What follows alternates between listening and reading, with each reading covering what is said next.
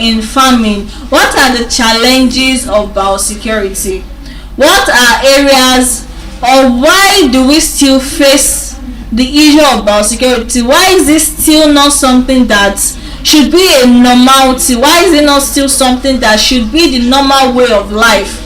Now, the first thing is lack of education, lack of awareness. People don't really get or see the reason why they should ensure biosecurity.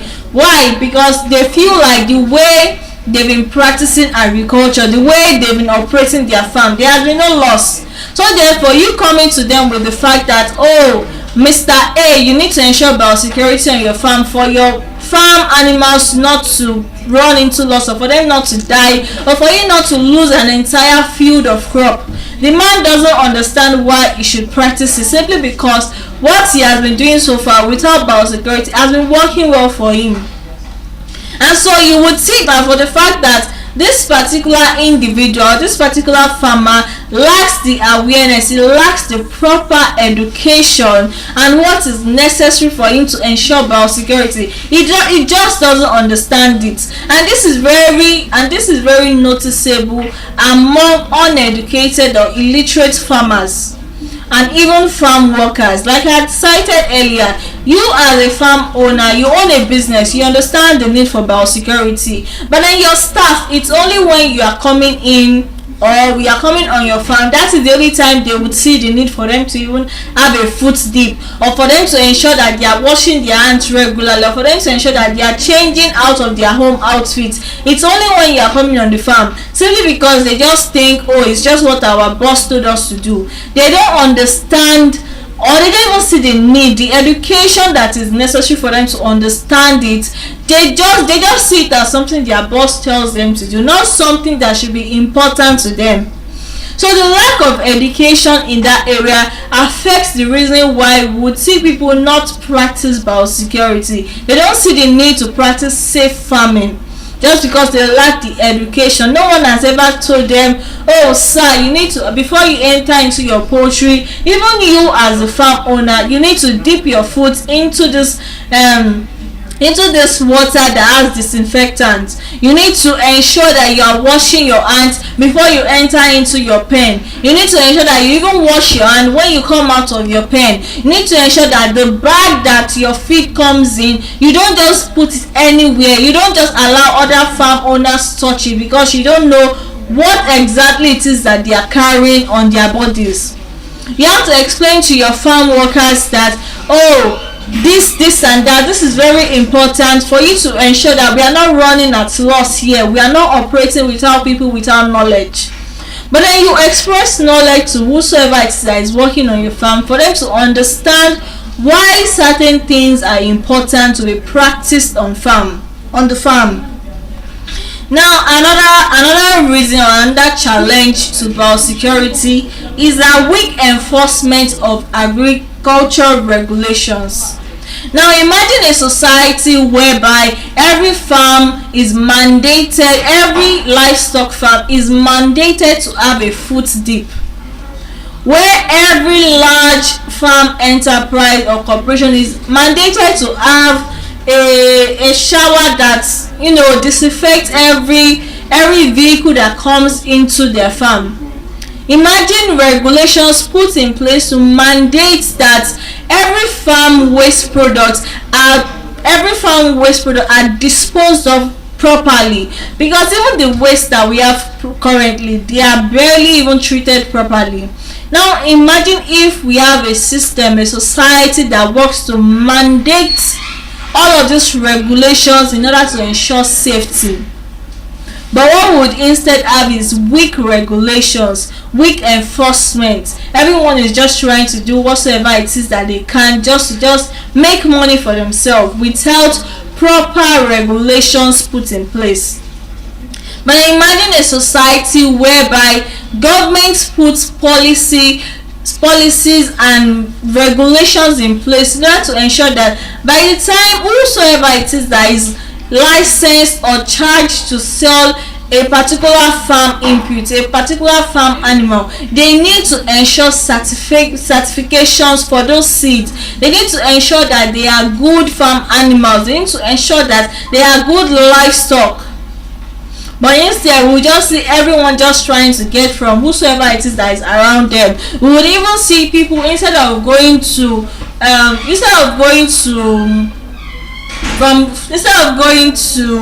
let's say for example poultry, instead of them going to well licensed, certified and trusted breeding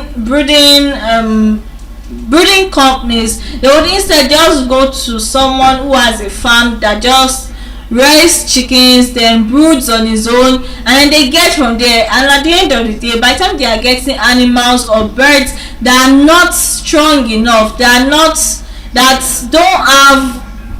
well equipped, that don't even have the proper vaccinations from the brooding homes that their houses that they are coming from. They don't have proper maintenance. They are not even told the correct guidelines for them to follow. But imagine people just getting plants everywhere. Yes, we are telling people to plant crops, plant trees around your houses and everywhere around you. But the people are just getting plants from anywhere and whatsoever without ensuring proper certifications. Or people getting seeds from just anyone without knowing what exactly is part and parcel of those seeds. And so therefore we would then have a society whereby everyone is just running helter-skelter because proper measures were not put in place ahead of time. So ensuring good and strong government regulation is very necessary to ensure biosecurity, because at the end of the day, the end goal of a farm enterprise, or the end goal as to why you would produce food, is that humans consume them, is that human life are attached to it. They are integral in the consumption of whatever it is that you are producing on your farm. And now take for instance, it then out of pity or unfortunately zoonotic diseases spread out. And even when we have cases whereby we would get zoonotic outspread, what governmental regulations are put in place in order to ensure the curb of those diseases? Are we having a government system which states that whosoever farm that comes from is shut down for the time being, the animals are put in quarantine, they are observed? Or do we just have a government that after it becomes wild spread, they begin to run helter-skelter to ask questions at the end of the day? Or would even have farm sectors whereby proper observations or records are not even taken ahead of time? And so at the end of the day, what we have are just people who are unable to answer the right questions that we have. Because yes, we've heard of Lassa fever, we've heard of Ebola, we've heard of COVID-19, but are we truly able to trace the origin of those diseases? But for the fact that there are no proper records put in place for us to ensure all of this, simply for the fact that people just don't care, and there are no regulations put in place to ensure this safety, at the end of the day, we are left to answer questions that shouldn't even have been in the first place without answers. Now another issue, yes, which I've also even spoken about in this, is poor surveillance and reporting system. Imagine a farm where every single activity on the farm, every single input, every single output, every single functioning of the farm is properly monitored. Every animal on the farm, every plant on the farm, they are properly observed, they are monitored as time is going on, as time goes on. They are everything happening on the farm, they are properly noticed. There will be ways, there will be means for whatsoever it is that may break out to be easily noticed, to be easily observed. Why? Because there is proper surveillance. If you ask a farmer now if he would ever try to install CCTV cameras on his farm, he will tell you what for. But imagine if there are CCTV cameras and on a livestock farm, and then the farmer is able to notice when a particular ram or sheep or goat strays out of that farmland and then goes out of the farmland, unfortunately relates with other animals from other farms and then becomes infected. But then they'll be able to notice and observe that, oh, this particular farm this particular animal left the entire stock, and then they're able to notice.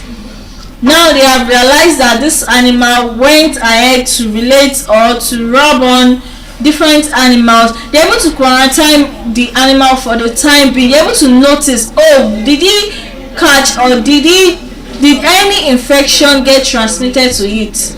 And they're able to monitor, they're able to detect, prevent, control, manage this threat that could have spread out and become something unmanageable.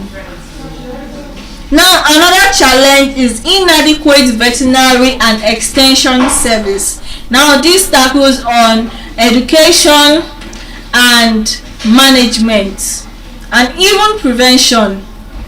Now, a society whereby there are no adequate extension service, there are no adequate education, in essence, farmers of that society, they don't have adequate information, adequate knowledge about why and why not they should practice biosecurity on their farms. They don't have the proper knowledge of what to do, how to do it, when to do it.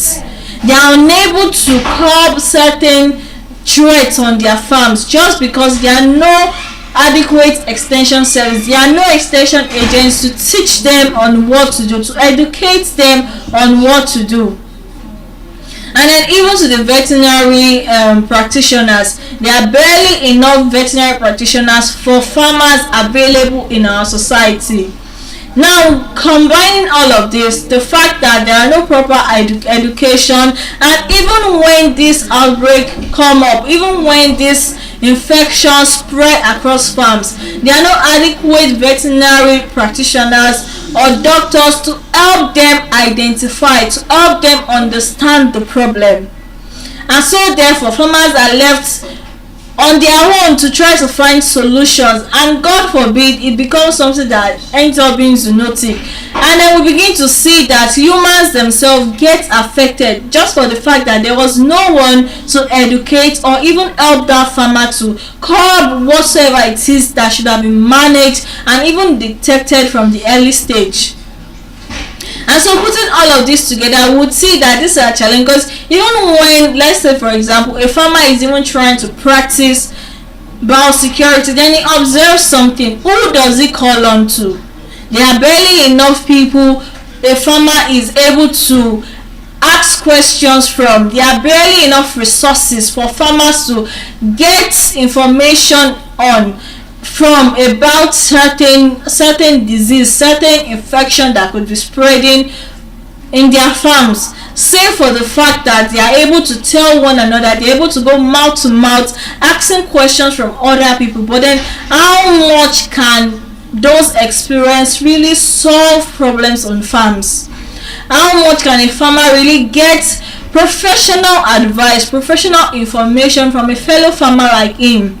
Now imagine a rural society where majority of the farmers there are illiterate or without adequate formal education.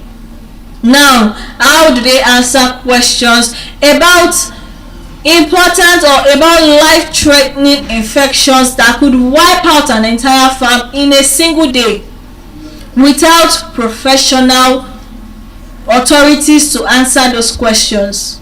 And then when we are talking about resources being put online, I'm very sure for several of us in this room, not to even talk of the whole world, we don't understand the importance of why a farmhouse should have a foot dip.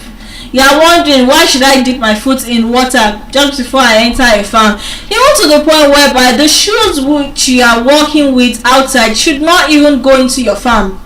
Food dips are just a way of managing what it is that we have now. But then even just trying to explain this to people who are not knowledgeable about this, they are wondering why do we have to practice all of this drama just to have this farm. But for the fact that we have not really understood the importance of biosecurity in agriculture, this is why we continue to undermine important aspects of this biosecurity and how important it translates to human life, animal life, the economy of our country, and food security, and even sustainability of agriculture as a whole. And so lastly, A challenge that I will be discussing about concerning biosecurity is the uncontrolled movement of animals and farm produce. Transferring animals from farm A to farm B, it's not controlled. Just like I have mentioned several times in this speech, there is no quarantine system. Farmers are not seeing the need as to why, because they bought this particular animal from Mr. A that they trust so much. Why are you asking them to quarantine once again?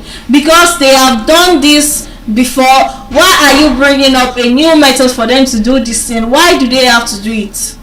You are telling a farmer, oh sir, ma, you need to vaccinate your farm animals in order to prevent this virus, in order to prevent infections from spreading across your farm. And they are asking, why do I need to vaccinate? For the fact that they do not have the good understanding, the good knowledge of why certain things are being done. And then what happens at the end of the day? We have farmers wasting and burning millions of naira year in year out on their farm enterprise for the fact that they do not have adequate information. And so to round this off, I would like to say, are we really and truly taking biosecurity as key factors in our farming system, or are we just going head on into farming for the fact that someone else has done it, so therefore why can't I, without understanding and getting the true knowledge of why certain things should be done? Biosecurity is not just security for your farm animals, but it's security to the life of humans as well. And so therefore, to you farmer watching this, are you taking adequate biosecurity measures on your farm? Are you ensuring that your farm is safe? Are you ensuring that your farm is safe to your animals, to humans who are consuming farm products, and even to your pocket as well?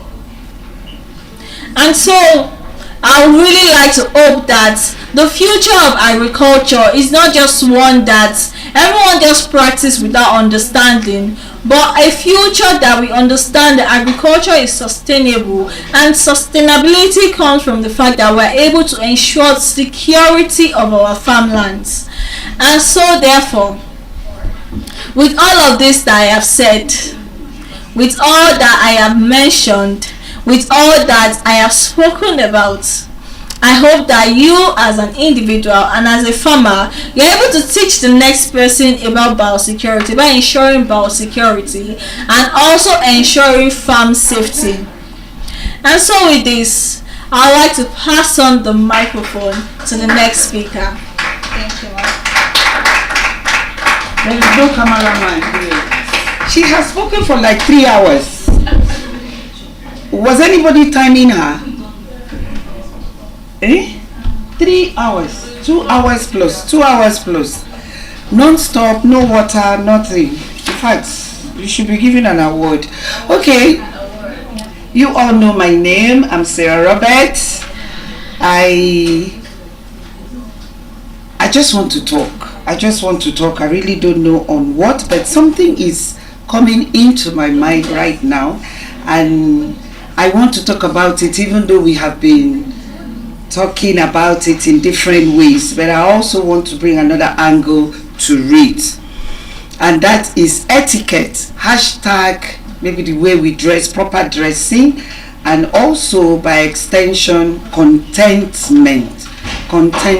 Those things, these two topics affect everybody, be you a child, be you an adult, a woman, a man. Proper dressing and contentment in the society. So etiquette, we know, are generally, or etiquette is a norm that is accepted in a particular community. You know, when you are like this room, we are asked not to make too much noise. We are asked to pass this mic as soon as we are done, so that there won't be a break in chain. So that's some rules and regulation that we have to follow. And etiquette generally means the acceptable norms, values, regulations, or rules that obtains in a particular community. And we know that where there are no rules and regulations, there's definitely chaos. And in that wise, I want us to move a little bit from there and talk about dressing, proper dressing. So there are certain key points under this particular social etiquette that I want to talk about, that is respect, which is in regards to age. It doesn't matter whether you are old, whether you are the president of the country, whether you are a child, whether you are a boy or a girl, whatever your background is, respect is very, very important when it comes to communication. And if you do not respect another person, you definitely cannot expect respect from another person. Also, under it is politeness. We have to be as polite as possible when we are addressing another person or communicating with another person. And that is by using please, thank you, pardon me, sorry, and so on and so forth. We have to be an active listener. When somebody is talking to you, you must listen actively. I'm not talking about listening. Good communication demands active listening. If you are talking to me, that means there must be a reason for you to talk to me. So that means also that I have to listen, and not just listening, but listen actively, because there may be some key points, signposts that you need to pick from what that person is saying in order for you to address the matter. There is also the issue of being punctual. There is a meeting for 9 a.m. and then you walk in at 10 and say, sorry sir, or sorry ma, it was because of lack of transportation, or our vehicle had an accident, or there was an accident on the bridge. Now we know that in this particular society or community, Lagos State in general, if you have an appointment for 9 o'clock, you know you have to leave your house at 5 or 6. If you leave at 7, that's very, very risky, because a tanker would have somersaulted on the road during the night, and you come out from wherever you are coming out from, and voila, the road is blocked. So if you are planning to attend a meeting, or a meeting generally, and you are given time, it behooves you to leave on time and arrive there. Even if you arrive before the time, it is good for you to arrive early. So having said that, I've spoken about greetings, I've spoken about communication. Okay, communication ethics. When you are talking to somebody, I said you have to be an active listener. But there are other things under communication. There is the area where you have to speak clearly. I mean, this lady, I do not know her name, I have to pick her name today, stood here and started talking. Before then, our brother there spoke. He has spoken severally, like for the past 17 days, he's been speaking in between.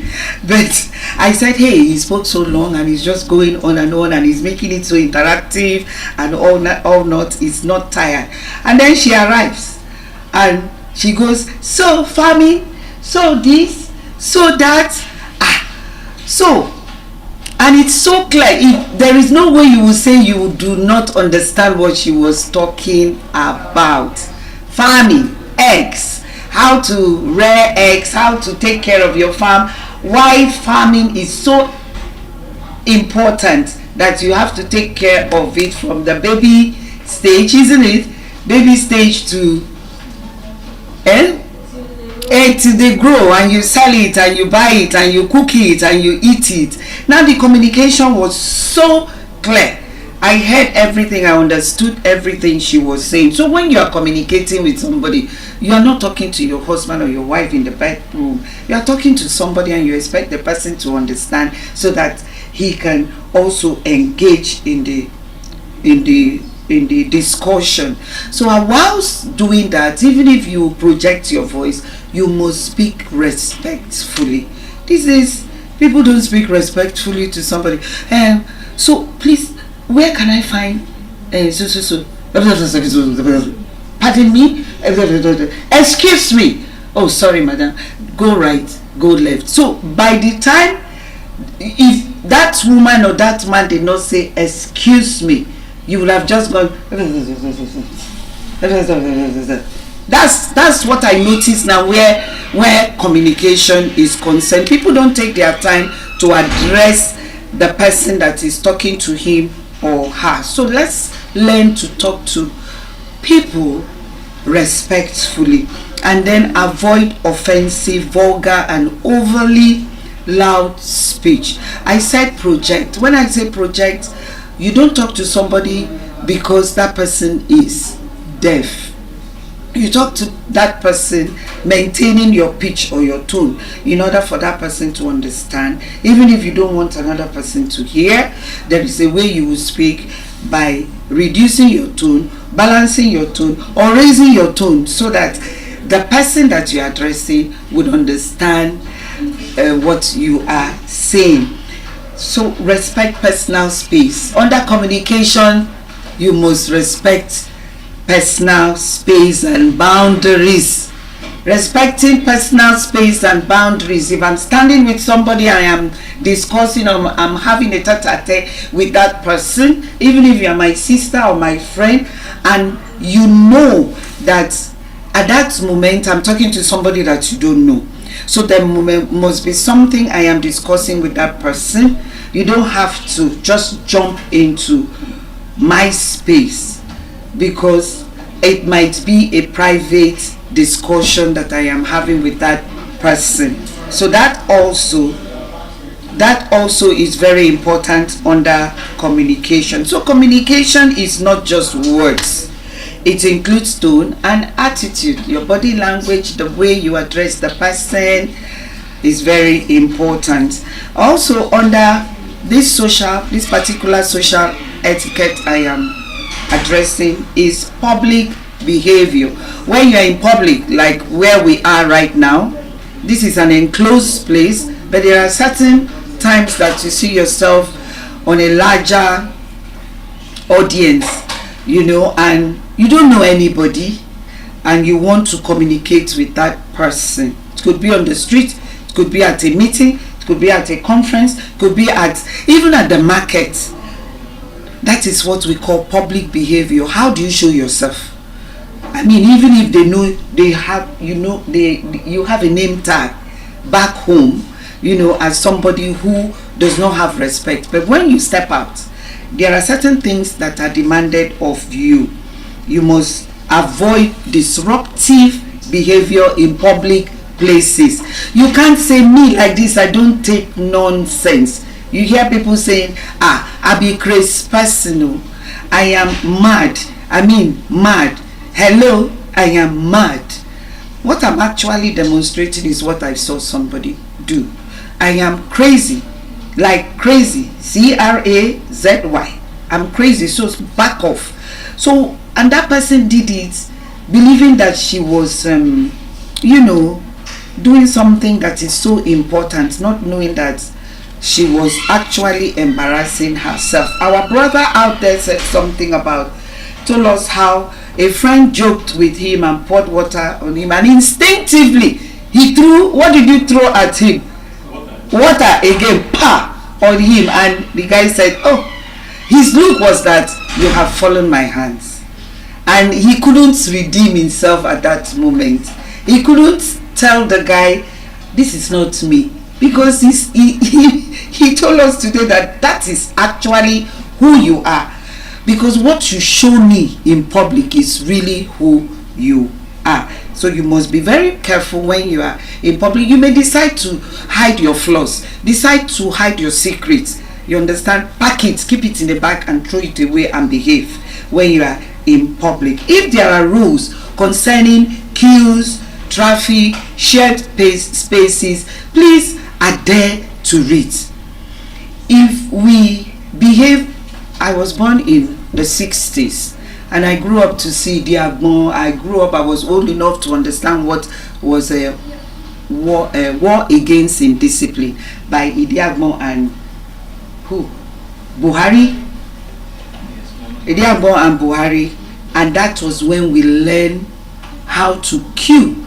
That was when we learned how not to throw trash, pieces of things or whatever, the bottled water, you are inside, you are on board a bus, and then I'm following a bus and they throw, you just see a bottle flying out from the window, and the bus is going, and you are like, please, is it not people they employ to sweep, to keep our streets clean? Why do you have to add to that? So if there are rules and regulation that borders around all these things, queuing, sharing spaces, and or whatnot, please, it is very, very important to follow that. When you are on traffic, don't expect to be at home, you know, at the detriment of another person who is also praying that the road should clear for him to go home. Stay on your queue, drive and follow the car in front of you. Don't bully another car. Don't bully another person just because you want to collect that food, you want to collect that thing that is in the front. Then use phones responsibly. Don't disturb others. We have things like the lady here in pink was on the phone. She's still on the phone, but this time around she has removed that her ear set, and throughout she was enjoying whatever she was doing on the phone, and nobody heard anything. Nobody. Whatever she was doing on the phone was between her and her phone. But you go to some public spaces, you discover that somebody is actually watching a movie or Yoruba movie. The most I have seen are Yoruba movies. Share, you will listen to the movie till the end, because that person is not using his earphone, he's not using. And if you want to have a conversation with your friend who is sitting beside, especially at airports or at offices space or banks, you go to the bank and you see somebody watching movie without his AirPod, or what is it called, the wired thank you, you know. So whilst you are using your phone, please and remember that I don't have any business with you. I don't want to know what you are doing. It is a conversation between you and whatever you are communicating with. So in public spaces, know how you use your phone. Also in public spaces, you have to practice cleanliness. Don't litter. Don't litter. There are spaces, there are places where they drop dustbins, trash cans now, where you throw your things in. If you are on the bus, you can get the nylon. If you are eating granite, boiled granite, nobody says you must not eat it. But that same bag that you are taking the granite from, you can throw those things inside, tie it, and when you get to your destination, you throw it away. You get a bottle of water. I can hear something doing on the floor. Now. Somebody was drinking water and he decided to drop it. I heard it too. So now when you are drinking, you finish drinking your water, you look for the trash or you keep it beside you. When you step out, you throw it away. You don't expect people to begin to pick it up. The same people who gave you this water that you did not pay for. Help them. Help their ministry. Go to the trash can and dump it. It's so simple. But you can't expect one person to do everything for you. We must work as a team. Okay, this is where it brings me down to dressing.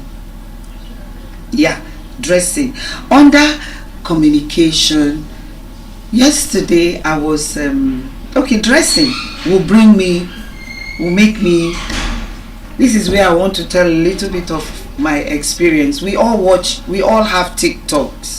We all have TikToks, and sometimes you just want to, entertain yourself. You go to TikTok and you open and you see a lot of funny things, you see a lot of sad things, you read news and so on. And I stumble on this one. A girl wore rag jeans. We all know what rag jeans are.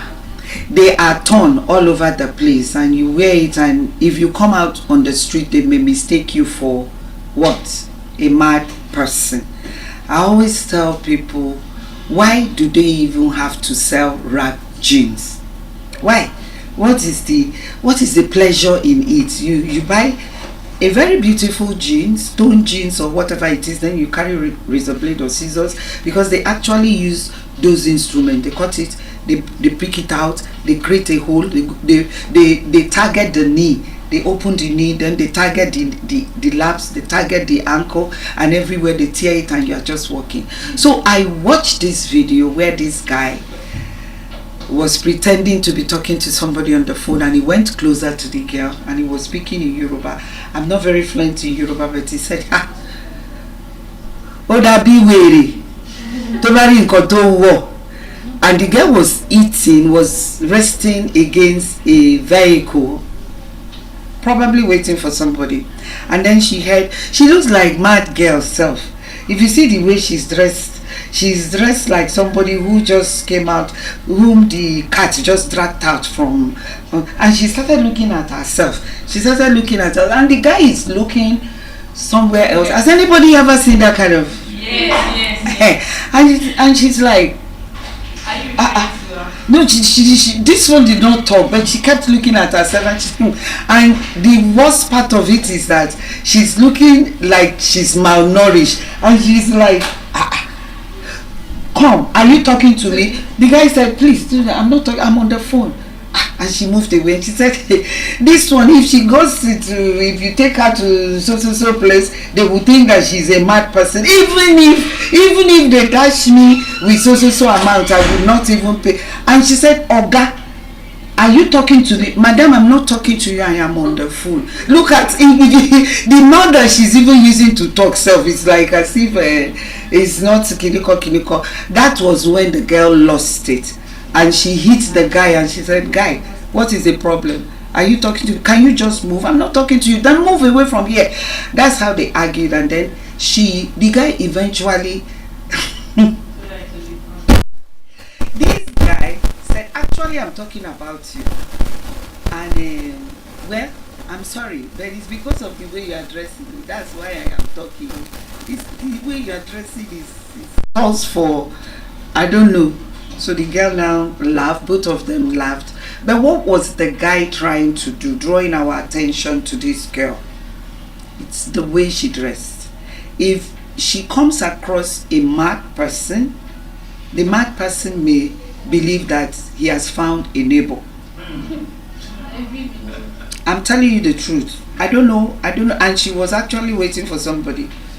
I'm not going to speak about what you choose to wear. People have different, likes, desires on how they want to dress. I'm not here to judge anybody, but what I am saying is that dressing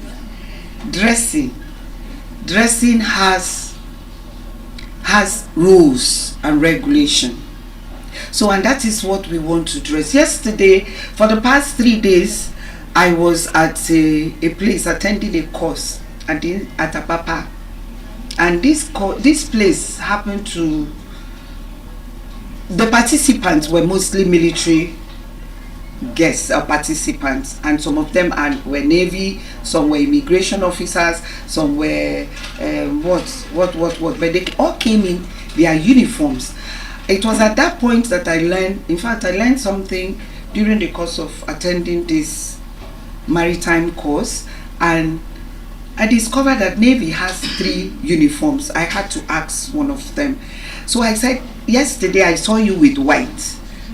You wore white uniform. Today you are wearing this camouflage. She said, yes, this is combat, or is it combatant uniform? So I said, so you are wearing a military uniform. What about army? They said they all have the same, because it is meant for combatant uniform. So I learned something from them.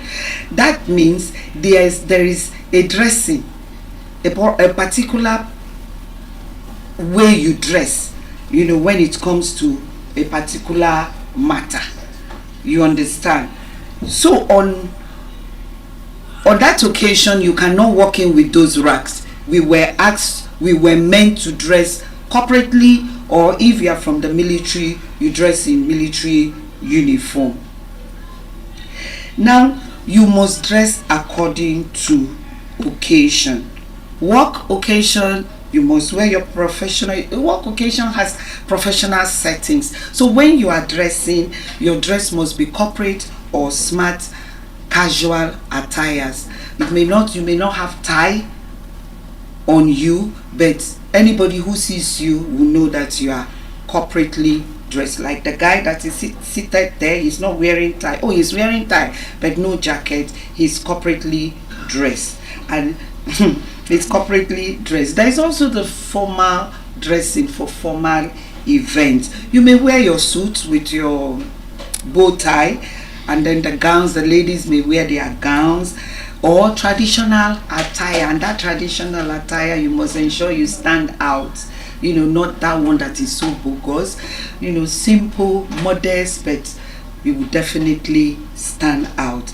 There is the casual outing where you decide to wear your jeans or your sweatpants and your t-shirt and whatever you want to wear on top, and anybody who sees you will know that you are casually dressed. There's the religious or the cultural dressing for cultural events, and in that aspect you must at least try and be modest, because there are some cultural outfits that will speak and tell you to stay away from me, please, I am here. And then you stretch your hand, she's like this, meanwhile she's just maybe size 14, but because of the way he or she dresses, traditionally. So you must dress according to your environment, and your outfit must match that particular occasion or environment. Begin to imagine this. I know at Miami during summer, some people wear, because of the heat, you will see some people wearing bikini and just bra, because it's so hot. This is America. But in Nigeria, begin to imagine. Here in Lagos, we have our temperature goes as high as 36, 37, sometimes 38. When you go to the north, it is 40, 42, 44. So begin to imagine a lady wearing bikini and bra top walking on the street of Maiduguri. Is it acceptable? Is it acceptable?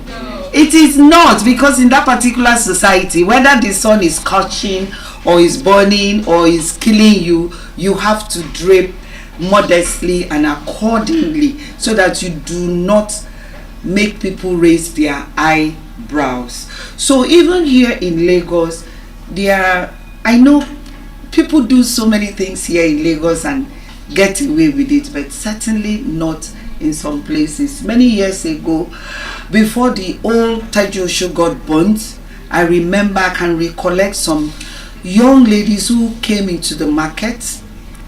They walked into the market and they were wearing skimpy things with, maybe they are from the universities, I don't know, because Yaba is close to some colleges, Yaba and so on. And the ladies walked in, they came for shopping, and there are always these Igbo guys who are looking for clients, customer come and buy, customer come and buy, and they look at your face before they touch your hand. Some of them will mistakenly touch you and say sorry ma, but these three girls, they dragged them, they held them, this one held onto this one dragged onto this, and they started shouting, what is wrong with you? Are you mad? Are you this? Are you that? Our usual way of talking in the market or in Lagos. And this guy said something which I heard: if you dress well, will I touch you? Wetin make you enter this market, they dress like this? Wetin they look for?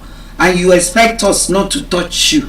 You understand? They had no defense, even though they had no right to touch them, to drag them. But instinctively, it might have given the guys some signal that I am free, you can do anything. Possibly that is what they thought about. But when it comes to trespassing, encroaching on my space, or my space, that wasn't right. But what I am simply saying is that there are ways of avoiding this, because you don't want people to insult you or to take advantage of who you want to be because you are free. Don't forget that your freedom stops where your hand stops, and the other person's own begins where it's your hand, your fingers, or the tip of your nail stops. So we have to be very, very careful. Dressing modestly often reflects respect and good judgment. Honestly, if anybody wants to argue this with me, you are free, but I will continue to tell you that the way you dress is the way you are addressed. So we have to be very, very careful when it comes to dressing. So under dressing, there is also the neatness and grooming. When you are dressing, please know that you are going out and you will meet people. Somebody like me, one thing about me which my family and people around me know are my nostrils. I smell even afar off.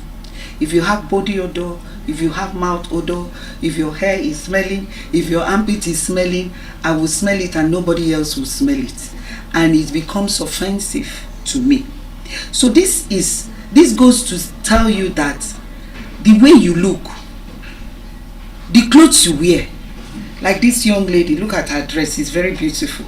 She ironed it before she came out. If because there is no light, there is no electricity, I don't have iron, you decide to come out with, squeezed cloth, like they pull it out from the bottle, and you expect my eyes not to be attracted to it. Please, I will see it. That is even under the clean and iron. But when it comes to hygiene, your hair, your armpit, your nails, your body, please, it is a no-no. Overseas, even here in Nigeria, in our law, there is under assault, Nigerian law, under assault, mouth odor, chewing gum, spitting is an assault. Yes, it is an assault. And overseas, I am made to understand that you can be sued because of your mouth odor.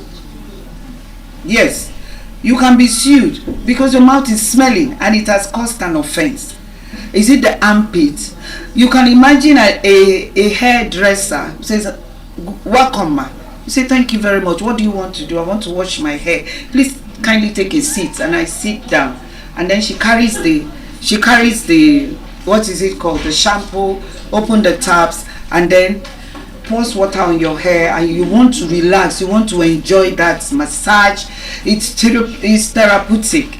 And then all of a sudden, as her hand goes across your head to wash that thing, and as she's shaking her hand, as she's washing your scalp, what you are is more than offensive. And because you want to respect yourself, you just hold yourself, you start whimpering like a dog because you are holding your breath. Do you know what that is? That does to you because you just want to survive. Let her just finish and I go. So what are the solutions to this? Very easy. I remember when we were young, when we were growing up, we schooled somewhere at Obalende. We lived here in Ikoyi, and we would walk, walking in the hot sun to like Glover. So by the time you arrive, you are sweating in secondary school, and "Good afternoon, ma." You are greeting mommy, "Good afternoon," and this and that, and then she said, "Good afternoon, welcome," and she walks past. She said, "Go and have your bath," and then as you walk past, and you have passed her, the next thing you hear somebody hold you on your hair, dragging you backward. "Come here," and then she opens your hair and starts smelling. She will give you a slap. First of all, I say, enter the bathroom first, wash that hair, take a bath before you eat. She also could not stand offensive odors. So I possibly learned from her, anything that is smelly, my mother will pick it. Whether it is that brother there spoke about menstrual care, how the young lady should, or women should take care of their menstruation. That thing can break marriage. Yes. For those of us who don't know, who think that it is my body, I'm just wearing my pad, I can wear it from morning till evening before I dispose of it, and some of you will wear it in the afternoon and decide to sleep because it is not full. Believe me, some guys have sent their wives home. I know of a guy in Surulere here many years back, 1990 what? He carried his wife. The wife was a banker. They had money. But he just put his wife in the car, said, let's go and visit Mama. When he got there, he said, Mama, I'm not marrying your daughter again. What happened? You can begin to imagine. I don't need to act that drama because it was very, very, everybody heard in that neighborhood. And he said, what happened?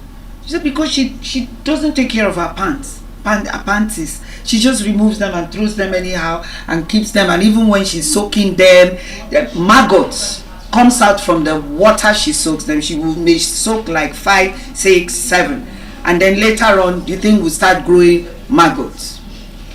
Yeah, true life story. So, for your information, dirty environment, not maintaining good hygiene can destroy your marriage or relationship. You will see your friend just withdrawing. It doesn't have to be a husband and wife relationship. It could be very good relationship with your friend, maybe cosmate or something. But because of the way you keep your things, the way you fold your things, you don't fold your things, you just throw them. I'm tired, you just dump them there and they start smelling. And then because you are lazy, you now go back and pick it and wear it. And when you enter, they say, who died? Who died? Or maybe somebody swallowed rats. So things like that. From henceforth, I'm just saying these things because they are things that we learn, that we experience, that we encounter. Some of us cannot talk about it, and because you don't want to embarrass that person, you just keep quiet and say, God, please let me just be done with this person before I go. Sometimes it is not nice. You may call the person. If the person wants to talk to you again, it is good to address it with the person because he or she may not know. And even you, when you are fasting, most times if I'm fasting and I've not eaten, I've not drank water, I can't chew gum, I can't take mint, I start blowing into my hands and I smell. Or sometimes if I'm sitting beside somebody and then all of a sudden I see the person bring out gum or sweet and offers one to me, I say, hey Sarah, you have killed yourself. This maybe your mouth is just smelling. And if it is a very close person, I will say, is it smelling? No. I say, hey, so why did you give me the tom-tom? Oh, I just offered it to you. I say, hey, thank you very much. So if we keep doing that, we'll be able to save ourselves and others from so many embarrassments. So neatness is a sign of discipline and self-respect, because when you respect yourself, there is no way anybody can insult you. But when you take your self-respect, for granted, the society will really, really train you or tell you how to behave. So let's talk about simplicity and appropriateness. Simplicity and appropriateness. I have money, I have everything, I can afford anything I see. I see flashy dress here, I buy. I see flashy trousers here, I buy. I want to buy anything. That goes for even the car we ride. That goes for the bags we carry. That goes for the hair we wear, everything. So when you want to embark on a shopping spree because you have that money, remember what they call modesty. Because when you dress modestly, people will respect you. That thing you are wearing might even be ₦1,000,000, just one t-shirt or shirt. But when you wear it, nobody can put a price tag on it, but you are looking so handsome and beautiful.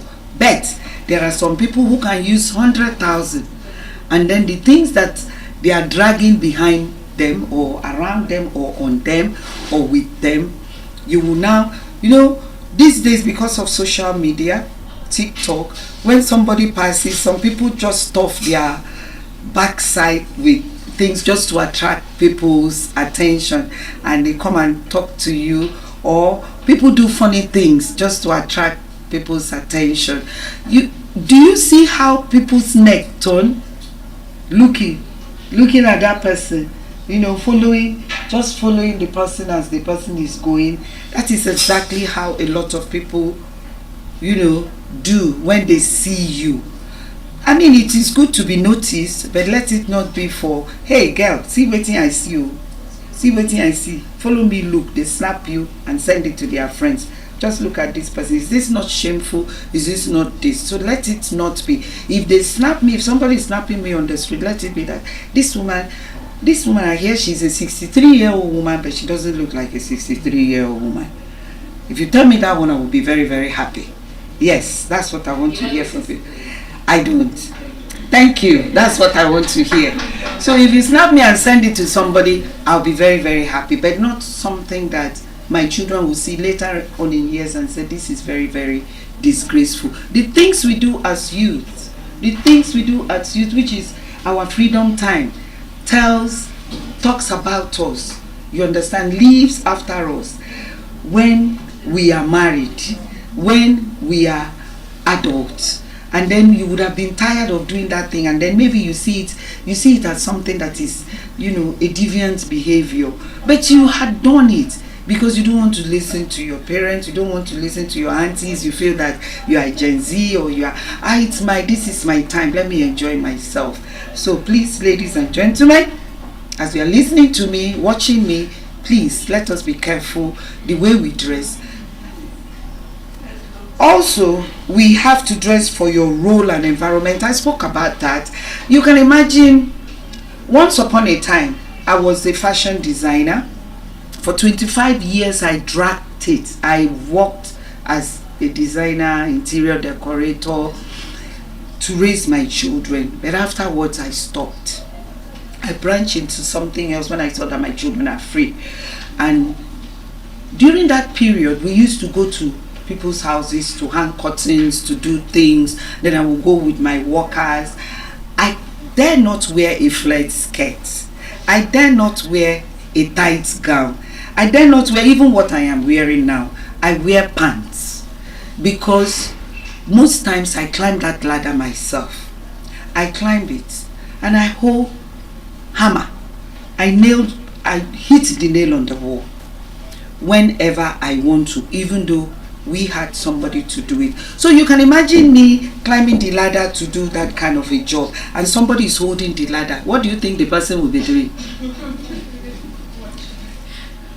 He may even forget holding the ladder, but concentrating on whatever he's seeing, isn't it? So this brings us to dressing for your role and environment. We must dress according to our environment, according to our profession. If you are an engineer, wearing your skirts and your gowns and your wrappers must be on occasions, Sundays, at home. But if you are on the field, with others, with your helmet and everything, why do you want to wear skirts? What if you somersault, you trip on something and then you fall? Everybody will say, Madam, sorry, but they would have seen what they wanted to see. So that is dressing according to your environment. So follow dress code where they exist. Like in school, the students wear school uniforms. Like in offices, we wear according to how the office demands it. Events, the same thing. So society often judge our responsibilities through our appearance. This one looks good, maybe even if the person does not know you, but because he sees you, please madam, can you help me do this? Can you speak for us? Sir, please, can you address this issue? Especially if they hear you answer a question at event, they will now address you, or perceive you as somebody who is responsible. But if you don't dress well, if you don't dress according to what the occasion demands, they would ignore you.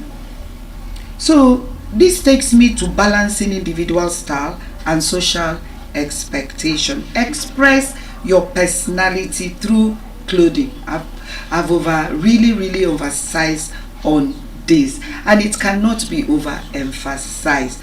Stay within acceptable social and cultural limits, because it's very important. It's very important. You don't want to be noticed for bad but good. So this takes me quickly to contentment.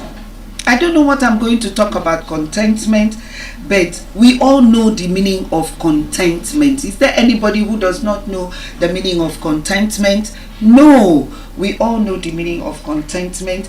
It is just the state of being satisfied, being at peace with yourself, grateful for whatever you have, while still looking for, working honestly for more, without constantly looking for more.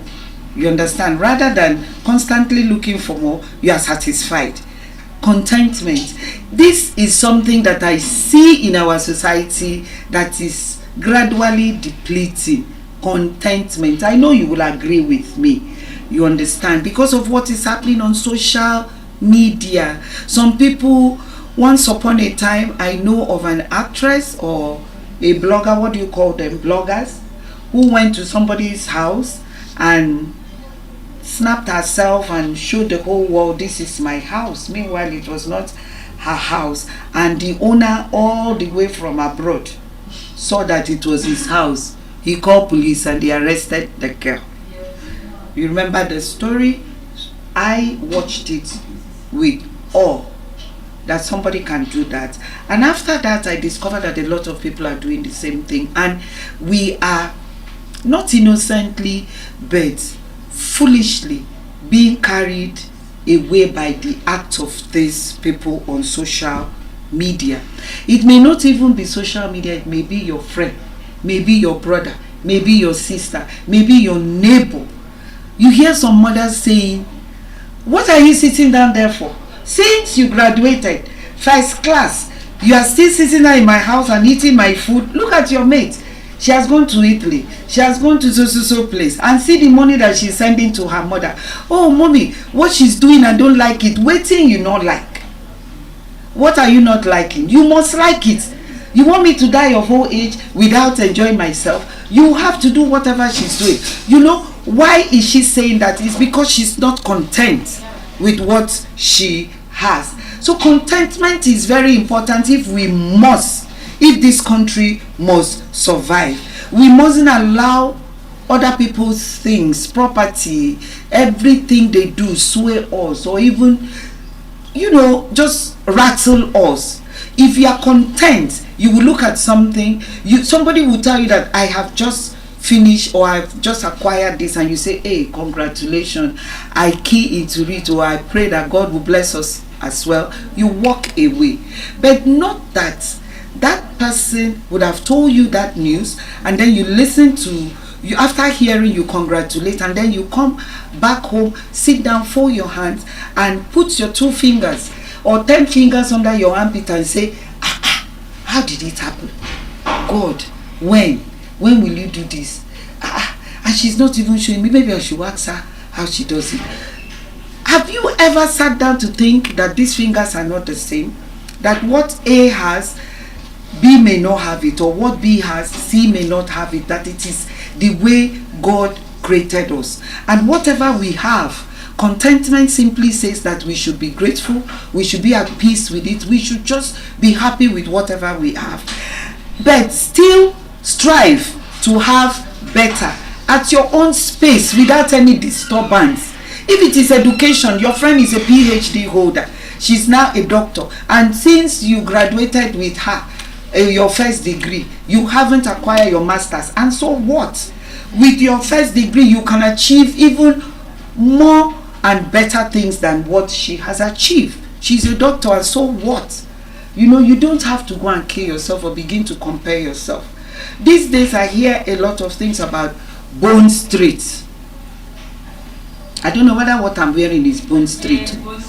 Okay. What I acquire my hair because I have very low cut, and my scalp is very sensitive, and I don't have good hairline.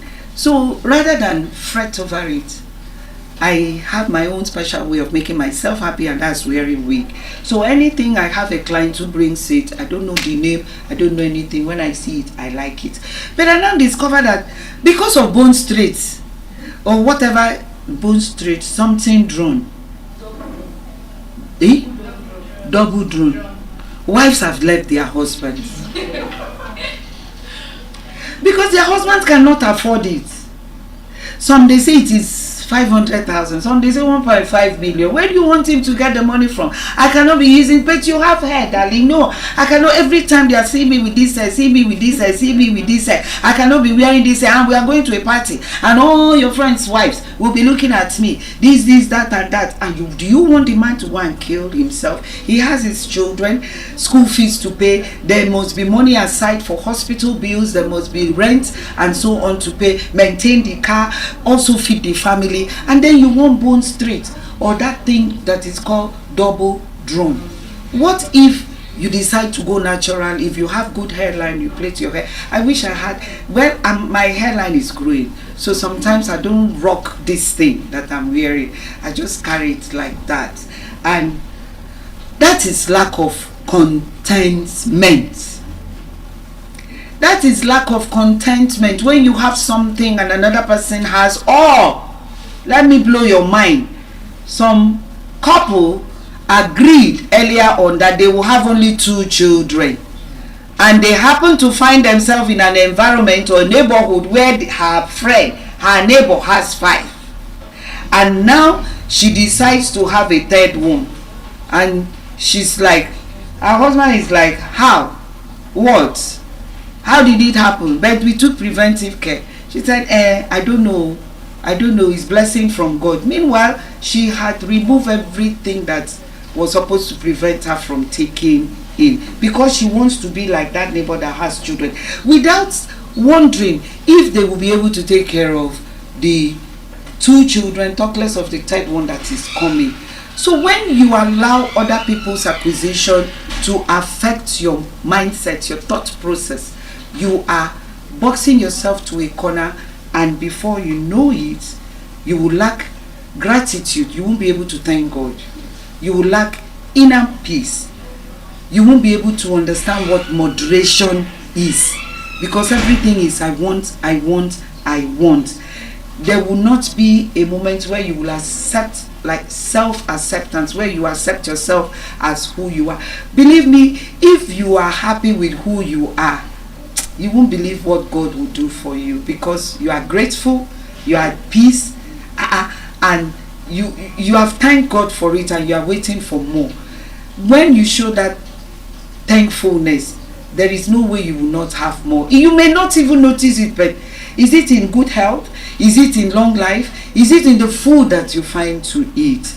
Because life does not pertain to these inanimate things that I have mentioned all over the place. So contentment versus laziness. I didn't say that because I'm asking you to be content that you should be lazy. No, brothers and sisters. I am only saying that because you are content, you are grateful, you are at peace with what you have, you can only take your time and strive for more. And how do you strive for more? Because you are in a position where you have found yourself. Maybe you had a small shop and you are selling some products, and you start dreaming of expanding. You can expand immediately. Somebody, is it your Diluka who told us yesterday or day before yesterday about the woman who had a small shop and would have expanded it even if the government had assisted her? But when this lady visited her at her kiosk, and she said, so what have you decided to do since you are not giving? She said she will continue to build it small, because her intention is to have a big fish, cold store and whatever. She has dreams, but she doesn't have the funds. But she's content with that little thing that she has, and she is ready to take her time and build. So that is what I mean by contentment versus laziness. If because you are content with drinking gari every day, and you don't wish to eat rice and stew and maybe some protein on top of the food. You just sit down and you're satisfied with that gari. You don't walk, you don't do anything, you don't make any move. Then that simply means that in the next 3 or 4 years, if you keep drinking gari every day, you may develop kwashiorkor. Because what you have to do is that I drank gari this week, I drank last week.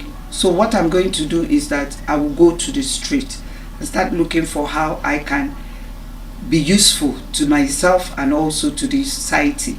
And you don't know what may fall on your laps. You may even happen on somebody who is looking for you, and before you know it, your life has changed. That is making an effort.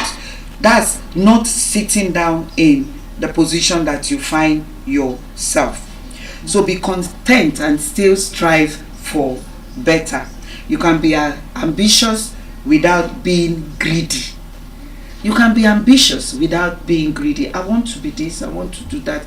I have watched these young ladies, for the past, Mrs. Essien would agree with me that these ladies have really tried. They have been speaking and they want to speak. Nobody's forcing them, they want to speak. They are so ambitious.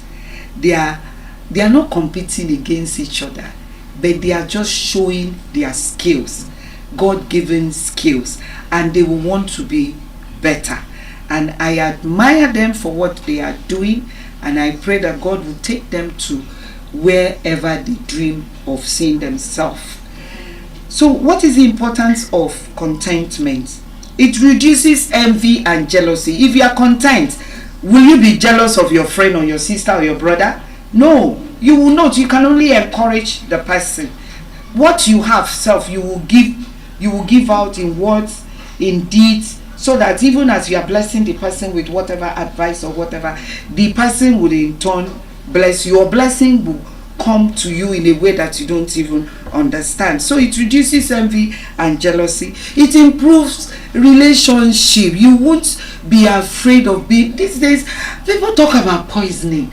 I mean, when you poison somebody that God created, you cannot put breath in this person's life just because you're not happy with what is happening to that person. You now say, okay, I will poison his food, or I will kill him, or I will ask somebody to kill him, so that please, I don't want to see her own is too much, his own is too much. Both men and women are doing it. Please, brothers and sisters, what joy do you derive from it? You may not even know whether your own was waiting by the doorstep, waiting for you to open that door so that it can come in. And because of your wicked act, that blessing disappears. It will go and locate another person. And then the consequences of what you have done will be waiting with you, will stay with you, will live with you, will dwell with you, will exist with you forever. Because you cannot forget it. And it will never leave you. So it improves relationship. It is good for us to be happy with each other and continue to encourage each other so that we can build up ourselves. So content people are less competitive. When you are content, you don't compete with each other. You only work with the person. It's no longer competition. So, and then there is contentment encourages peace of mind. I said that before. Automatically, if you are a content person, you will have peace of mind. You will see anything you see on another person or another person using it will not even mean anything. You can admire the person. Somebody like me, I admire people a lot. Sometimes when I'm in a crowd, I see somebody who is looking so strikingly beautiful, a woman like me with nice body and dress, and I say, I love what you are wearing and it complements your body. Oh, thank you very much, ma. And I go. It's because I love what I am seeing. I cannot be envious of you because I am not like that. That's not how God created me. Why would I be envious of you instead of complimenting that person? So we must try and encourage peace of mind in our lives. It's also lack of contentment and dangers. There are dangers of lack of, okay, I'll be talking about dangers of lack of contentment. I have completed that. So dangers of lack of contentment is that there is greed and excessive desire. I spoke about the, what is it called, double drawn and weak, this thing called bone straight. I've spoken about even cars. Some women, their husbands have, you have a car that takes you to work and back, you take your children to school, but because you have seen your friend driving a new car, she's even driving Range Rover, I will tell my husband, why has he not changed my car? I will tell him to change my car. That means you are not content. Wait until it is time to change that car, then you change it. There is dangers of lack of contentment includes dishonesty and corruption. Just look at what is happening. Just look at what is happening in our country. Dishonesty and corruption. Corruption from the family to the top. We don't even need to discuss about this, but all of us have seen what corruption has done to us in this country. You go to the office, you have a file that you want processed, and somebody will put it under the carpet until you give me some gratification, until you give me some money.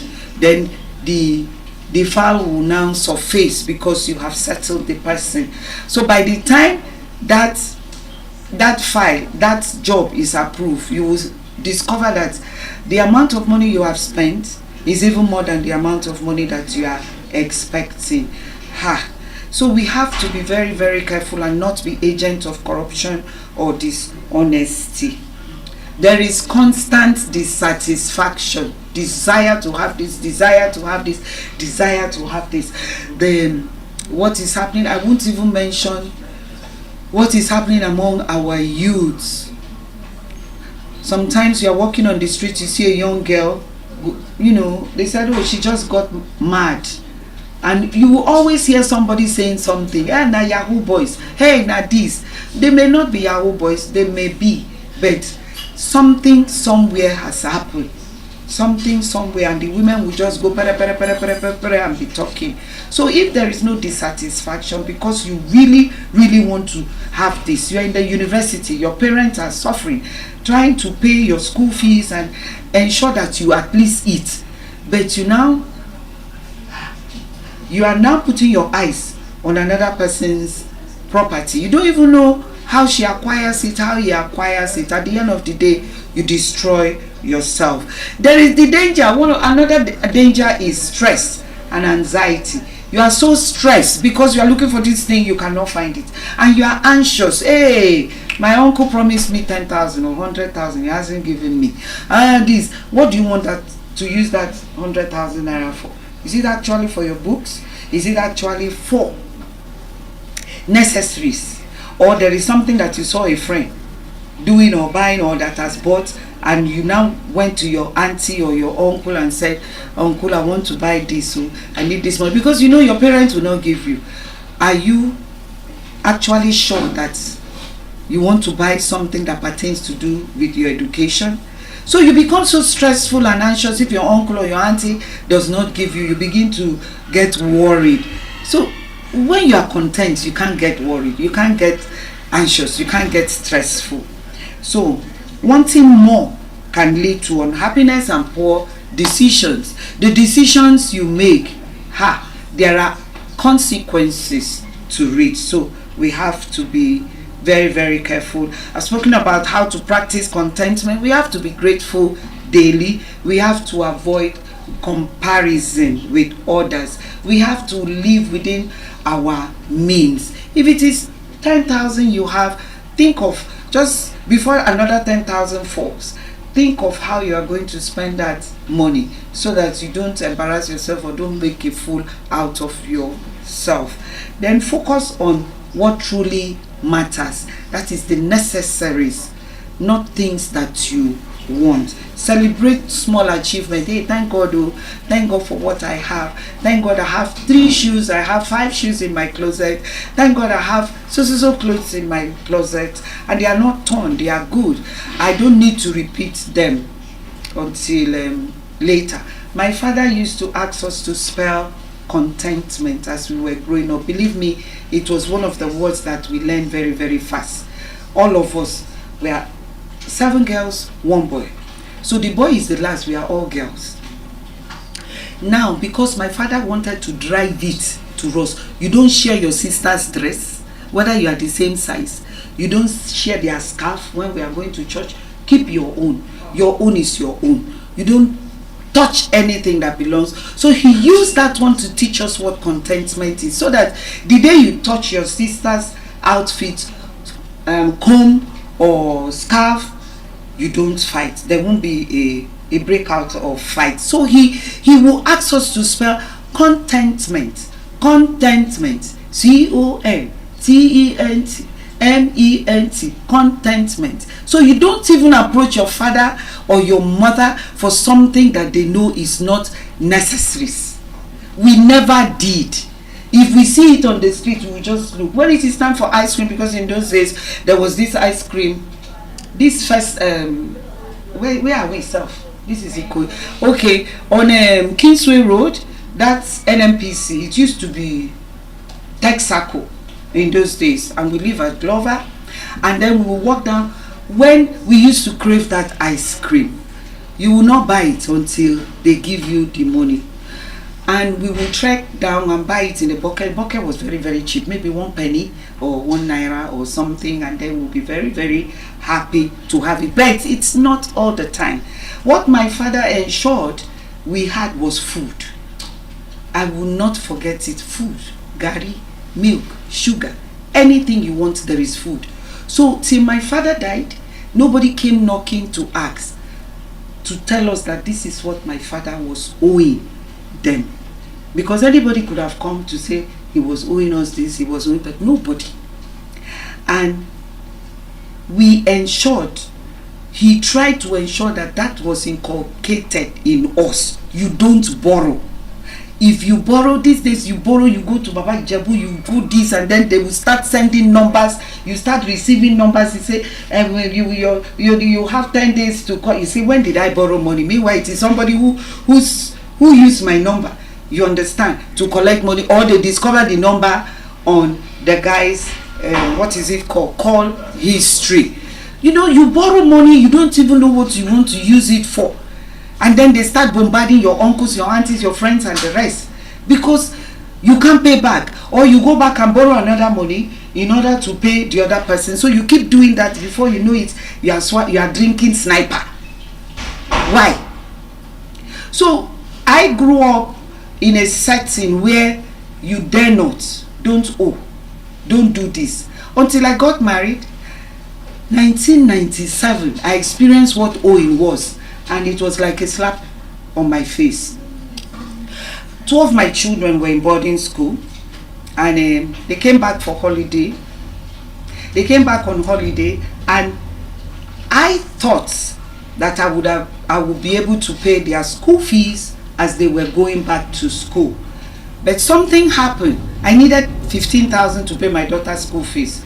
She was attending Command High School, and I didn't have. And my daughter was supposed to leave. That was on a Friday, I think, and she was supposed to leave on Sunday. We were supposed to go and drop her, and I have to pay that school fees as we enter the school. So I went to knock on my neighbor's house, and this Hajia was so kind. She gave me that 15,000. I was so ashamed. It took me a long time to go knocking on her door. And because she was a friendly neighbor, so when I got that money, I was able to pay my daughter's school fees, but it was a great lesson. If you know how somebody's warning, you are now a big woman, you have children, your father cannot tell you what to do or not to do, but that warning, that training is still, ringing in my mind. And what happened was, I remembered what my father said. I would have been able to pay that money, but I did a very bad planning. So what I told myself was, after paying this money back, I will never owe again in my life. So as soon as I owed, before the next term, what I started doing was that immediately they arrive back from school, I will pay their school fees. I would buy their bags. If their bags need repair, I will repair it. If the uniform need replacement, I will replace it. School shoes need replacement, I will do so. Then the list of books they would have sent, I will go to bookstore at Yaba and buy them. So what I have left would always be what we use until they go back. If I cannot afford enough money to take them to Mr. Biggs or anywhere, we stay in the house and eat. And that is how I raised my children as well. That's how I overcame that thing that happened to me, and it never did. So it is always good, ladies and gentlemen, to be very, very content, to practice contentment. It is very, very, very, very, very, very advisable. Examples of contentment can be being thankful. Examples of contentment can be being thankful for your income, appreciating your education or whatever it is, your shop, your business, your whatever, and then living simply and avoiding unnecessary luxury. Luxury will come, it can fall on your laps, but don't force yourself on it, or force it on yourself. So I'm about to conclude, and I will continue to retreat. The moral lessons of contentment is that true happiness comes from within. Your happiness comes from within. If you are not happy, even if you have you have a fleet of cars. I will not mention names in this Nigeria who have cars. Some of them have up to 20, 30 cars. Are they happier than me? No. Are they happier than you? No. So, true happiness comes within. Whatever you eat, we just finished eating our lunch and we are happy. We know that lunch has been taken care of. Lunch don't you get us and they speak for pidgin. Lunch don't set, Abby. Lunch don't set. We are happy and dinner will soon come. So that's being happy. Being happy with yourself that food will soon come, and of course food will come. And another moral lesson is that wealth is not the only measure of success. Your money cannot measure your success. You may even live in a mansion. You have so much money that you hide some inside containers and house. You rent a house and pack them. But believe me, when you are sitting with some people, stakeholders, you may not be able to interact with them. You will not be able, like some of them may come here. Look at these young children that are speaking. They look at a topic and they are going pen, and I'm wondering, how are they doing this? So ask them, with their wealth, with their mansion, with everything, to do what these children do. They will say, it's their time. When you were like that, were you doing it? So the wealth cannot be used to measure true success. A peaceful heart is more valuable than material riches. Believe me, if you are peaceful, everything falls in pleasant places for you. Anything anybody says, even if the person insults you or bullies you, as long as it doesn't kill you, you can walk away without even doing anything or saying anything. Peace of mind. When you have peace of mind, even if they call you coconut head, they call you this, they abuse your mother, they abuse your father, you don't say anything, because there is that peace in you, and you know that person, something must be wrong with him. You can walk away without doing anything, and your peace will go with you. So at this point, it is my greatest pleasure to pass the mic to the next speaker. There are no photographers here. How can they not snap me when I'm passing the mic? Thank you so much, Ma. You have done so well. You have been very amazing.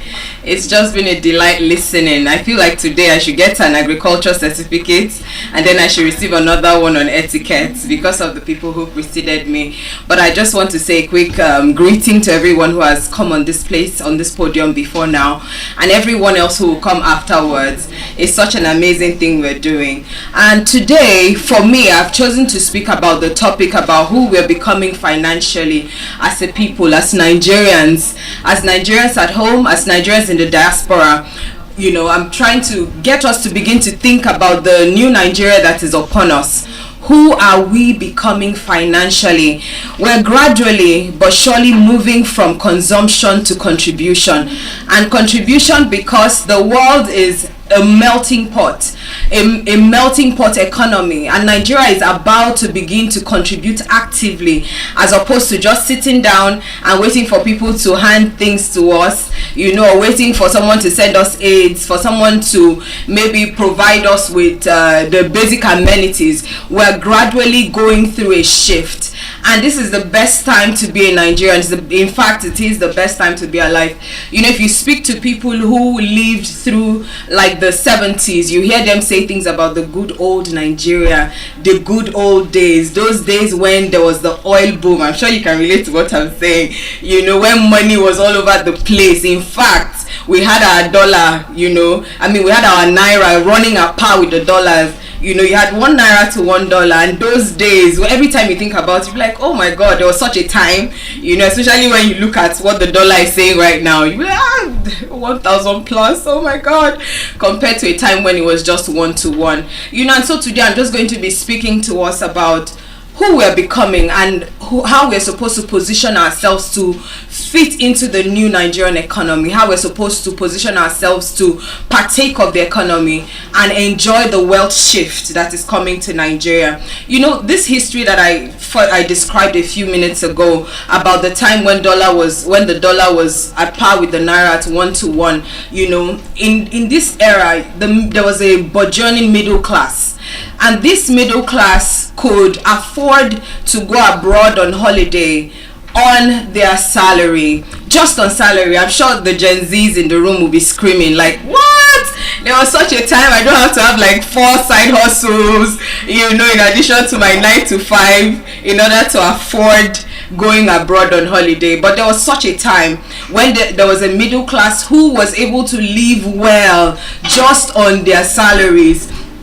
But in these times there was a false financial identity that we had as a people, and I call it false because it was driven by lack of diversification. Our economy was only driven by one major item, and it was the oil. It was purely driven by oil, and as much as it was a good time, money was going around, it deprived us as a people of a few other possibilities.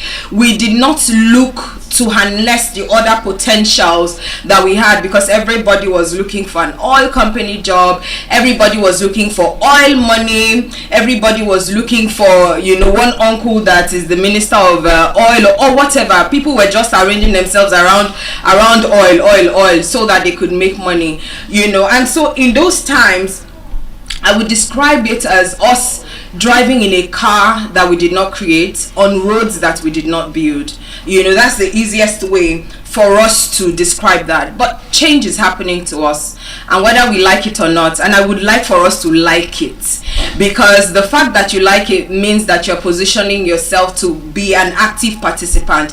Whether you are a parent, whether you are a child, whether you are 10, whether you are 15, whether you're 20, whatever your age is, now is such a great time to begin to position yourself for the new Nigerian economy, for the wealth that is coming to the nation. And so today I want to talk not about the data and the statistics. I leave that to AI. I can throw that at you. But I want to talk to us as real human beings who have everyday needs, who have everyday interactions with our economy, at the grassroots level. And as we have these interactions, we all get a sense of, oh, I can't afford this. Petrol is now so expensive. This is now too expensive. Something you used to enjoy before, you suddenly cannot afford it anymore because, exchange rates have kicked in, and spending the naira in dollars is now such an impossible task. And so today I will take us a little bit down memory lane, down to the history of us as a people, our financial history. How did we get here? How did Nigeria get to this point? How did Nigerians get to this point? We have lived with decades of financial identity, that was built on consumption. I will pause there for emphasis, and rent seeking. we're always consuming. Nigerians were in the habit of buying the next trend. We used to call it trend. I mean, I'm going to be 40 this year, so we used to call it trend. I like that jaw drop. I like the jaw drop. We used to call it trends at the time, but anything that was raining, we used to say things are raining. Nigerians used to be in the habit of buying raining things. If it's clothes, there were people around the world who considered us to be a market. Where that was all that we were considered to be, just a market, where people would just sit in their different locations around the globe, creating things just to send to the Nigerian market.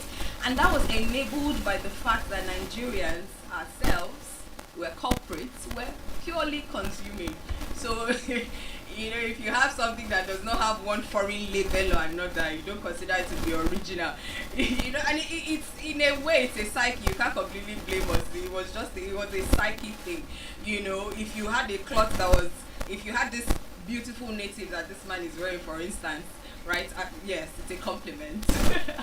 And it's not from one abroad designer. You say it's not original, it's fake. But we have come into a place where we're gradually owning our own. We're gradually coming into our own. In these times that I described to us, we would export our raw materials. So take, for instance, there was a time I could not grasp the concept of us exporting our crude oil to get it back, to buy it back. It was so ridiculous to me. And I'm not, because I practice human resource management, I'm not the biggest economist, but I could understand this thing, and it just did not make sense. Why are we exporting crude to buy it back as PMS? It just didn't make any sense. But that was the time that we lived in. We imported all sorts of things. Sometimes you will see some things like they even make back scratcher. Can I not go to my sister to scratch my back? Why do I need an imported back scratcher?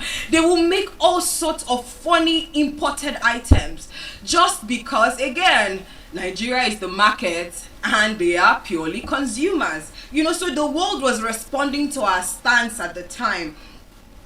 And at this time that I also described, wealth was built through proximity to the corridors of power. If you do not know man, we all say man no man. If man does not know man, man is not going to have money. But we are coming into an age as a nation where wealth will be described or defined by your ability to be productive. But in this time that I described, it was proximity to the corridors of power and not by productivity. But we're coming into an age where it will be purely by productivity. And we had a consumption first culture. I mean, growing up in the late 80s, early 90s, I don't recall receiving any financial education. How to make money and the wise way to spend it was not something that was common knowledge. We didn't talk about it in schools. We didn't, even up until university, even up until master's degree. It was as if it was a subject that nobody wanted to talk about, right? We didn't talk about it anywhere. If you asked how to make money, people would say work hard. There was no such thing as thinking to work strategically, right? But every time in fact, I traveled down memory lane to when I started working just before I turned 18. And at that time, my monthly salary was 15,000 naira. And with 15,000 naira, I recall that by the end of every month, by the time I was done buying clothes, trying to look like I am a working class girl, I would be left with about 3,000 naira. And 3,000 naira happened to be the amount that was left to transport me to and from work, for the rest of the month. I just realized that, wait, is this how I'm just going to continue? By the time I had done this for 3 months, I had to start asking myself, is this how I'm going to continue to work and collect 3K to pay transport by the end of the month? I would not have anything put aside for myself. And this made me begin to ask some very deep questions. It made me begin to think, thank God I had Robert Kiyosaki's Rich Dad and Poor Dad at the time. I mean, I didn't have it. I had to buy the book just for the sake of learning entry-level financial understanding. I needed to understand how to manage my finances. And I went through that phase, learned about money enough to pay myself through university, you know.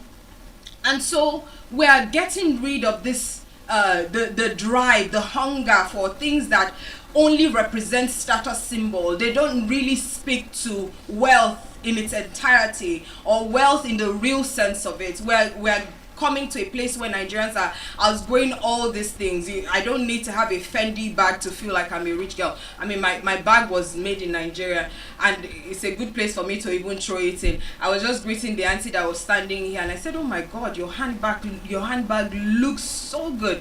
And it doesn't just look good, it looks very authentic. And she said, oh, it's made in Nigeria. You know, this is what I'm talking about. And I said to her, I believe that this is also a bespoke piece. I'm sure that if I go back to that guy and say I want another one of this, there won't be, you know. But that's what we are coming into gradually as a people. So there was an era that ended, and for people who are saying, oh, I wish for the good old Nigeria, I wish for those good old days when I can begin to, I wish I had access to oil money or whatever. Nigeria is coming into an age of diversification. We're coming into an age where we're beginning to hone our own, we're beginning to sharpen our skills. We're no longer defined by our ability to afford exported items. But we didn't come to this realization willingly.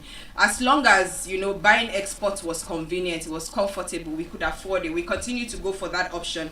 But what triggered all of this, you know?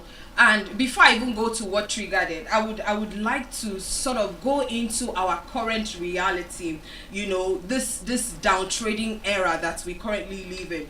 You know, data from 2025 and 2026 have shown us some very dramatic shift in our spending habits as a people. And, you know, important for me to highlight as I give this speech is that there is a drastic reduction in foreign service seeking. Nigerians are no longer keen on going abroad to educate their children. I mean, it was such a big deal. If your child was not abroad one time, you know, getting education, it was a problem. You know, you felt out of sorts in a certain way. You know, if you could not afford imported tissue paper or kitchen towels, it was out of sorts in a certain time. If you could not afford to go abroad for medical tourism, it became like, oh, this one is low class, they are not up to our status. But because we are currently being forced to look inward, we're now beginning to pay attention to these things. Another thing that is upon us, my fellow Nigerians, is that there is a rise of local substitutes. Local substitutes for the things we used to go abroad to get. Local substitutes for the things we used to pay for our naira to acquire dollar items. You know, for instance, one particular example that comes to mind so quickly was of my infant who recently had some funny rashes on his body. I had attempted to use some products. You know, they say it's nappy rash cream. I've applied. The rashes was just there staring at me. Only for me to say, okay, I called my mother-in-law and I hail all our moms because there's a lot of knowledge, native knowledge for that matter, that they have, and I hope that they are able to transfer it to us as time goes on. But I called my mom and my mother-in-law. My mom said, oh, let's apply what's this oil, palm kernel oil. My mom said, let's apply palm kernel oil. I said, oh mommy, that thing stinks. She said, apply it. Is it not rashes you want to get rid of? I applied the palm kernel oil, and I kid you not, I do not joke, by the end of the day, the rashes, and when I say by the end of the day, I don't mean 2 days.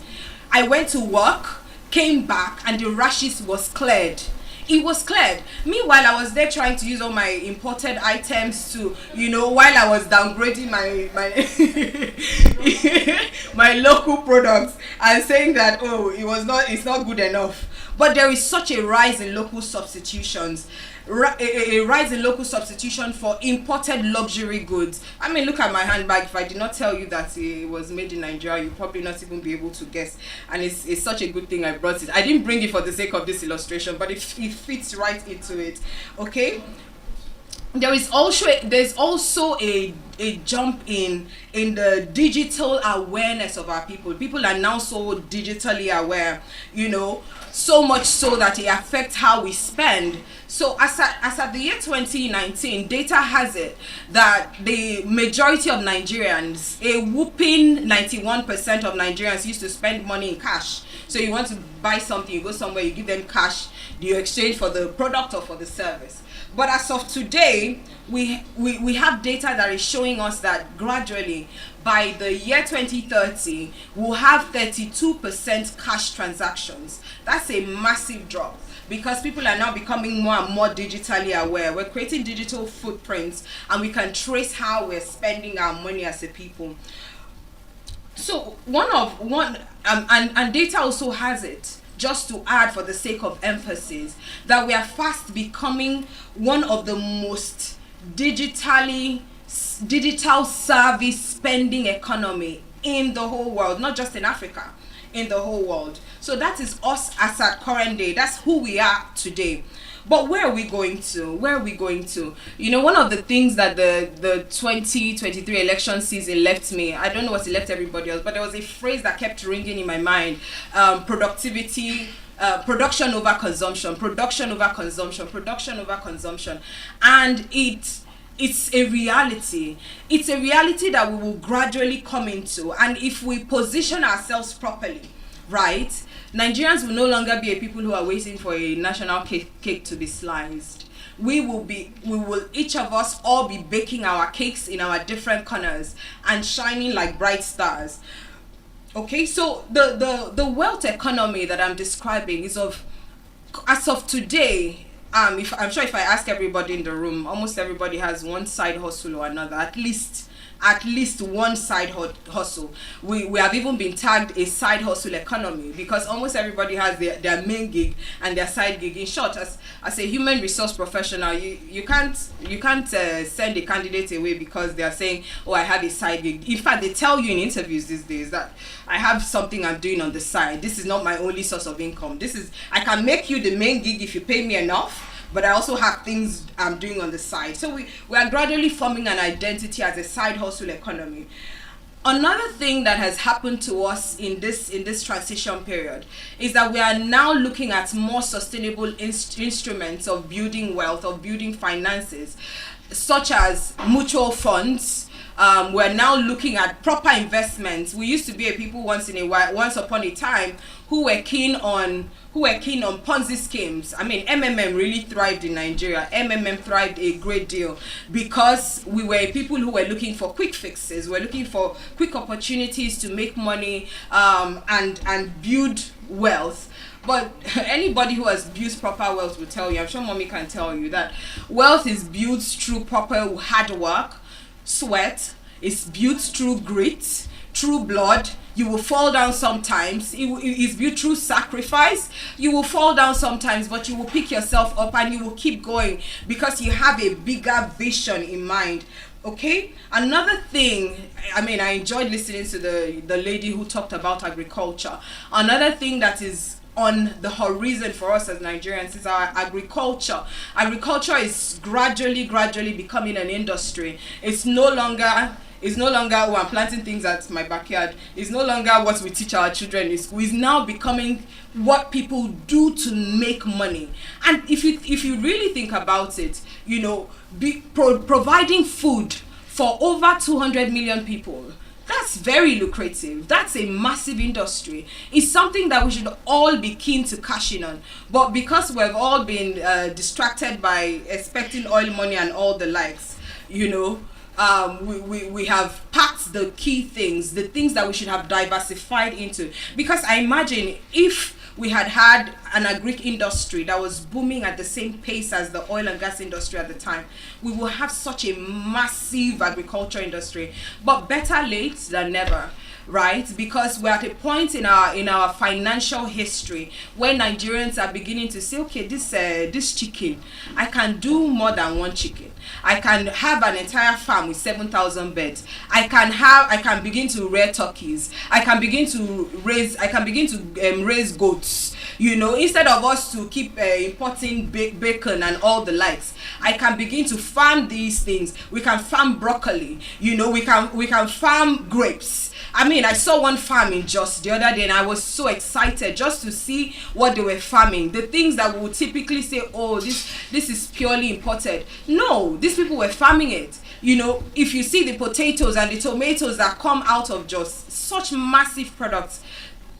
And so for us as a people, we're gradually coming into a place where we are beginning to consider agriculture as an industry.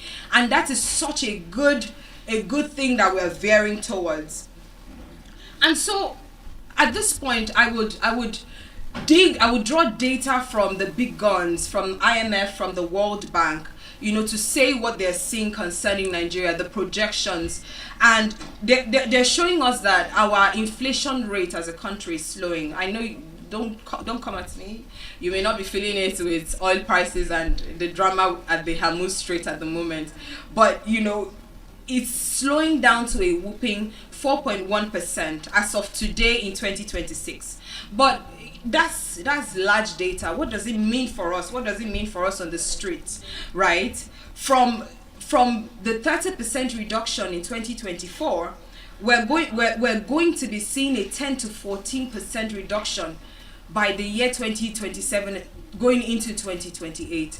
That's such a big deal, because it means that your purchasing power will suddenly be stronger, and all the economic factors that are driving this is such that, I mean, if people stop to exchange dollars, we have started to say, okay, instead of me to keep buying imported things and increasing the contributing to the fluctuating demand and supply matrices, I would look for something internally. I would buy Oluji cocoa powder instead of buying the raw one from somebody else.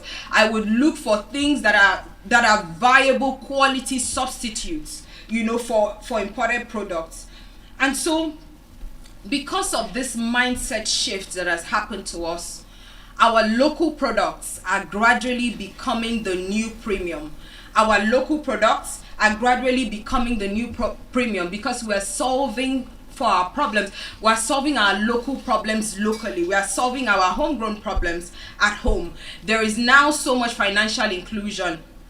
And so Nigerians are now so included that, data shows us that by the end of 2026, we would have had 80% financial inclusion. We'll have more and more people who have access to one banking service or another, people who now have bank accounts, who are now investing in other ways. And so, as I begin to round up now, as I begin to close, I want to leave us with a message. I want to leave us with a message of hope. A message of hope that would help each and every one of us listeners to begin to position ourselves, not for the Nigeria that existed in 1980, but for the nation that Nigeria is gradually becoming, that we're becoming from 2026 going forward, right? We will no longer be a people who sit down, fold our hands, and we're waiting for people to come and hand us goodies. No, we will not be the ones who are constantly waiting for aids. We will not be the one who are waiting for people to pity us and send us relief materials. No, Nigerians are no longer even waiting. We're no longer even waiting for our government. Nigerians are beginning to build their own lives. We're picking up our pieces and we're beginning to build our own lives. I liked how the speaker that preceded me talked a lot about values. Our value system is gradually being reshaped. We're beginning to hold on to the things that are more lasting, that have longer impact, longer value, both for us as individuals and for all of us as a collective, so that when people hear about Nigeria, they don't necessarily anymore have to hear about negative things, because our reputation, our collective reputation has been jabbed, stabbed, injured, and frustrated over time. But we're gradually becoming a people who have lasting values, who have strong strong values, and our values are pushing us towards productivity. We're no longer looking for symbols of assets. We're not looking for asset symbols. We're no longer looking for status symbols. We are now looking to do things that are more lasting, more valuable, more impactful. You're thinking, oh, if I produce this, how is it going to impact the lives of the people around me? How is it going to make the nation better? You know? And so I would round up by giving us a challenge for each and every one of us as Nigerians. It is time to stop crying over the spilt milk of 1980. It's time to rise up and master the Nigeria of 2026. Not just to master it, to become a part of this evolution. And evolution is right before us. You can either stand on the sidelines and say, they are doing it, government is... No, you can either do that, but I encourage you today to become the Nigerian who gets up and gets into the trenches, get your hands dirty, get neck deep, invest in your skills, invest in the things that you're passionate about, invest in your abilities, become more finance savvy, understand the language of money, understand where money is going, understand where it is coming from, and position yourself to be at the intersection so that as it's moving, you can also be a player. Look for problems to solve. Nigerians, problems. Let me calm down and speak in our parlance. Problems, yapa. On the street, there's a problem. Look around you. Those problems are they are waiting for you to solve them so that you can be paid for solving them. So get out of that, there are so many problems. Get out of that mentality. Start where you are. Start small, but have the big vision of being the one who solves Nigeria's problems, one problem at a time. And so I will round up by saying that the new Nigerian, and I speak for myself, and I hope I speak for a lot of people in the room. We're no longer looking for people to dash us rice and oil. We're no longer looking for people to give us handouts. We're no longer looking for people to pity us. We're looking to build the Nigeria of our dreams. And on that high note, I hand over to the next speaker.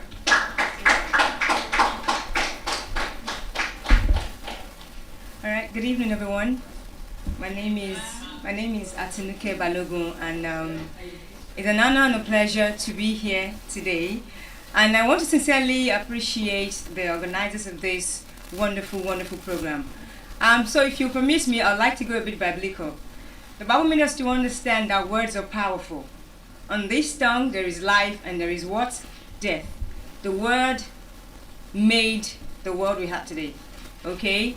At the spoken word, everything was created. And at the spoken word also, things could be destroyed. I remember, John the Baptist's head was cut off by just one word. And on that note, I want to appreciate the previous speaker. She said something, that the Nigeria we have today is not a Nigeria where you fold your hands and sit down and you blame government, you blame the local government, you blame the state government, you blame your parents. No, we are past that. We've gone past that. And I also want to appreciate the fact that she made mention of us, appreciating what we have. Okay, Nigeria is so blessed. Nigeria is so blessed that we don't need to go out. I tell people, yes, I want to travel abroad, enjoy flex and all that, but I have the strong belief that I can make it in this country, no matter how hard it gets. There is this Yoruba song writer and musician, I think his name is Kwamwan. He said the word, Yami Baba won't be mida, Emi gongon motuntu rabi, Loruko mi shengasi. Those were songs then, songs that have meanings, not the funny ones we have these days. Okay? Alright, so what is the meaning of that song? The song means that, yes, you came into the world through some particular people, okay? But they are not the one to shape your future. In a way, they have a contribution to it, but you have 90% of that. They have 10%, but you have 90% of that. So enough of blaming your parents for not training you, giving you adequate education, sending you to public school, sending you to this, not being able to pay your school fees and all that, blaming Nigeria, blaming the government and all that. No, This is time for every one of us to rise up and do something. And I want to thank God that our youth of these days, even though people tag them Gen Z, they want a soft life. We don't, even with a soft life, I can see them doing a lot of things. A round of applause for the youth of Nigeria. Yeah. All right, so that will take me to my topic today. And before, there's something I noted when Madam Sarah was speaking. She spoke about values. Values. Oh my good Lord. God bless my mother and every African mother. You know, I remember growing up as the first child, 6 of us, 5 girls and a boy. And being the eldest, oh my good Lord, I took the rod. You know what I mean, the rod? The head, the middle, and the center, and the last part of the rod. Like, and then I was like, oh, this woman hated me. I even asked her one time, are you sure you're my mother? But she will always say a word, Akiton Lagba. You know, my siblings would do something, I want to, retaliate immediately, tap them or like that, and she would say, no, you are the reason why they are behaving this way. And then she taught me patience. She taught me forgiveness and acceptance. Now, these were values that, then you would think, oh, this person hates you. But now, we can't find these values anymore. Growing up, my mother taught me the importance of cleanliness. She taught me the importance of cleanliness. You dare not go out looking tattered. In fact, my mother will be going to the market. She sells in this informal market setting, like, I don't know if anyone knows Agboju Market. My mother sold in Agboju Market, but if my mother is going to her market store, not like she has a shop. Oh. My mother did not have a shop, but she's going to a marketplace. She dresses like someone who works in GT Bank. In fact, she has a formula of her dress code, or should I say dress code, for different days. On Monday, Tuesdays, she goes like material shirt and a skirt, her hair jerry cord and wet and wave then. Every Sunday, my mother will visit the salon, whether we're making hair or not, just to have it like, it's just fancy Musu to put water on your hair and do some funny things, and then you go and pay money.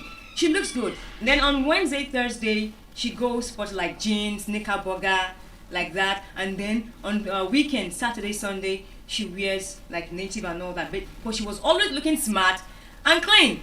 And then back to me, when we go to school, especially myself, you dare not come back home with your belt untied. You are in serious trouble. You are in serious trouble. Like, okay, you feel like, oh, I am close to the house, or I'm the gate of the house, or even to the door of the house, and then like, I'm tired, let me just untie my belt. You are in serious trouble. You go to school neatly, and you return back neatly, well dressed. And as you're returning, you're washing your socks. And my uniform was sparkling white, and you have to iron it. Now imagine my mother plus naval school I went to. We all know Navy as a very disciplined, what should I call them, military aspect of the country. I don't know. I think all over the world, not just Nigeria alone. So, these days, we've lost such values. Those values are no longer there. Cleanliness, contentment rather, okay, they're no longer there. But I wish we would bring them back, because it will go a long way to help us build a better Nigeria that we hope for, like the previous speaker said. Now to what I have for us. I'll be speaking on environmental protection and waste management. Why? Growing up, like I said earlier about my mother, she taught us something. In the house, you dare not eat or chew anything and then you throw the wrap on the ground. You don't do that. You get up and then you trash it properly, okay? Or if you can't get up for one reason or the other, okay? Maybe you have a pocket, you put it there, or you just keep it somewhere close to you. You do not drop it on the chair, on the table, or on the ground. You are in serious trouble. In fact, she gives me money for snacks, to buy snacks in school, and she knows I don't like eating outside. And then she gives me food. I eat breakfast. Then I'm talking about secondary school now. I eat breakfast and then I take my food flags and then she gives me extra money for snacks. So during break, I just go quickly buy the ice cream and any other snacks and go back to my classroom, eat my food. And then when I return, she would ask me, did you buy biscuit today? I would say, yes. Okay, where did you eat it? In the classroom. How did you dispose it in Yoruba? How did it, and there is something then we never understood until I grew up. I realized that it was psychology. we felt that they were all seeing, all knowing, that you cannot lie. Like they pretend as if they're there, they see you. So there's no way you can lie. So you feel that they know it, so you just have to tell them the truth. And then she would tell me, anytime you use anything, learn to dispose properly. Either put it in your pocket, in your school bag, then when you get home you throw it, or if you have a waste basket in your classroom, you throw it there. In fact, when I go out, till date, my bag, you will find wraps and all that there. Okay? Now, not just because I was taught by a disciplinarian. As I grew up, I understood the importance of keeping my environment clean. You know, we all say karma, karma, karma, karma, karma. What goes around comes around, okay? There is nothing that gives that karma more than the environment.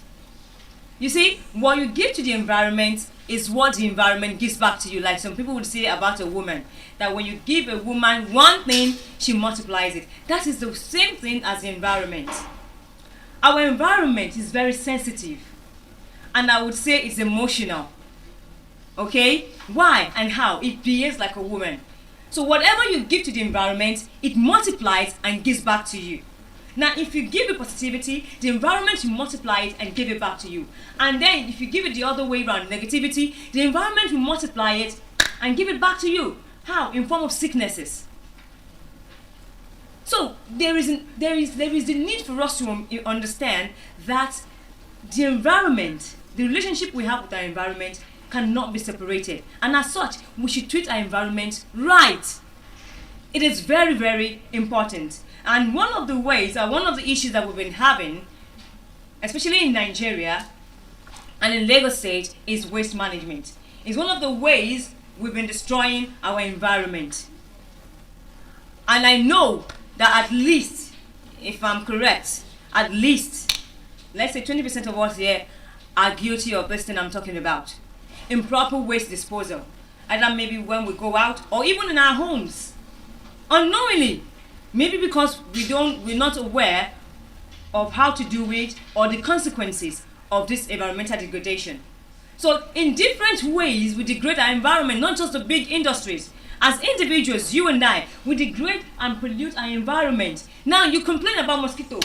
Yeah, mosquito is too much, or there is heat. Where are those mosquitoes coming from? Have you asked yourself, where are those mosquitoes coming from?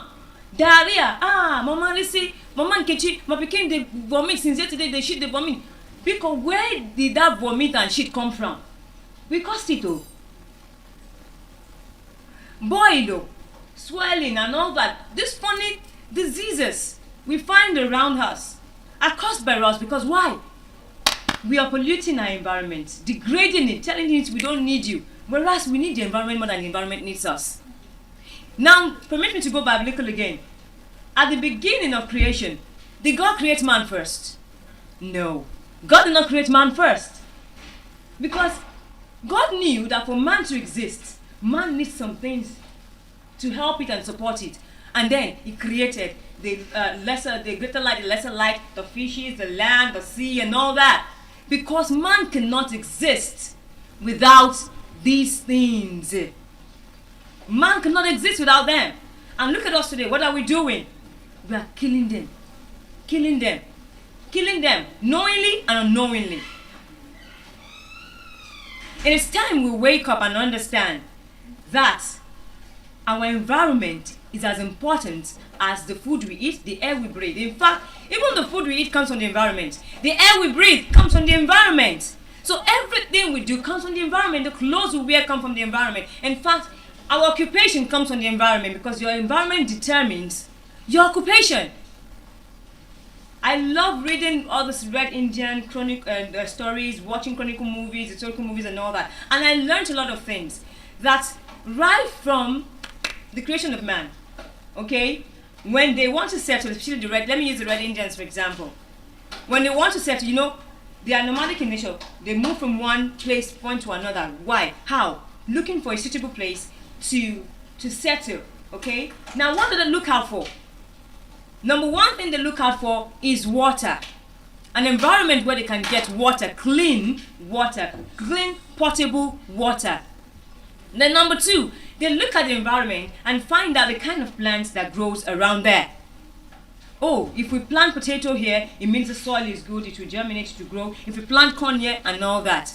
And if we, in fact, when I was remembering, as in studying last night for this presentation, I realized that when looking at all of these things, when, looking at the land to settle or the community to settle, they take care. In fact, when they even settle in a point and they need to move from one point to another, they make sure that the place they are living is well taken care of, so that another group of Indian tribe can also come and settle there.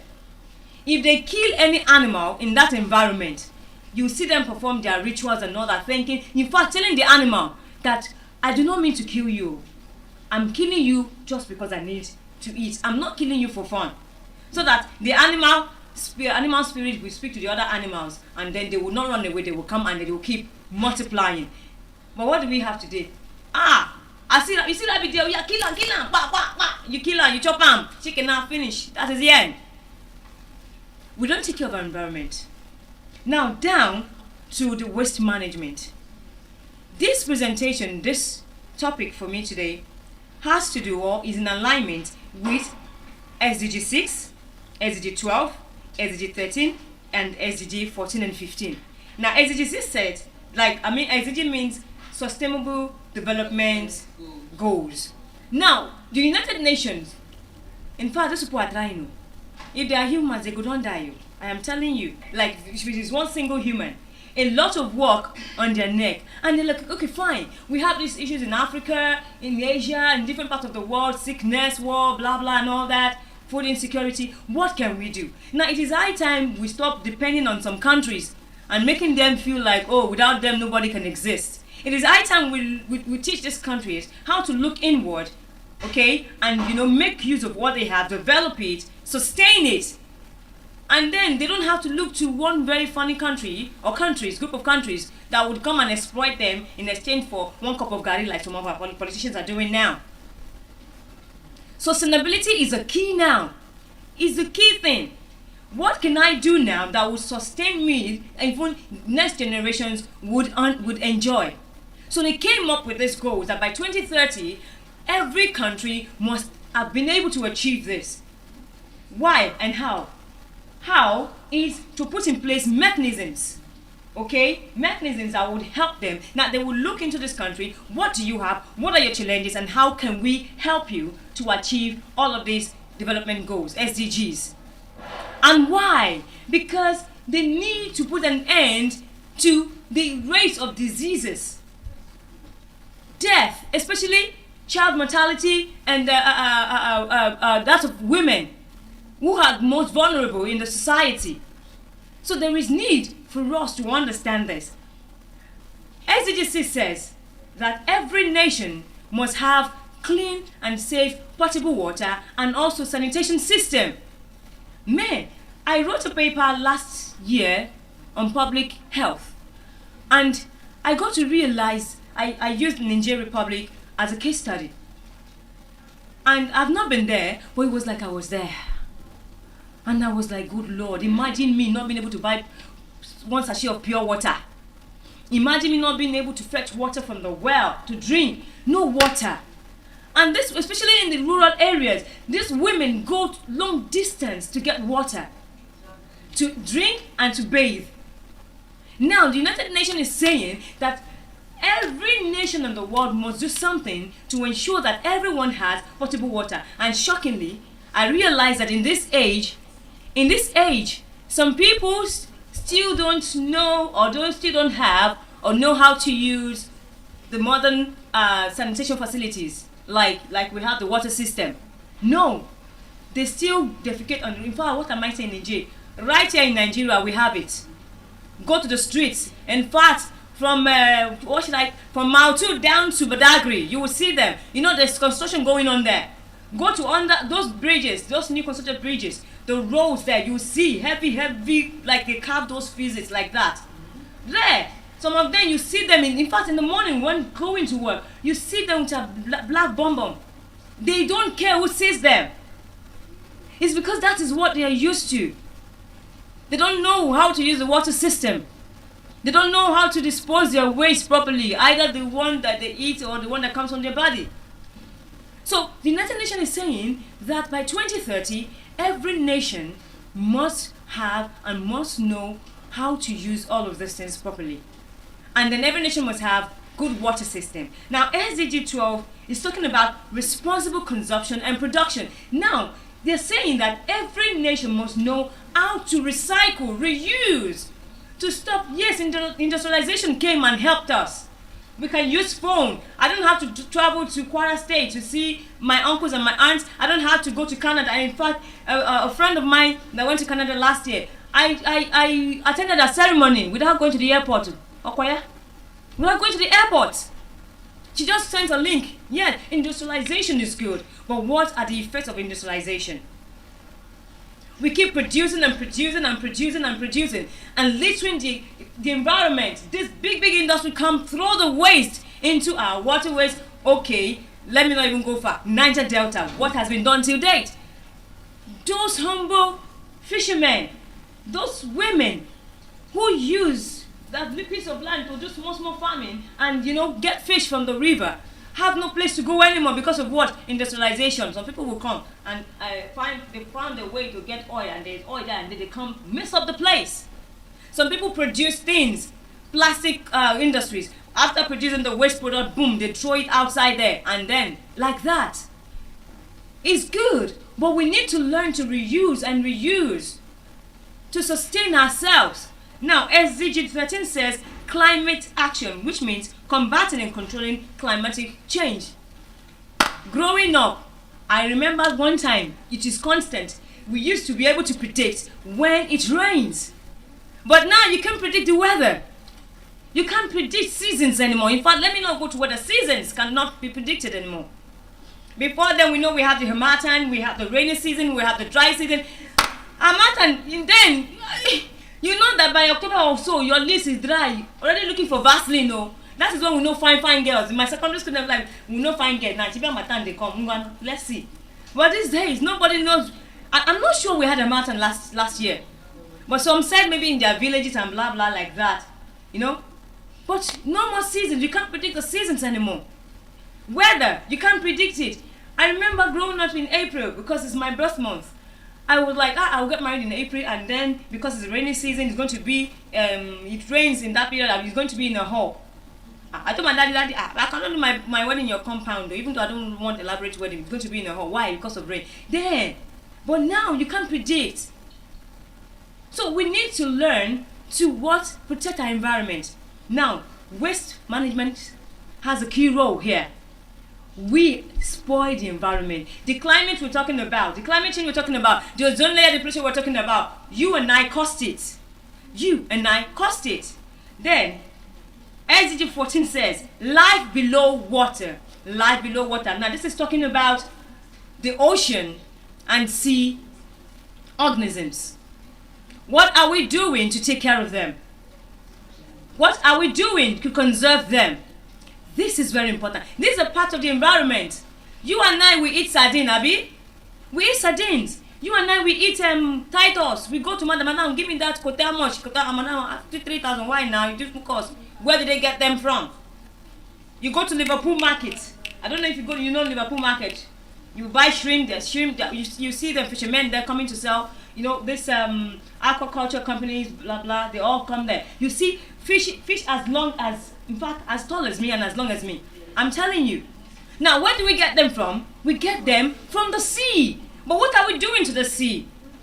I don't know if you remember, ma'am, when one of the resource persons that came, I've forgotten the name of the man, another man, was saying something, that the Chinese came to a fish farm company in Nigeria, and the man was doing well according to him, and they took some samples to take to China to see if they can patronize and buy and then send to China. Now, on getting to China and performing the test, they came back and said they can't buy it to China because why? Mercury is too much. Who are doing this? You and I. It is one thing I really support Berari. May God bless, may he rest in peace.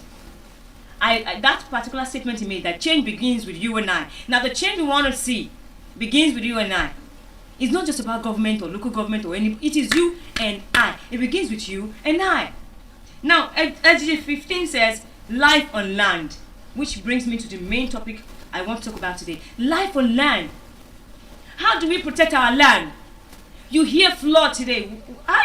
In fact, I remember in 2016 when I went to UI to study for my master's.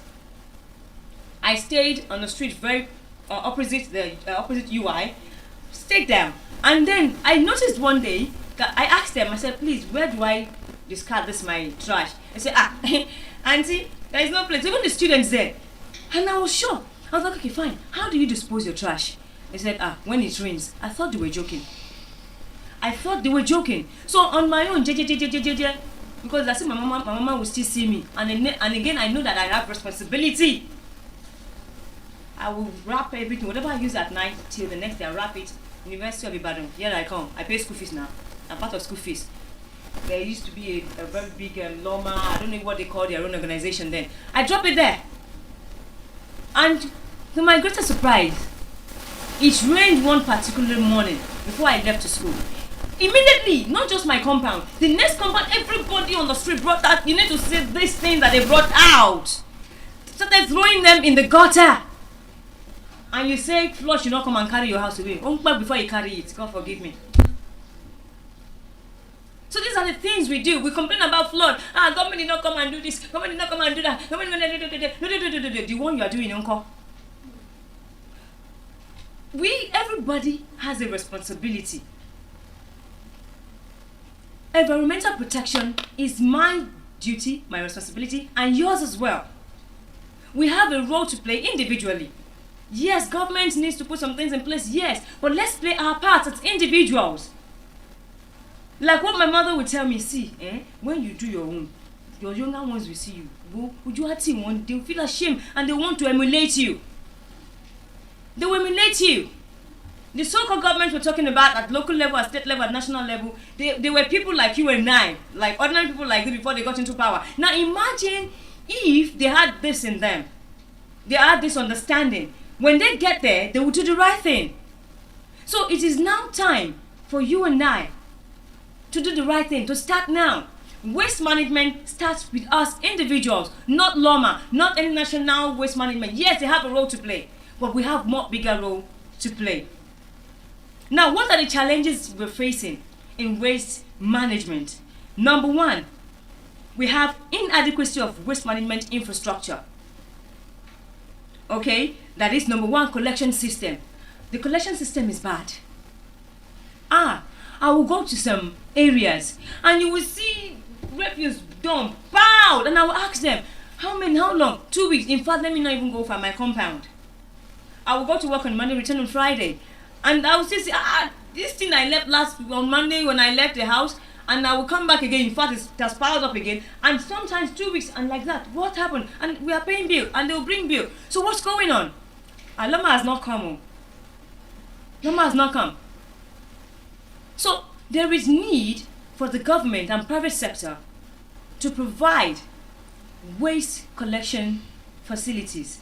Okay, there is need for infrastructure, to build infrastructure that would aid waste collection system. Number two challenge we have is weak governance and poor policy implementation. I remember, like Madam Sarah said here, in those days, the one I remember was Kai, kick against indiscipline. Throw now, you are inside the bus. Both you and the driver and the conductor, you are in trouble. So there was this green basket in every bus then. They wrote it there, Kai. I think that was the name of Babangida. Kai. So you dare not throw anything outside. We have all of these things though. We have them. But the problem we've been having from the local to state and the federal level is poor implementation. Lack of political will to drive these things. It is not they start doing medicine after, what do they call it? After death. All of these things are there. But no one wants to rise up, stand up, because no money there now. Let me not go too far. Now, number one, weak governance and poor policy implementation we have is number one. There's overlapping responsibilities among the government agencies that are supposed to be in charge of these things. In fact, the God places that I don't even know. So sometimes you see some trucks coming, some garbage trucks come and we're like, is this Loma? Is this whatever? You don't know what is going on, how they work it. So we'll tell you, no, we're not the one in charge of this. We're not in charge. It is so organization. It's so organization. I'll be like, what is not happening to carry waste again? So there is overlapping. Number 2 is there is weak enforcement of mechanism, like I said before. There are laws that guide environmental protection, waste disposal, and waste management. But who are those ensuring that these laws, this mechanism that has put in place, are being implemented, are being enforced? Nobody. The only thing they do sometimes, come and place one funny thing on the door, on your gate. You are owing. If you don't pay, they lock your house, and that's it. And then the next is inadequate funding at the local government level, which limits procurement of maintenance of waste collection services. In fact, if you see some dump trucks, if you see some dump trucks, God. In fact, there was a day I had to give some of those guys that gave me the garbage truck some money, and I asked them, please, how do you eat? How do you they will hang it at that thing? The state of some dump trucks is, I'm thinking of the right English word to use because it's more than worse. It's more than worse. And as they are moving around, they came to collect waste. They came to collect waste, but as they are moving, they are dropping waste also for you because these vehicles are no longer okay.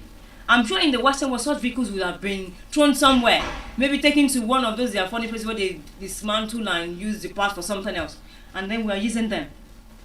I don't know if Nigeria even has what they call street sweeper to sweep the street ban. Nothing. No equipment to use. Number 3 challenge is public attitude and low environmental awareness. Like I said, the change we want to see begins with you and I. This behavioral attitude towards waste management is what is killing. I'm sure a lot of people don't know about what waste segregation is all about. And some that know what waste segregation is all about, they don't care. They don't care. Some will be like, my house up, we do it. But if you don't teach that house up how to segregate, how to dispose of waste properly, how to manage the waste, the house up will not know it. The government will assume, the large population of this community, they are educated, they should know. No, there is no assumption. There is need for the public to be aware of how to take care of the environment. And then this is not something we do once and you stop. It's something that should be continuous because, see, we depend largely on the environment. Everything we get is from the environment. Even the wig we wear. I heard that they're using banana leaves to make hair extensions. Most of, I learned just today at the seminar that seaweed, they get pharmaceutical products from seaweed. The cod liver oil we take, 7 keys, is gotten from the codfish. You take, you take bitter leaf, you take the scent leaf, you take all of this and mix it together, you get a very good herb that helps your system.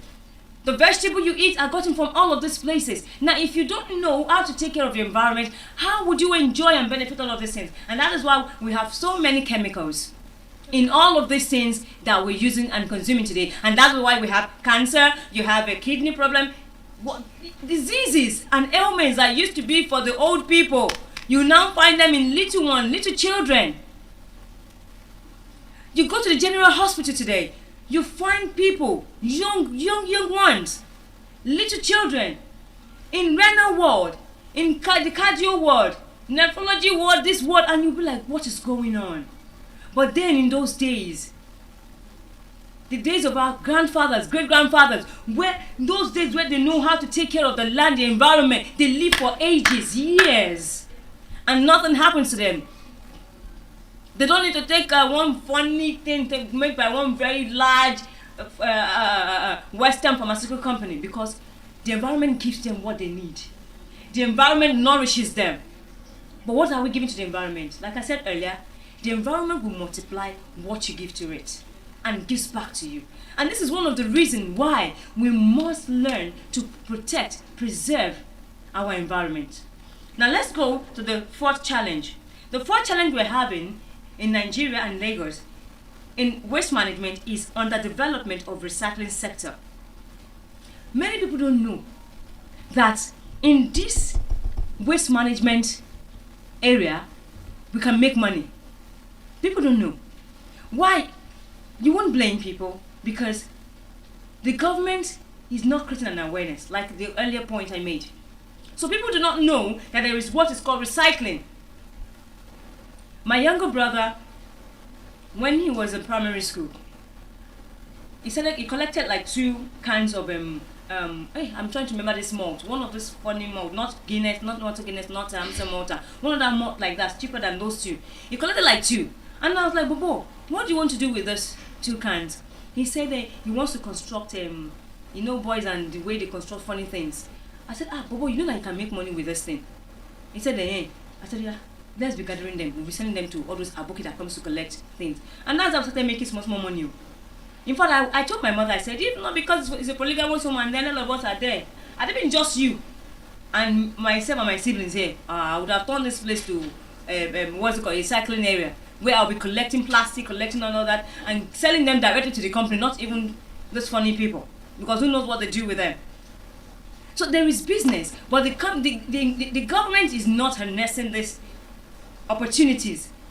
The government is not making it known, is not creating awareness. So there is underdevelopment of recycling sector, and that is why people are not into it. Now, if somebody knows, I think it was Germany some years ago, they created a machine that looked like what's it called, like a ATM, like automated teller machine. So you carry your plastic. There's a section for plastic. There's a section for glass. So you carry your plastic for glass. You put it in there, and then I think it is measured, and then you get a certain amount of money. Nigerians, we like money. Now imagine establishing something like that. Oh boy, you will not see plastic on the street. You will not see plastic in fact, we'll be fighting. Mommy, if you didn't Pepsi finish, give me the bottle, yeah? That's what you hear. So everybody would want to key into this. And then to help every one of us to understand what recycling is. And then before you know, you were protecting our environment while making money from it. So the government needs to look into this, and individuals also need to look into it. Now I've made you understand that there's money in recycling, so you can key into it. So there's need to build it. Now, what are my recommendations? Because it is wrong for me to point out your problem or the problem of the nation and not give solutions.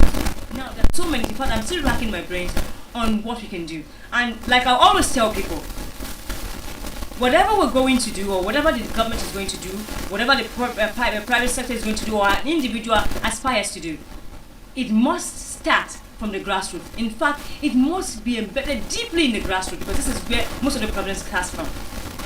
Okay, the bourgeois, the middle class, they have money to do things for themselves and help themselves and all that. But you see, this class of people, we need to carry them along. If you don't carry them along, there will be serious problem. So you just say that you're running in circles. You're running in circles. You solve the problem today, you're back to it again, and then like that. So there is need to create awareness. So number one, I would recommend significant investment by the government in modernizing the waste management infrastructure. Let's learn. Don't just learn how to take money from the purse of Nigeria and throw it in the Swiss bank. Learn how Japan makes its community so clean. I don't know if you've seen any documentary about Japan. There was this guy I saw on TikTok that said, living in Japan for like, I think he said 100 days or so. He showed us day one. He ate something and threw it on the ground, and somebody tapped him. And then he had to pick it up and threw it in his pocket. And the next day again, he forgot himself. But after like a week or 2 weeks, he started carrying a special bag. In that special bag, he had compartments of where he drops plastic, where he drops paper waste, and food waste. He had a Ziploc where he pours his food waste. Now, why can't we learn all of this thing from these countries and come, bring it here, see how it can work for us? We don't have to copy verbatim, okay? But we can bring it in here and see how domesticate it rather, and see how it can work for us. Okay, not like what they did with parliamentary system of government. It just brought it bam, wanted to work and it did not work, and then they shift to presidential system of government, which we are still battling with. So bring it in and let's see how it's working. How is the US doing it? How is the US managing their waste? How is China managing their waste? These countries segregate plastic, bottles, and food waste, and we all know that food waste are being turned into fuel that power vehicles. So we don't need to burn those funny things that destroy the atmosphere and destroy our oxygen and all that. There are better ways, eco-friendly ways in which we can produce fuel that would help through food waste and other means. So the government needs to look out, okay, and see how we can build the infrastructure to enable and ensure that we have a sustainable waste management system. Then number 2 is there is need for stronger policy enforcement and institutional coordination at the federal, state, and local government level. Now, every of these level must understand their responsibilities. It is very important that the federal government did not come in to take over the role of the state, and the state comes to take over the role of the local government. Now, at every point, every of this level needs to know what they need to do and how to do it. And there should be proper monitoring. When the federal government needs to come in, they come in. When the state needs to come in, they come in. Everyone should understand their responsibilities and to go a long way to help. And then number 3, which is very important, there is need to create public awareness. Public awareness. My mother taught me at a very tender age, to not to dispose waste. Like, excusez-moi, hello sis, like that, under your chair. You pick it up. In fact, even the way she will roll her eyes, I don't know about these days. In those days, when your mother rolls her eyes like this, you know what it means. When she moves her leg, you know what it means. Already she has given us prep before leaving there. You see that place we are going to. If they say, don't say thank you, ma. I don't want, I'm okay, ma. But when you now get there, they are giving you, mommy say, collect it. If the mom telling you, collect it now, then you see yourself. Okay? So at a very tender age, she taught myself and my siblings, especially myself, not to dispose waste anyhow, but to dispose them properly. And then growing up, I took it as a responsibility, because I realized that if I don't give to my environment, if I don't take care of my environment, I will be the one at loss. I'll be the one at loss. When it rains now and everywhere is flooded, who suffers it? We suffer it. And then we begin to complain. The government did it, the government did that, the government did it, the government did that.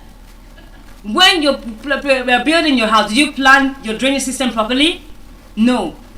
There's a very beautiful house on my street. Everybody calls it beautiful house, but I call it ugly house. Why?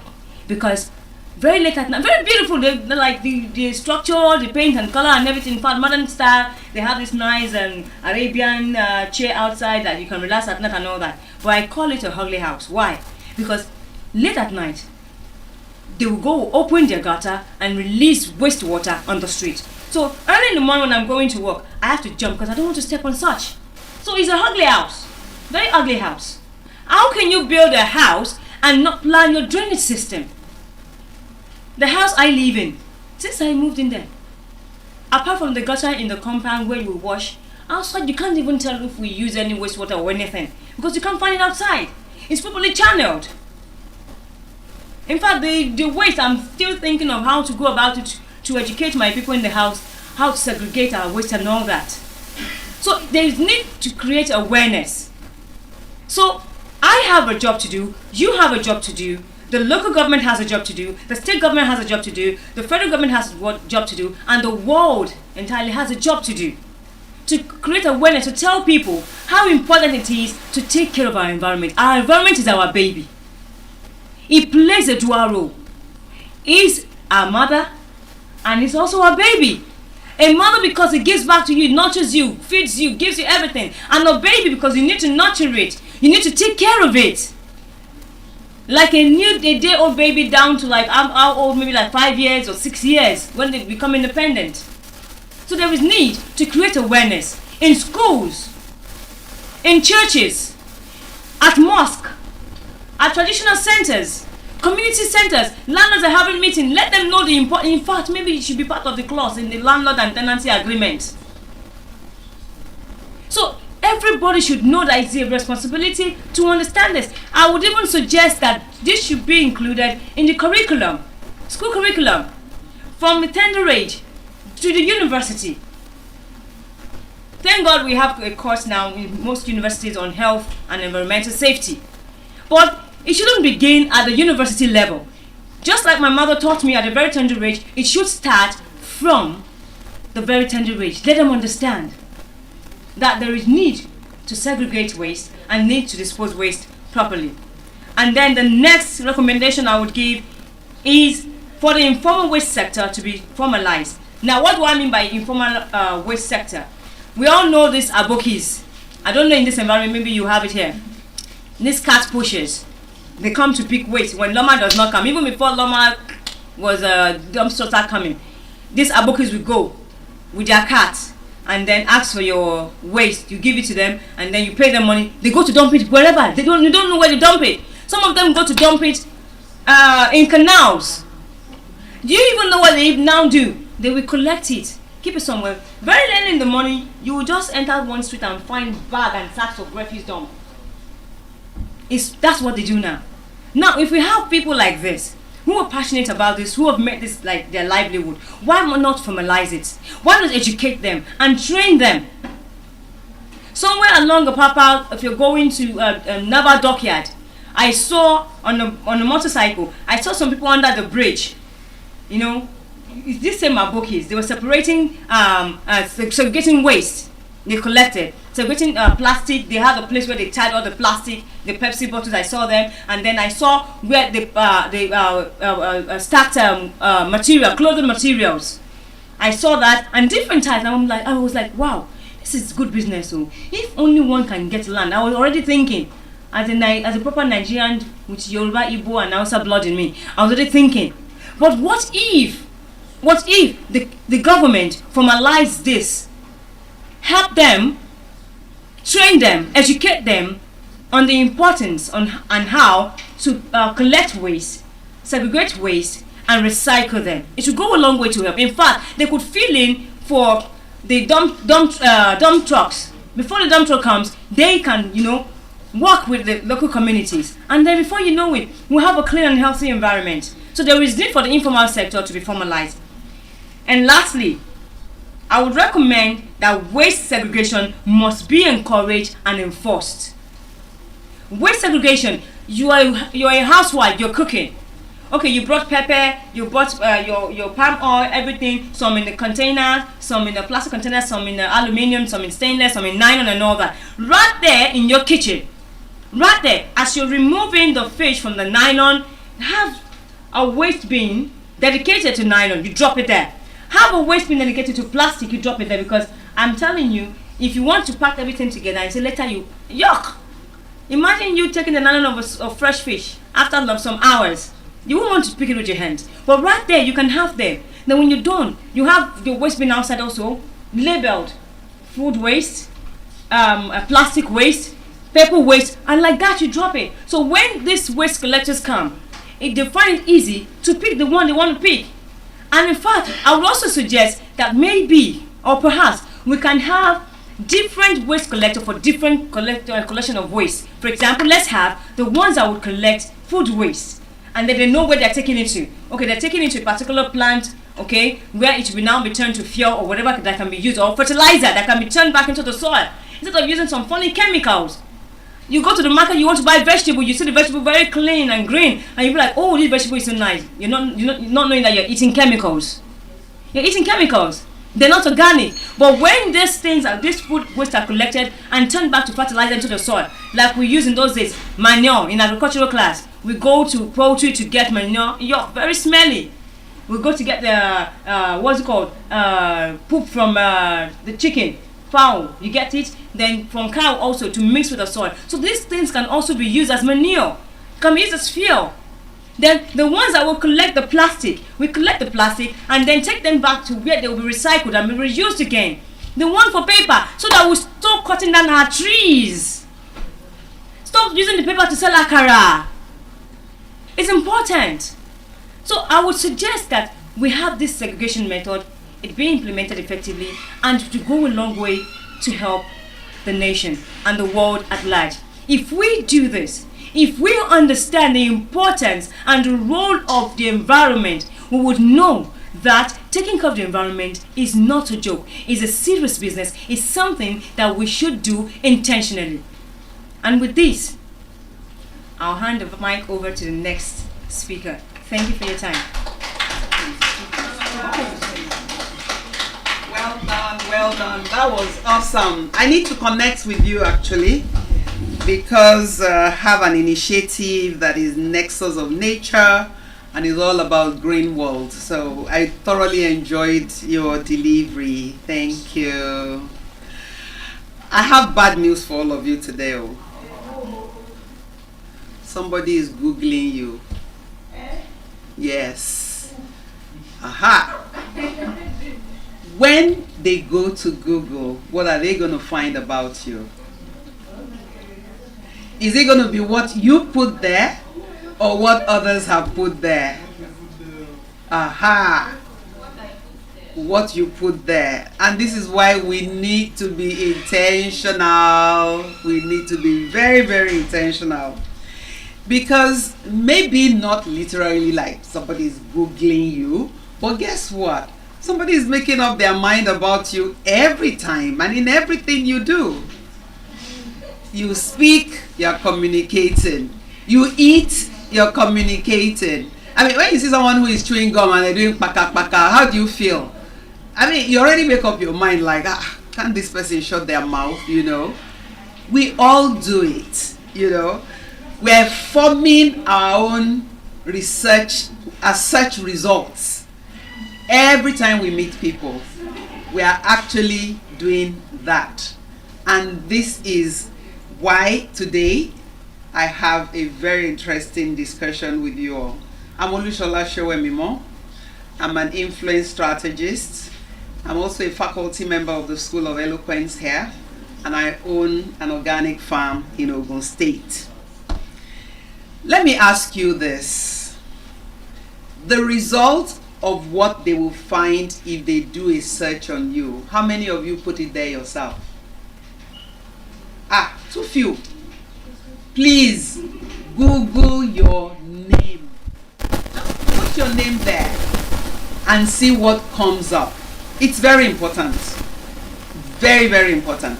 Sometimes you will even find that your name is not even unique to you. I remember when I was looking for someone on LinkedIn the other day, there were about 10 people bearing those same names. If I were one of them, I'll distinguish myself. It could be with my first name or another name or something. But I wouldn't want to be that generic when it comes to my name. Now, what I'm discussing with you today is something that has run through every session that I have had here. And it is to tell you that you are the brand. You are what?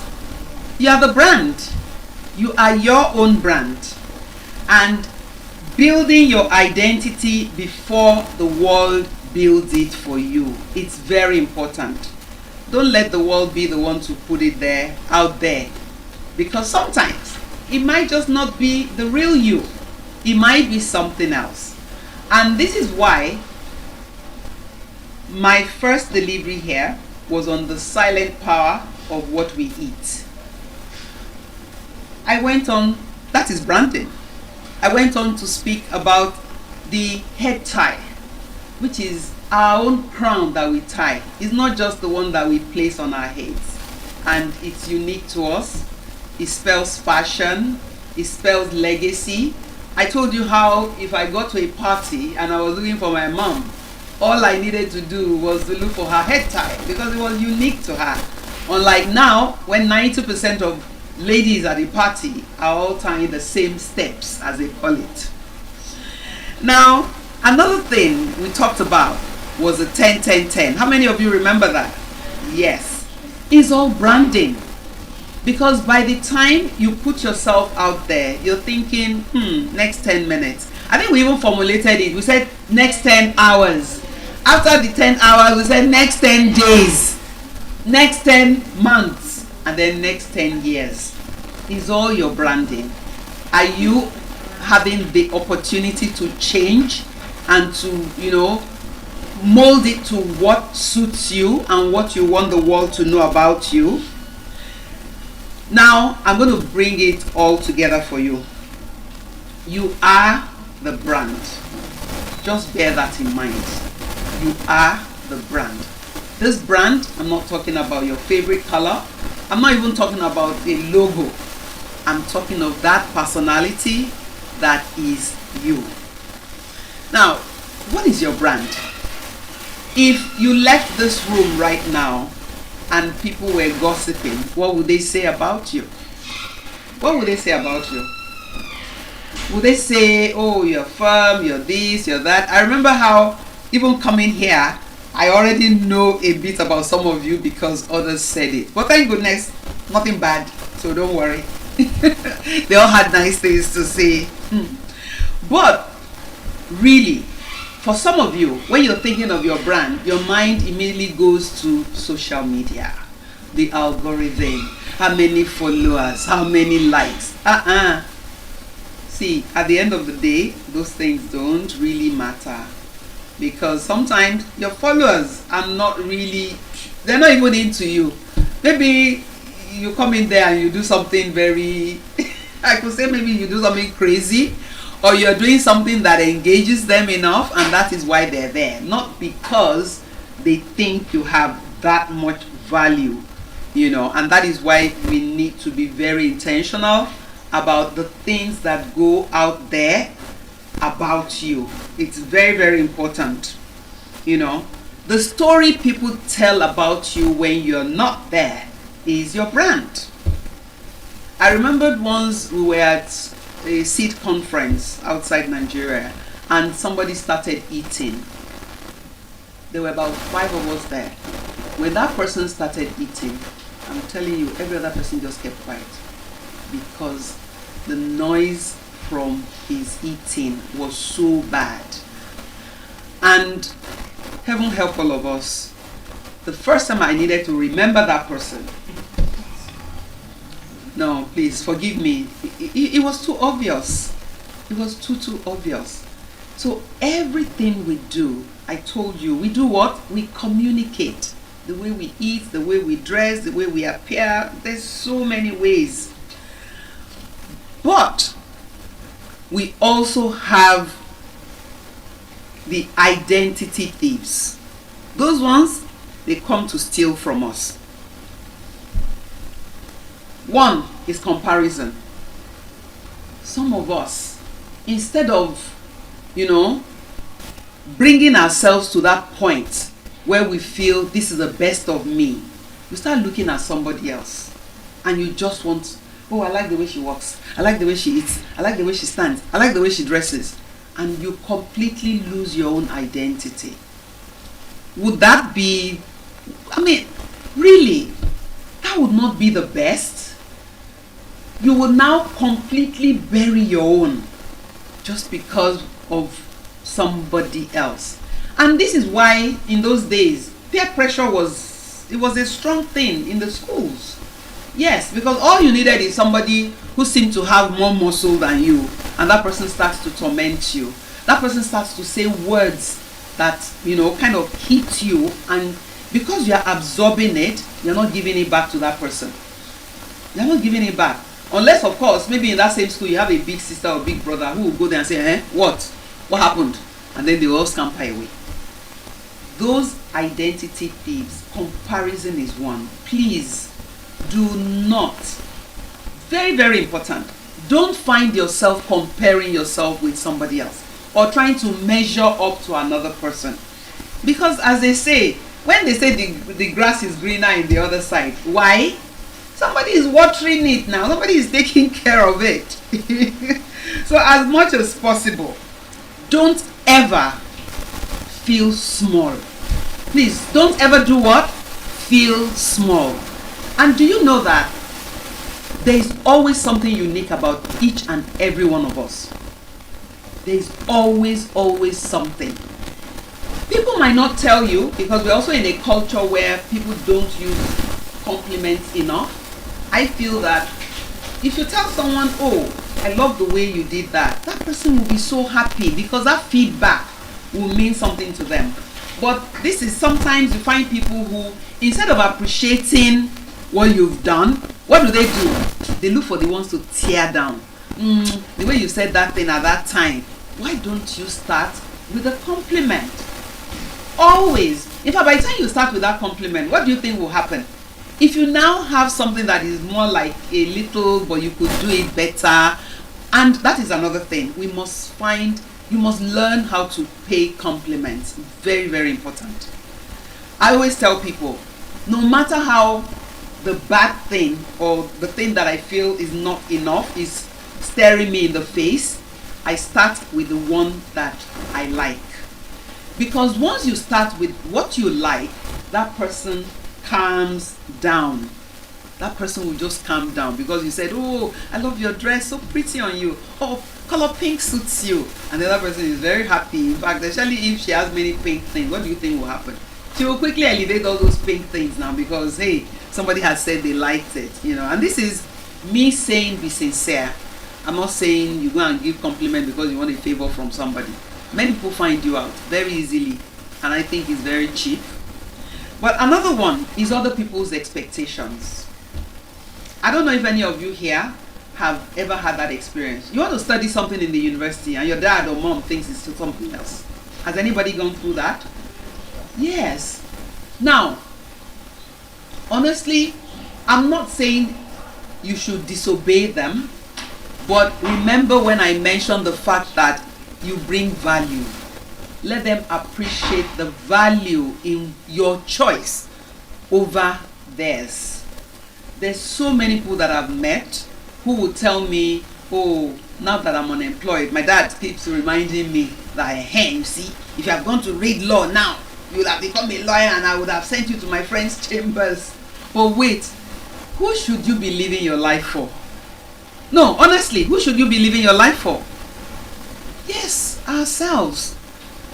At the end of the day, if you read law because of one person, it's trouble. Especially if at the end of the day, it doesn't give you the kind of joy that you think it would. You will now start blaming yourself. Do you know, I know a lady, her mom is a famous lawyer, and she read medicine. The mom went on and on and on about how she should have read law. Guess what? She went back to school and read law. So she's a lawyer and a doctor. Yeah. That is a kind of pressure that some have had to put themselves through. And honestly, sometimes I fear for them. Now, the third one is that trauma. What is a trauma? Right from when we're young, you are too loud, you talk too much, you do this, you do that. And then those things start to affect you. A lady told us her story. How ever since she was a child, she was chubby. But the comments that people constantly threw at her made her feel so small, so bad, that she then became so thin. What do you think they told her when she became very thin? How do you handle that? The same people who told her she had spread out too much and all of that, they came around and said, what is this? What are you looking for? You are too thin. And this, at the end of the day, is just trauma. In fact, for some people, it can cause them so much distress. And here is what we're going to do. You need to build a brand that is unapologetic. You need to build a brand that is unapologetic. Because it's best if it's on your own terms. You know why? If at the end of the day, it doesn't agree with you and you change, who is the better for it? You that decided to make the change. And that is why some would have parents who would just sit down, they look. I remembered a lady was telling us how the daughter went through, Mommy, I want to be a doctor. She said, okay, nice. The next day she comes, I've been thinking about it. I want to be a lawyer. The mom will say, interesting. And this was how she went through about 5 things. But guess what? At the end of the day, at her graduation, she said, I need to thank my mom. Because now when I think back, if one child tries that nonsense with me, can you imagine what she did to her mom? And the mom said, I knew that at the end of the day, whatever you decide for yourself will be your own legacy for yourself. And how do you build your own brand? Please, your values. Your what? Your values. The energy has dropped in the room. Don't worry. I see we're 4:10. We're getting there. Now, those values would include, are you honest? Can people trust you? Would they believe you? Are you the kind of person when you do the right thing at all the time, or you do the right thing when the right people are watching? I mean, those are all the things that people would look at, because your values are foundation, and without them everything will crumble. So this afternoon my sister was coming and she had said she'll be here for a certain time. Then she found herself unable to make that time. She was already calling, sending messages and all. In fact, at the end of the day, I had to tell her, I said, please just relax. Because each time somebody stands on this podium, we don't even know how long the person is going to be there for.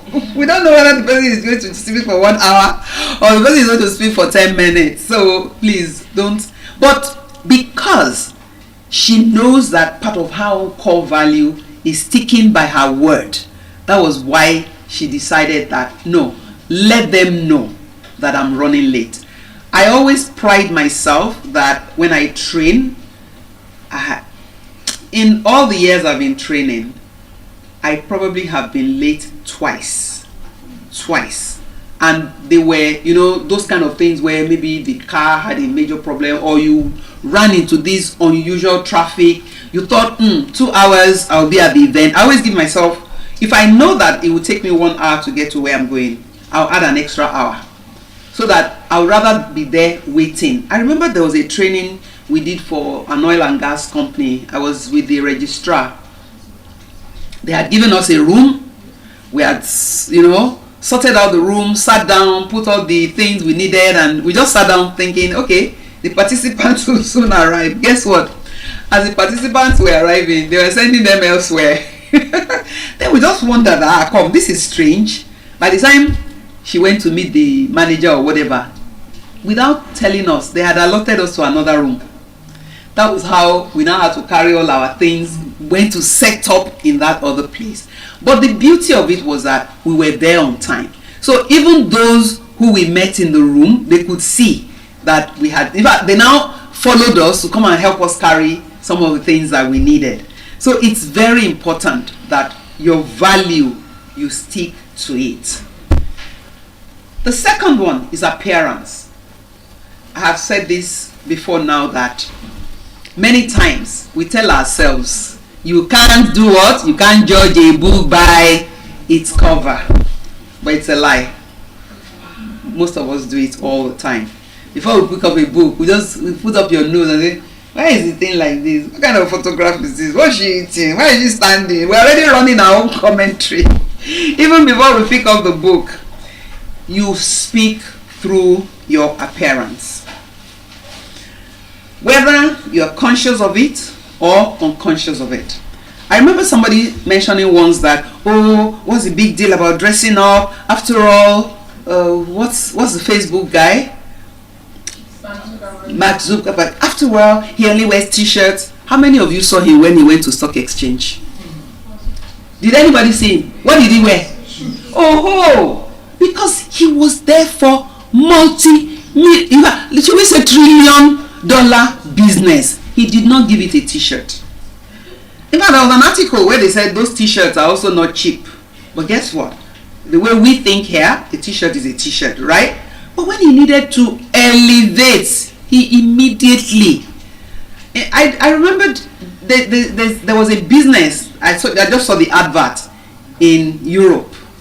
They borrow out clothes if you have to go for interviews. What does that mean? That they want properly dressed people. And they know that most companies will first of all judge you by how you appear. I remember the gentleman, he said he got his letter he found the letter for his interview the morning of the interview day, and this was in his spam. He got up and like, there was no electricity. He wore a rumpled shirt and put a jacket on top. He said he had never been embarrassed like that in his life. And of course, as soon as he sat down, said one of the interviewers said, "You don't own an iron?" And he said, "With all due apologies, I am going to ask each and every one of you here to imagine that you cannot see my rumpled shirt. There's a long story behind it." Guess what? He was the one that got the job because he was the smartest.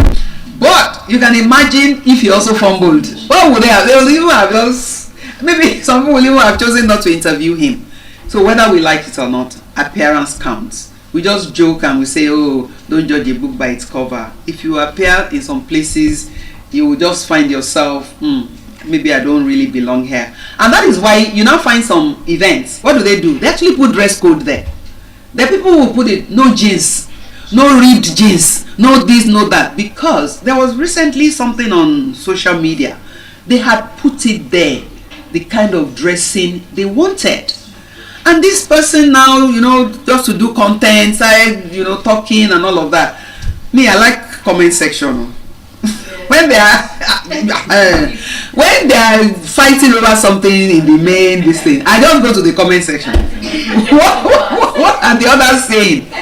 But guess what? Most of the others say, but they have their rules, and it's at the door. So you cannot, because you want to just do cheap content. The way they went on and on about that, and I was like, okay, if the Gen Zs are thinking like this, maybe old school like we should just take it like, because people really lambasted her. They said, "Do you see the way they dress there?" They said they don't want bare shoulder, mid-rib and all of those ties. They wrote everything there now. So you now want to do social media content, you start abusing them. Of course, to even go to that kind of place, there's some places in this Nigeria, you don't enter anyhow. I remember many years ago, some ladies came to ask me that they want me to join a special group of women. I'm like, okay, who are the members there? They listed all the members there. Oh, and I knew most of them. Until they slapped me with a 10 million naira entry. No, they ask you because they think you have that kind of money and you have that kind of class. It's an honor. I told them, I said, it's really an honor to be considered for the membership of this prestigious group of amazing and kiniko women, blah, blah, blah. You can conclude for yourself. Now, you want to join? Should I give you the... You pass. So another thing really is that we communicate in everything we do. Communication is the third one. So I've gone through values, your appearance, your communication. And when we talk about communication, it's not the standing here and blowing pra pra pra pra. No, how you appear, how you do your things. I always give an example. There was a day I was driving, I think it was a Sunday, and there was this beautiful car in front of me. I had admired the car actually. Oh, lovely car, nice. Until I saw them back up. They were just dropping things out of the car. Immediately I just said, even my likeness for the car faded. Because honestly, they didn't leave a very good impression of themselves with me. So your voice, yes, I agree, is the most powerful thing you have for your branding. But please, in every other thing you're communicating. When the lady was speaking about, you leave a place and it's dirty and all, I had this terrible habit. Even when we come here on Saturdays for classes or for our Saturday Eloquence club thing, I will not leave this place with a piece of paper on the floor. And I didn't put it there. But the way I see it is, they're going to rate me as one of those who came and left this place untidy. Yeah. Nobody's going to say, oh, no, that was her own chair. They'll just say, and then, you just hear the murmurs and you know that you've been roped in. I will clear it. I will clear it. I'm like, no, even the registrar will say, no, Mrs. Shrema, it's okay. They will come and clean it. I don't want to be a part of those who left this room like this for you. I would rather that we leave it, clean and tidy. Now, in communicating with your voice, please always ensure that you use it to lift others. It's very, very important. Be clear, be warm, be courageous. If anybody as much as steps on your toes, have a word with them. I remembered in one of my jobs, I had a boss. When they transferred me to that department, people were sad for me. I'm telling you. People were saying, hey, have you heard? They said, Mr. Shrema should go and work with so and so. Ha! If it's me, ha! Someone will come. Hey, Mr. Shrema, sorry, oh. Ha! That guy, he's tough, he's difficult, he's this. I said, don't worry, I'm sure we'll sort ourselves out. Guess what I did when I got there? How many of you want to know what I did? So let me go on. When I got there, I knew him. I had seen, some of those traits in him before then. So when I got there, he arrives very early in the morning. I also arrived very early in the morning. And so I asked him, I said, I'm glad to be in this department and I look forward to working with you. Since we both come early, I would like for you to give me maybe about 10-15 minutes so that we get to know each other closely, since we're going to be working together closely. It's okay, can we meet now? I quickly carried my things, and when we entered, with a very nice smile on my face, I said, well, we've seen each other, because it was an open office, so you see everybody. I said, we've seen each other maybe for the last 2 years across the room, but that doesn't mean I know you. Now that we're going to be working together very closely, I'd like to get to know you. What are the things that will give you joy on this job? What are the things that you don't like? And you'll be amazed. He went on and on about them. For me, they were not things that I could not handle. Guess what? We became the best of friends. Not even only that, the wife became, I used to tease that, who is who now? My wife comes to the office and the first person she's asking for is Mrs. Shrema. You must find your way around it. Many of you here, you're probably still at that point where you may not even have gotten into that level of working in a proper office. Maybe it's still NYSC or something and you're still going this, that. No. Whoever you're going to work with, that person becomes part of your job. In fact, that person is your number one job. That person is what? Your number one job.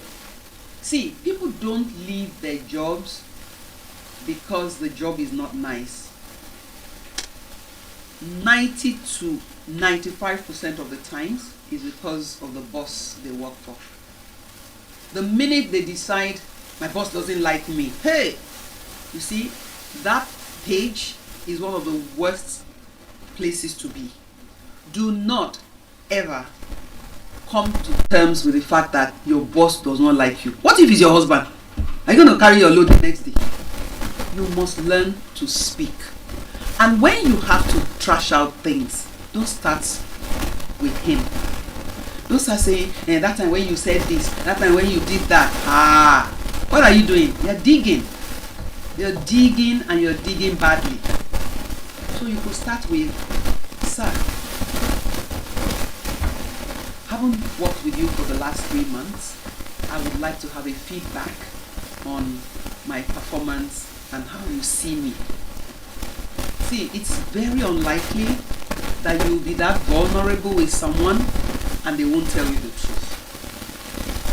I remembered a particular guy. He was a Man U person, and somebody who worked with him will always come every day and be talking about. In fact, sometimes they'll be making fun of, let's say Man U loses a match. They will now be making fun. Is that person? Do you understand? Your boss is part of your job. You need to know the thing. You can do your likes outside of that office. He doesn't have to. You don't have to rub it on his face. I had an experience once. There's a gentleman, every time he comes into the office and he needs tissue paper, he comes to my table and he takes it. So one day somebody now called him, come, what's your problem? Is it that you can't buy tissue paper? How much do they sell it? I'll never forget his reply. He said, you've missed a point. Coming to Mrs. Shermore's table every time I needed tissue paper gives me joy. Because when I get here, we'll wrap a bit, we'll gist, then I'll go back to my desk.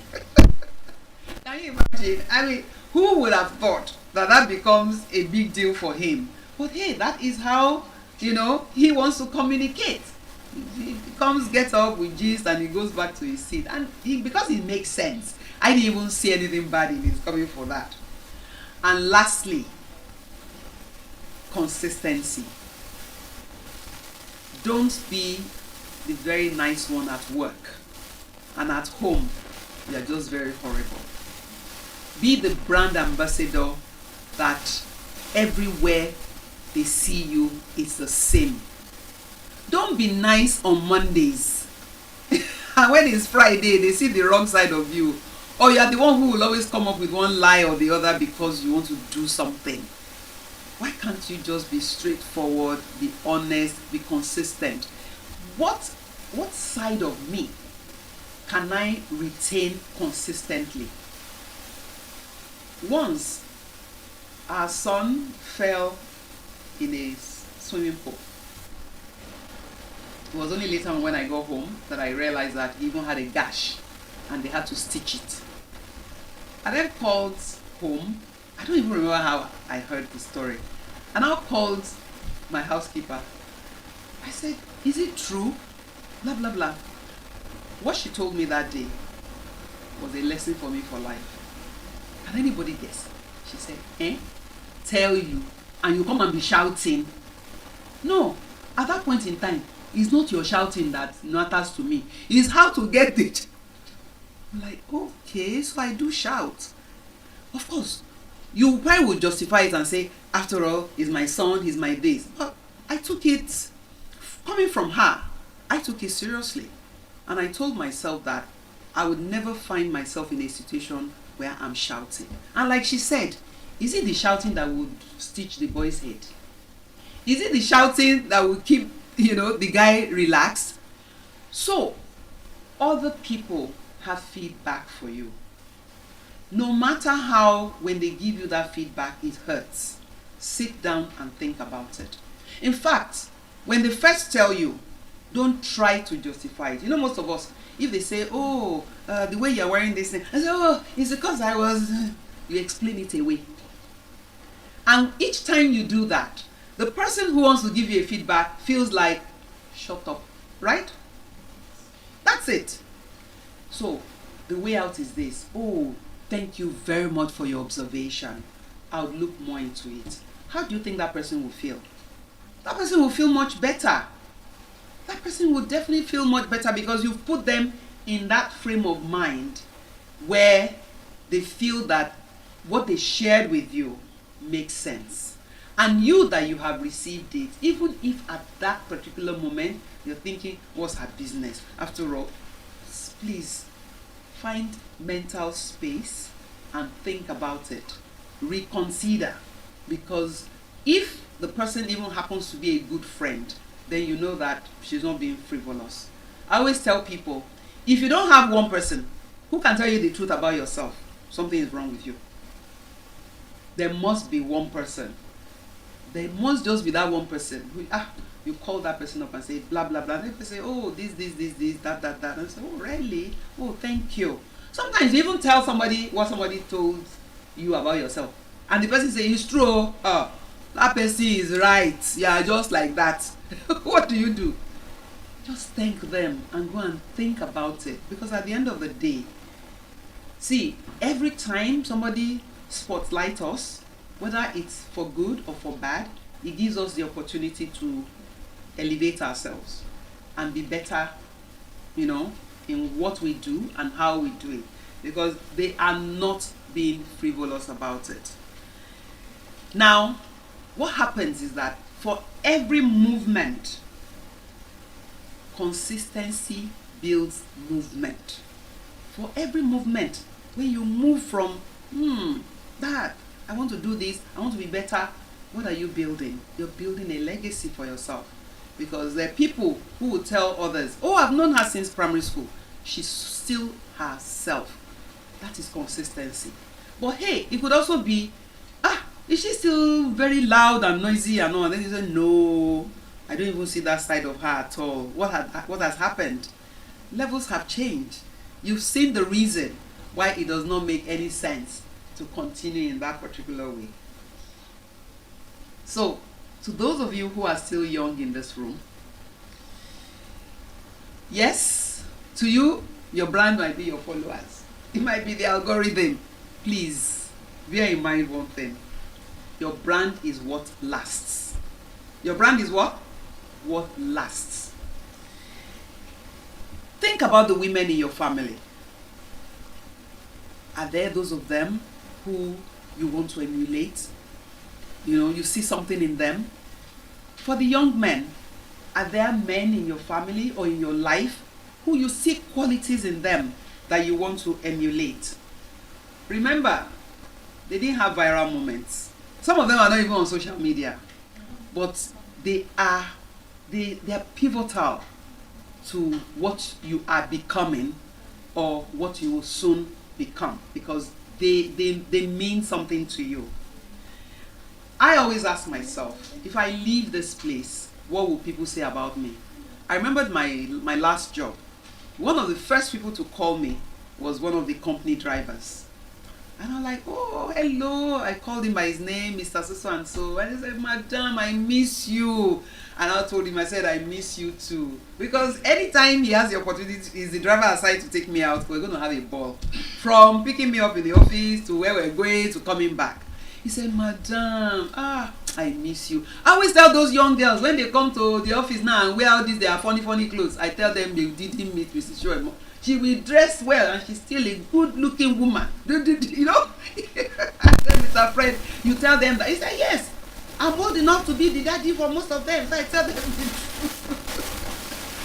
You know, I said, well, I feel honored that, you know, you have missed me and you're able to call me. And I'm telling you, until maybe 2 years ago that I stopped receiving his call, we still spoke. So always ask yourself, what would outlive you? If you leave a particular place, what would they remember you for? Would they remember you as that person that is always agitating and making noise and, you know, probably setting the whole place on fire? Now, every morning, before the world gets a chance to define you, you need to define yourself. You need to remind yourself in the morning, what are my values? Ask yourself, how do I want to appear today? Prepare your words with care. Make up your mind that you're not going to use bad words. It might be tough at the beginning, but I tell you, at the end of the day, it's going to be worth it. When people say that words are like eggs, because you can't pack it again. You say a bad word to someone, and that particular thing haunts them for a long time to come. You probably even get to hear, and you don't have the courage to call that person and apologize. I was wrong. Please forgive me, it won't happen again. It's not going to be written on your forehead.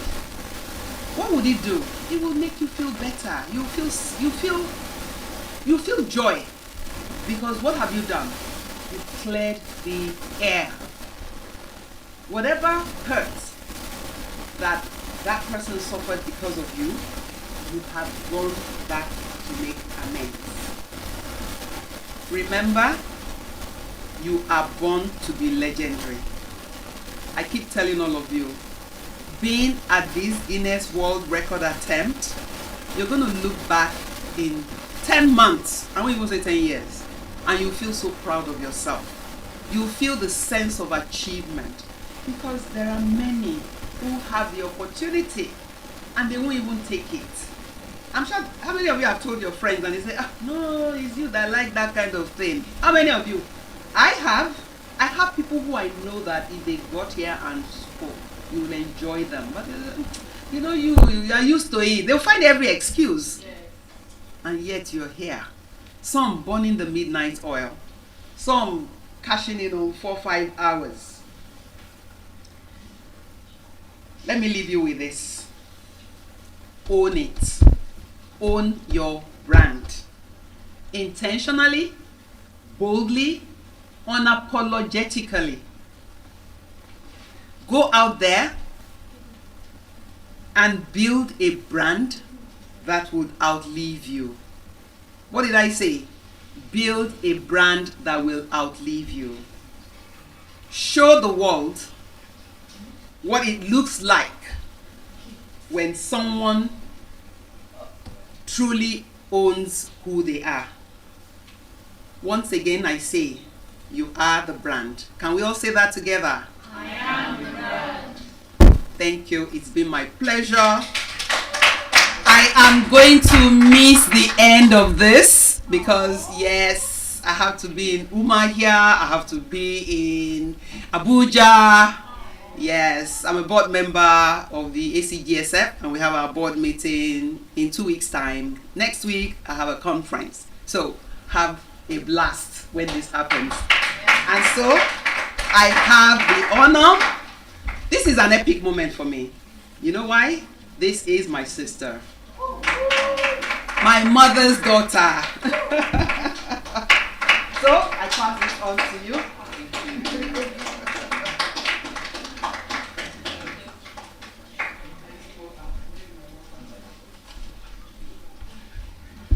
Wow, that was really very enlightening. If you haven't checked what Google has to say about you, you definitely should. Today I want to talk about opportunities. How many people here are looking forward to a wonderful opportunity just to scale, to get better? Can I see your hands out, please, again? Thank you. Thank you very much. And I really do wish that you get the one that aligns with you. What do I mean by that? In reality, not every opportunity is yours to take. Not every opportunity is meant for you, even when it appears that it is. Now, what do I mean by that? On paper, everything could add up. You know, you tick this, but yeah, is this? Yes. You're trying to grow your business. Is this a better location? Yes. Will it give us visibility? Yes. You tick all the boxes. And yet, something does go wrong. Now, let me even ask you a few simple things. How many people have, anyone here who's tried to leave the house? Maybe, you know, it's like your umbrella is either looking at you or somebody is telling you, take that umbrella. And you look outside, excellent weather. Anybody here, you can relate. Exactly. Excellent weather. There's no need for an umbrella. And what happens? It rains. It rains, it pours. And you realize that even if the weather forecast assures you that there is no chance of rain. And we're not even talking about the UK now, because in the past, it was the UK weather that they used to say was not predictable. But it happens here. So that simple one about the umbrella often is like we now say no when a suggestion comes to us, okay? That's a missed opportunity to actually, you know, to keep ourselves maybe dry. So, how can we tell when the opportunity is not really our opportunity? We're going to come back to that at the end of it, but I'll give you a few hints as we go along. You know, when something comes to you and you start explaining it, no, I shouldn't do that. You know, if I do that now, and no, this is the best thing for us to do now. You know, you have a conversation with who? With yourself. You are arguing in your own head with yourself about either why you should not do this or why this is what you should do just now. Now, many of you may not know that. Oh, did I even introduce myself? I'm Oluseyi Abdullahi, and I am a business development coach. From my experience starting to teach people about crafting, different types of crafts, I realized that when they decided to make businesses out of it, they needed to learn how to make a successful, profitable business out of it. And today, what I'm actually sharing with you is something that veers a little off what we're told. We're told, no, go for visibility, grow your brand, seize the moment, strike when the iron is hot, and so on and so forth. Except that visibility doesn't always mean bigger. Visibility is not always about success, because sometimes there are other things to take note of. And what do I mean by that? With my experience at the Enterprise Development Center, that aspect of the Lagos Business School, I have had a chance to meet with entrepreneurs. One particular story comes to mind. There's this very talented lady whose business seemed to be just about to, expand.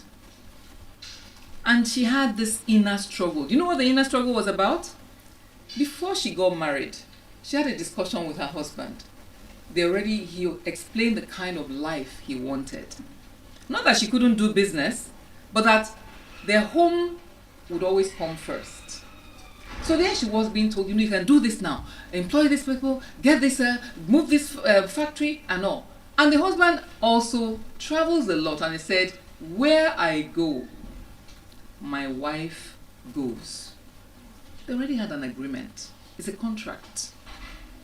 Before one decides then that just now, this business, if you can just do this and that, you get this grant, you grow. What about that? So she found herself in a state of inner turmoil, unable to take the opportunity she was being asked to take, because she realized that in doing that, she'll be doing what? She'll be going against an agreement that she had at home. So there's some opportunities that come that way that they're not yours to take, because the cost of having them is not really worthwhile. And let us also realize one thing, that all these assumptions that once you just do this, this will happen. In business, and in those days, I don't know what they teach now in economics, but they say,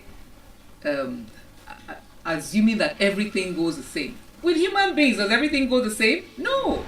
We often have differences that actually affect what we're trying to do. Now, I want to tell you something. This is not a story I read about, that I'm now just telling you. I'm telling you from my own personal and very painful experience. You see, many years ago, when the first branch of Crafties was doing well, we thought that the next best place to go would be Victoria Island. And not just anywhere in Victoria Island. Victoria Island has popular streets. So we had Adeola Odeku.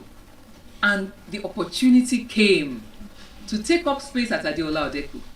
Now, when we started off in the GRA in Ikeja, there were a few other stores that are there, and they were going to move to this same venue. No, tell me, didn't this look like a perfect opportunity?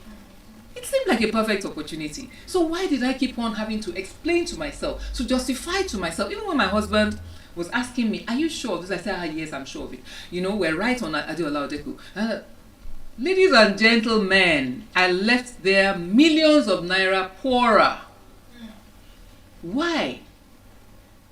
The first caution should have been when I started trying to explain and justify to myself why I wanted to take that place. Because it didn't leave me in peace. Right there, I felt a bit uneasy, and I looked at it. 1 + 1 was equal to 2 in Ikeja GRA, and so therefore, it had to work in Adeola Odeku, forgetting certain things. That the Victoria Island of my youth, because I grew up in Victoria Island, is no longer the Victoria Island we know now. Many people don't live there. Most people work there. And what it means is that they go home and they're also not there at weekends. And so we opened this store, but that wasn't even the problem. Do you know what the problem was? The company that actually took the building branded it in their own colors. So when people, even though we had a huge sign outside that listed all the companies that were in there, people didn't come. They'll still come to Ikeja GRA and argue with us. Where do you say you are on Adeola Odeku? See, it didn't take long before I knew that we had to get out of there. Now, why? Because in my brain, and if you're a business person, you better be working figures in your brain, or at least be looking at figures. I realized one thing: money was always going into the Victoria Island account, but nothing was coming from it to add to the general purse.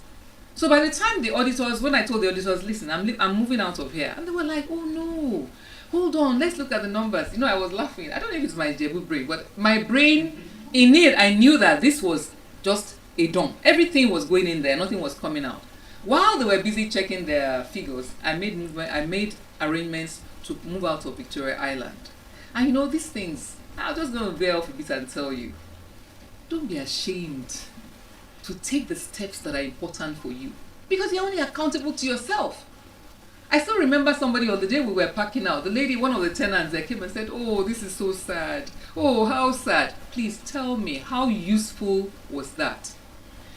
I'm looking at a situation whereby I have incurred a loss, and somebody is standing there when I'm packing out and saying, oh, this is so sad. It might just be her own way of trying to express that she was sad, but I didn't need that.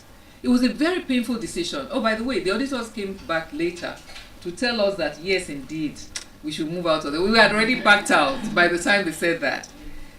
And what was the problem there? The problem was that the key factor that all of us here have is that gut feeling. There's this sensing in the pit of your stomach.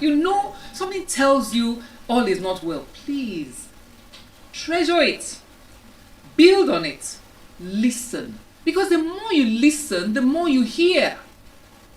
It is what will tell you, oh, I'm going to such and such a place today, and someone says, oh, that package you want to take to so and so, carry it along. And then once the argument starts, and you now say, no, now, she lives in Surulere. What will she be doing in Victoria Island? And lo and behold, you get to Victoria Island. Who do you see? That same person. Now, I'm talking about it now in terms of business.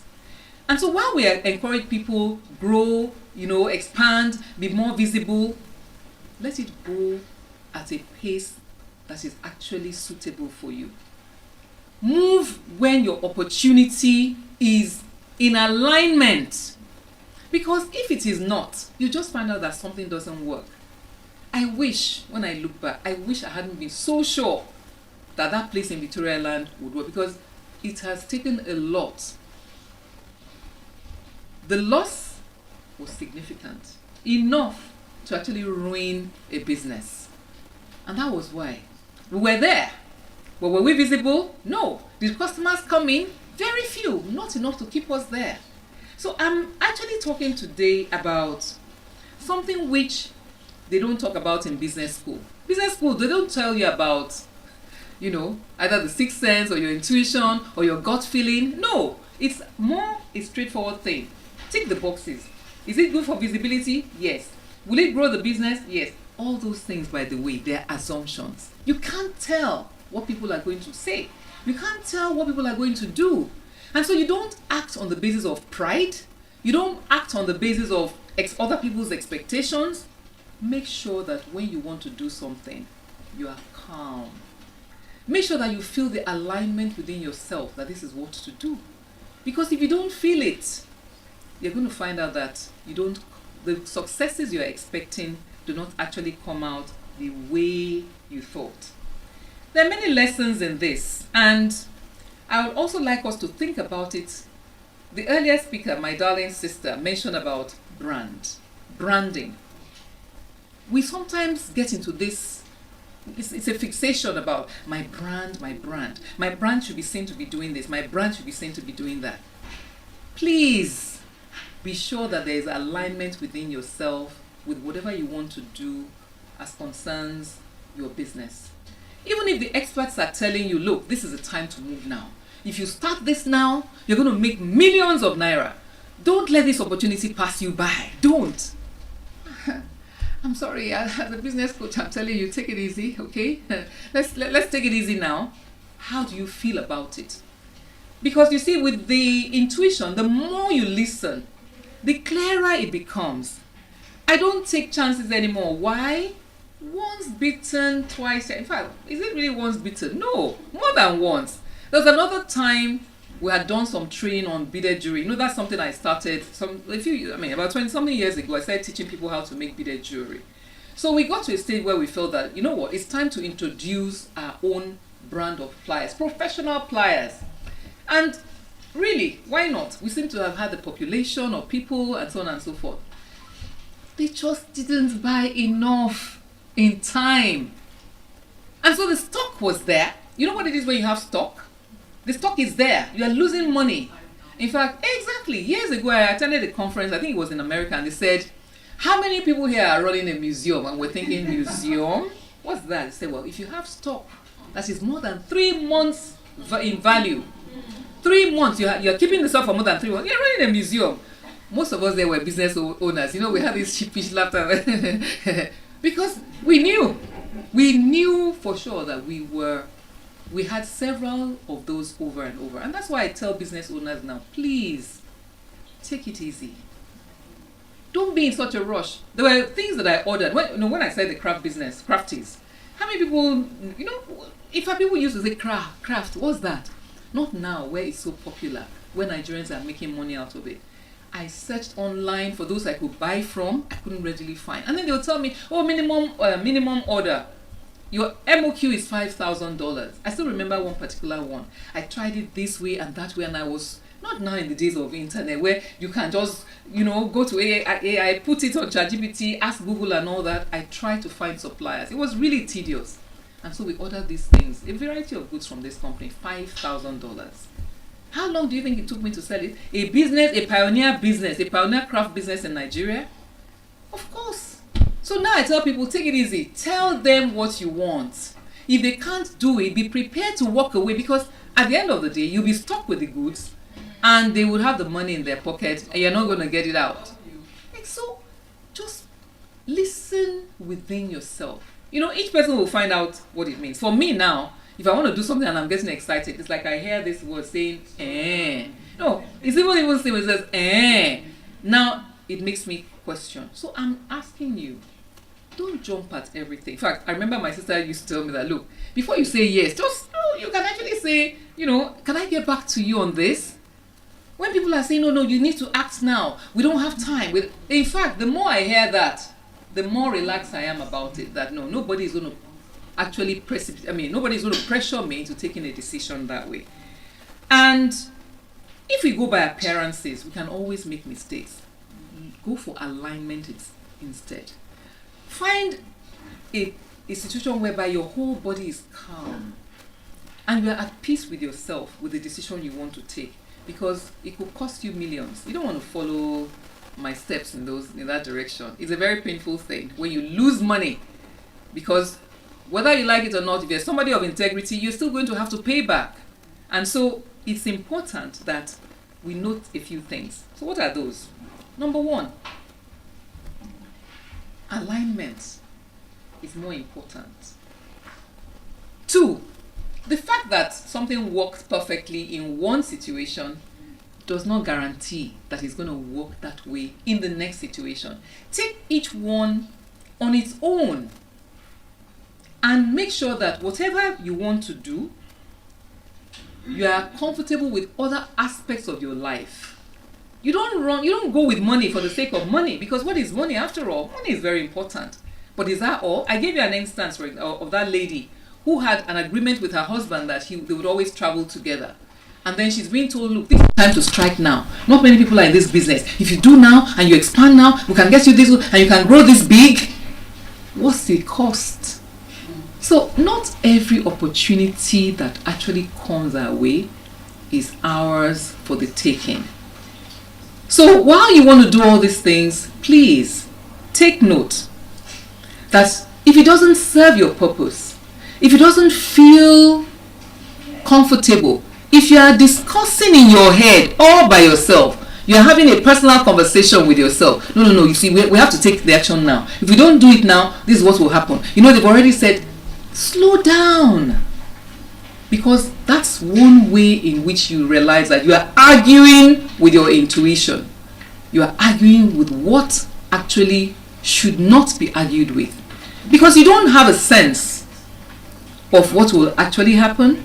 And trust trusting your gut feeling, trusting your intuition has been found to be very beneficial to most people. Now let me tell you about something else we do. You don't convince yourself that yes, this is actually it. This is what I need to do. No. Relax. Take yourself away from the situation. What will happen if you don't take that step? What will happen if you take that step? Are there any 100% guarantees? If there are none, why do you want to do it? So, if it's not flowing, if you're not feeling it, if it doesn't come to you as something that you need to do, that you don't need to have a personal argument in your own head about whether the time for it is ripe or not, then please wait. Because the time for that opportunity may still be in the future. And all that strike while the iron is hot, opportunity only knocks once. Please, opportunity doesn't only knock once. There are many times, many things that can open up for you. And my wish for everyone is that in realizing that not everything that is available is for you, you will take the right steps. Whatever you want to do in life, whatever business or whatever aspect of your life it is, you will do just what is necessary. And I'm rounding up now. I just want you to note this. Clarify within yourself what will bring you peace. Clarify within yourself what will make you happy.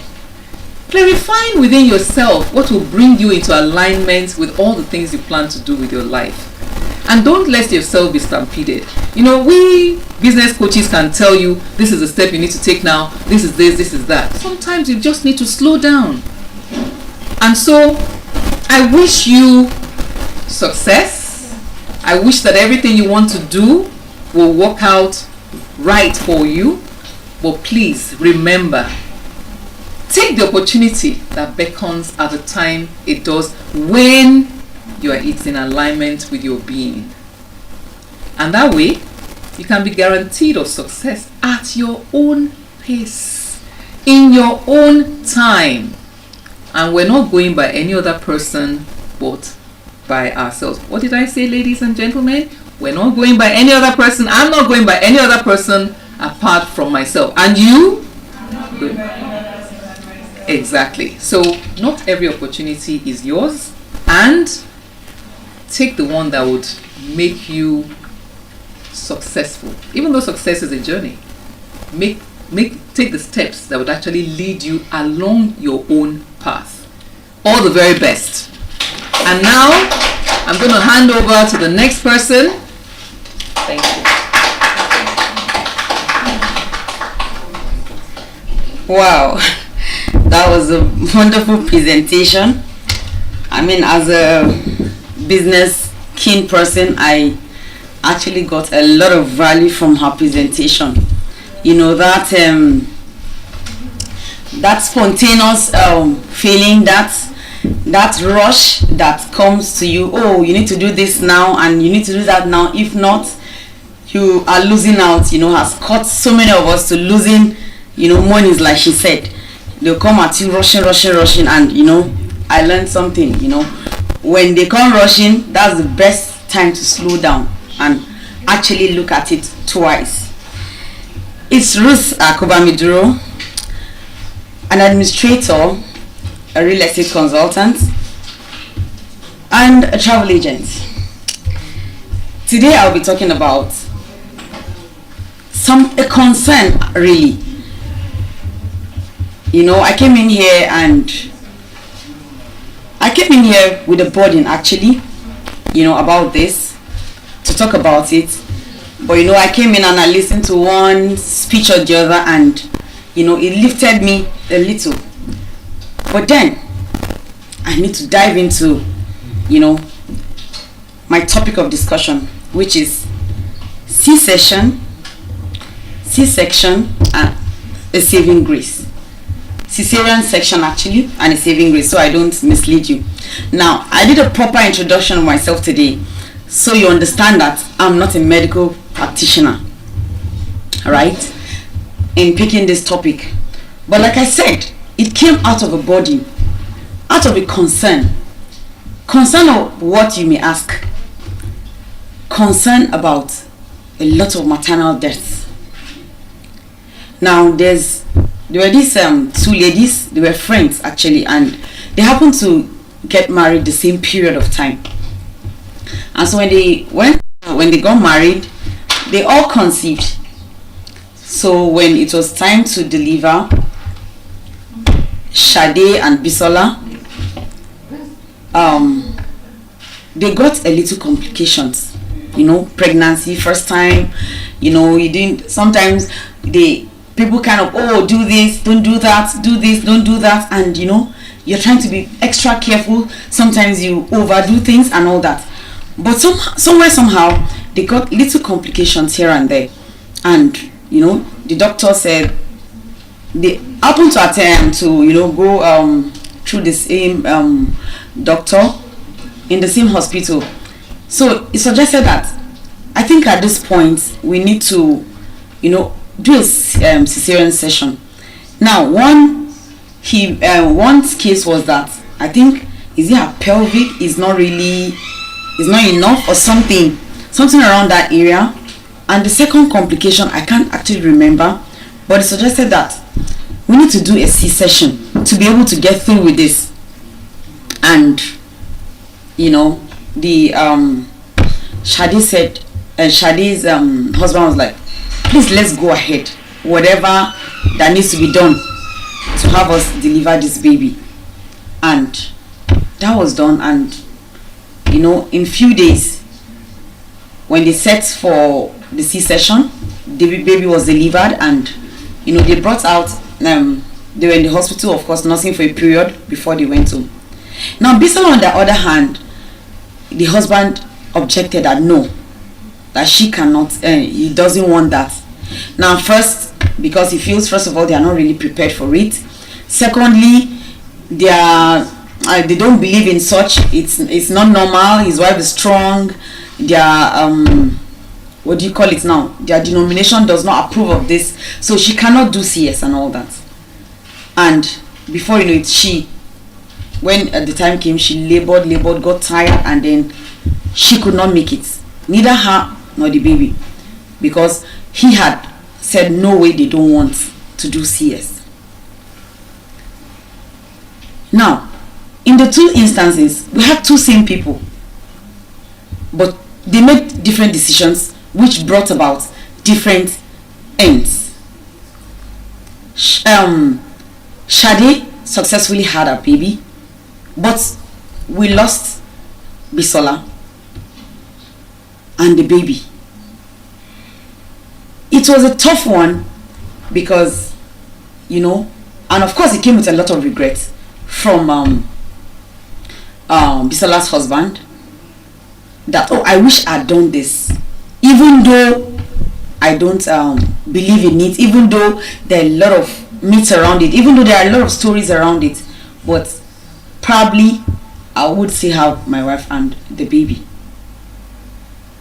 Now that is just one thing.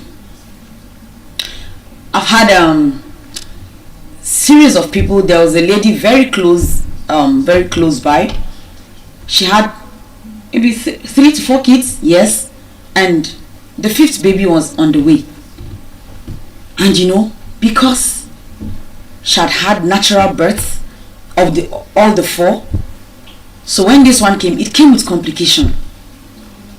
I mean, with pregnancies you have different kind of complications, and you know, they are like, she had 4 babies now, which one is CS? She cannot do CS. They don't do CS. Instead, they will go to their prayer house because they don't believe in it in the first place. So they are not having that. And that's how they left the hospital and they went to a prayer house. Is prayer bad?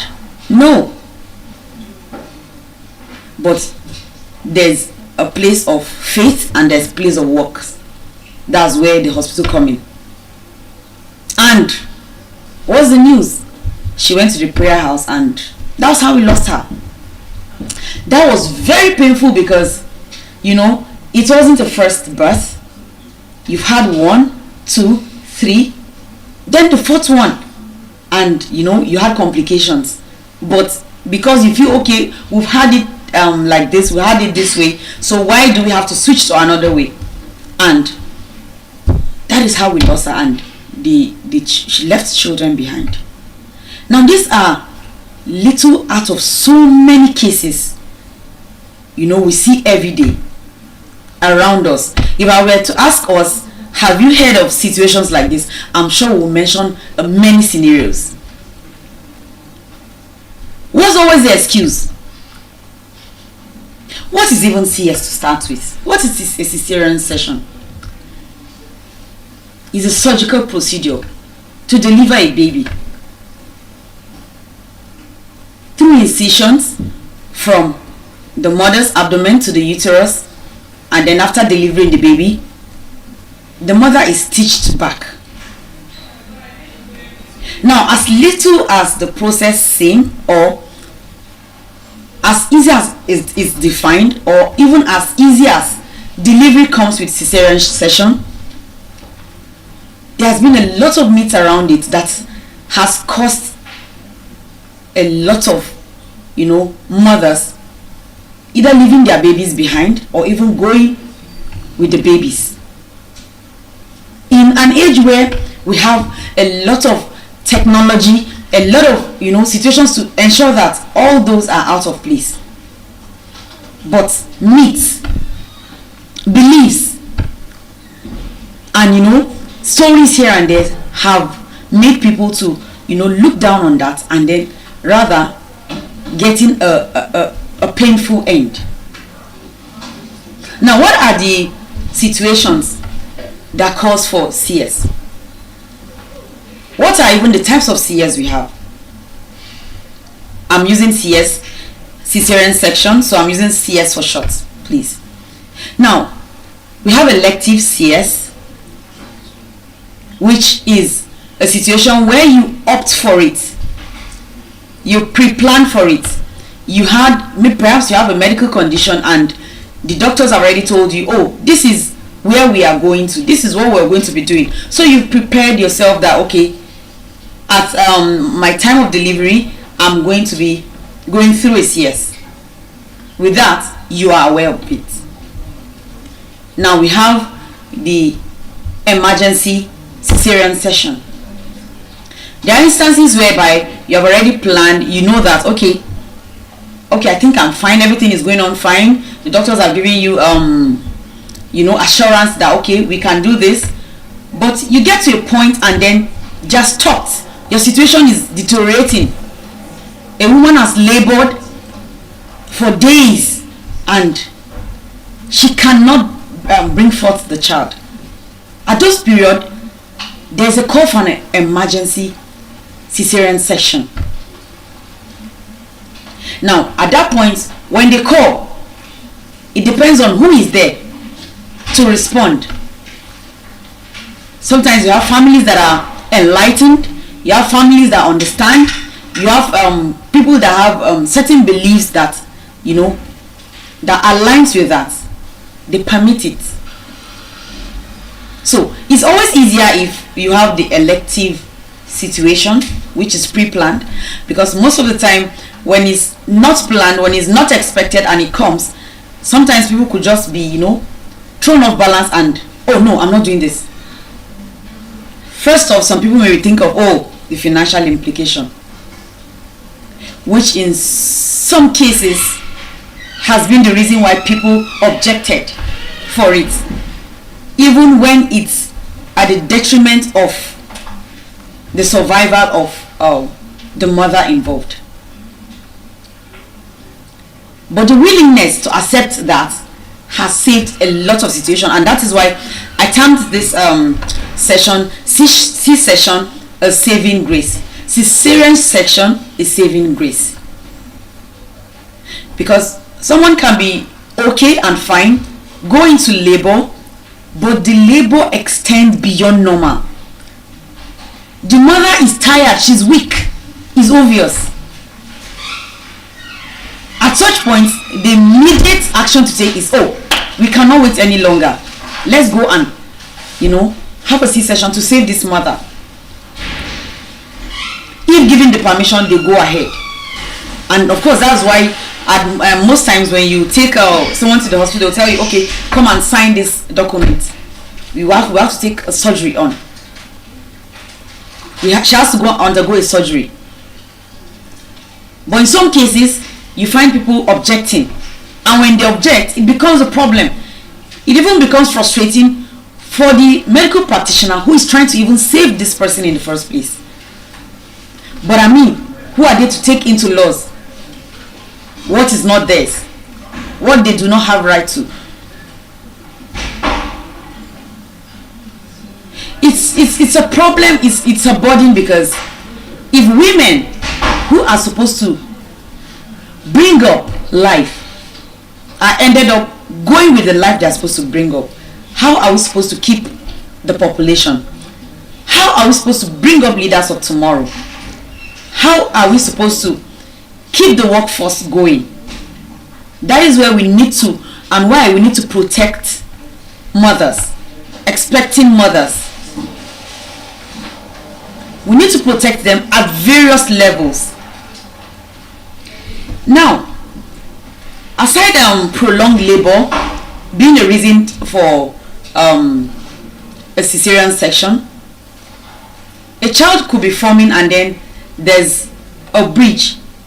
Perhaps the child is meant to be upside down, and the child, a scan is taken, and then it's seen that the child is in a different position, which of course they cannot take natural delivery of that child.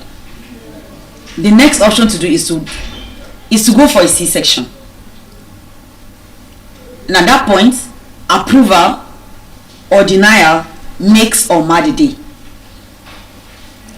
Situations where C-section have to come in.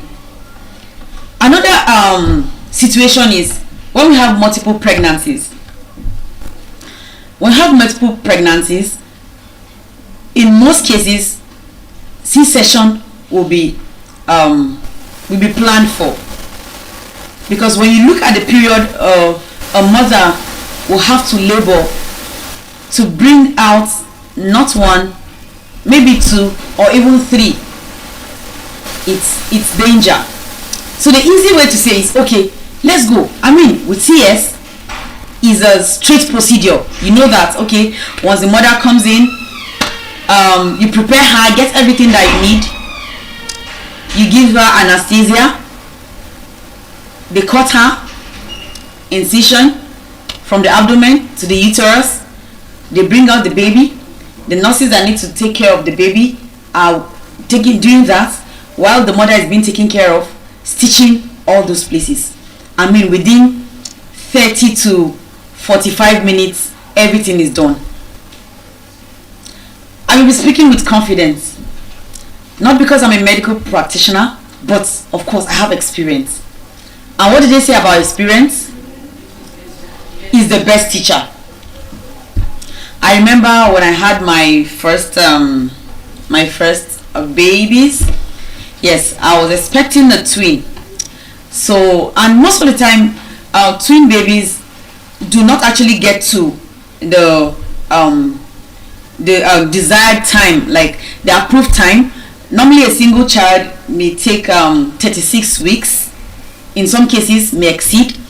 But with twin, once the baby starts getting to 30, 32, they are already preparing for the babies, and they are monitoring and watching.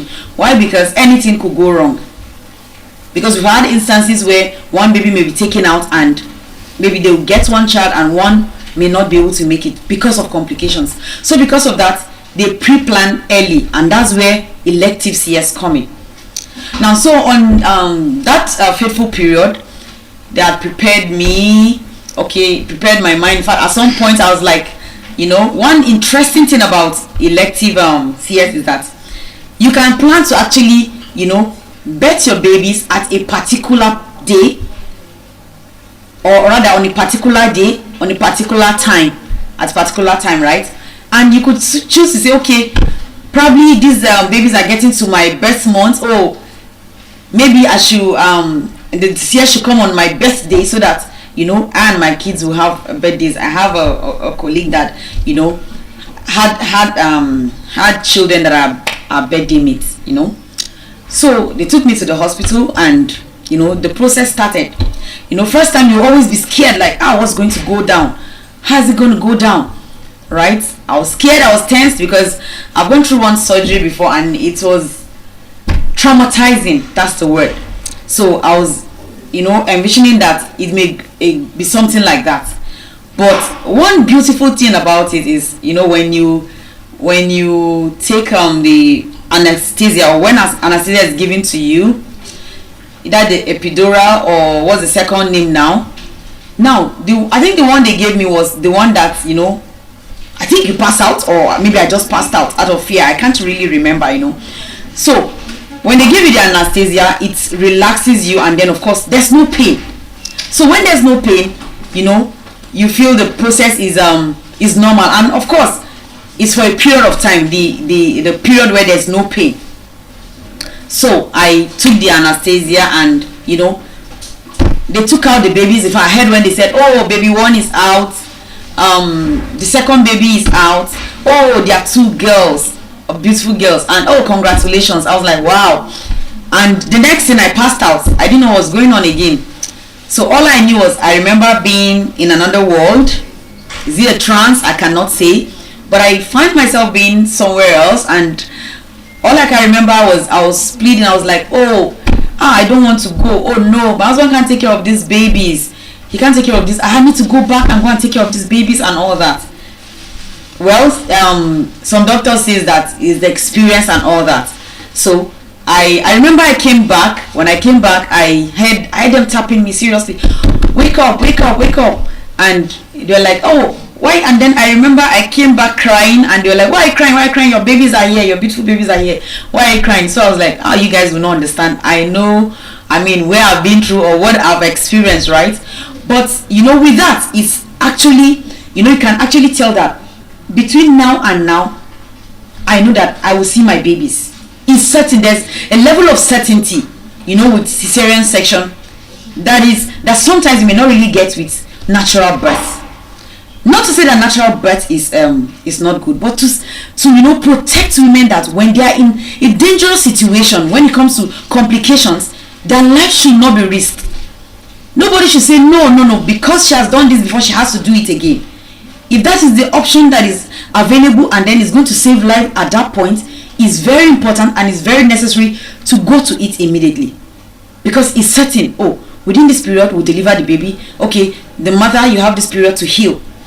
You have helps here and there to help you, with the healing process, and then you're fine. A woman could go into labor for days, and then the child is not forthcoming. 3-4 days, something that in 45 minutes, in 30 minutes can be done with and forgotten.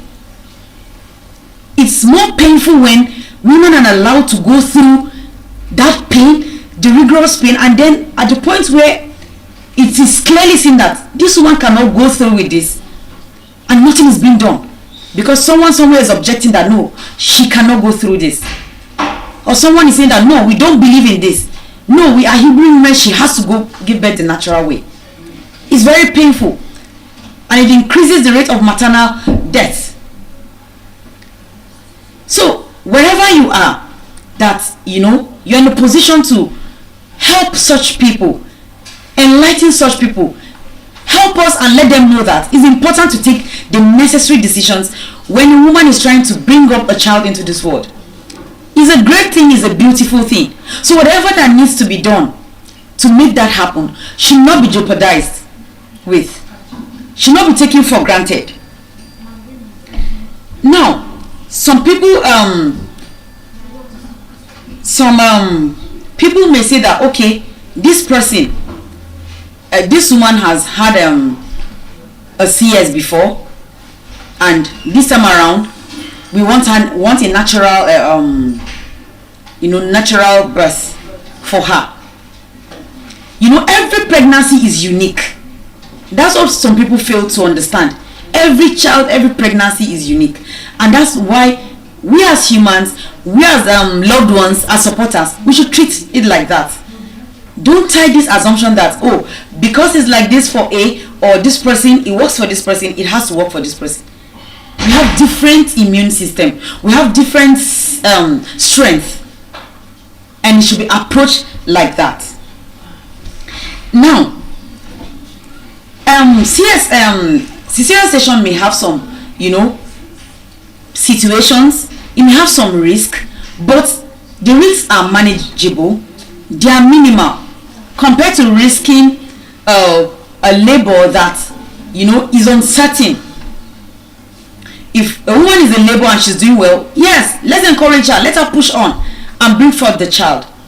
But at the point where we see that it's not going fine, whatever that needs to be done should be done to ensure that that mother, that child is saved. You can have the risk of infection, the risk of blood loss. Yes, sometimes when you go through C-section and probably this period take a while, your blood may go down a little, but of course with little dieting here and there, you could recover. You may not necessarily even take an extra blood, but of course they always encourage people to donate blood to ensure that if there's a situation like that, a blood will be given to the mother, right? And then of course it's obvious that, and then we all know that with natural birth, healing could come as fast as possible than cesarean section. But of course they are all manageable situations, and it should not be relegated. It should be encouraged, especially when lives are at stake. Now, like I mentioned, the advantages of cesarean section, first is it saves the life of the mother and the child. Recently, when you go online, when you go to the internet, you find a lot of disturbing news about mothers and childbirth, and you wonder what's going on. It becomes a burden. At some point I'm like, and you don't want to even blame people that say, oh, I don't want to even have kids because of some complications that may arise, even though it's not always all the time, but they are all there. A recent story of a woman that had, in fact not a woman, a doctor that had triplets, but they couldn't save her. And I was wondering, what could be done? Where did it go wrong? Because it's always very painful. I can imagine, a lifeless body imagining, oh, what will happen to my kids? The disappointment, the pain that will come to that mother. So why shouldn't we do something to help save both parties? Save the mother, save the children, and everyone is happy. We are growing the society. We are growing leaders of tomorrow.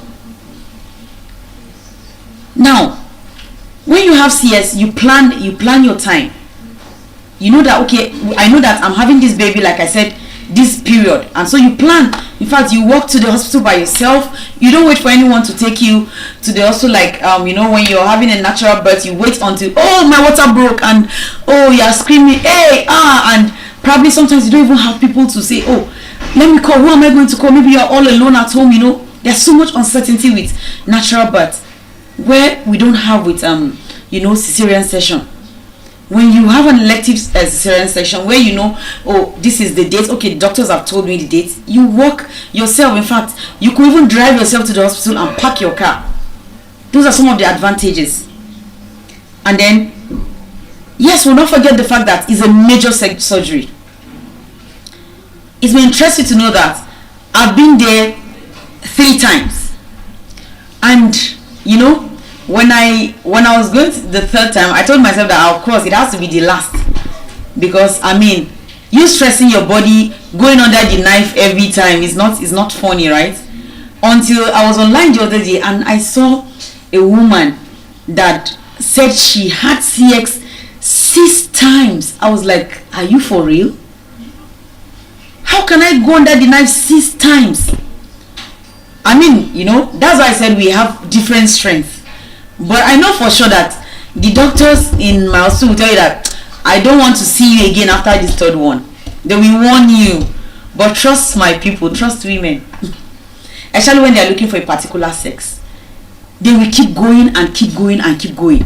Not minding, the consequences. As long as, oh, I want to achieve this, I must get a male child, I must get a female child. So they keep risking their lives. But the smart ones, when they get there the third time for any reason, if I had my way, I wouldn't have gone the third time. But you know, if they get there the third time, they'll give themselves brain and say, no, we have to seal this deal, no deal in that area again, because I mean, you're risking your health. I wouldn't want to take that. So it's a major surgery, but very importantly, when it is planned, you know, it's just like saying when you have a health condition and you are aware of it, it's very easy to maintain that health condition. It's easy to manage it because you are aware of it. But lack of knowledge of a particular thing is what most times, you know, takes us unaware or disrupt us or destroy us. But the moment you have knowledge of a thing, you know, you prepare yourself both physically, mentally, and you're ready for it. So the same goes. Cesarean section actually give you time to plan. It helps you prepare to, you know, have your babies. In fact, surprisingly these days, with technology, with education, I see some women even just naturally saying, without complication or anything, they'll be like, I want to have my babies through cesarean section, because it's easily predictable. You can predict it. Many people are going for that option, and with that, you now wonder, if people will do that, where will some people still be, you know, having meat? Where will there still be meat around cesarean section, which, when it's a saving grace to mothers, expectant mothers? Now, there's this myth that every woman that, you know, gives birth through cesarean section is a weak woman. I mean, who says that? Why is somebody even thinking that? When you see women bouncing back, if they were weak, do you think they will have the second baby through the same CS and even go the third time? I mean, that beats that. They are never and will never be weak women. But it's a myth that is, you know, scaring a lot of people and making them, you know, uncomfortable to go ahead with that, you know, process, even when the medical condition calls for it. Now, some people have this myth that doctors want money. That's why they are always in hurry to, you know, recommend cesarean section. Who says that? We have a lot of medical conditions that have unalived a lot of women, because some people feel, oh, they are doing someone a favor when they do that. Yes, it's quite on the high side, we understand, but you know, when you know it early, especially when it's not an emergency situation, when it's elective, you would have planned towards that. You would have prepared your finances, you would have prepared yourself mentally.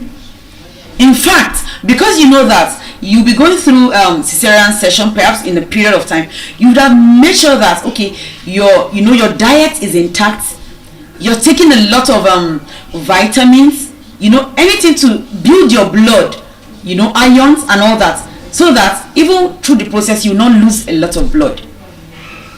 So it's really a myth when you think that a doctor wants your money, so because of that you will not go for cesarean section. It would be wrong to think that, and that is why we are here.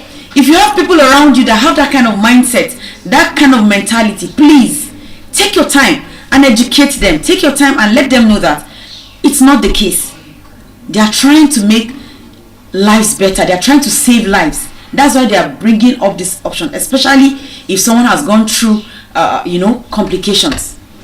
Now, some people say that, okay, after you cannot go through natural birth after a cesarean section. We have several women that after a cesarean section they have gone to have their babies naturally.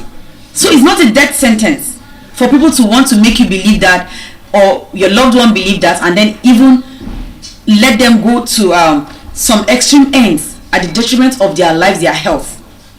It's a myth. And then, you know, some people say there's no pain in cesarean section. Yes, there's no immediate pain, because of course you have anesthesia and the pain is off for that period. Of course, when it's you know, goes off, you feel the pain.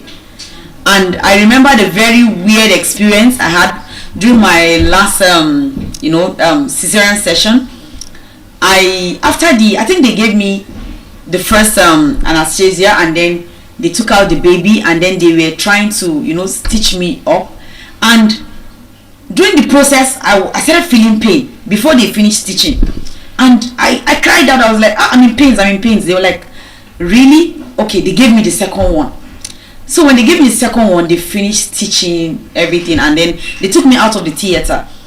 And the moment they took me out of the theater again, I was in another kind of pain that I could not really explain. But I guess I know why, right? I didn't know why then. I had actually gone in just within a year, and which it is advised against. You're not supposed to, take in a year after, take in within a year after a CS, right? So after this surgery, I was like in excruciating pain. It was that day that I could actually define what it means to gnash teeth, while crying. I used to just hear about it, I used to just read about it, but I knew that I went through that day. I was crying and I was grinding my teeth. But these nurses looked at me, this one, you're not serious. As in, they've given you 2 anesthesia. What do you mean? Twice. I'm like, but I'm in pains now. So like they were not taking me serious. They felt like I was like, how can I be acting up and be crying? Like, seriously, what am I trying to? Whose attention am I trying to drive to myself? I remembered I cried for like 45 minutes before they looked at me. They're like, okay, I think at this point now we can, do something. And that's when they now gave me another, I don't know, maybe it's a lesser one or something, and then I dozed off. And when I went out, I felt normal. So of course this the session comes with pain, but depending on the situation. But there are always ways to manage these situations, right? So there's this myth also that they say that CS babies are not, they are not usually strong or healthy. It's another story. They're always very healthy. They're always very strong. Even babies that are naturally giving birth to, at some point they may have issues. They may have jaundice, that they'll take them to incubator and what have you. So there are also normal children, like children being. In fact, you never can even tell when they are seated in class. How would you even say that, this one was giving birth to? Because it's not the case. It's just a myth that makes people don't want to accept a particular thing. And the last one here is people say that after CS a woman cannot be she cannot work, or she cannot be a good wife. That is another foul story, right? It's not true. A woman that has CS will bounce back in a short period of time, and then go back to work, go back to being a good housewife and all that. Now, why is cesarean session a saving grace? From all I've been saying, you will note easily that it's actually a saving grace, especially with the rate at which we lose mothers to delivering of babies, especially when they are insisting on natural birth. So it's very, very important that in our own little way, with this knowledge, we educate other people, because it has saved a lot of people, while some people rejecting it have actually lost out on it. They've lost out. If you have the strength and then you're medically sound to go on with natural birth, please go ahead, don't relent. But if that's not the case, don't hesitate to say, I want to go through cesarean session. Prepare for it. Yes, it may not be as you may not have prepared for it. It may be expensive, but look at the end goal.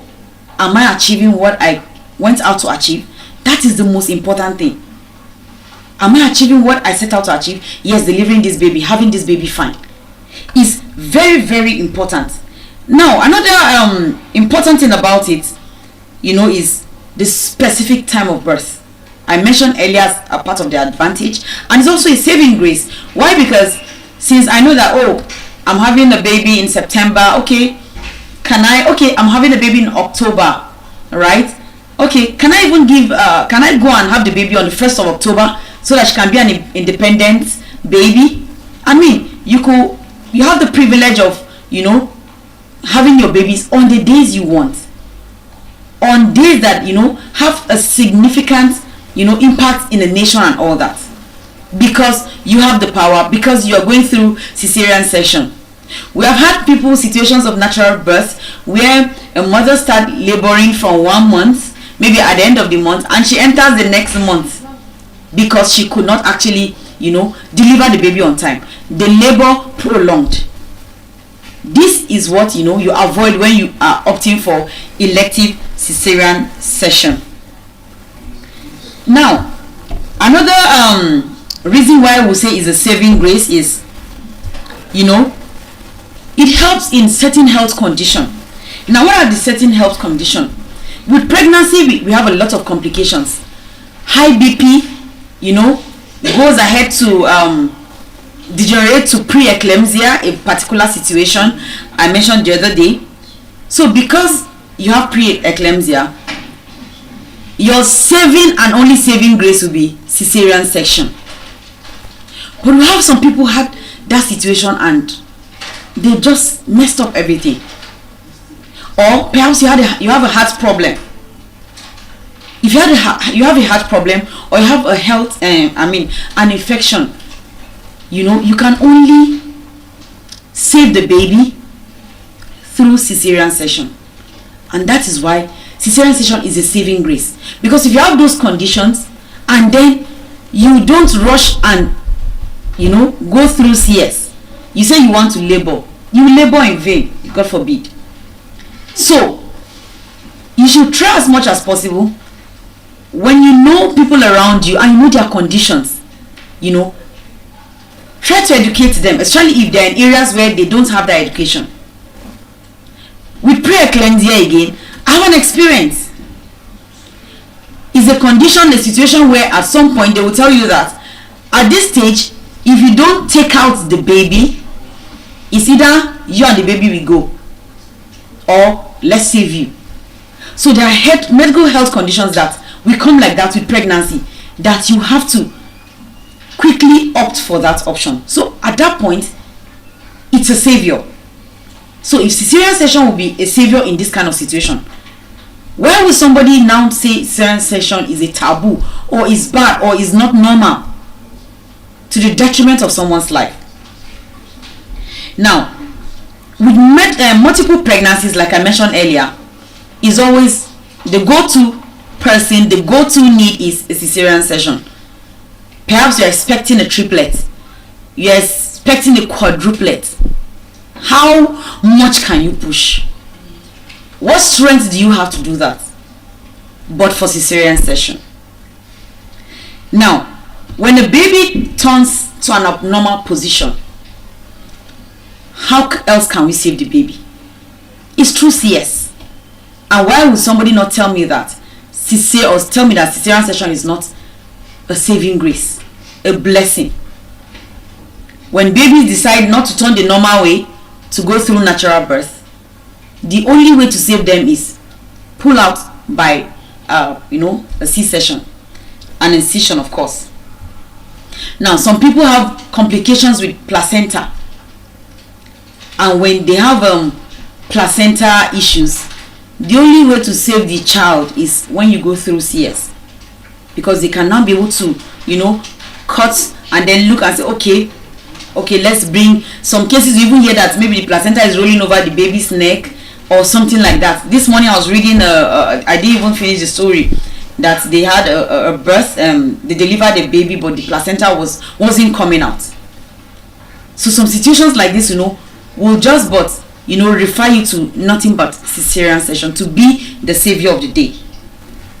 And of course, like we mentioned earlier, when you have prolonged labor, why would somebody be laboring from day 1, day 2, day 3, day 4, and the baby is not forthcoming?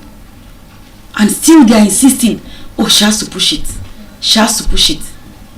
Perhaps the family, the doctors may advise, no, we have to do this thing. The family say, no, she has to push. She has pushed before, she has to push now. Oh, in our denomination now, we don't approve of CS. So she has to push it. And before you know it, the mother is running out of strength. She's running out of blood. She's weak and she's almost giving up the ghost. In rare cases, they rarely make it. In most cases, they go with the baby. And in some cases, they manage and push out the baby and they don't make it. Why make them go through this pain if we have the power, we have the capacity to keep them both alive? With just a section that will just take between 30 to 45 minutes, 1 hour at most. But this is the reality. This is our reality, not just in Nigeria, in a lot of African countries. Now, after all said and done, childbirth is very important to human continuity. That means mothers are very, very important. Then, expectant mothers are eggs in our hands. And it's our duty, first as individuals, to see how we can help them go through this period, this process with ease. It's our duty to see, oh, how can we help them in our own little way, in our own little knowledge. Sometimes we may come across situations where a mother, expectant mother, is laboring and we are the only ones there. What do we do? A story was told the other day on social media of how police men were passing and heard the cry of a woman in the bush, only to discover a mad woman trying to bring up a child, trying to deliver a child. Do we have to get to that level to save them? We should be human enough to save expectant mothers. If we even see that a woman is expecting and then she's not mentally healthy, I think it's the little thing we can do is have a facility where we can take such mothers and nurture them to be able to get that baby safe and sound, even with the mothers. But they roam about the streets, even to the point where they have to go, just deliver anywhere labor catches them. And God in His infinite mercy just let things like that, come with ease. So it's very important that at our own little level as individuals, we see where we can help these expectant mothers. But beyond individuals, what's our government doing to help us achieve that? Government, mothers bring up leaders of tomorrow. Mothers bring up the workforce, the manpower we need to build our nation. What are we doing to protect them? What are we doing to help them go through this process with less pain, successfully? When you have everything all planned out, it's easy to manage pain. But you can imagine that you're going through that process and then you have issues to battle with. Is it the financing? You hear stories of men that come to the labor ward and they tell them that, oh, your wife cannot continue naturally, we have to rush her for a CS. And when they call the money for them, they disappear because they cannot afford it. Our government, what can you do to this? Can't we have a situation where nursing mothers, we have the privileges of having expectant mothers have the privileges of even going to have their babies for free, because they are bringing in lives to the world, because they are bringing in the workforce, they are bringing in leaders of tomorrow. That one that we are letting go through that pain, that at the end of the day we don't know whether the child will come up alive or not. Do we know what that future of that child is? Our government needs to create that opportunity that even if is not going to be for free. At least people have opportunity that, okay, I can actually walk in and have the baby and have a payment plan. If I don't have insurance, if I don't work somewhere that I have a health insurance, that will go a long way to reduce the number of deaths we have when it comes to expecting mothers.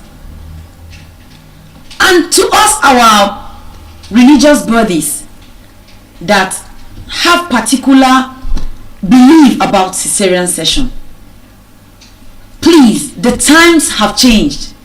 We have a lot of technology to keep people alive. So let's not waste those lives.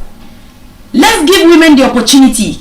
Let's give them the chance to experience other methods of birth, especially when they are in difficult medical conditions.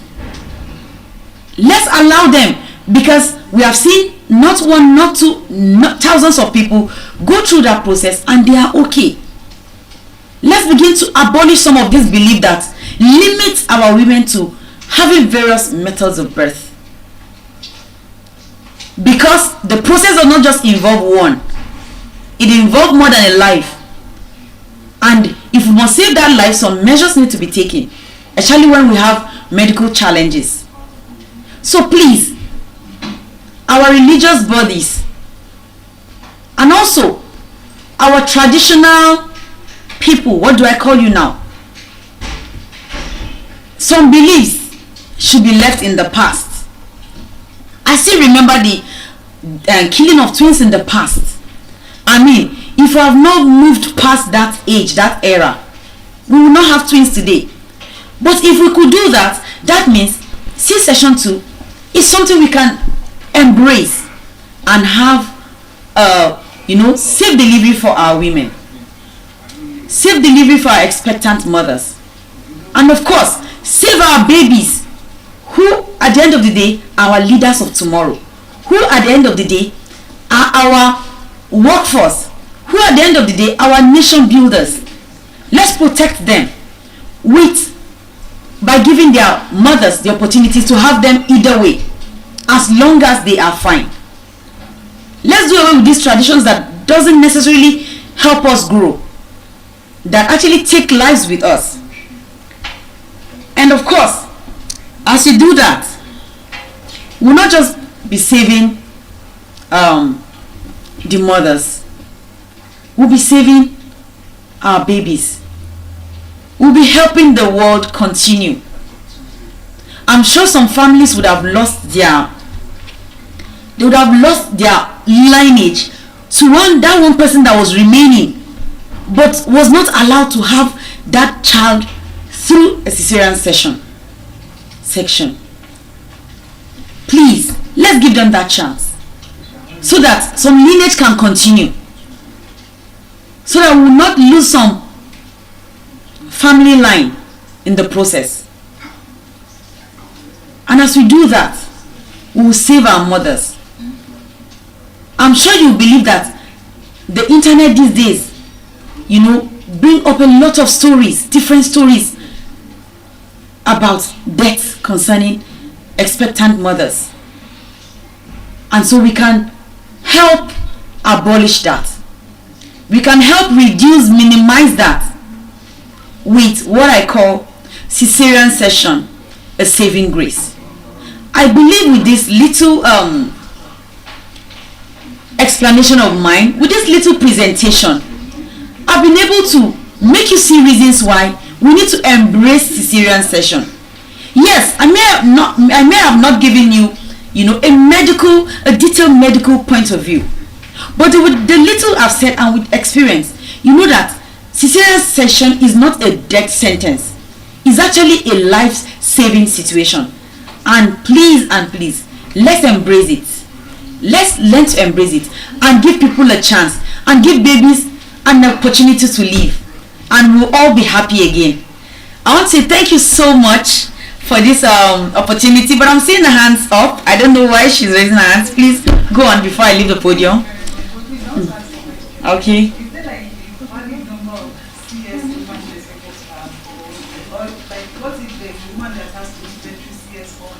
Okay. Yeah, so like I was saying earlier, doctors will tell, and I've heard severally, they'll tell you 3 marks, right? They advise that you shouldn't go beyond 3. But you know, I just told you now that I saw someone that said she went through 6, and I was shocked myself, because I was imagining how she got the strength to be going over and over again. But medically they will tell you 3 is fine, 3 is okay, so that you don't stress yourself, go through the pain of cutting, stitching, because whenever they cut the stitch again, and when they come again they go back to. And very, very importantly, before I leave this place, don't go to unprofessionals to do these sessions. Like I said, it's a major procedure, and so whenever you want to go through a session, please go to a government approved hospital, go to a big teaching hospital, go to big hospitals, because that is where you'll be well taken care of. You will not just have one doctor on you, you have series of experts to take care of you. Not to a one-man hospital where it's only one doctor that will give you anesthesia, it's only one doctor that will deliver the baby, it's only maybe the same person that will take care of the baby and take care of you at the same time. Please go to a very big facility where you'll be well taken care of, and then at the end of the day, everyone will be happy. Thank you very much for this wonderful time and for listening to me. At this point in time, I want to pass on the mic to the next beautiful speaker. Thank you very much for that wonderful section. I really learned a lot. So we have heard what she said. If you have the opportunity, you can do it. So good evening, Africa.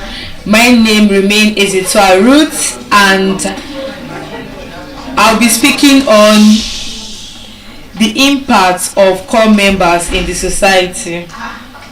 The impact of core members in the society. So, the core members in the house, can you raise your hand up? I'm a core member, so I believe we are supposed to know the impact of core members in the society. And most of us that have not gone into going through service, we can know that okay, these are the impacts, and those that are currently doing it, and those are PCM that are aspiring to be a copper, you can see that these are the impacts of core members. So even you are there, you are feeling like I don't want to go for service, I think with this my few points I'm going to list there, that you're able to motivate you to go for service. And for our PCN that is also ready to enter camp or probably start serving, this is what you'll be expecting, and these are the impacts you're going to get. So our number 1 impact of core members in the society is education support. Okay, education support. If you know that you are currently serving and your PPA is in school, can you raise your hand up? Your PPA is in school. Nobody. I think there are some core members, they are not here, but it's fine. I'm currently standing here. My PPA is in school, and I'm happy that I'm serving in school actually. Although I'm an education student, which is English education, studying English education, so I'm already in the setting teaching. You get. So I feel that it's not really difficult for me though when they gave me my posting letter that I'm being posted to a school. So when we are talking about education support, many core members serves as a teacher in rural or on the certified schools. When I was in camp doing our 3 weeks, last day in camps, I feel the last day in camps always tears, souls and laughter. Some people will laugh, some people will laugh, some people will jokes, some people will like mocking the other people, some people will be crying seriously. They'll be crying a river. I was asking myself, why is all this crying last day of camp used to occur in camp? Because I didn't even understand. So I later noticed that most people are actually crying for something. Ah God. Okay, I think it was the last day in camp then when we were doing our passing out parade. Then after the passing out parade, people were giving their posting lecture most core members, because I actually camped in Osun State. I'm a Lagos core members, but I camped in Osun State. So those that camped in their state of where they're being posted, we were able to give them hard copy of their posting letter. So we that were not core members of that Osun State, we're expecting our own in the. I think our own was in the portal, which is the dashboard now. So I meant to see our own posting this in the dashboard. So when those that are core members, they are serving in Osun State, they were giving the hard copy posting letter. I saw one girl crying seriously. She was seriously crying. Everybody like sorry. So I think, what is going on? Why is she crying? Like, I don't even understand. Why is this girl crying? Guess why this girl is crying? Because she was being posted to a school. She was being posted to a school that is crying. And I found out that most people are avoiding schools by all means. Why are you avoiding to teach in the school? Is it that you are not proud of yourself being a teacher, or you can't actually impact knowledge on students? I believe you're actually coming from a school, you are a graduate for that matter. So I believe your teacher have imparted knowledge on you. The teacher have taught you a lot of things that are meant to know. And for you now to now pass this knowledge to students, is that finding it difficult for you to impart this knowledge on them? I feel that you are not confident of yourself, or probably you don't know what you went to school to go and do. That is just it. Because I don't know the reason why you are avoiding school by all means. Thank God though. Your own is school. Your own has finished. You will teach and tire. And the worst part is that they'll be saying all this thing. You say you be feeling somehow that if you just want to go and change it by all means, not because if this thing is something else, like it's do and die affairs. They'll be like, let me see your post letter. Is this school? Thank God I was posting in a company. Small, not a small company. I was posting this. I was like, they want their year school like this, they'll be pitying you. In fact, you have turned your name in their list. It will be in the list as one of the people that will be pitying, because they feel that you are going to go through hell while you are being posted in school. Even people are doing working their stuff because they don't want to avoid school by all means. Well, because even me I'm even in the profession of teaching, I feel like, so am I supposed to be, this one people are crying about teaching, so what will I not do? Will I not cry a river? Because I don't even understand, because I'm already in the setting. So we core members are mostly posted in schools and probably the rural areas, and they feel we are serving our country, right? So why are you, it's just for a 1 year something, so why are you avoiding it? It's just 1 year. Before you know, the 1 year has reached. Funny enough, I don't know when I even started. Now it just went 2 months for me to end, to round up. 2 months for me to round up. Like, I think even my staff was not like, when you even start this game? Before you even when you even close and open, you are done. Teaching is very, very good, to be sincere. I don't know why core members are avoiding it. So we are being posted in this rally because they want us to impart knowledge on these people. They believe we are fresh graduates. They want us to impart knowledge on these students. And the fact that we are serving our country, we don't have any decision to make that you are not going to teach in school, because you are serving and you are being paid allowance at the end of the month. You think 77k is a chicken change? How many people are earning 77k in a month? Do you think everybody are earning up to that amount in a month? So let me tell you, some people, 77k is a hot cake. Let me tell you, you have to be proud of it. So we that we are being posted in school, try your possible best to do it, because that is the reason why we are being posted in school. So we are meant to impart knowledge on students, to teach students on things they are meant to know, the techniques, what they are meant to do as a student, to encourage them. That is why we are there, to teach them. most students out there, probably the public schools, because the most core members are being posted in the public schools, they know the reason why they are doing all these things. They feel we can actually impact on them. They feel we can undo them. So that's why you see most of them will be like, auntie, I want to be like you. I want to be wearing copper clothes like the way you are wearing it. I want to be like you. So like if you feeling, you get. So it's very, very good to teach as a core members.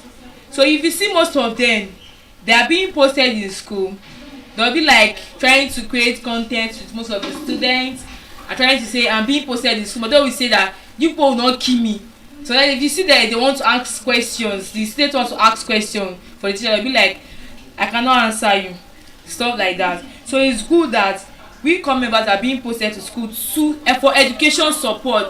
We made that even when we are posted in school, you feel like they already have a teacher in charge of a subject. We are just like assisting these people. Do you get? Just like we are assisting the teachers. So we are just like helping the country, trying to make a better leader. We are trying to grow a better leader, to make a better leader. As you are helping serving your country or serving Nigeria, you are also helping the future leaders. That's why are being posted in schools. I know that the population in schools are much. Population in schools are more. That mostly 100% of core members, 90 are being posted to schools because they feel they actually need us there in schools. The population are much, and we feel that we are building a future leaders. So they really need a lot of attention. They really need experience. They really need impact. They really need encouragement. So they also feel that if you are being a core member, you wear your uniform to your school, your students will be like, they want to be like you and other things. It's also encouraging the students to work harder, to encourage the students to read their books so that they can be like you. You're just like a role model to them. You're just like a mentor to them. That I feel that even when I went to my PPA, when I went to submit letter, because I've not wearing my compass clothes to my PPA before, so I went to my PPA when I submitted this letter. They submitted to in this World Guinness Records. They submitted it. They were like, Miss Ruth, you're looking good. Uniform is fine, fits you. So I want to be like, and I said, thank you. It's part of encouragement. If you students that they are lacking behind their study, if you that I want to be like Miss Ruth, definitely for me to wear this uniform, I gotta work harder. I gotta do my assignments, do my projects, and become a better version of myself for me to wear that uniform. So it's part of encouragement. You just display like a role model to them. They improve student learning, especially in subjects like English, maths, and sciences. So if you see these core members are being posted in school, they will ask you, probably your employer will ask you, what subject are you good in? There's no you tell me that you are not good in any subjects. If you tell your employer that you are not good in any subject, you feel that you don't know where you went to school to study. Do you want them that you are not good in? Just forget the fact that you did not emphasize on probably on English or maths or science courses. But there is no how you'll be good in one subject. At least you can able to teach the student once you see the scheme of work or probably topic. So healthcare center.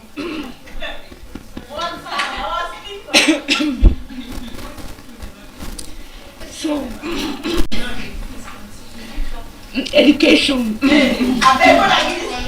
So these are the things that we are meant to do. You get. So we are meant to improve on all these things. And we talked about the English, maths, and subjects. So we believe we are good in all these subjects. So you are meant to do it. You get. So it's very, very important. So even when I went to school, when I went to my PPA to my PPA, they were like, what are you good in? Although my discipline is already there, English education, so they feel that I'll teach English in the school. You get. So there are other couples that do not go into this education profession. They will like, what can you teach? I can teach this one, I can teach that, I can teach that, I can teach. They will give you the subject. They believe that you are good in it and you're able to be teaching this student. So even if you are you cannot teach, you have not taught any students before, try your possible best to accept that teaching. Improve yourself. It will help you in your communication skills, and help you to able to stand boldly in public, or can able to speak with people. So I think it's from classroom it normally starts. It's from little before you start seeing yourself globally speaking to people. You get, if it's that type of person that you're not confident of yourself, you don't speak in public. If you are privileged to do your service in a school, grab it by all means.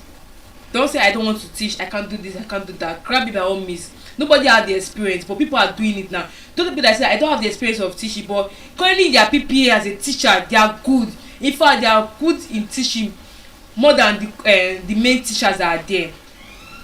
That is just it. It's when you have started exhibiting that skills in you, or probably bringing it out, you feel like, okay, actually know how to teach, but you don't know that you don't know how to teach. It's because you don't want to give yourself the opportunity to do that thing. That's why you feel that you're always bringing yourself too low, that you can't teach. So core members are being processed to these schools to impart knowledge of these students, to encourage them, for them to motivate, for we to motivate them so that they can be like us. Then we talked about number 2 is another impact of core members in the society, healthcare services. I'm talking about healthcare services, like our doctor in the house, or the core members actually. You're still a core member. So you were being posted in PPA to a healthcare center or hospital, right? You see, so most people that were being posted in the healthcare center, probably hospital, because they study doctor, nurses, you see that they were being posted there. So they are assisting these people. So instead of you to waste your 1 year service doing not you're not having your experience, they're able to post these people according to their area of discipline, according to where they think they're able to learn some certain things. So him as working as a core member in this hospital actually helped him to develop more on himself, probably to know more things that he's not aware of.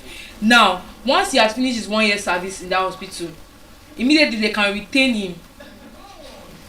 If they feel that he's type of person that is serious, or probably he knows his work, he knows his worth, they will retain him immediately.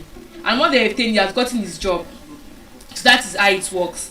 And now it's not be like a film to him or a surprise, or it's not like this place is a strange place. He's already in that setting, because his 1 year has helped him to learn these skills, to learn how to operate on the patient, or how to go for theater and other things.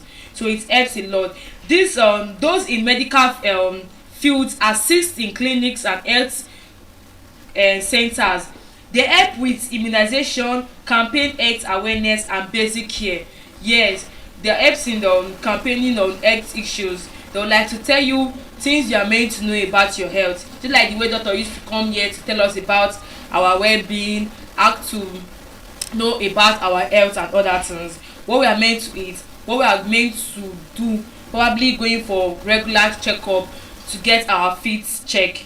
Then you see that most nurses will come and also tell you about the experience they have had through child labor and all that, just like the way the last speaker said about CS. That is not something, it's not it's not like the first accusation people talked about CS stuff is not really what it matters. It's something that can help you and also help the baby too.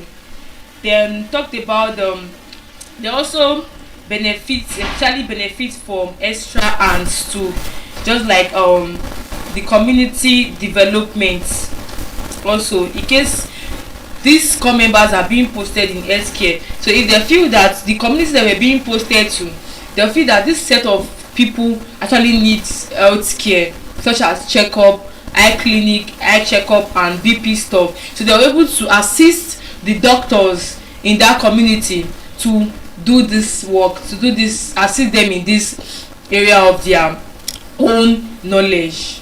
So it helps a lot. You see that free checkup in a community or in a village, core members are the ones doing these things. common members are the one mostly they feel that they just want to take a project. Okay, we want to do this thing. We want to take a free checkup for so probably 100 villagers or probably 50 villagers. I remember when I was in school then. When I was in school, I think it was the nurse students.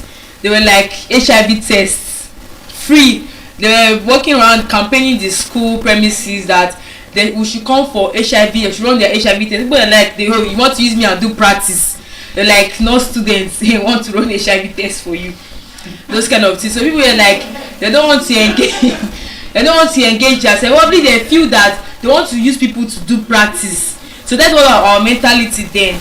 They also want to use us and do practice. If they're not good, they will not be experts in it. They're using us to do practice. What if they're not choke us on that needle?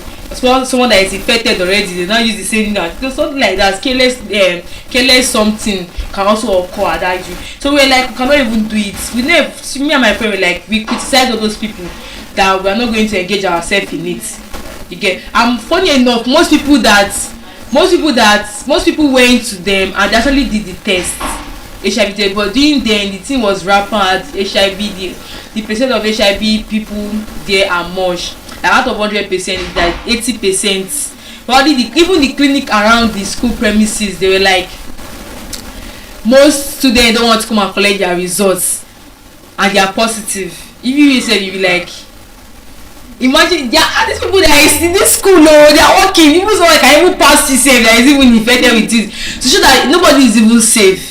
And that is good there. No matter what, just be checking yourself regularly. Be checking yourself, even if you don't engage yourself in unprotected cells, or probably not even unprotected cells too. Sharp objects can also be affected. You can be affected in so many ways too. So that is good to check yourself regularly, to always keep yourself fit. You get? So all these things, it's not like those nurse students, they don't know what they are doing. They're actually helping most coming back because they have gotten the information about students having infected with this virus. So they want to help students to be aware of their health. So they feel they want to, it's a free something actually. So they just want to help people to know their HIV status. You get? Whether they are positive or they are negative. Because most people that are working out, they don't know that they are positive. They feel that it's not written on the face. In fact, you might not be seeing the symptoms. It's when you have reached a certain stage, you start seeing the stuff. So for you to reach that stage, it's better for you to know on time so you can correct it on time before getting to that stage that without, if doctor just I'm sorry sister, you just have to go for counseling.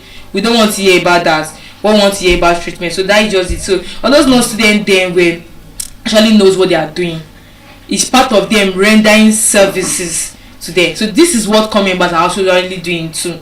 You see, mostly core members are being posted to health center. Then just a few core members within themselves, they will organize a free healthcare checkup. They just have to take permission from their superior, probably the guy in their midst, for them to take on this process. So to see that core members are really impacting in our society. They are really helpful. You see, most doctors don't really have that time to go for free healthcare checkup, and you know that most of these communities they can't provide health checkup payments for themselves. So they feel that anyhow they see their life, they will just take it like that. So they don't really have that money to go for hospital. They feel hospital is always about billing, paying. Even to get a card, you must pay. To even just one step, you will pay. Anywhere you find your leg, you will pay. So they feel they don't really have that money. So thank God for core members that has come into the picture for them to give this free healthcare checkup to these community members out there, to show that they are really impacting. For those that they are currently serving in healthcare center or the hospital or probably nursing stuff, you can able to see that if you have done this thing, bravo to you, and if you have not done it, please you guys try your possible best to try to do it. So our doctor, you're hearing me soon. Alright, thank you for that. So please you guys should keep it up, and to show that it's a part of experience actually, and you don't know the kind of blessing you're getting from these people, you don't know the favor you're getting from these people. For to save a life, do you know how much it's worth to save a life? Even outside country, if you save a life, they'll oh God, if you should save a life, the kind of reward they are going to give you, to show that actually saving a life is very, very important than you earning money every time.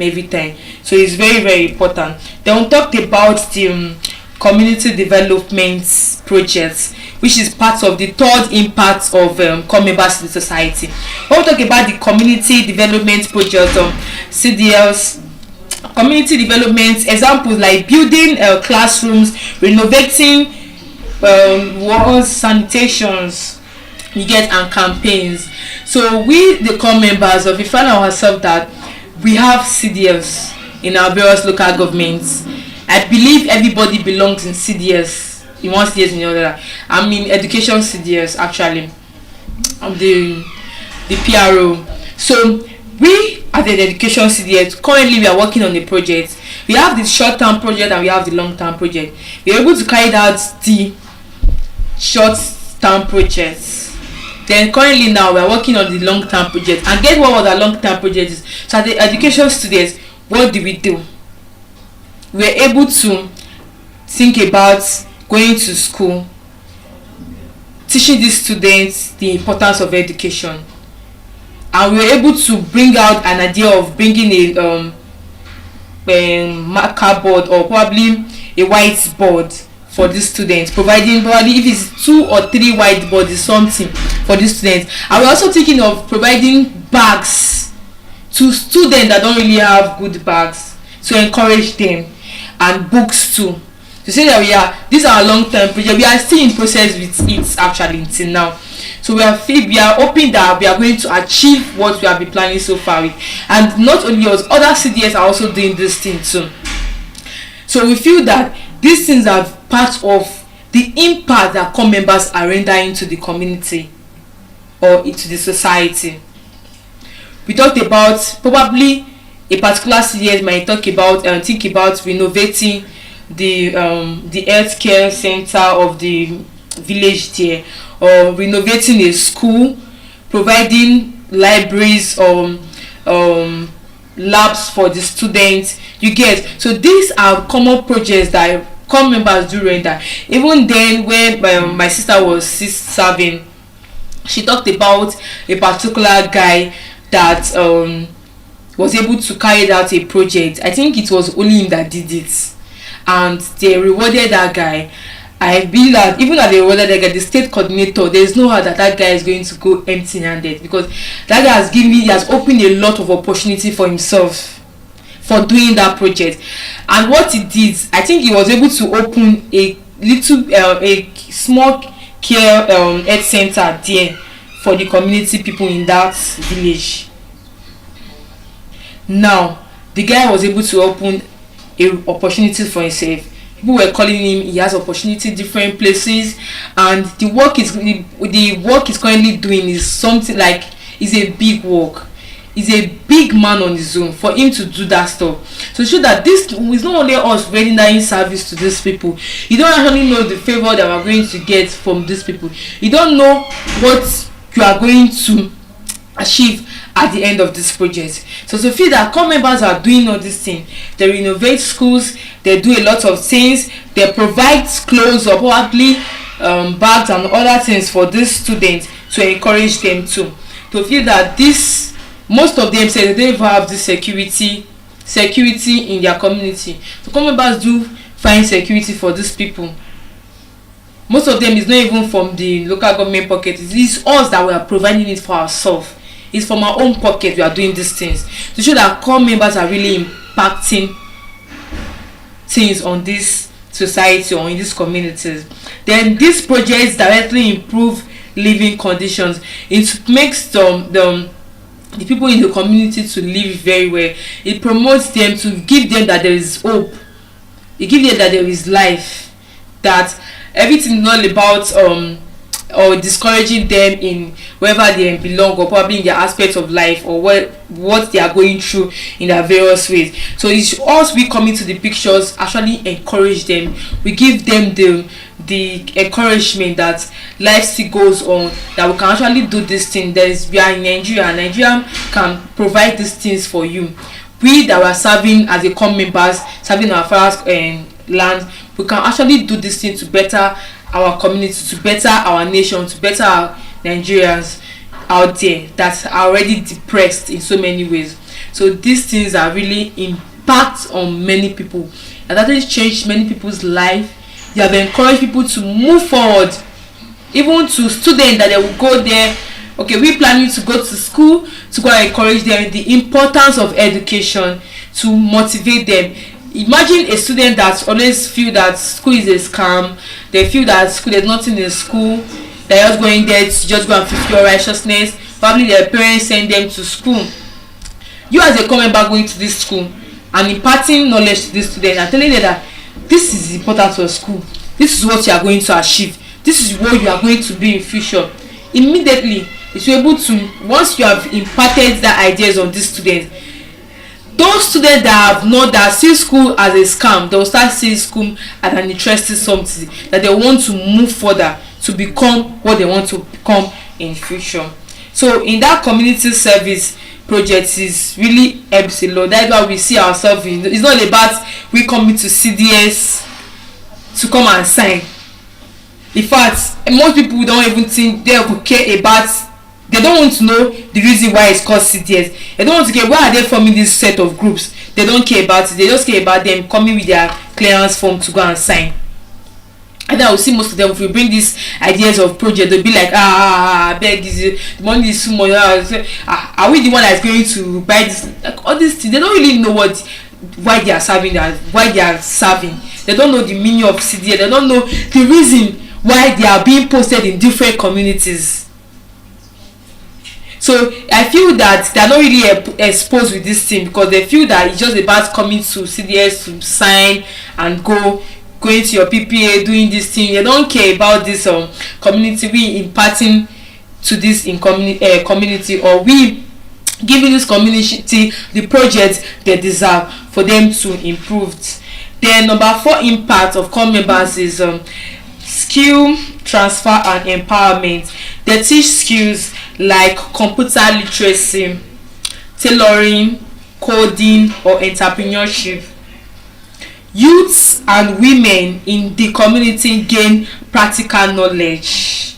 Yes, core members were able to teach those in the community about being, for them to actually know how to be computer illiterate by teaching them a lot of things about computer, how they should go about probably operating of computers and other things. And I talked about the skills too, which is the tailoring, crafting, you get coding and other stuff, and also knitting too. So these are the common things core members teach the community peoples. They make sure they impart skills on them. They transfer the empowerment to these people. Imagine Ada living in a rural area that she don't even have a skin of her own, that even if she goes to school she can't feed for herself, she don't have anything that can fetch her money. So core members, as a core member, you were able to come to this community, and Ada was able to learn from these core members, and now she's good in tailoring. She can sew clothes to people, she can do fashion designers and other stuff, and she can earn her money. You have actually impacted your empowerment skills to this person to show that core members are really impacting on the societies. Core members are really doing things. The experience are there, the confidence are there. So we as a core member serving, let us not feel that we are just doing this thing to get the 77k or for us to just get the certificate. No, we can do this thing to improve on so many places. We can also have let us have that knowledge of we being as a core members. We make sure that what have I actually achieved, or who have I actually impacted since my 1 year of service? Who have I empowered? Who have I motivated? What is the work have I done as a during my service here? Can you boldly stand in your front to your kids and tell them, probably to audience, and tell them that I've done this to this community and my service here, I've done this, I've done that, I've done this, I've done that? most of us that have served ex-coppers, they don't I don't think they have anything that they have done during their 1 year service, apart from them coming to their PPA, signing their CDS form, doing their biometric, any that 77K, any from both government and any from both their employers. No, it's not supposed to be so. Let's have that knowledge of we imparting on people, trying to empower people in the community, trying to motivate them in any way you can. Because me, I'm currently serving at my PPA. I know what I've done. I know the kind of motivation I've reached to the students. I know what I've told the students. This is what you can do. This is how you're going to go about it. I know what I've done in my CDS as a core members. Even as, don't forget about I'm an ESCO. I've know what I've done as a core members. I know the kind of works I've put on during my service here, and I feel that I don't want to make my service here a boring one. So any opportunity I have, any programs the HI posts or tell us, I feel I want my possible best that I must attend these programs. Then I found myself in this school of Eloquence, because I did not discard the opportunity, because I just want to learn different things. I want to learn more. I want to meet people. I want to improve on myself.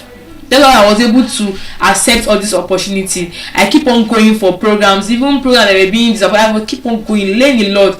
So this, even there's someone that even came to my DM. I was like, you are the one that enjoyed this service. So seriously, I think it's not my fault. It's you that don't want to enjoy your service here. There are actually opportunities. I believe your HI do share most programs that you are meant to attend. You feel that you don't want to attend this, so it's not that I'm going to enjoy this service here. It's your decision to make. It's your opportunity to decide. So me enjoying my service here because I make this decision that I want to enjoy my service here. I want to encourage people. I want to also learn. You get. So these are just different ideas or techniques you are meant to know or do during your service here. So number 5 impacts is cultural exchange and unity. Cultural exchange and unity.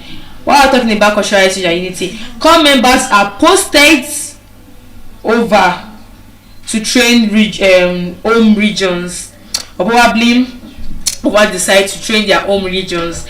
Okay, this promotes national unity, tolerance, and cultural understanding. Communities are exposed to new traditions. What are we talking about? We're talking about the core members being posted to regions. Okay, if you are the type of person that you are posted to where traditions are being displayed, or okay, let's just for example now, you are posted to a community that they don't use their tradition to play. They don't want to see you so and so time around 10. They don't want to see you. You get, so you are being exposed with this. Is there actually this type of tradition? Are you guys for real? You get to expose to different things. You get to know about people's traditions.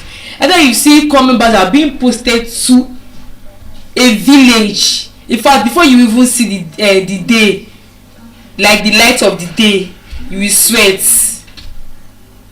And then most people don't want to find yourself in the in the north south side. They'll find their all possible best to work their service to where they want to stay. You get, so if all these people coming back, they're not giving the opportunity to, or probably they don't have the privilege to work their service, they'll anywhere NYSC post them, they will go, like carry me, go anywhere you post me to.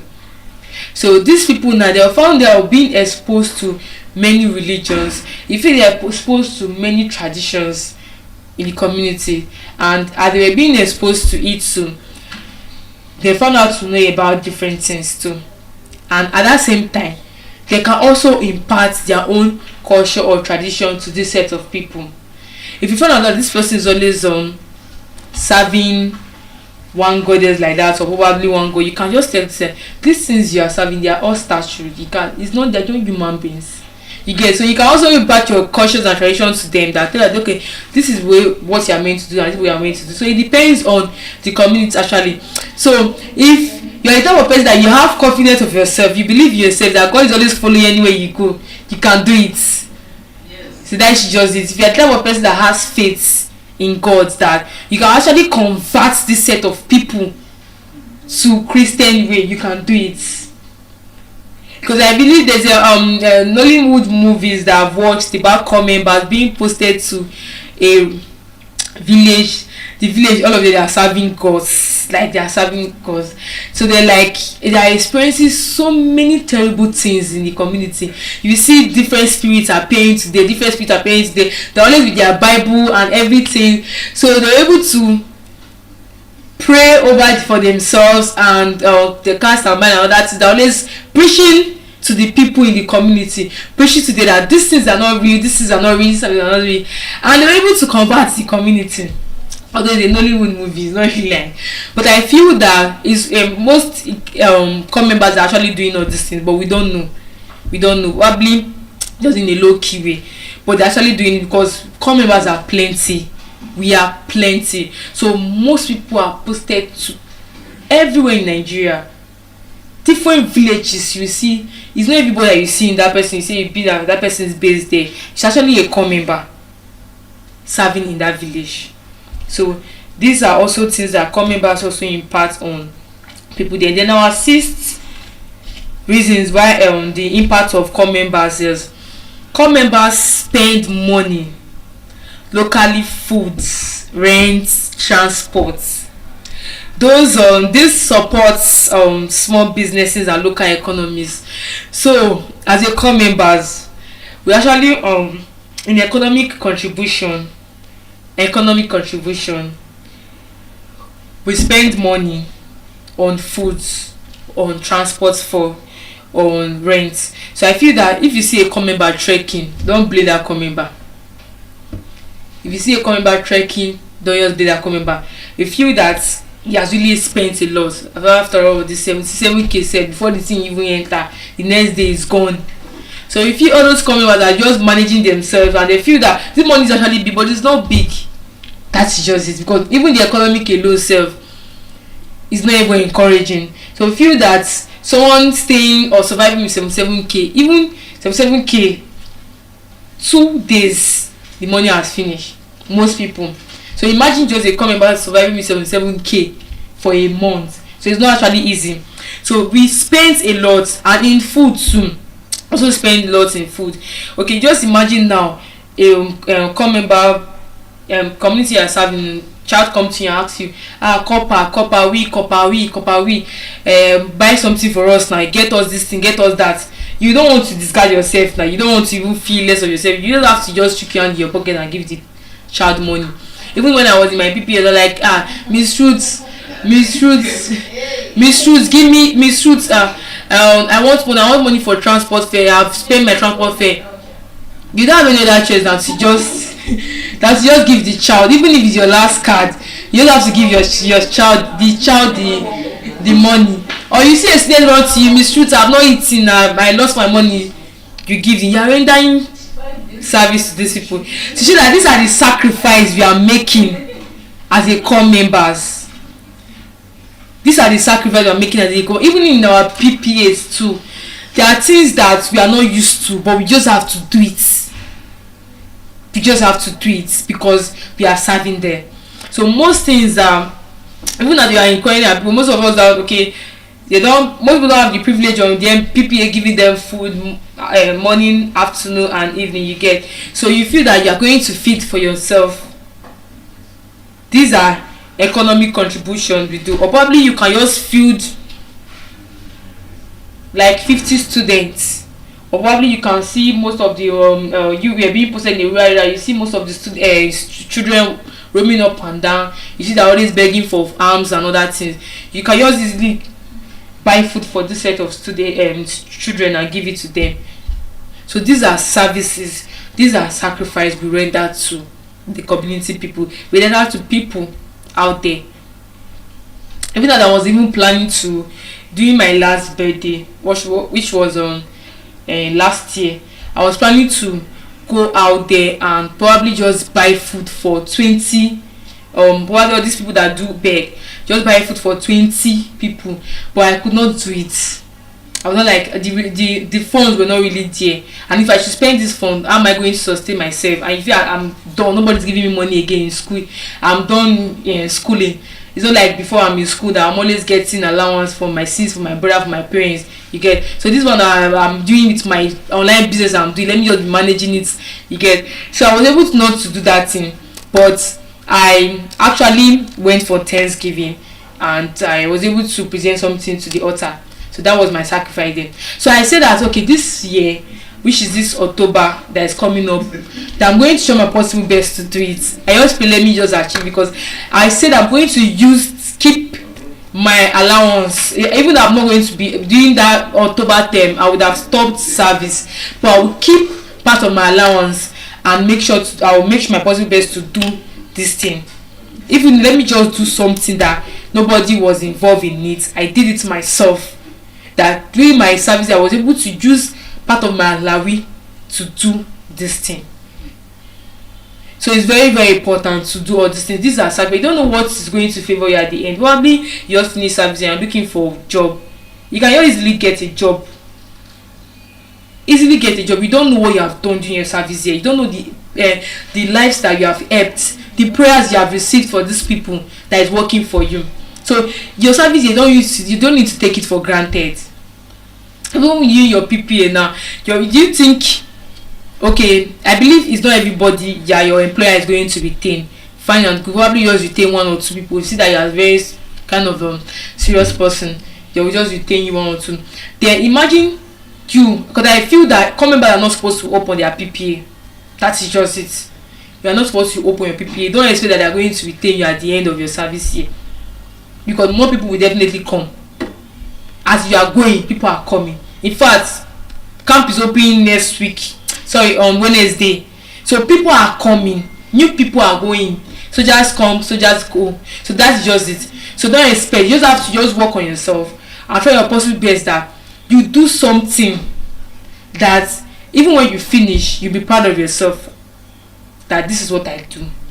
That I do the last speech I did, I talked about by now as a core member serving, don't just relax when you finish your passing out parade. Start sending CV to different companies, places that you know that okay, this is where your area of discipline lies on. This is what you know that if they should give me work in this company, I can do the work they are doing there. Start sending CVs to this set of companies, because CV is not something that you will send today, you expect to have a reply the next day. No. You can see a CV for up to a year. They'll call you months, 5 months, 6 months. They'll be calling you. I just saw your CV in my office. You look as if you just saw it now. So that'll be there. I've been seeing all these things. So you just have to just keep on sending. Probably before you are done, or when you are done with your service here, it will not be that easy for you to get work. So these are just the techniques or the things you are meant to be doing currently if you are serving, and those that are also upcoming too, to also help them in all these things. So we support the economic contribution, just like I said during our CDS, that we are doing this service, trying to do a project. This money is coming out from our pocket, not from the local government pocket. It's coming out from our pocket. Although our lecturer used to tell us that if you know anybody that can be of support of this project, she will give us a letter to give to our employers, or probably anybody you know that this person can actually support this project. He or she can support. That's where you now see a supporter being involved in this project. But if you not see a supporter, it's still be the core member that is going to still carry out this project and do it too. Okay, they also support small businesses too in local economics. They support businesses. If this person is actually going down in his business, as a core member, you can also render support for this person's business by adding. It depends on the amount you want to give this person. Or probably you can go to your fellow core member and say, okay, I saw this also person in the community and I feel that she really need our support. Please, if you know you have money or any way you can support this person, please get to me so that I can able to render this service to this person.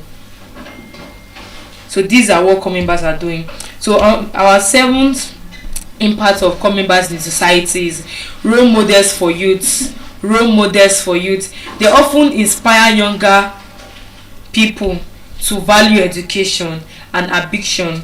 Some mentor students and organize career talks too. When we talk about role models, you as a core members, we also see ourselves as a role model to these people, to the community out there, or to the society out there. They feel that we are serving Nigeria, so we believe that any behavior we are displaying outside, we feel that we have to know the kind of behavior we display outside, because we are representing Nigeria. We are the government child or government children. So anything we are doing out there, we should always know that we are presenting Nigeria. And as we are presenting Nigeria, just like we are being role model to these people, because anything you are doing, that's what they are going to do. Or anything you feel that they are sees in you, that's what they are going to talk about. Again, so we displaying as a role model to people. We inspire younger people. We talk to them about education. Education is the key. Education is the key to success. In fact, you can even say that without education, you cannot be successful in life. These are things that you can tell to them. It should trigger them, like, so say, I want to be successful, I want to be a richest person in the world, though. They're always able to start taking education seriously.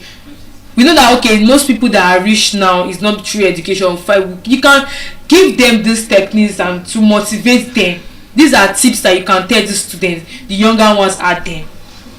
Inspire them in so many ways, that me becoming a core member now is because I was serious with my studies.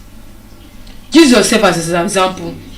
Tell them through your experience you had during your school's days. Give them tips on things they want to hear. And if you are giving them, if you are inspiring them, try to be positive. Don't be negative. Just be positive, bringing out good ideas to these people. Because I believe younger ones now, they don't used to take care and see negativity there. In fact, negative things do stuck on their memory than good things. So that these people are always occupied with negative thoughts than good thoughts. So you as a core members, as a role model, you can inspire them through these positive thoughts.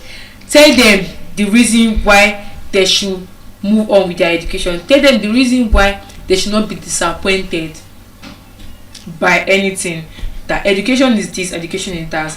And you should try to mentor most of your students. It's very, very good. Or probably give a career talks on them. What do you want to study?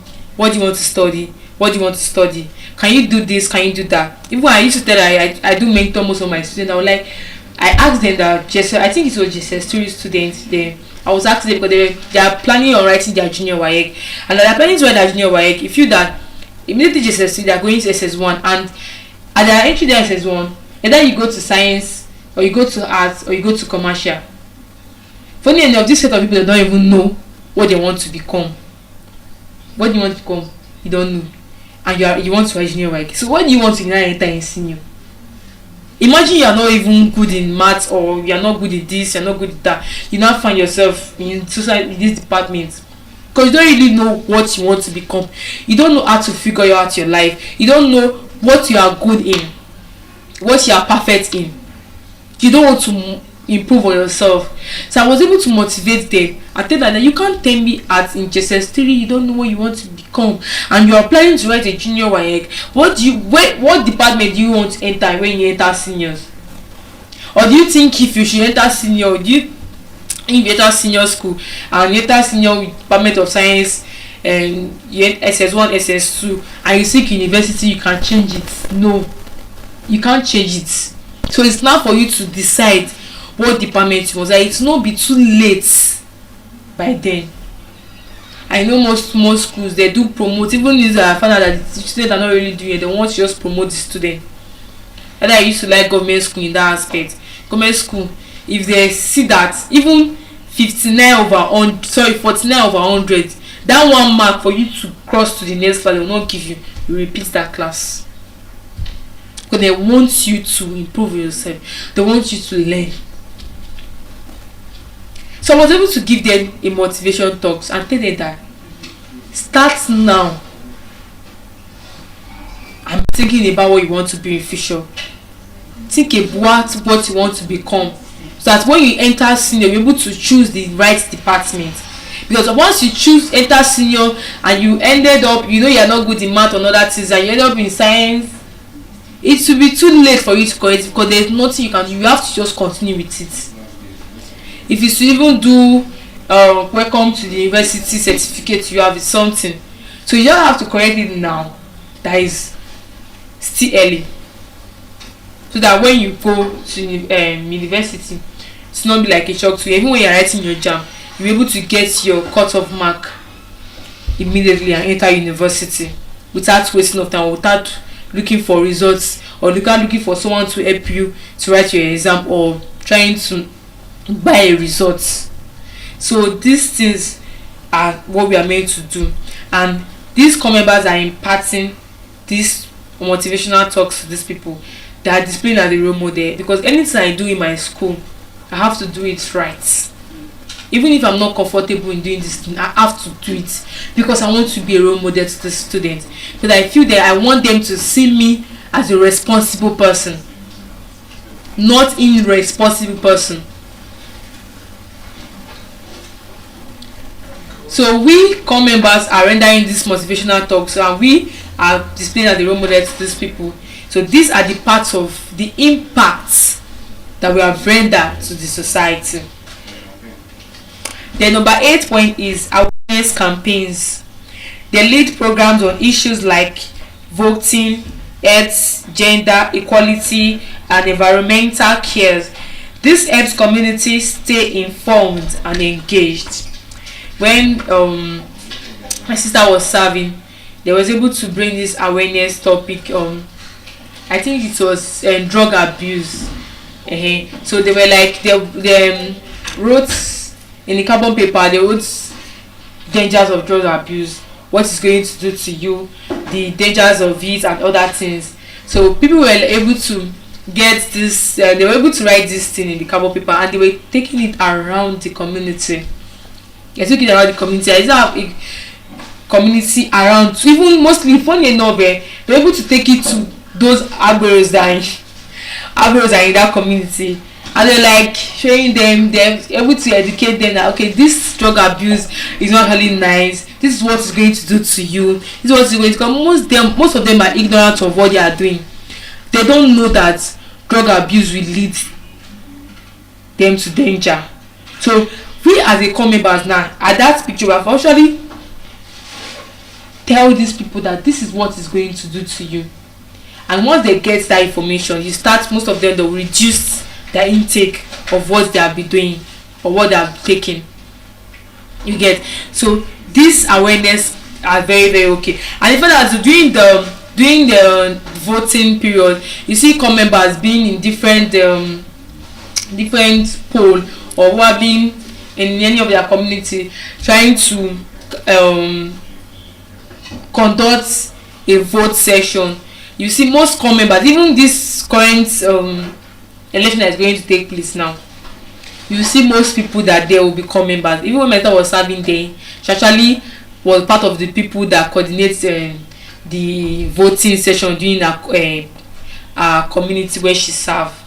So that core members render all these services to the community, and at that point they are putting their life at risk, because nobody wants to see themselves in where they used to vote, because there always tension. You feel that there will be war. You get everybody trying to opposite voting, like, I'll vote for this person, I'll vote for this person is good, person is that person, before you know that person stab this person, that probably that person is not good. You get all those kinds. So they are scared of that. All those things are doing the last vote they did. You see that most people lost their life because of the way the campaign stuff went through, and most core members were also involved in this thing. So we actually risking our life to this set of society because we are doing this thing to them. We talked about the environmental care too. Most common members, you see, I think we have CDS, sanitation CDS, right? So we have it. So this environmental care, we will go into the community to make sure that the community is well tidy, make sure that this community is well clean. You see common members trying to clean the community, to look for those people that use to sanitize everywhere. They're able to call them and they'll make sure all the community is well clean. See common members inside the court are trying to bring out dirt or cleaning the environment and everything, trying everywhere to make everywhere be tidy. But these are the impacts, these are the services we render to these communities, so that we are actually doing a lot in community aspect. I'll talk about the health. We teach people about health care and all that. Now we talked about the gender inequality, trying to prove that all gender is important. Don't discard gender as is not supposed to be in this picture or that, or trying to discriminate some genders, that whether you are a female or a male, everybody, the both gender is equal no matter what. So these are the tips and talks we do render to these community people. So these are just awareness of campaigns and other things too. So this helps communities stay informed and always engaged too. So the ninth impact of core members in society is technology and innovation. Some introduce digital tools in schools or small businesses. Yes, if you see that you are the type of person that was posted in a rural area that they don't even know what is computer all about, or they cannot operate computer, or they are not good in digitalization, you as a core member, you can also bring this equipment to your school or probably to where you are serving and teach the students on how to make use of this thing. And we are currently in a place where now that most exams are being written in CBT. In my PPA, the right exams currently now in CBT. They have to start this new, they have to start it newly in the schools, that all whether you are in JSS1, JSS2, you will do your exams as in CBT. So even this last exam we did was in CBT, and the last other one we did CBT too. Even though they're like, Miss, I don't even know how to operate this mouse is not even work, this one I don't even know how to do, like the thing is even too slow, I don't know how to operate. They're like different complaints. So we were there as a teacher, come members that were there, we were like teaching them how to make use of the mouse, how to choose their answers and all that, and now they are good in it. That you can leave them and they'll submit for themselves, they'll start their exam themselves, input their username and their password, they can start the exam, they can finish, like before where they don't know about how to use these systems. So we were able to teach the students, and if see just as one student can operate computer, can do this, can log in for him or herself and start her exam immediately, and she can able to submit two. So these are what we also read out to them. And if you notice that this set of people don't really know about digital, you can also bring out your equipment or your tools that you have to start teaching the students about these things. So we talked about the help bridge the gap between rural areas and the modern technology. It helps them to know about, to be exposed on modern technology, modern things, unlike local things. So you have to expose them on things that they don't know about, things that they are meant to know. So core members help this set of students in that rural community to know all these things. Then the 10th impact of core members in society is long-term impacts. When we talk about long-term impacts, some core members stay back after success, after service, to start business or NGO. Yes, most core members that they find that they are serving in the community, and after their service here, you find that they will stay back in that community. They find interesting in the community, actually enjoy their stay in the community. They love how the way they were helping this set of people. They love the lessons and the prayers they give them. You get, so they were able to stay there and build their life there. most core members, you see that this person is in Kaduna, but this person was being posted to Lagos because of service. And this person immediately, instead of you to, your family live in Kaduna, instead of you to immediately your service here, you go back to go and meet your parents, but you stay in Lagos because you feel Lagos is an interesting place. You just want to build your life there. So they just okay, they have already used to it. They actually enjoyed their 1 year, so they want to stay where they did their service and start building their life. And from there, they will stay back after their service. They will be able to start business there, or they can also start a NGO there too. So it depends on how you enjoy your service here. And why most people immediately their POP, in fact that day of their POP, they already packed their bag and started going already. And they feel that their service here, they don't really enjoy the community, and they feel that they don't belong there at all. So it shows that they don't enjoy their staying in that place. That's why you see them. And it also shows that this set of people don't really know why they are serving, or they don't know the reason of their service 1 year, because they feel that your 1 year is supposed to be an interesting something for you. Your 1 year is supposed to be an interesting service for you, or it's service year for you. That's just it. Because I feel that you're not supposed to waste 1 year for nothing. How can you say you after 1 year of staying in the community and see that you don't enjoy anything, you don't do anything, like it's just wasted a whole year without enjoying anything. So me enjoying my 1 year of service, I will not go back to my father's house. I enjoy it. I know you are going to go back to your father. Like you building yourself first here. You can still be going for holiday. You can go for yes now. You can go for holiday. So you can go for holiday to meet them or get. So it's just that I feel that you have enjoyed. No, like for holidays, you can go and go there. You get. Wow. You can. It's part of it to show that okay, this is what you want to. You actually miss them. If you miss your students, you will go back no matter what. My school is actually a good school actually. So all school are good. No school is bad. All school are good. It's you that don't want to enjoy your staying there.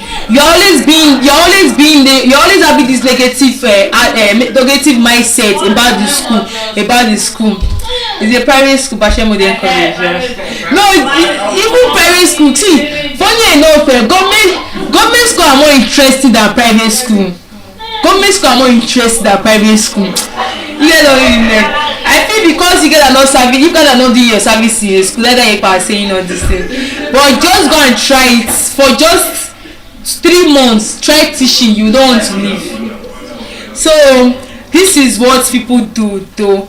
And most people that are currently building their life is where they did their service. They are building their life. They are starting their business. Many of them, many ESCOM members, you see that this way you are building yourself here. I just go to visit my family for probably all the days. I can go and meet them, but I want to build my life here. I find that this place is very interesting and quite okay. If you're the type of person that was posted in the north is an interesting place. If you want to stay there, you stay there. If you don't want to stay there, you pack your things and go. So it depends on you. But that you stay your lives there. So these are the impact of core members. So I want to shout out to all core members out there that are impacting so much on their communities that we're being posted to. It's not actually easy. It's not easy. I know it's not easy. It has been so much stress. You walking up and down, trying to achieve this, trying to impact on this person, trying to do your possible best to grow yourself. It's not actually easy. So shout out to out there that has been impacting so much on the communities. So that when you do your passing out parade, you can say to yourself that I actually did something to this community. I'm proud of myself. I do this thing, that even your name is written as part of the project, people that did this project. You don't know that it's an honor for you to be among the people that were among a project, a long-term project for that matter. So it's very, very important. And I want to encourage core members out there that feel that their service here is all about receiving 77k, signing CDS form, trying to answer president. Please let that mindset stop. Let's impart new mindset to us that we should also render sacrifice or service to this community that we are being posted to. It's very, very important. Don't leave it for only for your ESCOs in the CDS. Don't leave it for your only for your LGI. If you tell a person that you are good in this thing, or you know that you have people that can do it, or you know that you have that zeal to do it, say this. I'll probably go discuss this into your LGI. Tell her immediately you got the approved, you are good to go, and you start doing it. From there you start building yourself. Most NGO that you are seeing currently now is from their service here. They started this thing from. It's from small, and you see that they have expanded themselves. They are now global, trending everywhere, getting their money, imparting on people's lives too. So that's what's supposed to be our goal as a core member.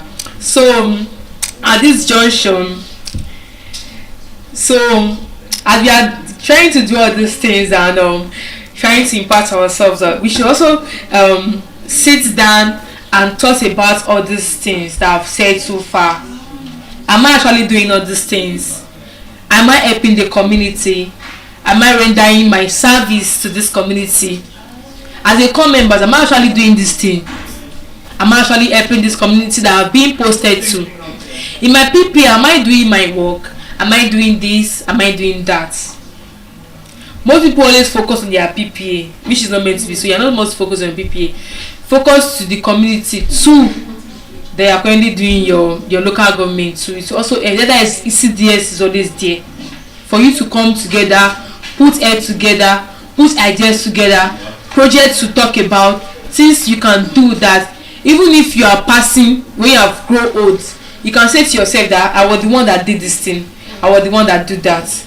You get. So in conclusion, please, to our core members out there and to our upcoming core members that are coming, so let's know that the impact of core members is really important in the society. That is why you are seeing corpers now, because Nigeria actually need our services, Nigeria need our help. That's why I are seeing corpers everywhere, whether you are being posted to different places, because we know what we want to achieve. We know the Nigeria that we want to build. We want to become a better nation, and for us to become a better nation, we are meant to put our heads together and achieve the goal. At this junction, I'm passing on the mic to the next speaker. Thank you.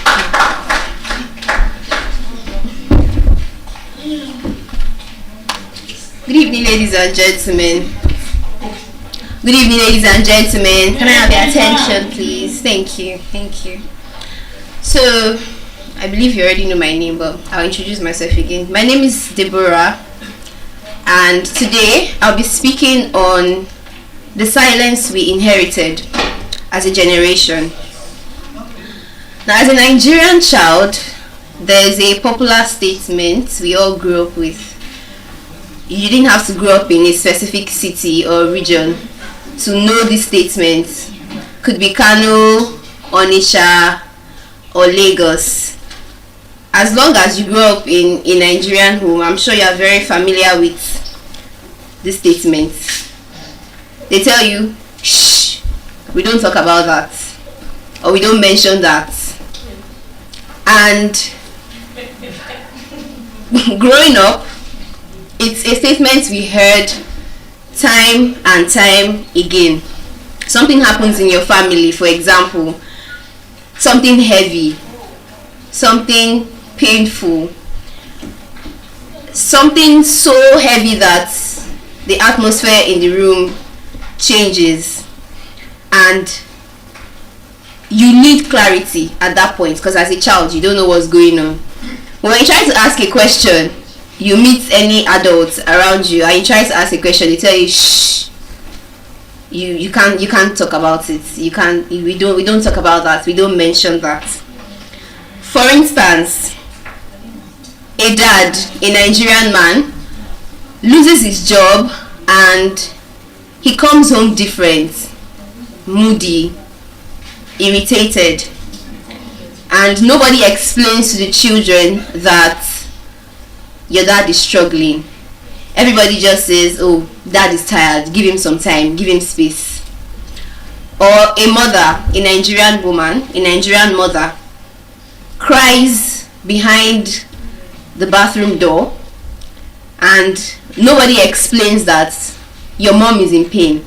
They just tell you, give her space, she's praying. Or a teenager just suddenly stops laughing, stops interacting, stops eating, and the next thing you hear is it's a spiritual attack, or the child is just forming, or that's how teenagers behave. Nobody says, I think this child needs help. They will just get over it. It's part of the phase. They will get over it. And most of the time, people do not get over these situations. Every year in the world, we lose people, not to bullets, not to accidents or diseases, but to silence, to the unbearable weight of pain that was never named.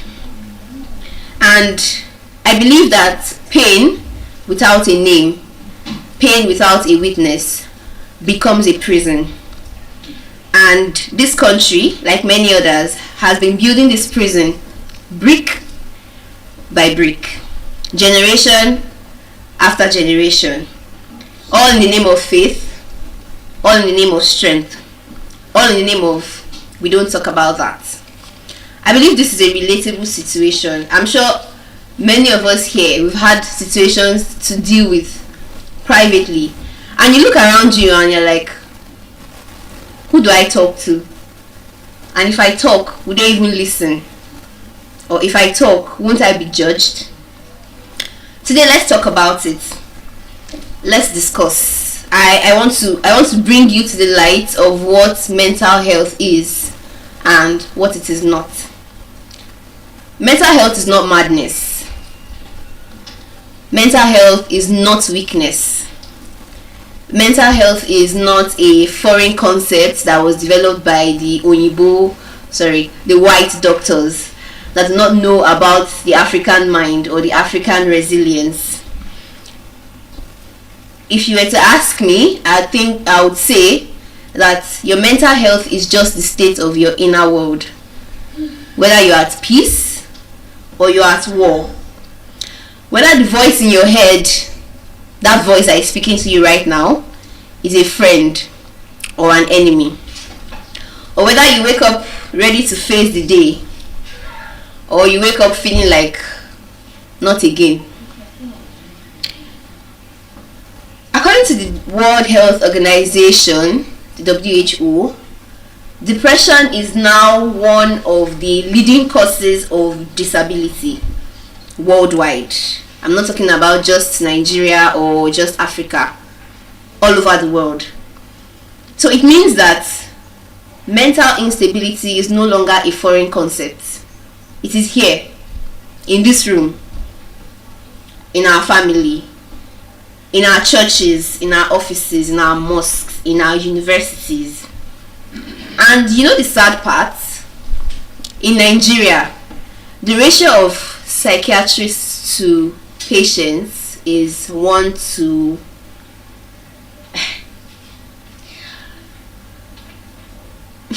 if I say 1,000, it's even a small number. 10 million. So it means that for every 10 million persons, we just have one psychiatrist. Now do the math. We are over 220 million people in Nigeria. So it means that for the bulk of us, we have just about 300 psychiatrists. And in these 220 million people, each of us, we carry a story. We carry scars, we carry wounds, and yet we don't have a space, a platform, a mechanism to heal from these wounds. Now you can see that this is not a healthcare statistic, but it is now a human rights problem, and it is not being talked about enough. It's happening in near total silence. Why? Because we are Africans. We don't talk about it. Mental instability, we see it every day. It's in that brilliant student you knew in maybe your secondary school or your university whose grades suddenly started to drop, and the parents say, oh, you are playing too much or you are becoming lazy, but they don't see the struggles that this young person is carrying. We see mental instability in that market woman who has solely been providing for her family for about 10 years. Literally, she has been the breadwinner, she has been the backbone of her family. And then one day, all of a sudden, she's sitting in a market stall and somebody comes to buy something and she doesn't respond. She just sits there and stares into space. And the people around her start shouting, it's a spiritual attack. Oh, it's a... yeah, kiniko. It's somebody's mother that is beside her that is trying to take her customers. But they don't see the demons she fights every day in her head, in her space, in her home. We see mental instability in that person who posted a picture of himself in NYC uniform at, I think on IG at 11 p.m. and by morning the news starts flying around that he's no longer with us. And then you hear people start saying, I spoke to him last week, I saw him in church. Oh, we had a conversation on the phone. Oh, I texted him last night. Of course, you texted him, you saw him. But as a people, we have taught ourselves to act like we are fine. If I ask you, how are you? Your default response, I'm fine. Even if you are not fine, even if there's just 100 naira left in your pocket and you don't have a means of heading home, even if you've not eaten for like 3 days, your response is you are fine. Even if you are struggling with pain where you are sitting or you are standing, you are fine. I think as Nigerians, we believe that pain is not presentable, and even when you try to present it, it automatically means that you are weak or you don't have the Nigerian DNA or the African DNA in you, because why? We Nigerians, we are a strong people. We know how to adapt to the toughest of situations, but we tend to forget that we are human regardless. And metal, as strong as it is, when it is subjected to high temperature, it will bend. And you are not metal, you are flesh, you are bones, you are blood. The most generic and appropriate response to suffering in Nigeria is I'm managing by God's grace. How is your financial situation? We thank God. Now, this is not me taking a jab at your faith. This is not me saying that faith is a bad thing. But faith, when you don't know what to do, or you obviously know that you are in a crisis, I feel like that is not the answer. Langston Hughes, the great Harlem Renaissance poet, asked a question in a poem that lingers in my mind. He said, and I quote, "What happens to a dream deferred? Does it dry up like the raisin in the sun, or does it fester like a sore?" Now I want to paraphrase that question and say, what happens to pain deferred? What happens to grief that you decide to ignore? What happens to anger that you decide to shut off and not process. The funny thing about these emotions is that they do not disappear. I know, you know, we all know.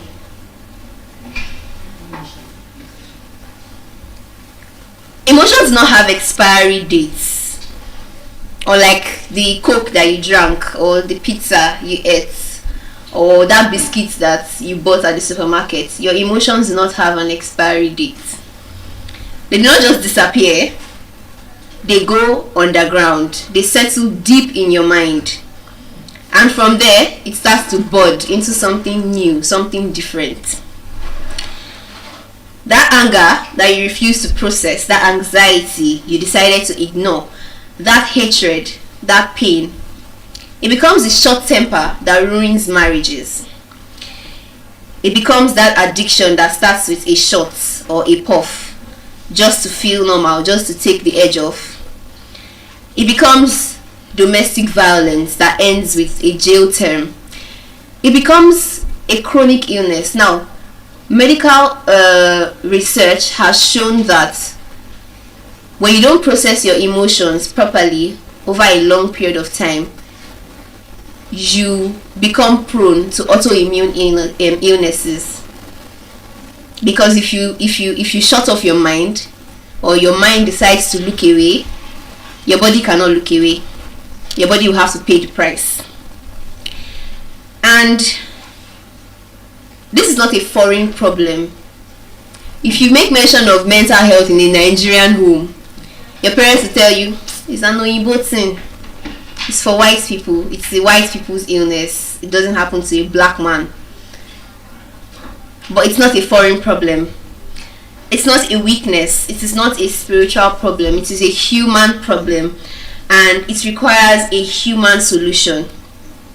Now, another thing that happens in the conversation of mental health is that it is often hijacked into a debate of whether mental health and faith, your belief, your religious belief, can coexist. Now, I'm a Christian and I believe firmly in the power of prayer.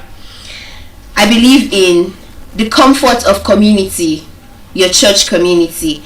I believe in faith because faith has held many Nigerian families together against a lot of odds that would have torn them apart normally. But I also believe in this. God created us, right or wrong, right. He gave us body, soul, a mind, a conscience. And like every other part of you, your mind can also get sick. Now, just as you will not tell a malaria patient that the reason they have malaria is because they did not pray, or you tell a diabetic patient that you are not praying enough, that's why you have diabetes, I do not think you should tell somebody struggling with their mental health that you are going through this because you don't know how to pray. Mental illness is a health condition, and treating this condition is not a rejection of the supremacy of God.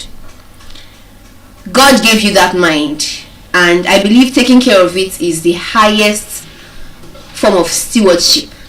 It's the highest form of responsibility you can take. I want you to consider this speech as a declaration of war. I'm saying it very softly, but it is very serious. I'm not the type to shout, to use too much of energy. But consider this as my declaration of war against mental illness. I'm declaring war over silence, because this silence is tearing us apart as individuals, as a community, as a nation. And change begins with you. Change begins with me. This silence has been passed down over the centuries from one generation to another. We should be the generation that stands up and says no. The cycle ends here. And I see it. The therapists, the psychologists, the counselors. I see private practices everywhere. A psychologist can set up his or her laptop and say, oh, okay, I want to create a safe space for people. I don't need to have an office. I can be online and I will speak to you. 12 midnight, a therapist is there to listen to you. I see it in our online spaces. You see conversations on X where Nigerians are coming out openly to talk about their mental illnesses. Oh, there's schizophrenia. Oh, I have OCD, ADHD. These are what I struggle with. This is a vulnerability that would never have happened like tens or hundreds of years ago. And it's amazing to see that we are evolving as a generation, as a people. I even see it in our music, in Afrobeats. When Burna Boy sang, "He don't cast, last, now everybody go chop breakfast." That was him coming out to openly declare heartbreak. A man coming out to declare that his heart has been broken one time too many. Against societal beliefs that, oh, men should be this, men should be that, men should be solid, men don't cry, men should shut off their emotions. I see it in the new generations of parents. Now, I know social media should not be a determinant, but you see people on social media, parents on social media, having deep conversations with their children. Not the usual, how are you, how was school today? Tell me what happened in school. Is there something that is bothering you? I'm sure that many of us did not grow up hearing that.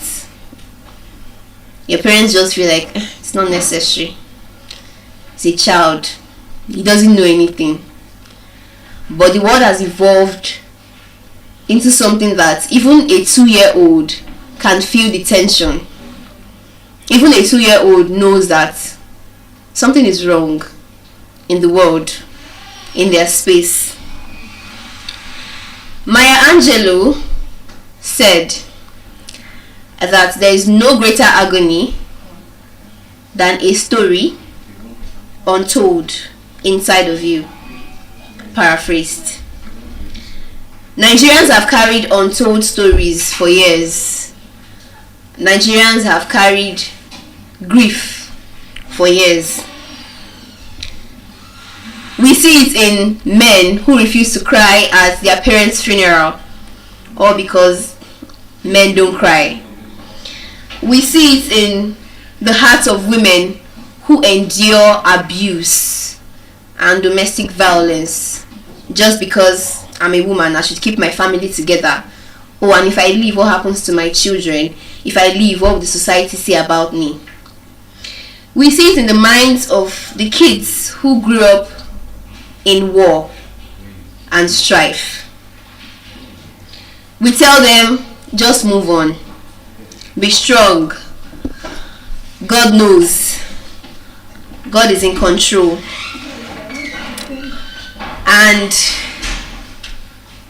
honestly, yes, God is in control. But He's also telling you today to heal. As a Christian, I believe that if you have not healed to some extent, you're not worthy of some blessings from God. Even if God gives you these blessings, you might misinterpret them. You might misinterpret, or you just see it as trivial. I really don't know how to explain it. But God would only bless somebody who He deems capable of managing that blessing. And now, if you are somebody seeking God's blessing, I'm telling you to search inwards right now and identify the areas that you need to work on. Identify the areas in you that need to heal. because it matters. You matter. We as Nigerians, we matter. Pain is real and healing is non-negotiable. Now, as an individual, what can you do differently to ensure that we as Nigerians take our mental health more seriously? Remember that trend, we listen, we don't judge. Exactly. Listen and do not judge.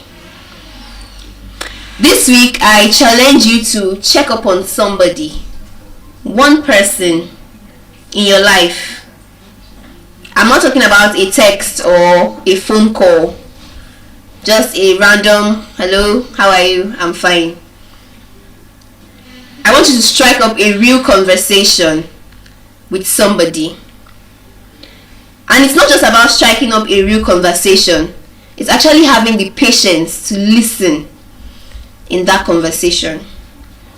Because sometimes all we just need is a person to look us in the eye and say, I see you, I feel what you're going through, and whatever you're carrying, you do not have to carry it alone. There's this general idea that a problem shared is a problem casted. If I tell you my problem, tomorrow I'll sit on Insta blog. Or one anonymous. They use my story to do anonymous. But it doesn't have to be that way. I think we should take responsibility of each other's minds. Because I bet you that if we were not okay in this room, I know many people are carrying issues, we cannot be 100% fine. But if we're not okay to an extent in this room, we will not be able to sit together. One person that just screamed and started scratching the walls, and the next thing, everybody is out of this room. Guinness World Record cancelled. Before you know it, Yaba left. It's gone. We should take responsibility of each other's minds. And it also goes to social media. Now you see that thing of people post themselves and you see trolls. Oh, you are this, you are that.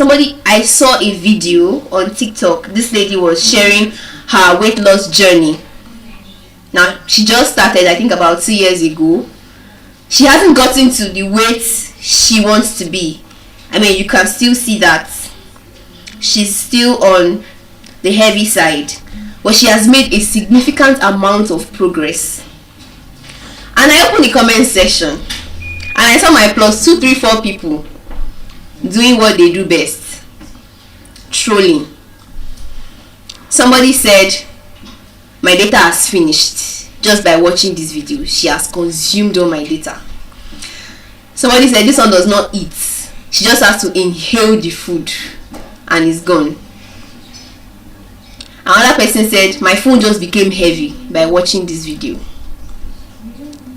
Now I know that, the funny thing is that these people are the most mentally unstable. You see these people these people that comment like this, they are the most mentally unstable people. You know, the thing about them is that they try to mirror their insecurity on other people just to feel okay.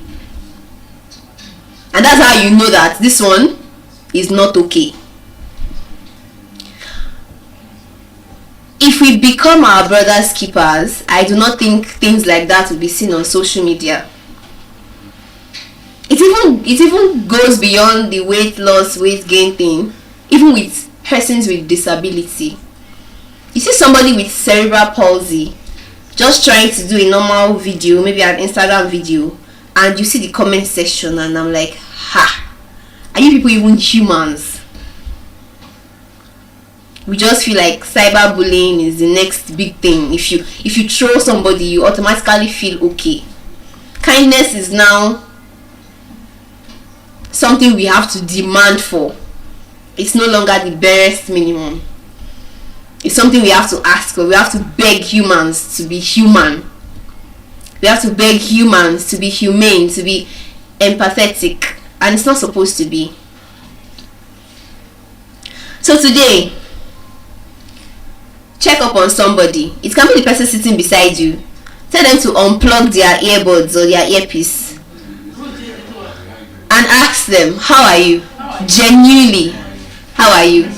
If it gets to billing, I am not. If the person starts to bill you, please and please do not say I said. It's now your personal cross to carry. Thank you very much.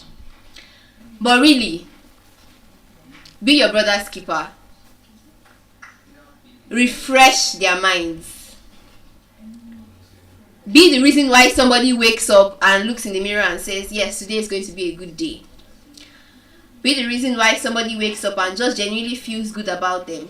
A speaker was here and she said, we've abandoned the culture of compliments, and I actually felt that. I was walking on the road one day and somebody passed by me. The person's perfume was really nice. And I said, hi, I like the fragrance you are wearing. And he looked at me like I was an alien. I just dropped from Mars and I said something very strange. And in that moment, I was so embarrassed. But it won't stop me from giving compliments. I mean, you all in this room are looking beautiful, gorgeous, and handsome. I just thought to mention. A little compliment would go a long way.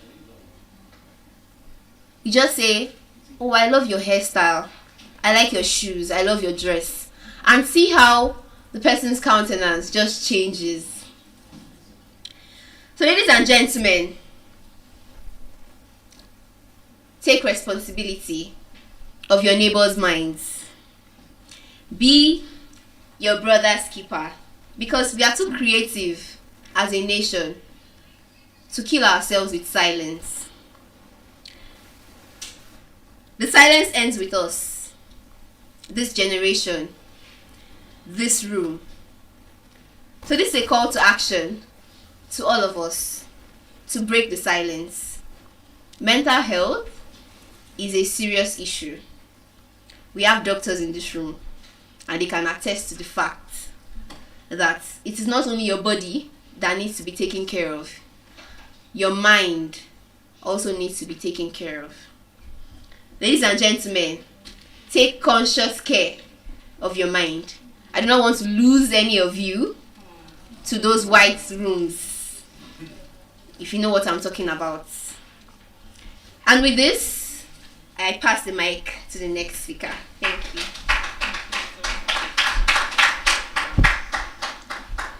We've just been admonished that we should take care of our health. Very necessary. Thank you so much for that. Thank you so much. But while, just a disclaimer, please don't come after me. There are still people that hide under the mental health issues, even when they do not have it. So we should be guided, should be able to differentiate and tell ourselves the truth, because it's in the truth we get liberation. I have come to realize something, that there are 3 categories of people. 3 categories of people. There are people you come across, they stand in the past to think about the present and work on the future. This is the first category. So I'll be talking about 3 categories of people before we fully dive into today's lesson or today's speech, topic, whatever it is called. There are people that stand in the past to think about the present and work on the future. When you hear some people talk, just like we've been admonished by the last speaker, you get to hear pain, anger, anguish, unhealed wounds, the speech, this is what it comes with. That you, disclaimer, you go online sometimes and you hear some people, they just on their camera, place it on the tripod, and they're talking. I would not call the particular gender. They will say men are scum.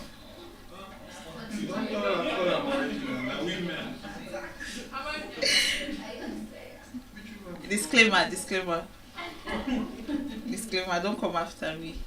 And you hear things like that.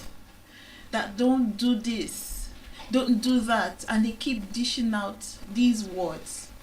But trust me, when you check deeply, they can be saying that out of pain. And this pain can be from wounds that are yet to be healed.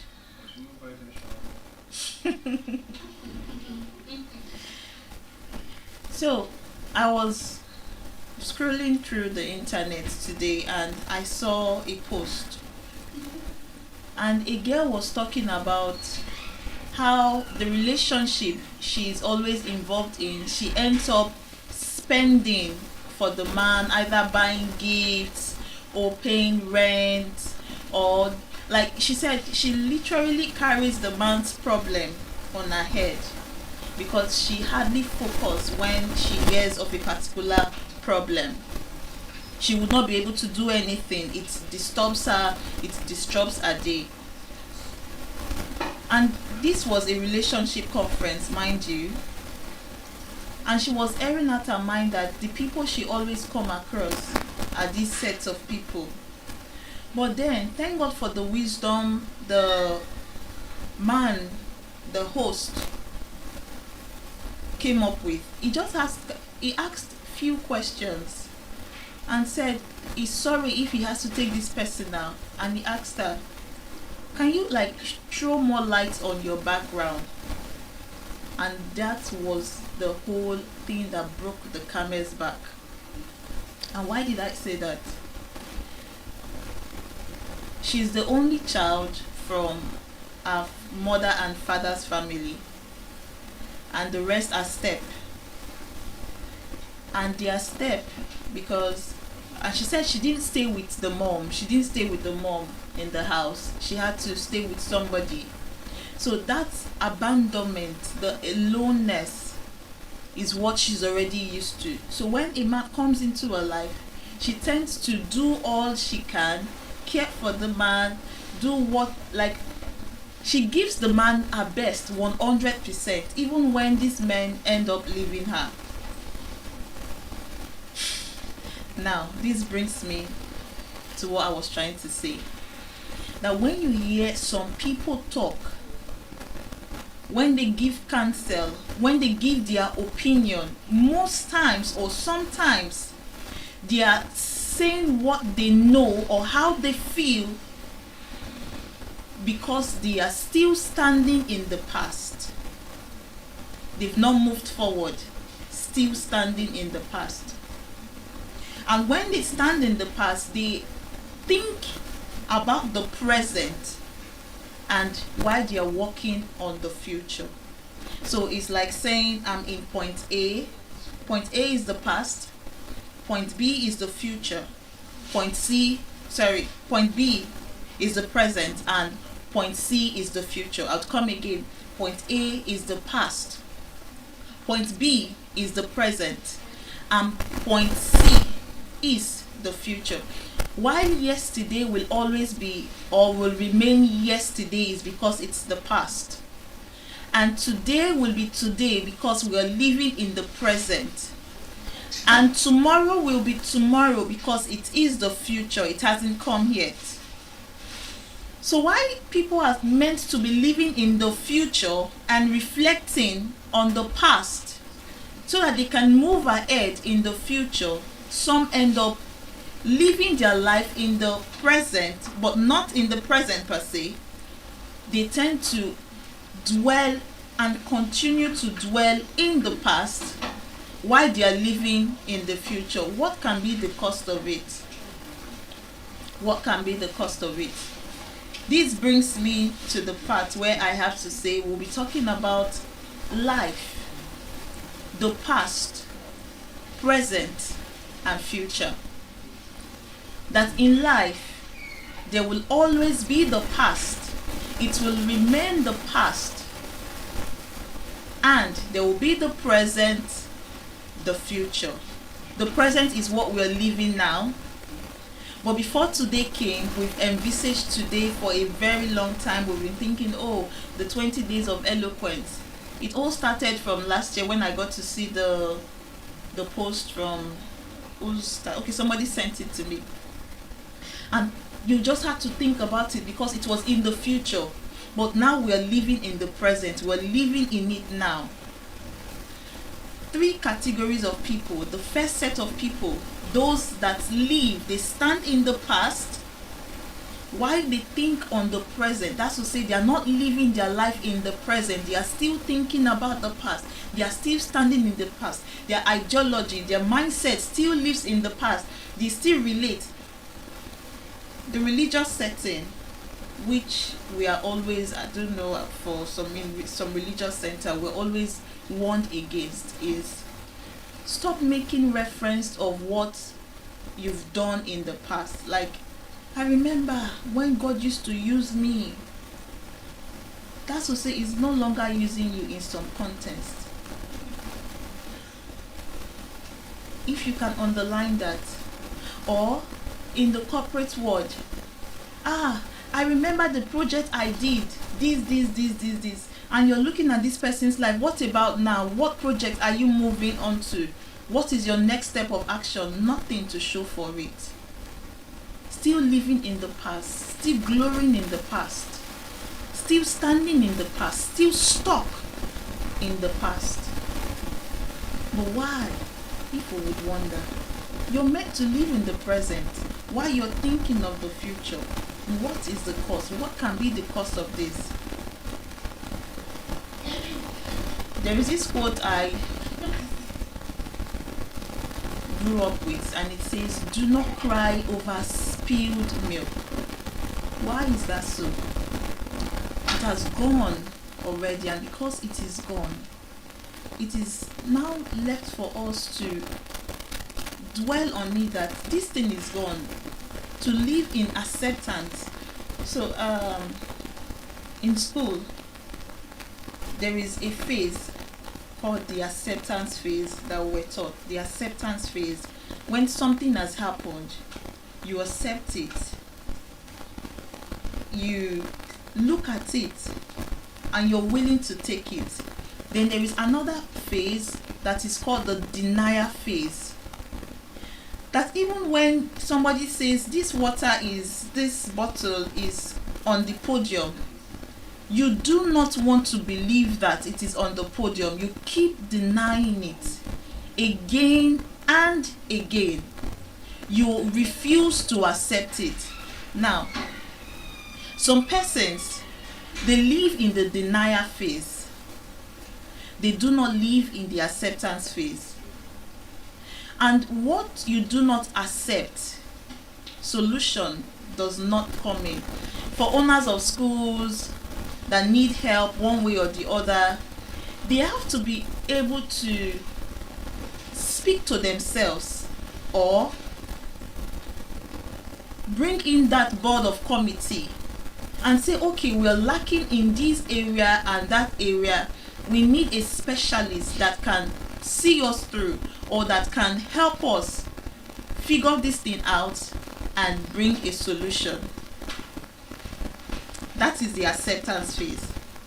But the denial phase is still there, where I think I worked for a boss one time, and trust me, the child in my class, the school I was teaching as at then, I think 3 years ago, 4 years ago, the boy had behavioral issues. When I say behavioral issues, really strong behavioral issues. Now, coming into that class, I suspected it, but I said, okay, let me give it more time so that I don't jump into conclusion. I gave it more time. Then I saw that my suspicion was correct. Then I went to the school authority and I said, okay, this and this is what I have experienced in this child. But would you believe that the school blatantly told me that I should not bring up that matter again? I should not bring it up. I should not speak about it. And because I did not speak about it, the hate did not come for that child. I don't know if something was done after I left. Hate did not come for that boy. That is living in the denial stage. Acceptance brings in the solution, and when there is solution, problems are solved. I understand that yes, problem doesn't finish, because it is either you're going into a problem or coming out of a problem or about entering a problem. It's either you're going into a problem, you're coming out of a problem, or you are about entering a problem. But then again, what defines the past? I would break it down in acronym. Why do people live in the past rather than the future or the present? Why do they live in the past? Why do they continually dwell in the past? The first thing I highlighted is because of denial. I have spoken to people. There was somebody I was speaking with, and I was sharing my own experience with this person. But should I tell you that the negative this person keeps giving me, not just the vibe, but in words and saying, if care is not taken, you would lose your light in the course of that interaction. Then it got me thinking that I have to cut this person off. Because if you're constantly in the past, just thinking about the past, not wanting to heal from the past, not wanting to live with what has happened and move on, then trust me, I have no business with you. But why do people dwell in the past? Denial. And I will break this down. For past, I say P stands for pain. Some people has been, their pain level or their tolerance for pain has been punctured in so many ways. It is either the people they believed in or put their confidence in has done them dirty, or the people that have come into their cycle has been so cruel and mean to them that they cannot move on to the next phase of their life because of that pain. It has done something to their mental health. So for pain, we also have the past that comes with its problems. The past that comes with people, not just people, they are spiteful people, problematic people. There are some people that they say they have no joy. And because they cannot get joy, they would inflict that their sadness on others. So yes, the past can come with pain, it can come with problem, it can come with spiteful people, it can come with problematic people. But what do we do? That you don't remain in the past, you have to heal from the past. Heal from the pain. Heal from the spiteful people. Heal from it.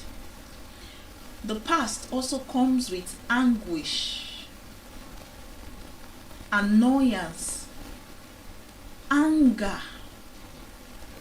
This anger and anguish, if not properly dealt with, can erupt into something we would not want to talk about right now. The past comes with its struggles and sorrows And these struggles can be financial struggles, it could be mental struggles, it could be academic struggles, whatever the struggles. The past can come with its trauma. But honestly, just like we're talking about mental health, it is ideal to speak about it, and not just speak about it. It is ideal you heal from it. When you heal from it, you become a better person that is ready to move into the present. And one thing with life is nobody really has anybody's time, honestly speaking. If we are supposed to call a spade, and if we were to tell ourselves the truth, I have my own problems, and I believe every one of us here have something we are dealing with. It's either at our place of work, or family, or life, or just whatever that causes us unrest sometimes. We all have something we are dealing with. But because we all have something we are dealing with, and we are ready to move past it, we're ready to heal from it, we're ready to shake up the dust, sometimes you can speak about it, or you can learn from it by taking responsibility. And when you do that, you're not just healing from the past, you're not just learning from the past, you're becoming a better person.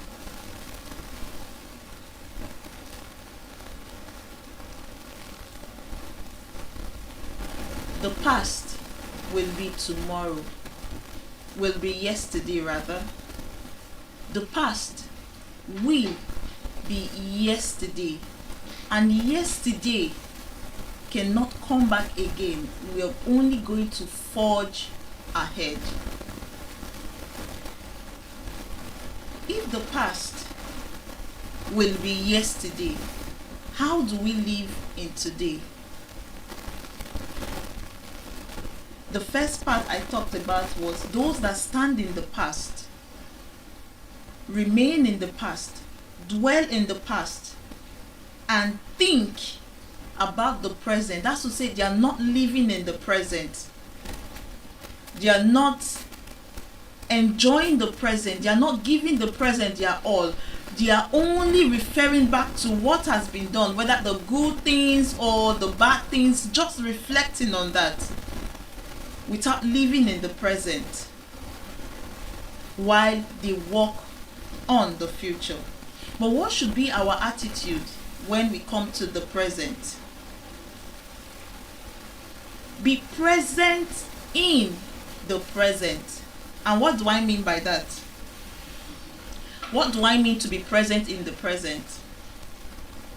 That you're giving your all to a particular cause. Be present in the present. That I usually tell my students what is what doing well. And not just what doing well, you give it your best shot. That is living in the present. So something happened on Thursday. I'm preparing one of my students for a musical exam. And I told the mom that, oh, he's ready. But you know, sometimes children can be so funny that they would not read except you tell them to read. As at when I told the mom that he was ready, honestly speaking, he was ready. So we had to get past questions for him so that he can attempt these past questions and be fully acquainted with how the exam is going to be like. And should I let you know that after getting that past question, he attempted it. And I saw that there were some places he wasn't getting right. Not because he doesn't know it, but because he has not been studying. And so I started admonishing him that your mom has paid for this exam. It will be best if you bring your best foot forward for this exam. And this was what he told me, that he's not ready to bring his best foot forward. And I looked at him and I said, this exam was paid for because you were ready as at then to write the exam. So what is really going on? Now, I will let us know that for the present, you have to be ready to take hold of the present while living in the present. You're now here. And because you're here, you are meant to give it your best shot. Give life your best shot. Whatever you are doing, make sure you are doing it aright. You're aware of your abilities, aware that you are not just an ordinary man, an ordinary woman. You're aware of the possibilities that is right inside of you. You're asked at your place of work to do that particular thing. Do it and give it your best shot. Don't say, because they are not paying me, I won't do it. No. Live in the present. Take hold of the present. We also have reassurance in ready minds. Reassurance in ready minds. It is a thing to desire, it is one thing rather to desire what needs to be done. It is another thing to go for it. It is one thing to desire what needs to be done. You desire it, you crave for it, you want it. But it is another thing to go for it, to make it done, to get that thing done. It is another thing. So while you are living in the present, you have to be ready. Not just ready, you have to be willing to go for it. Go for it with all your mind. Go for it with all your mind. Go for it with all the zeal that you can ever have. While living in the present, there should be excitement in execution. There should be excitement in execution. I was listening to a podcast and Les Brown said, is it Bill Gates didn't hire a man because his face was as strong as whatever you can picture. There was no happiness in his face. He wore the sadness of the world on his face. He wore his problem into the room, and he was like, life is too hard for me to work with somebody like this. So yes, there should be excitement in execution, that whatever you are doing, do it not just with all your minds, but do it happily, do it willingly, do it cheerfully, do it not just in contentment, do it with everything you have in you. I was telling somebody, I think my boss said something one day, and she was like, let's go out for publicity. It was for summer school. We wanted new intakes during that summer period, and she gave us the flyer. And while we were on our way, I was excited doing it. One of my colleagues was like, you are doing too much, because it's not just sharing of flyers. And in my mind, I was like, you don't even understand. Whatever your hand finds to do it with all your might. Excitement in execution. Do it regardless. It may be draining, but do it with excitement. You don't have to wear the tiredness or the frown of the world on your face. You don't have to wear it. It's not needed. So execute what needs to be executed with excitement. While living in the present, start small. sometimes in shaking steps. Start small. You don't, most definitely, sometimes don't have to figure it all out. You can start small in that shaking steps. There is something that has always guided me, that because I haven't figured out what needs to be done doesn't mean that thing that needs to be done doesn't have to be done. Because I have not figured all, I haven't figured it all out, doesn't mean what needs to be done doesn't have to be done. And if I'm not careful, if I'm not smart enough, time would pass, and time is money. So yes, you can start in shaky steps, or you can start in steady steps while living in the present. Take hold of the fact that it just need or starts with that step. They said a journey of 1,000 miles starts with a step. The journey of 1,000 miles begins with a step, and it also begins from where you are. You don't have to think it so hard. There are times when you even have an idea. You've told it to A, you've told it to B, you've told it to C, you've told it to D. If care is not taken, it will be watered down. It will be relegated. You will even be confused. You'll be asking yourself, should I still go for it? It was Ife, the diary of a Niger girl. She said something that before she started her skincare business, that she had a mentor who has always supported her back to back. Then she brought the idea to her. The mentor had good points. She said, all people are doing it. It's a common business. Skincare business is a common business. People are already into it and all that.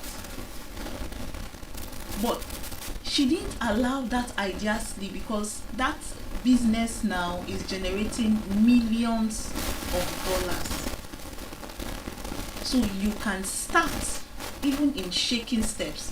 You can start even in steady steps, regardless of where you find yourself. Whether it is whether your steps are not steady yet or firm yet.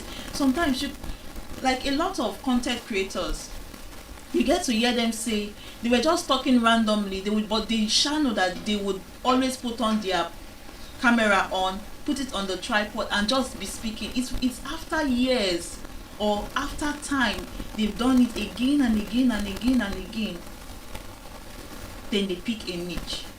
Like Eric, I think I don't know if you know Eric Gugoa. Yes, he said there was a particular time he posted his 10 years clip, and the difference was massive, where he started from and where he is now. And he said something that he didn't have it all figured out, which is okay. So while you are living in the present, start from where you are, even in shaky steps. You mustn't have it all figured out, just start. Then while living in the present, endurance in evolution is necessary. While you are changing or shifting or growing, endurance is necessary. There are things you would endure. I remember my teaching job. I know I worked for 4 years without getting paid.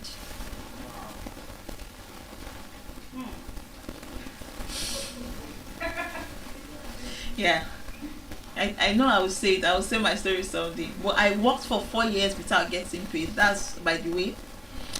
Then, while I was in uni, I know I got a job. I was paid 15,000 naira, but the bike fare, that's the transportation that for the month, was 10,000 naira. My tithe and offering, when you remove that, there is nothing actually for me. When you were paid, the money was not Was nothing. you understand? So yes, there is endurance in evolution. You may not endure, like everybody have their own sides of the story. It may not be as unique as mine, because I'll call it unique for me. It may not be as unique as mine, but all I'm trying to say is there is a place, or there is a time, there comes a time when you are evolving, when you are changing, when you are leaving your comfort zone. There is a place of endurance. There is something you have to endure. There is something you have to sacrifice. It could be your time, it could be your energy, it could be sometimes putting in that extra work, sometimes it could be going the length. But should I let you know that the 4 years I started my teaching job is what has made me who I am today. Because I know that during that 4 years, I would, when the owner of the school wasn't around, I was standing as the school administrator, I was standing as the bursar, I was standing as the customer care officer, I was standing as the teacher. If the other teachers are not around, I was just everywhere. I was standing as the bursar. I would go get textbook for the school. So on and on, I was changing different positions during that 4 years. Now, I got to reap the dividend at the end of the day, where I worked for a particular school, and the proprietress called me and told me, Abigail, your head is like textbook. And I was looking at her. I was like, Ma, why did you say so? She said, because you don't have to look at a scheme of work to be able to teach the children. She also made something clear to me that, okay, she was like a startup then.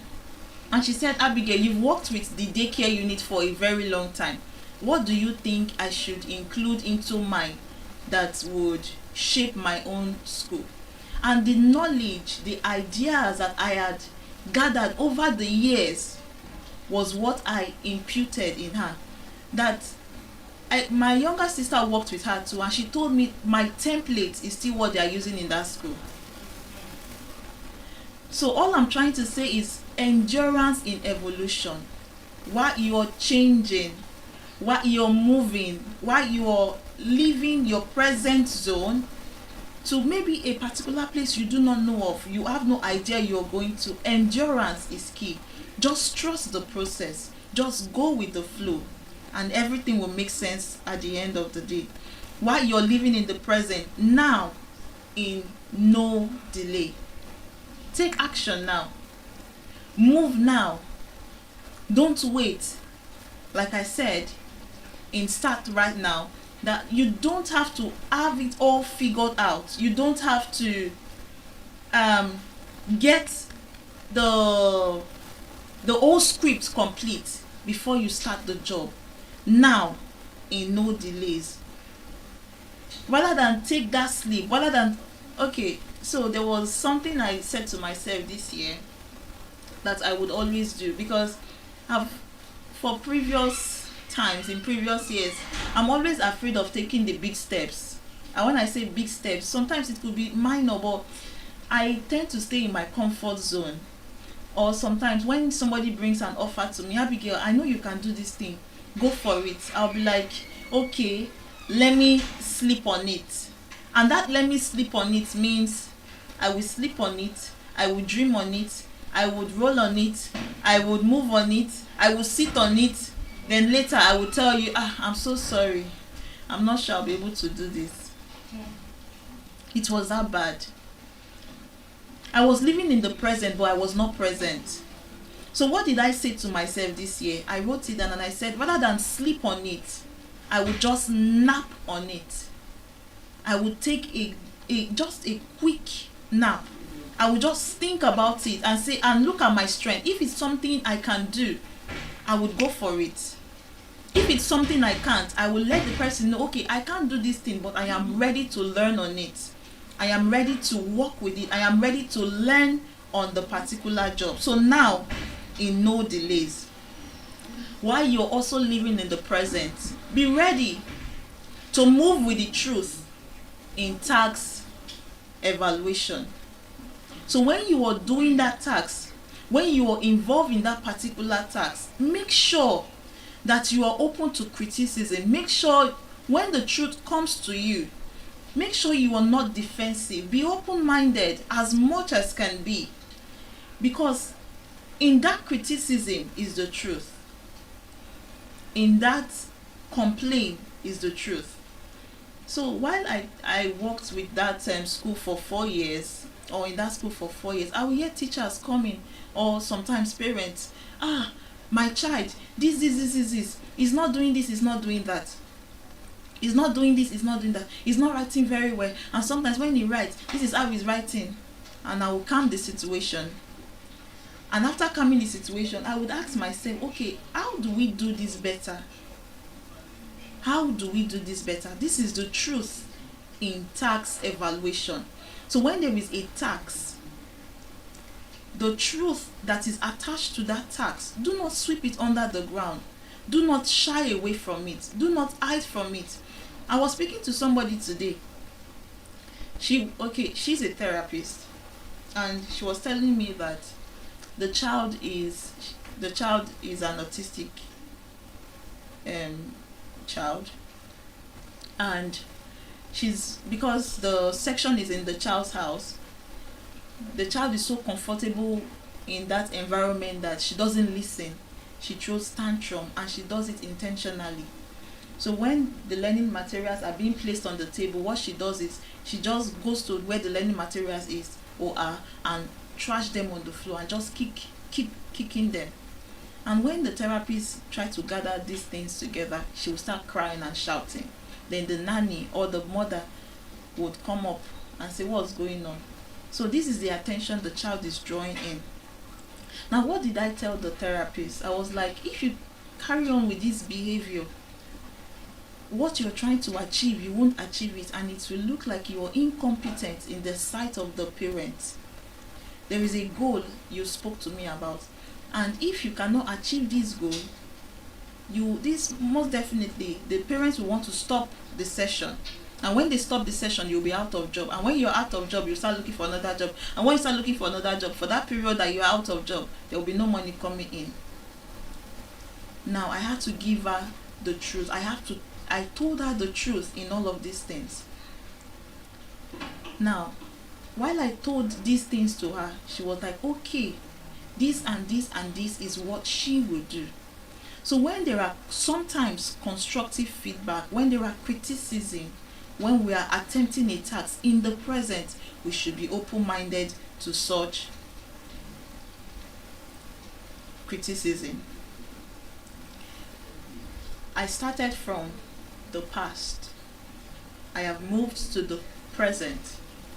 And for the present, there are people that stand in the present to reflect on the past while working on the future.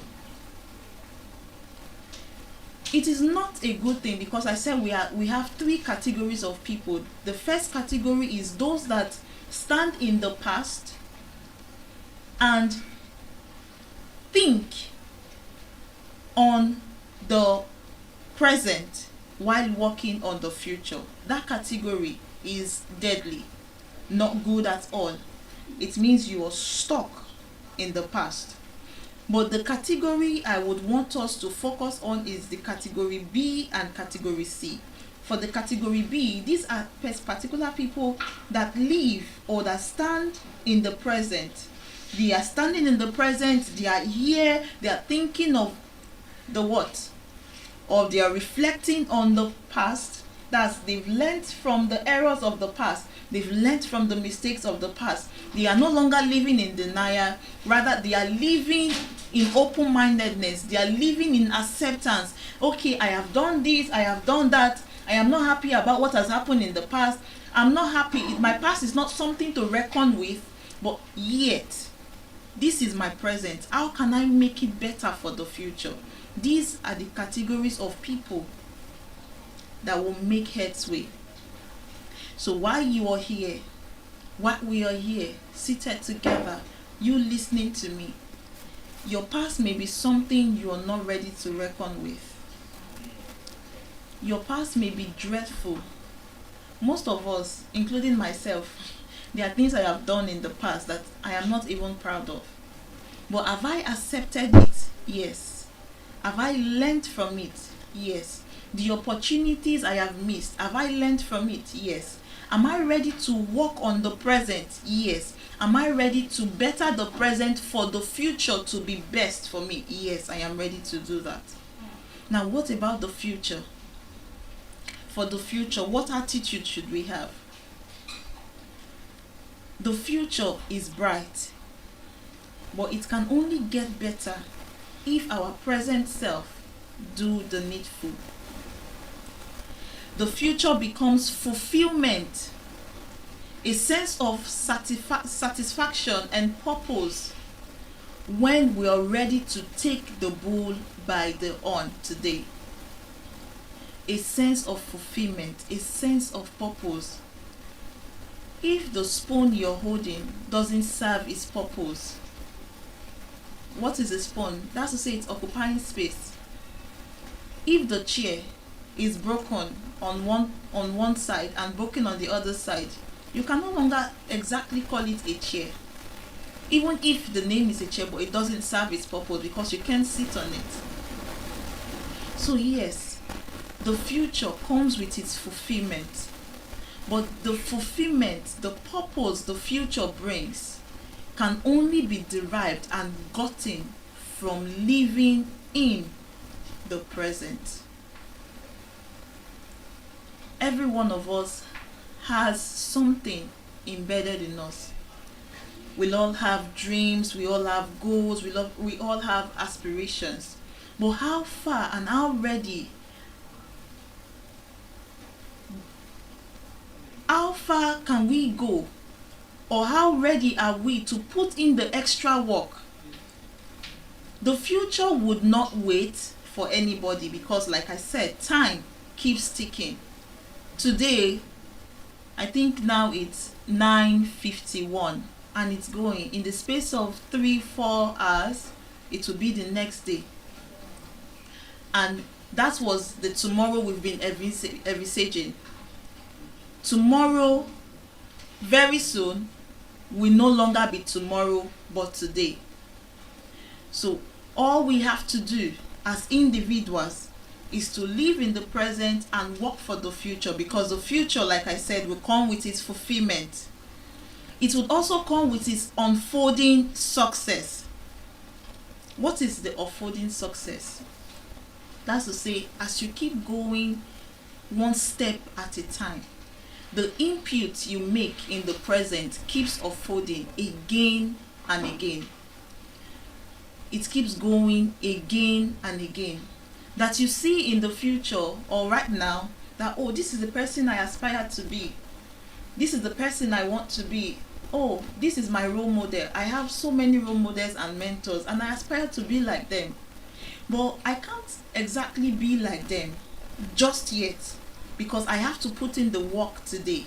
And because I keep putting in the work today and that of tomorrow, when it comes, as tomorrow becomes today for me, when it keeps going again and again, then the future keeps unfolding itself.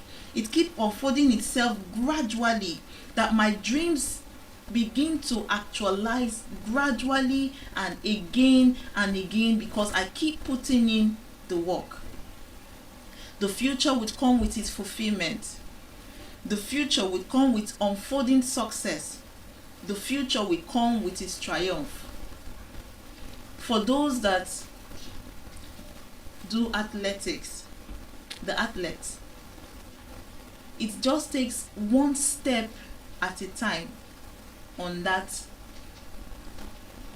Somebody should help me out. The track. Thank you so much. One step at a time from the starting point to the finish line. One step at a time. It is after you've gone again and again, the step at a time, then you can emerge victor. Then you can emerge a triumphant person.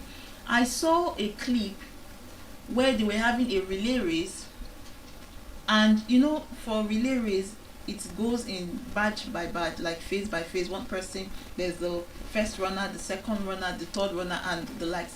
I think the second runner was running and sprained her ankle, and while she sprained the ankle, She did not give up.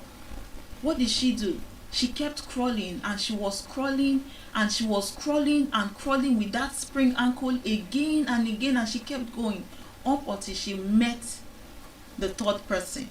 And the third person fired down to the fourth person. They didn't come out the first. They didn't come out second. They didn't come out the third winner. But what stood out in that event was the fact that that person made a significant progress by not giving up. So yes, sometimes the present will come with its ups and downs. It will come with its shaky tides. It will come with blurry days. But when the future presents itself, the future would not come like immediately. It will come in its step and demand for its ransom. It's just like saying you plant a seed today. The seed will not just germinate tomorrow. It will take days. And when that days come, the victory will then supersede the struggles. The victory will then supersede the limitation. That is the triumph. When the future comes, it should be the future that has upgraded your life and not bring shame to any of us. The future should come with life's upgrade. It would be so unfortunate and really devastating if at the end of life we have nothing to show for it. It will be so devastating that after all the said and done, when the future appears and presents itself, we are still stagnant. A story was told by my leader in my religious circle, and he said one of the days they had a reunion. Was it my leader that said it, or my mathematics teacher? May so rest in peace. Yes, my mathematics teacher. And he said that why they had that school reunion, one of the friend or one of that particular class, he had to tell the story to his child. And what was the story? That he went for the venue, or he went to the venue rather, and when he got to the venue, it was so sad and unfortunate that he saw cars, different fleets of cars parked at the car park. He saw the power bikes of some people, his classmates, but only him trekked to the venue, not even with bicycle, not even with bike or Okada like the name is being called here. The upgrade of life, the future will come with its upgrade. And when it comes with its upgrade, it will demand for what you have sown. And if what you have sown is something of value, the upgrade of life, that's to say you are triumphant in it. But when it demands for what you have sown, and it is something tangible, then we are all ready to live in the skills and better living standards. When the future comes, it comes with rewards. I remember growing up, when my mom says she's going out, we are so excited because we know that she would not come empty-handed. When she says she is going out, we are so excited. We look forward to when she would return, because we know that she would not come empty-handed. The same thing with life. That when the future comes, you are so sure that you've planted. You did not just plant any seed, but you planted time, you planted energy, you sowed on that skill, you took all the opportunities needed to be taken, you took that course, you took that certification, you were studious when need be, you bought the midnight candle when need be. Like I would always say, you crossed the T's when need be, and you dotted the I when need be. When the future comes, it will come with its reward. And the reward, most definitely, will be either good or bad. Will be either beneficial to those that have sowed good seed, or beneficial to those that have sowed the opposite seed. When the future comes, it will come with elevation. There are people that, honestly speaking, they don't talk to me again sometimes because they've elevated their life. Honestly speaking, I won't even lie to you. And honestly too, there are people I do not talk to just like that, because I have also elevated my life to a standard. Because I know if I talk to this person, in quote, this person can say, oh, is it because you are this now? So I just tend to put that boundary. So this is how life is. When the future comes, I hope that we do not live in the lower standard, but we should have elevated ourselves, our life, that we are rising to higher level in life, in purpose and in impact. When the future comes, it should be that we have elevated our life to purpose, to impact, and in all other areas of ourselves. The past will still be the past, but it will be unfortunate if others are still living in the past and thinking about the future or the present. But it will be better to live in the present, or stand in the present and think or reflect on the past, just to get the lessons, just to get the warnings, just to get or reminisce on what has happened, so that you can use that lessons to better the future. The past teaches us, the present trains us, the future rewards us. The past will always teach us, but it is for the wise. It is those that are wise, those that are open-minded, those that are ready to learn the lessons of the past, that would learn the lessons of it. So when you think of the past, don't think of the regret. Don't think of the pain. Don't think of the anguish. Don't exactly look at the pattern. But even if you would do that, it should be that you are drawing out lessons from the past. It should be that the past has taught you a particular thing that would better the present and move you upward or onward towards a better future. And when the present presents itself, it trains us.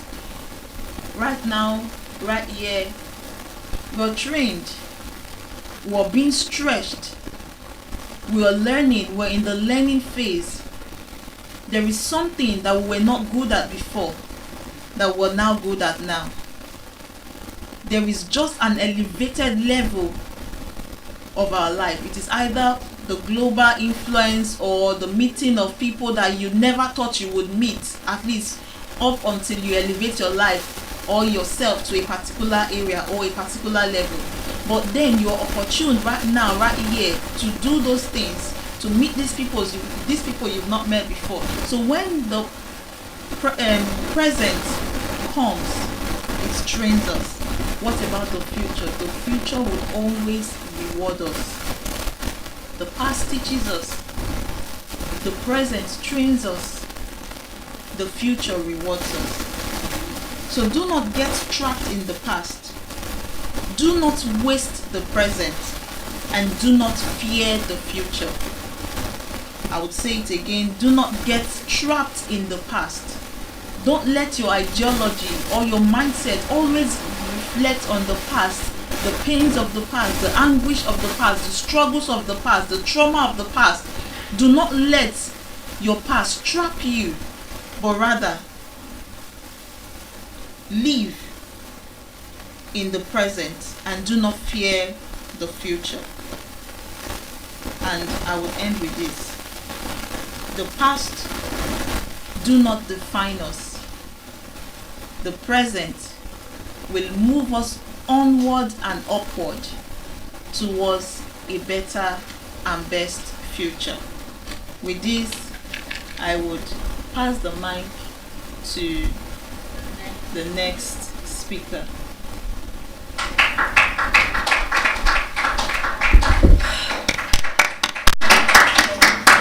Hi.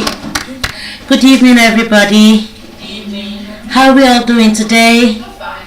I think this is the 415th hour. 14th? 14th. Wow.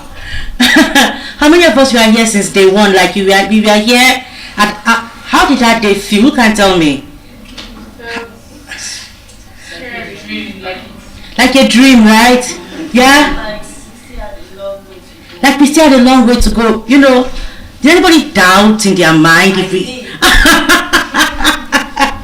Moana, here we are. Okay, we have a few hours to go. Wow, this has been good. Whew. Okay, can everybody just breathe in and out?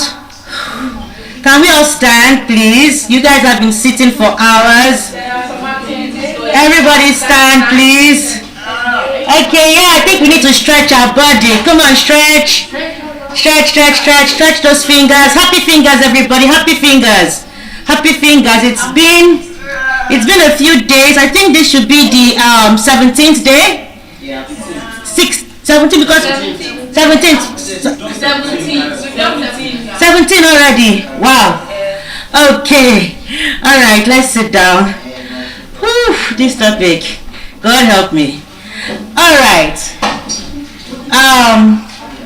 Today we are looking at cognitive behavioral therapy. I'm going to repeat my topic again so that you guys will not ask yourself what the topic is. I think I'm allowed to stay quiet when you are talking. Yeah, because the record says that there should be no talking, no pause for 30 seconds. That means if I am not talking and you are talking, it's okay for me to stay quiet because it means somebody is talking.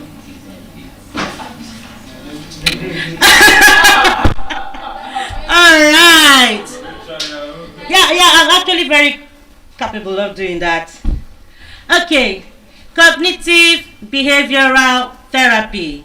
And our points for today are, we are going to recognize personal triggers, develop emotional intelligence for a better life, and strategies for self-regulation and maintaining a positive demeanor.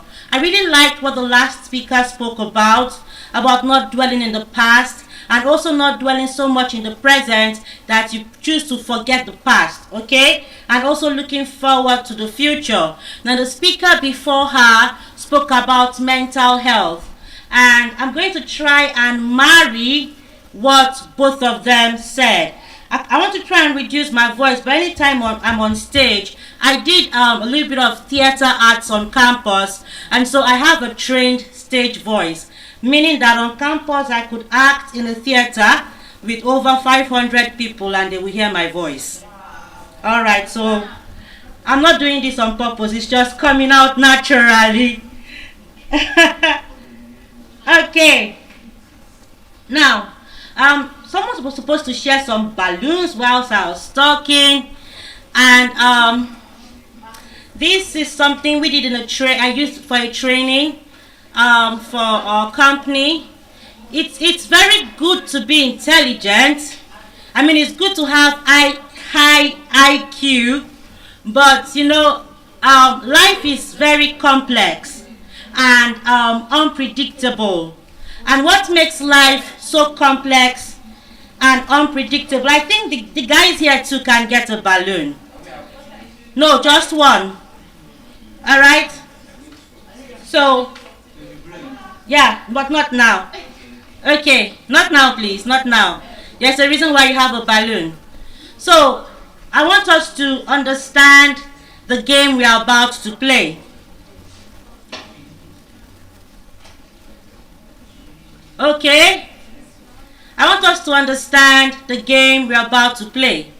And like I said earlier on, life can get very complex in the sense that you might think that you are in control of your emotions, but your emotions can surprise you. Sometimes you might think I'm very intelligent, I have a first class, I have a good life, I'm working in a wonderful office, but sometimes your emotions can surprise you. And how do I know this? We've done trainings in certain companies where people at leadership, executive, and managerial levels who seemed very calm suddenly killed their life's partner. And you know, this type of news is properly managed so that it does not enter the newspaper. And so this is why companies pay lots of money for the class you are about to have. Are we together? Now, I would like for us to blow the balloons. Before, I wish there was a marker. I would have asked you to mark a triggering emotion on that balloon, ranging from excessive happiness to excessive anger or excessive love, any triggering emotion or anything that can trigger any of those emotions. And I would like you to blow the balloon thinking of the emotion. So if you have a balloon, you should be blowing it. If you are not blowing a balloon, I'm of the impression that you do not have one, and I will collect my balloon when I come down the stage. Samuel Zion.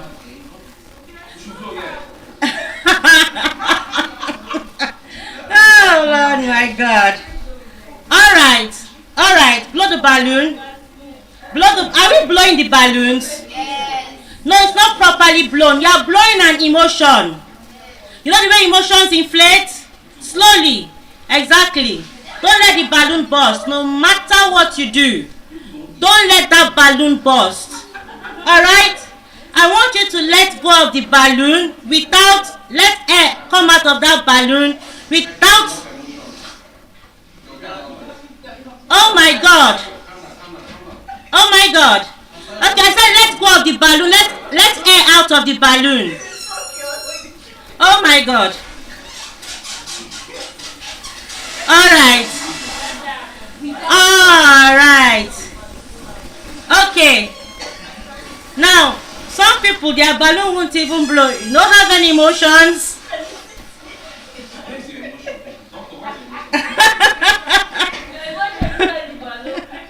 Alright.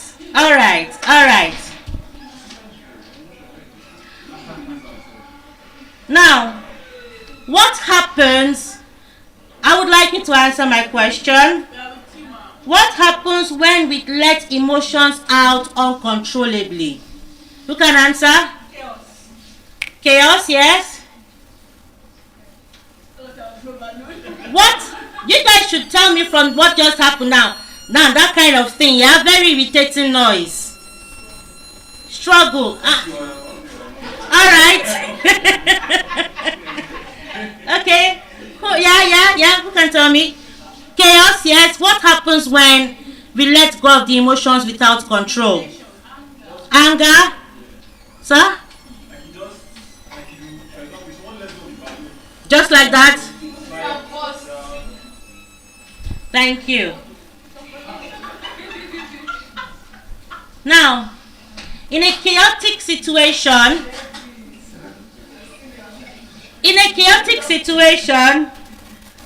how does controlled release help regulate emotions around you and with the people involved? Let's say you are the top lead manager, okay?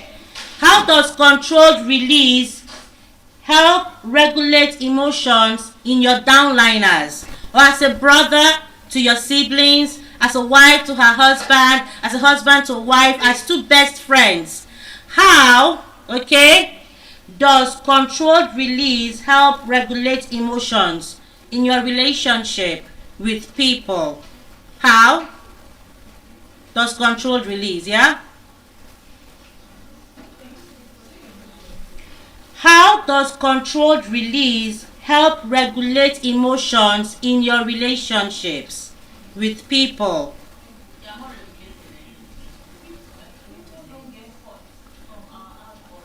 People don't get caught in our outburst, yes?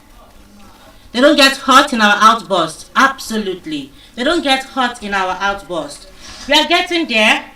We are getting there because our topic is CBT, Cognitive Behavioral Therapy, and I'm just introducing it to us. Okay, so before I go there, let me just give us a textbook definition of self-awareness. Self-awareness is the ability to recognize your own emotions, all right, and understand your own emotions, thoughts, and behaviors, and how they affect you and those around you. Okay? Your emotions, your thoughts, and your emotion, and how they affect you and those around you. I'm so pleased that lady is wearing a red top, because I'm wearing a red top, and in all my classes she has a lot to say. Today I'm going to share this mic with you. Yes, because in all my classes you have a lot to say. I want to hear, okay? Alright? It's like holding up a mirror to your inner world, seeing your strengths, weaknesses, triggers, and motivation with clarity. I've said before that there are some emotions that have not yet been named. Because the older you get, the more you will find out about yourself. And like somebody said, accepting the things you did in your past is very key to accepting who you will become. Because who you are now is not yet who you will become. And she was speaking about the future and setting boundaries. What happens in the future when you are not the successful one? You understand? There's something called futures literacy. That will be for Monday. Yeah. Because people don't prepare for the future. And that is why we have chaotic elderly people. Alright? Okay. So, cognitive behavioral therapy. Cognitive means the conscious mental activities such as thinking, understanding, and learned behavior. Alright? Cognitive. Everybody say cognitive. Mental activities such as thinking, understanding, learned behavior. Behavior, the way in which don't say this one. The way in which a person reacts. Okay? And when we talk about therapy, we mean mental treatment. That's a very deep version of it, but we're not going there. We are just scratching the top. That's why it's called 101. Are we together? Alright. So I need 2 participants to come out. I need 2 participants to come out. I'm going to pick them myself. I like the 2 of you. Absolutely. Round of applause for my participants. Thank you very much. Thank you very much. Okay, so Faith, you stand here. And Ayo, stay right where you are. So, Guinness World Record is over. 3 months after, we've not seen each other. We've not contacted each other. Then Faith and Ayo see each other on the road. Ayo tries to say hello, but Faith passes by. 1, 2, ready. Faith does not respond. Ayo tries to say hello. Faith does not respond. 1, 2, 3, action. Thank you very much. Alright, go back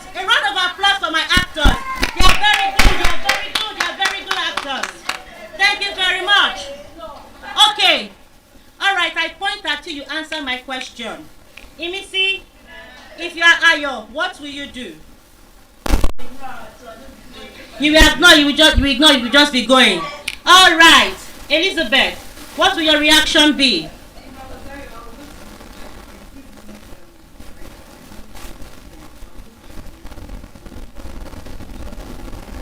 Why did you do that? All right, thank you very much. Thank you very much. Doctor, what will you do? I'm coming to you. Yeah, what will you do, doctor? You will try. Yeah? What will you do?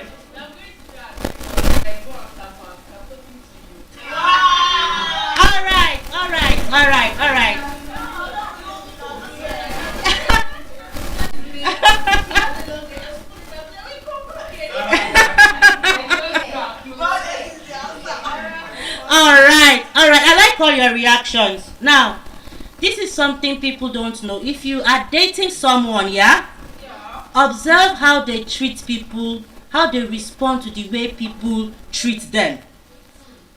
Oprah Winfrey said that when somebody shows you who they are, believe them. When they show you, not if, they will show you. When they show you who they are, believe them. Are we together? So now we have 3 ways people can react to that. Are we together? We are looking at the ABCs of CBT. Say that? ABC of CBT. So what does CBT mean? A round of applause for my students there. Thank you all so much. So ABC means to activate. A, to activate. B, believe. C, consequence. So something was activated when Faith ignored Ayo.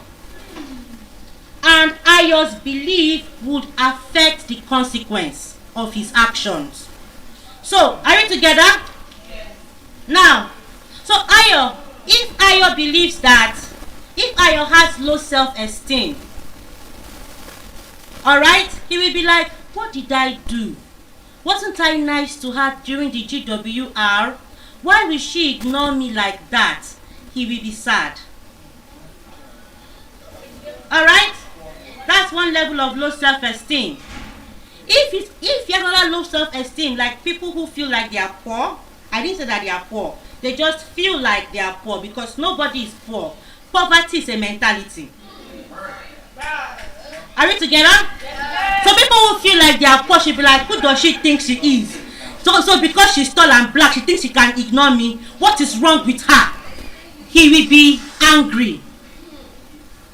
If the person is level-headed and has confidence in themselves, they will first of all say, well, it doesn't matter. They will go on with life. Or they would either say, hello, Faith.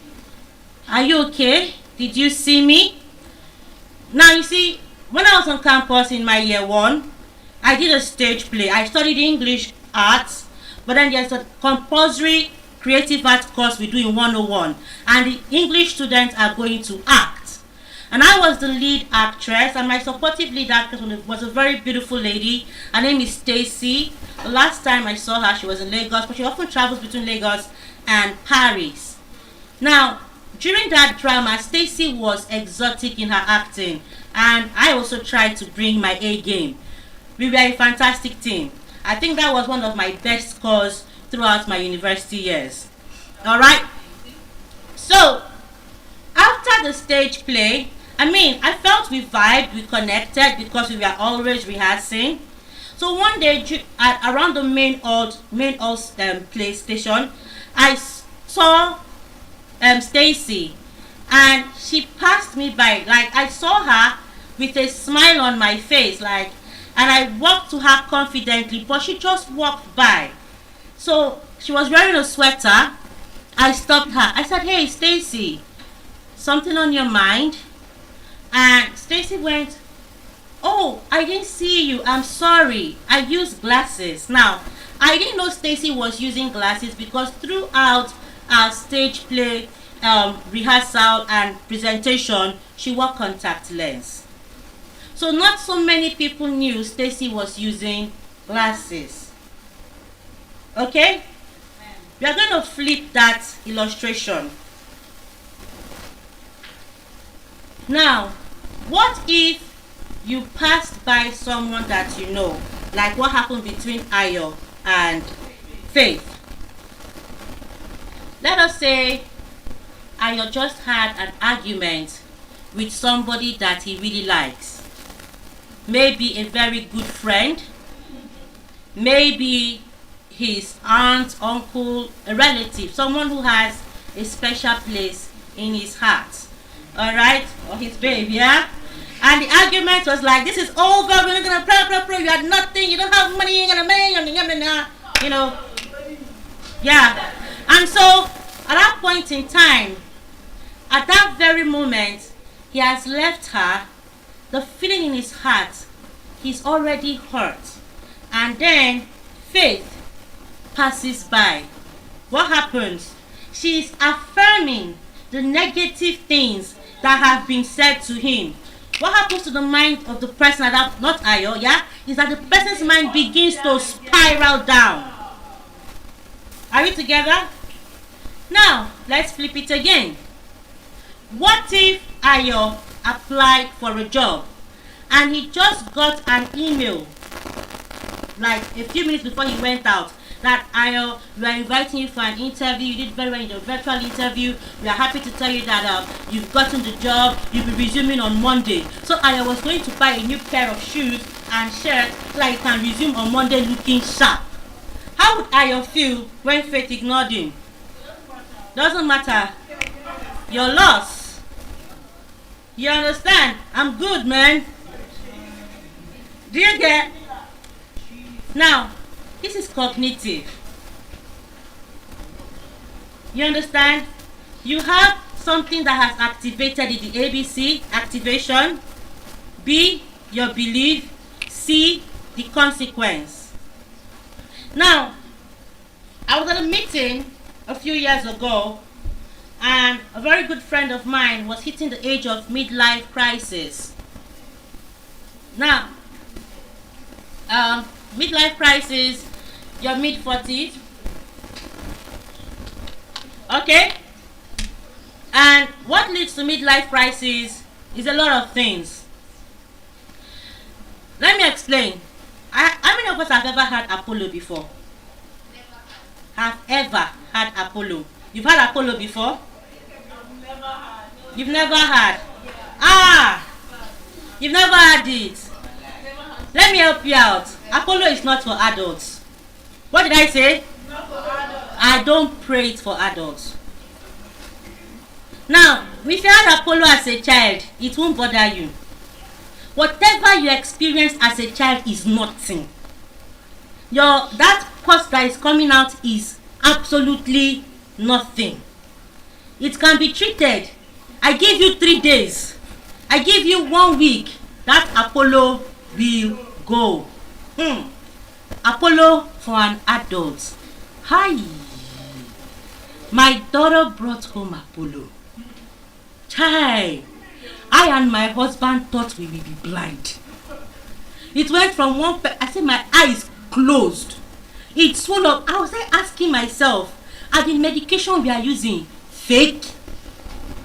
I had Apollo, and I remember when she had Apollo, there was one old woman that used to take care of her for me when I go to work. During that time, after I had Apollo, I took permission from work because the moment she saw her, she said, "No, I love you, but God forbid." She was in her 60s. She said, "I love you, but God forbid." Sincerely. So when I took it, I didn't know why she was afraid. My eyes were on fire. I used almost 4 drips. I thought the pharmacists were lying to me. I went to Med Plus. I went to the what pharmacy? I went crying. Oh my God. When you are younger, you think you have seen things. You think you can feel pain. You have not felt nothing. Are you getting me? You see some parents, they are overprotective of their children. You think, this woman is spoiling her child. Do you know how many have died?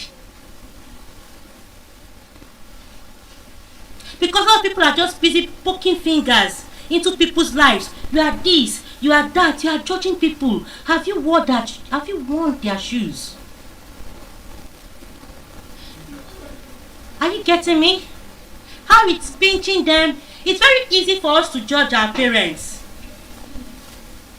Are you getting me? It's very easy for us to judge our neighbors. God will not help you to become them. You'll be better. Amen? Alright? So, when we talk about behavioral, I said that it is a learned behavior. When something is learned, it's not easy to learn. How easy did you find it to learn ABC? To write ABC?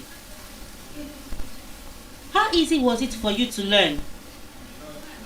Have you forgotten? Somebody was patient. Let me tell you something. From KG to nursery 2, they were teaching you how to write.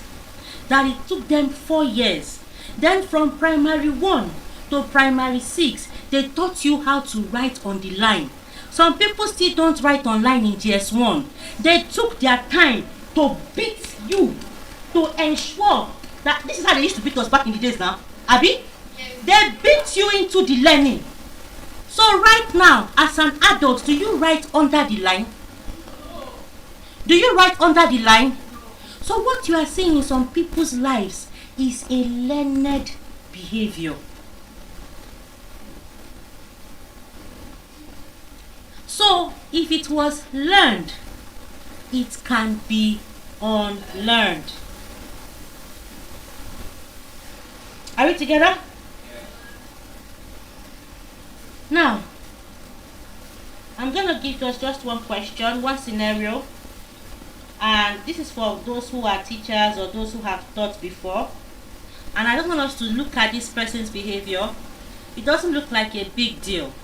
So there's this particular teacher. She's one of those teachers that writes her lesson notes by hand. She's fully prepared for her class. And then there is something, she plans assembly, so that in assembly, the students can learn, what do they call this thing? Moral instructions, current affairs. No, they teach those things on assembly because they may not have time to teach them in class. Are we together? Now, there's a particular boy that for to the beginning of the term is always coming late. Coming late. He will come in, they teach mathematics in the morning when your head is very fresh. That's 8 a.m. to 8:45. The boy comes in at 9. He doesn't even meet, or 8 a.m. to 8:30. He doesn't meet the beginning of the next, he's coming to the third period. That's 9 a.m. Every day. She has complained to the school owner, to the head teacher. This boy is always coming late, but they are in a private school. And you have to be very careful how you react and behave to children. One day the boy comes to class late and she's like, "Oh, Tunde, you're so tardy. Useless boy, go to your seat." Now let's not act as if our teachers have never called us useless. Thank you. I went to primary school. Okay, sorry, I did not go in the same year with you. In the year I went, there was one teacher that called me useless. Alright, for whatever reason, I was in GS1. I don't even remember, but I remember what she said. And I know that I'm very useful. Alright, are we together? Now, the boy goes home. Do you know how painful it is to call a child useless? As an adult now, if somebody calls you useless, you can push it away. But children are just getting their identity. So this boy goes home and cries to his mom. And his mom is a single woman, but she's very kind. And she's some people are very nice. They are very sweet. They like avoiding conflict. So the mom sends a message to the teacher and says, "Hey ma'am, I'm so sorry that my son has been coming to school late. It's because I've been taking care of a sick relative. The lady's mom is in the hospital, so she has to do some things for her mother every morning before bringing the boy to school.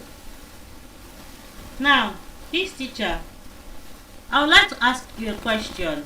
What triggered her reaction? What triggered the teacher's reaction? The boy's lateness. Okay, sorry, my questions are very basic because complex problems start from basic issues. And if you don't deal with basic issues, when they compound, that is when they become complex. Somebody spoke about mental health, and then the other person challenged what that person said about mental health. Alright? And both of them are not wrong. Both of them are right. They approached it differently. I approached mental health exactly the same way both of them have. Initially, I understood it, but then after a while, I felt some people were misusing it. So both of them are right. So why am I saying this? Because we have to should be open-minded at looking at the teacher and looking at the boy. Alright?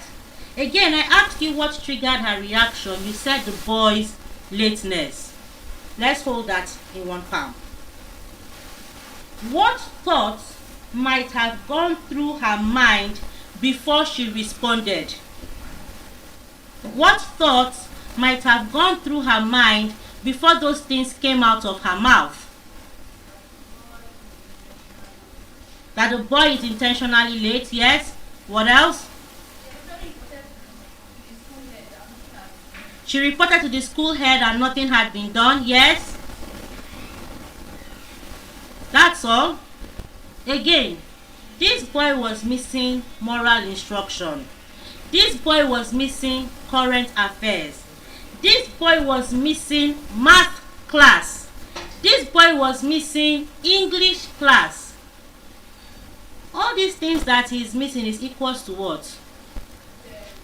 Is equals to what? 0. 0. And if he gets 0 in the modern day school system, if a child fails, the teacher has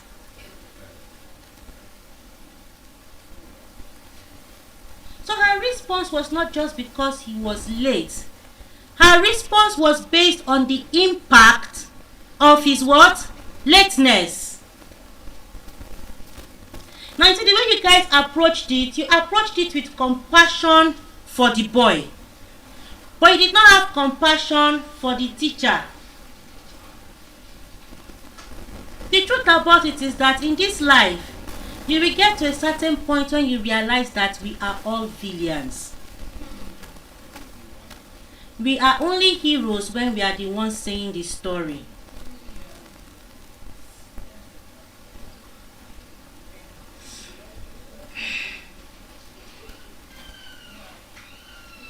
So now, there are several thoughts going on in her head. I want all my students to pass. I said she's writing her lesson notes with her hand.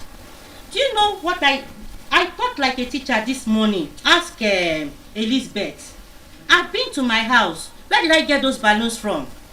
I went to my house to look for stickers. If I still had stickers, because there's a part of my class I will need stickers. I didn't find them. I counted that maybe I will have 15 people in my class today. I will look for stickers, I will look for papers, I've planned the activity. So just imagine this woman has planned the activity for audio learners, visual learners, kinetic learners, and this boy is always late. Then he will be the first to go home. Do you know how she will feel? Do you understand? So even when the woman gave her excuse, he no touch her. She will be like, excuse me, are you the first person whose mother is sick?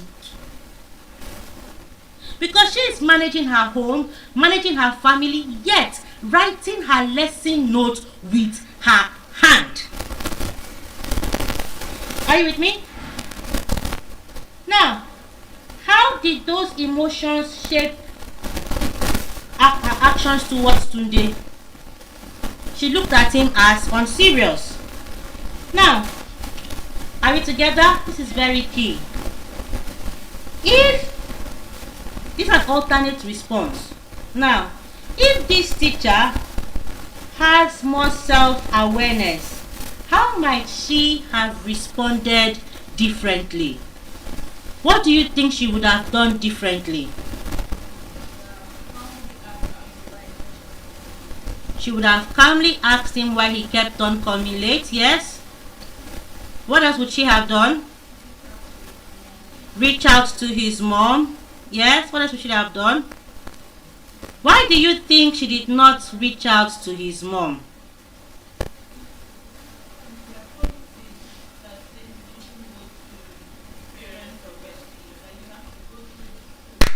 A round of applause. Okay. Now, when she reported to the school should have reached out to his mom. When she reported the first time, she would have been consistent in her response. We are going to look at conflict management in the second half of this class because we have different ways of handling conflict. Alright? And each one of them, there's a reason when you apply them, and there's a reason why you should apply them. Personally, you are not in control of other people's emotions, of how they behave, or of what they do. But you are in control of your emotions, of how you behave, and of what you do. First things first, in regulating your emotions. I told us before that emotions are what? Emotions are what? I've said it in this class. They are what? They are thoughts. Emotion is a Greek word. Is thought in motion. Alright? Emotion is what? Thoughts in motion. Okay? So, when we say how to regulate your thoughts, your emotions, talking about how to regulate your thoughts and how they move. Because every action you are taking is activated based on your belief, leading to a consequence. The teacher believed the boy's mother is a Gen Z mother. The teacher believed the boy's mother is unserious. And don't blame teachers for believing that Gen Z mothers are not serious. I have an experience where a mother forgot her child in school because she was watching African Magic. This was like some 10 years ago. So if 10 years ago, that's zillennial before present Gen Z, they did that. I can tell you, I have experiences of kids coming to school with pink hair as far back as 2018. Yes. Do you get what I'm trying to say? Not 2020 something. I said 2018. Okay? So yeah, so teachers have experience with children, and so when they say certain things, there are triggers that lead to it. Her action was wrong, but first of all, it was activated based on her belief, hence the consequence. Okay? Now, how to regulate your emotions? First of all, know that your thoughts are just thoughts. If you like yourself, you can write it down. I don't care. If you don't write it down, if you forget it, you might pay for it later. Alright. Now, understand that your thoughts are what? Just thoughts. The second one, how am I going to explain it? I want to really break it down so that I'm not using jargon. I'm just using very simple words. Okay? So, observer mind, also known as cognitive diffusion. Okay? Observer mind, also known as cognitive diffusion. That means separating yourselves from your thoughts. What did I say? Separating yourself from your... I used to be, like I've said before, come from a toxic background. So this is a lot of work for some people. Remember I said your brain likes to tell lies based on the fact that it's moving on learned behavior. Learned is what you have thought it. Okay? And I've told you before that something that is learned, you didn't learn it in an easy way. It was a hard lesson. Peradventure, a father writing a letter to his child. Hello, my dear daughter. How are you enjoying your grandpa's house? I miss you. I know you miss us. I know you miss me. I will come on your birthday in September. Blah, blah, blah. He doesn't come. That birthday goes. He sends another letter the next year. Are you together? Blah, blah, blah. Daughter, I'm coming this year. He doesn't come. The next year, he sends another letter. Blah, blah, blah, blah. I'm coming this year. He doesn't come. Then he doesn't send letter again. What has that child learned? Yes, doctor, you're thinking about it. What has she learned?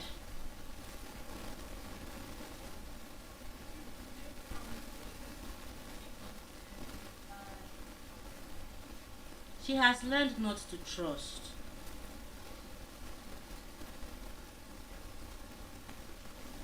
Because it came with promises.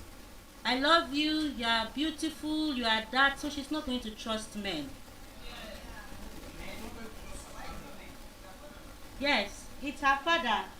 What she will have is daddy issues. Are you getting me?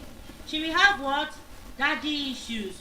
Because definitely, if she has a boyfriend in her teenage years, the boyfriend is a teenager, she is a teenager, they will break each other's hearts. Already, she's moving around with half a heart because the other half has already been broken. So the remaining half now, the boy is, that teenage boy is going to break it because he is a boy. He is not a man and is not capable of loving her.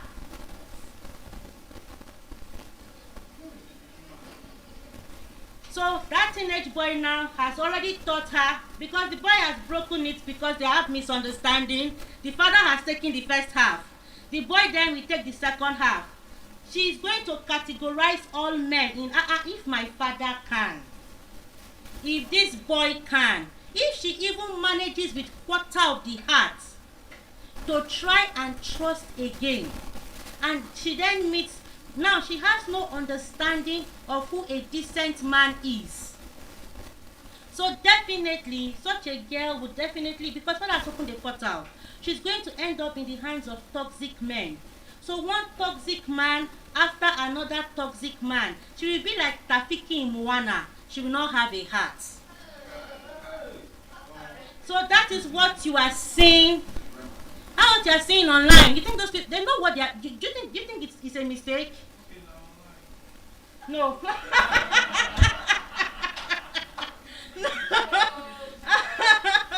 I just made a reference. Okay? Are we together? So that's what you're saying.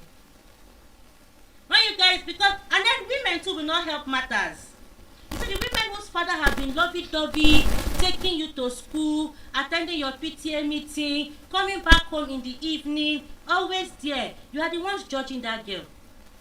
You will be judging her for her bad behavior and for her bad character. And because the world has showed her bad behavior, she will tell you one good character, no day my body. And she will say it with what? Boldness. And to teach you a lesson. Because she is jealous of you, and you have aggravated the jealousy, she will sleep with your father. You guys don't know how things are happening. You have no idea how things, because it's emotional. It's thought in motion, and it does not stop in one place. It spirals down. It is called a learned behavior, and I said it is learned in a hard way. Women are not scum. That's not what I said. It can happen to a boy. It can happen to a boy. The reverse is the case. Done it with boys too. Mommy issues. Do you understand? They don't learn to be men. If he's a man, he would have one wife and he will be faithful to her. But when you see men that can't control their legs, that go after anything under a skirt, go home. Go and check below. Sometimes they were molested and we are not allowed to express it.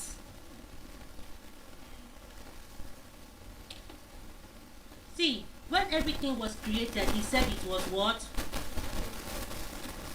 Something, a visitor entered and corrupted it.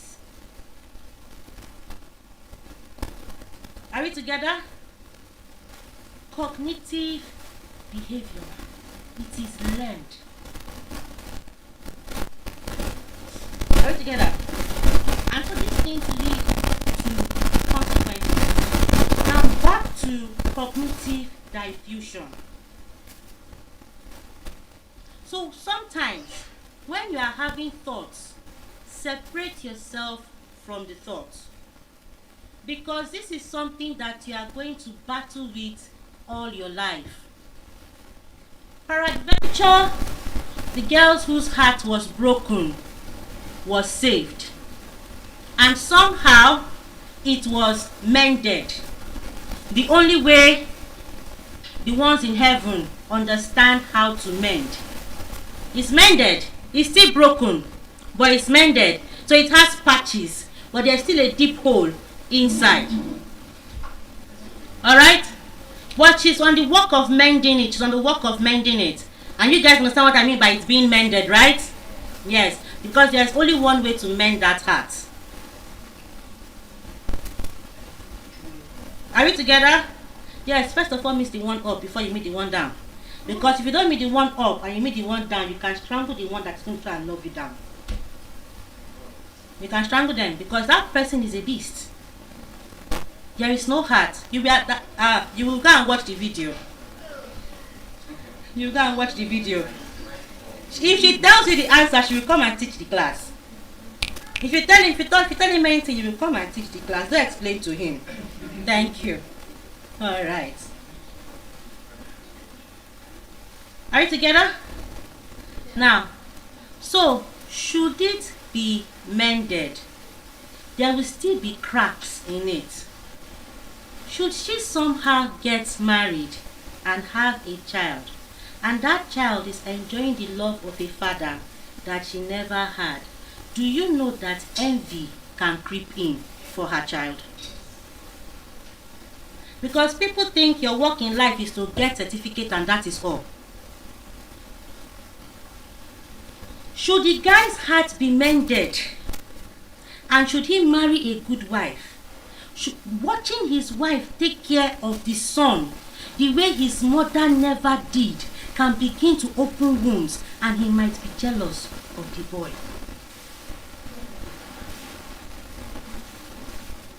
Because when people tell you things that happen in their families, if they should open up the canker worm, you'll be shocked.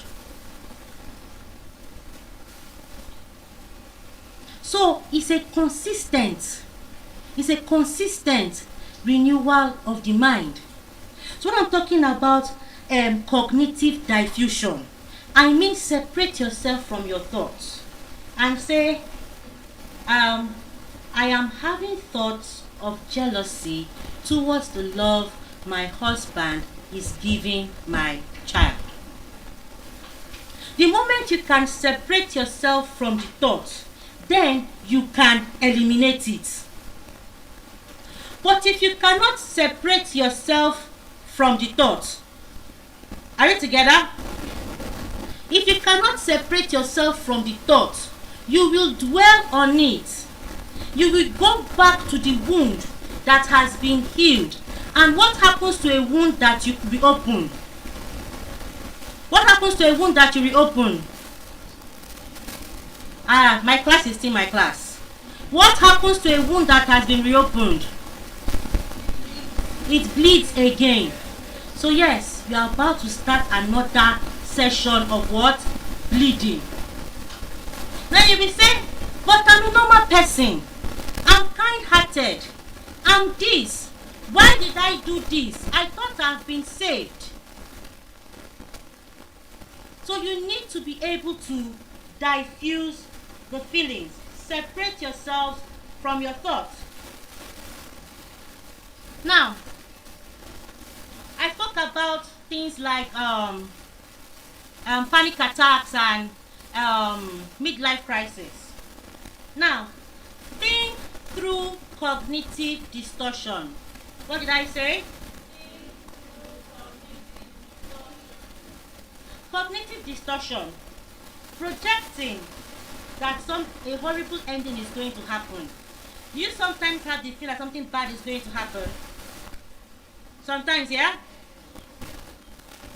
That's a cognitive distortion. And there's a reason for it.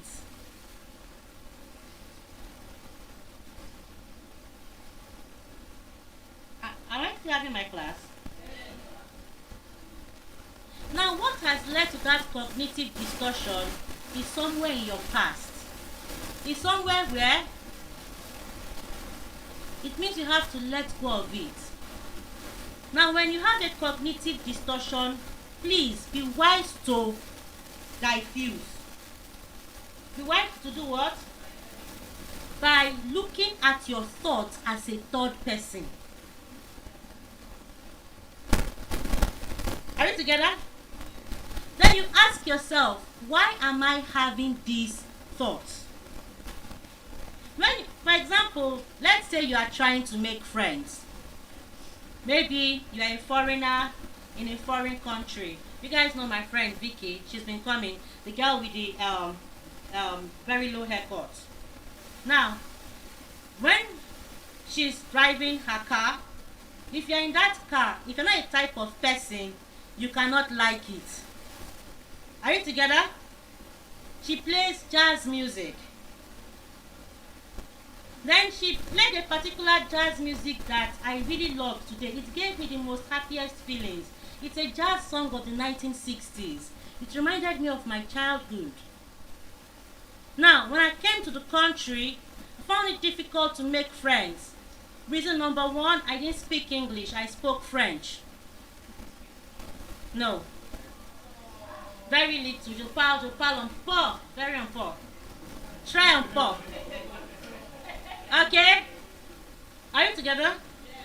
Secondly, I was used to being very loved.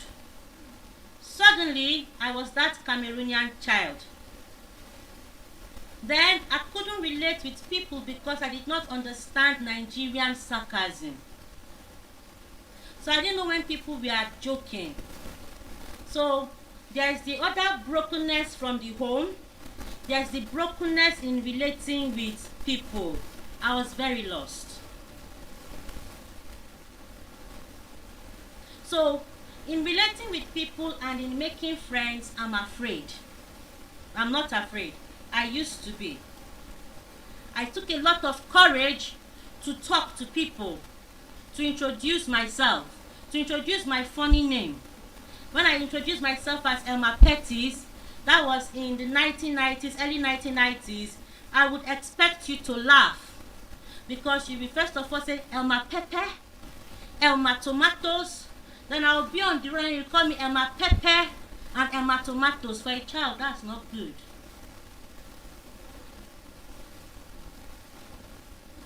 You understand? So when my grandfather told me, tell people your name is Oluwafunke, I took that name in a hurry.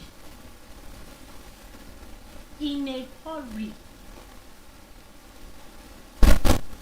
I didn't start bearing Elma again until after university.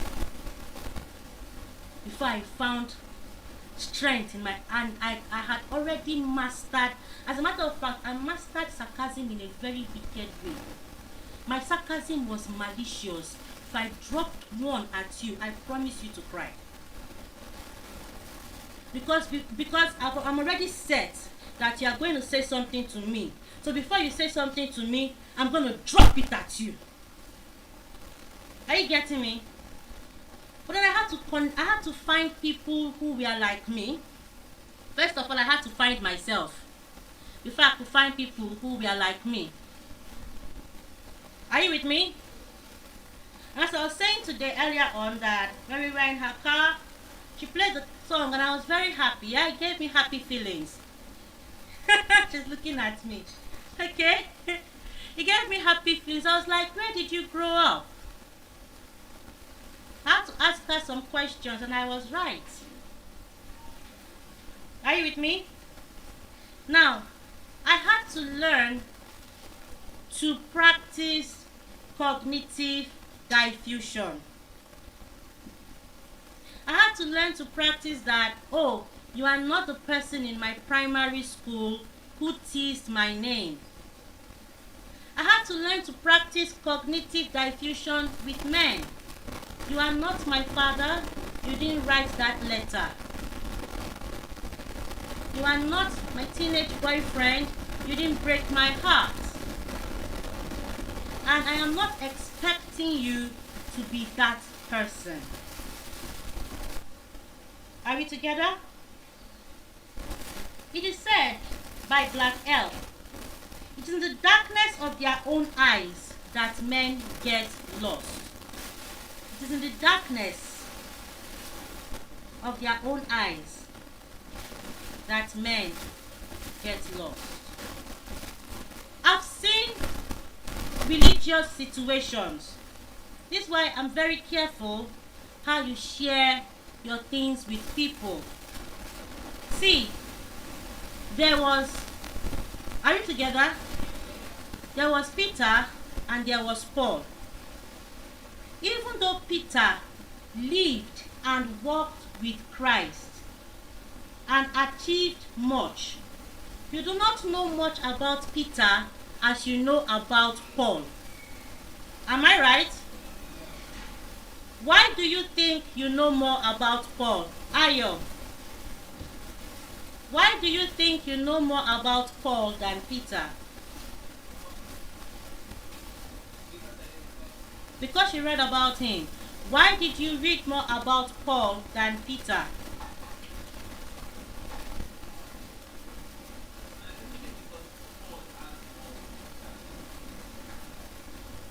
Thank you very much. Sit down. Somebody might seem empowered to do something by being given a position to do that thing, but that person may not have all the understanding for that position. That is why when you share certain emotional issues or family issues to so-called men of God, they will not be able to handle it properly.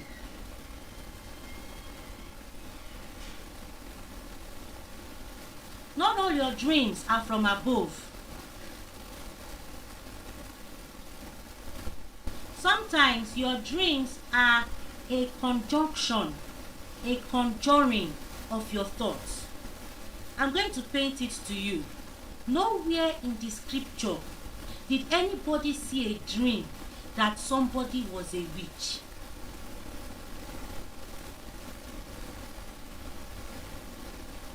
Nowhere in the scripture did anybody see a dream that somebody was pursuing them with Cain and after their destiny.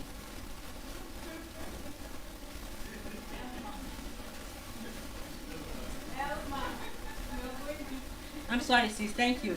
Bring me back. There is no such dream. So, when you see such dreams, I'm talking to Nigerian people and to people in the world, it's a conjuring of your imagination, and you need to practice cognitive diffusion quick, because that is a mental illness. One day I was in a gathering and I believed what this gathering was doing. Die, die, die, die, die, die, die. Then I imagined in my mind that if I had a sword or a gun in my hand, this person that I was saying should die, I can kill them. Because I believed that this person was my enemy. So imagine How many people praying such prayers, if not for the covering of religion, if they were allowed to hold guns, will kill somebody else because they imagine that that person is their enemy?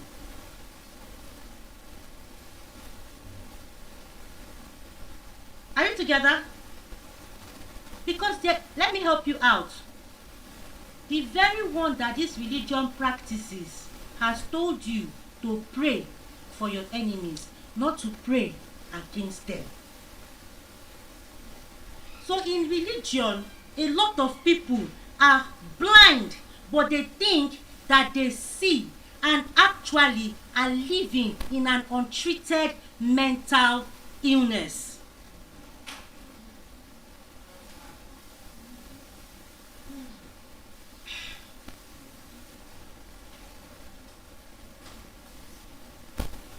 Are we together? I knew a man, an elderly man, who loved his children and loved his daughter so much. I knew he was sending her messages every day, telling her, whatever I have done, forgive me. Whatever I have done, forgive me. But the daughter always saw dreams about him because of something somebody told her, and she hated him. Guess what? They were both going to the same church without knowing or meeting each other, and they were talking to the same man. So the father was paying money to this man to pray for him, for whoever has separated him from his daughter, that he wants to reconcile with her. And the daughter was paying money to the same man to pray for her that her father should die.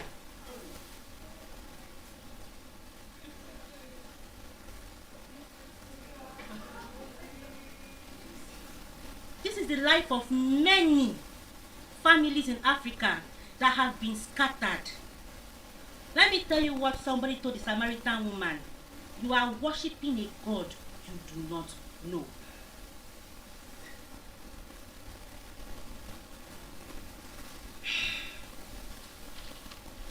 I hope some people are being healed.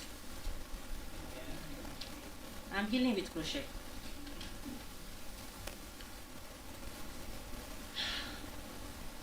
The next step. Imagine something calming and enjoyable, and your body believes it, because your body believes your heart. Your body believes your imagination. Your body believes it, and your body will work with it. Your brain will work with it. Remember I said earlier, it is a learned behavior. So if it was learned, it can be unlearned.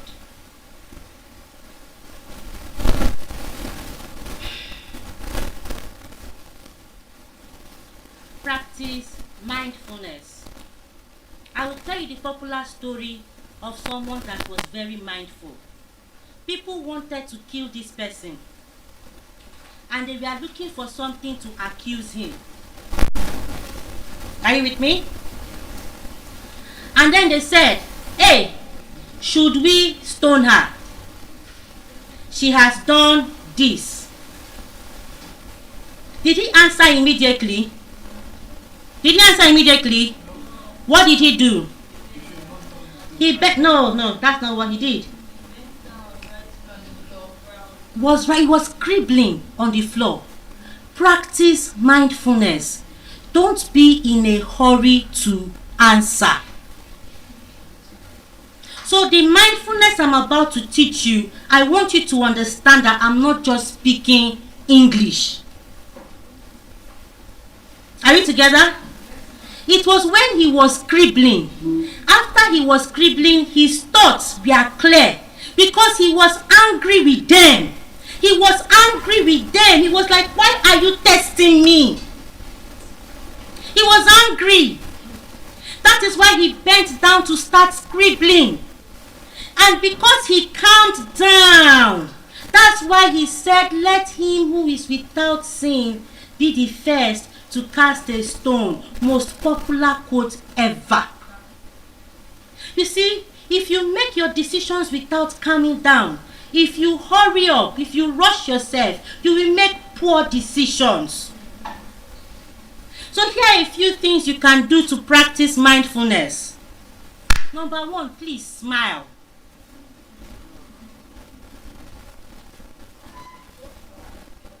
Let me tell you something. Smile. I'm taking 2 or 3 more classes. The next I'm going to take is the importance of humor. Practicing humor. Are you ready for humor? Okay, I think Lizzie will take humor. We've agreed. Okay? I thought she didn't want to class. You've agreed? Okay, thank you, my love. I'm very happy. Alright, smile. Number 2. See, I'm very fit though. Should I show you how fit I am? I will show you. So what I'm telling you now is not a joke. Number 2, exercise. See, when you are skipping, those negative thoughts will leave you. It will go to your brain here at the back. As you are skipping, positive thoughts will be coming to your head. I'm telling you, practica. Number 3, conscious positive thinking. Affirm yourself. If you want to take it from the Quran, take it. If you want to take it from the scriptures, take it.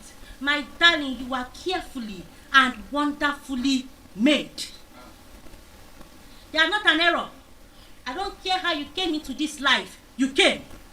You are complete. You are here. It's very compulsory. Number 3, everybody let's breathe. Breathe in. Out. Very necessary. Very necessary. Breathe. Number 4, this one, I play like a child though. I can play but I'm very strict. Yeah? Walk barefoot. Let your leg touch the sand at the beach. Very therapeutic. Very therapeutic. If you cannot go to the beach, have a sand basin in your house. Enter the sand basin and let out your thoughts. Okay? This one I've been practicing. It is Vicky that is teaching me. Number 4, plant. Yes, plant. Please plant something you can eat. Nothing feels good like plucking ugu leaf that you have planted and eating it. This other one I practiced this afternoon. You can wear your sunglasses and look into the sky. See, have you ever looked at the clouds moving before? How does it feel? It feels good, right? It feels fresh. Yes, it changes your imagination. Please be intentional because people are intentionally doom scrolling all the time. So be intentionally happy. Alright? Number 4. Spend time with nature. Okay, no, that's not number 4. That's like number 6 or 7. Yeah? The next one, please take a bath. Water is good. Water is life. Go swimming if you know how to swim. I'm telling you practical things, so they sound basic, Abby. That's not what I mean. I mean in the afternoon. I don't mean take a bath or you're pouring water in a hurry, scrubbing yourself to go to work. That's not what I mean. I mean take a proper pampered bath. Add lavender to that water that is warm. Add scented candles and be happy. As funny as this sounds, it's helpful because it's teaching your brain a new behavior. It's teaching your brain calmness.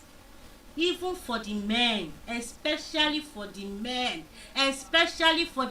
that grew up like me, that are planning to marry women that grew up in a proper home, so that you don't marry a dove as a lion. Are we good? Are we good? Thank you very much. Most importantly, forgive. What did I say? Please forgive. Forgive all of them. they actually do not know. Because they are also broken. Broken people break people. I notice you guys like to discuss my class in my class. That lady in green will come and take over soon. Okay. So, I want you to write down something on your piece of paper. What do you do that makes you feel calm and peaceful? Write it down. I'm going to ask each one of you what you do that makes you feel calm and peaceful. You know it in your head? Yes, what do you do? Listen to music, yeah? You walk, yeah? You watch YouTube. What? Wait. You come back to YouTube videos. Yeah? I did not hear you. Writing, yeah? You stay quiet. When you stay quiet, why are you being quiet? Thinking about what?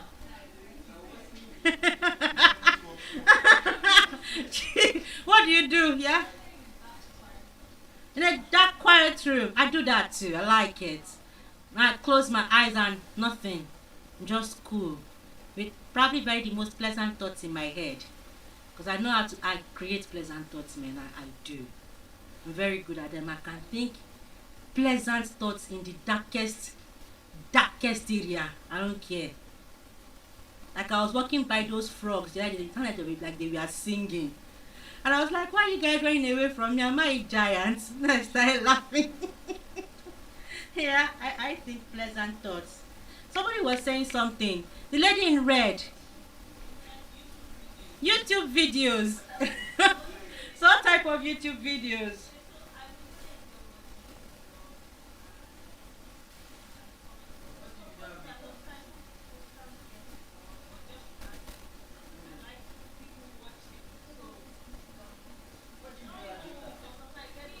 That works. Vlogs. Okay, I think I understand the vlogs. That's like living vicariously. You're living vicariously through somebody's life. That's sweet. That's not bad. But the beauty about what did you say? Yeah. You bead. Bead is beautiful. I understand the walking and staying low, but that bead, beautiful. That's like using your happiness for productivity.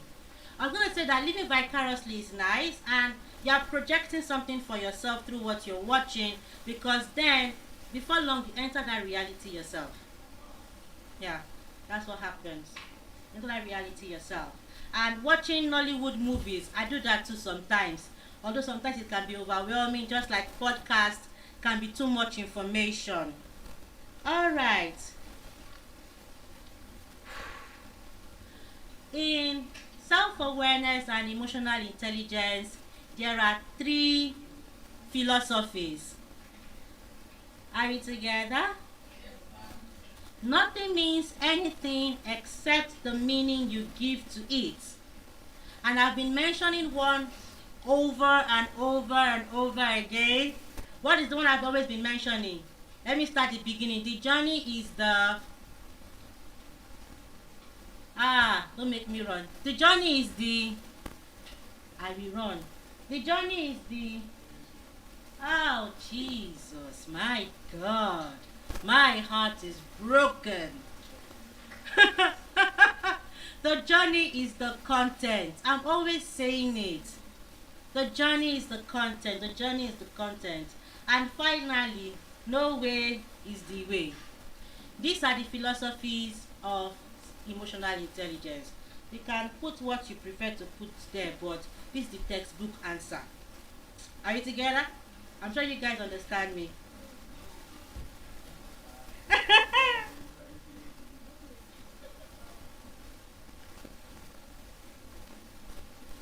I should explain.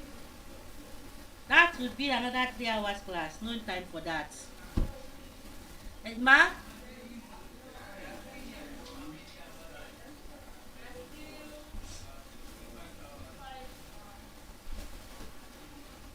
I said something about mental agility. Now, at a certain level in life, when you have a learned behavior, it is difficult to unlearn your behavior. because that is the way it has always been. This is what makes a certain generation disagree with another generation, not being able to move with the new generation. So for you to be able to unlearn what has been forcefully learned that is not beneficiary to you, you have to look at the past and tell that past, that way is not the way. What is the way is the beneficiary way.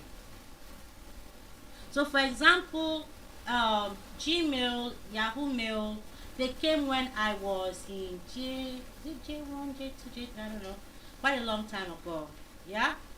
And then Facebook came whilst I was in between, I don't know, I think I was on campus. I know my friends were in Facebook and IG by the time I was leaving campus, but I didn't join because of my religious beliefs. I still hold them, okay? Now, during that time, by the time I was 16, I'm a thinker and I want my life to be in a certain way. So from the age of 16 to the age of 28, I did not watch television. So from the age of 16 to the age of 28, I did not watch television. So when Barack Obama was president, I was not so aware. Like, let me explain. I got out that day to talk with some friends, and my friend was like, Barack Obama is president of America. I was like, what is my business with America?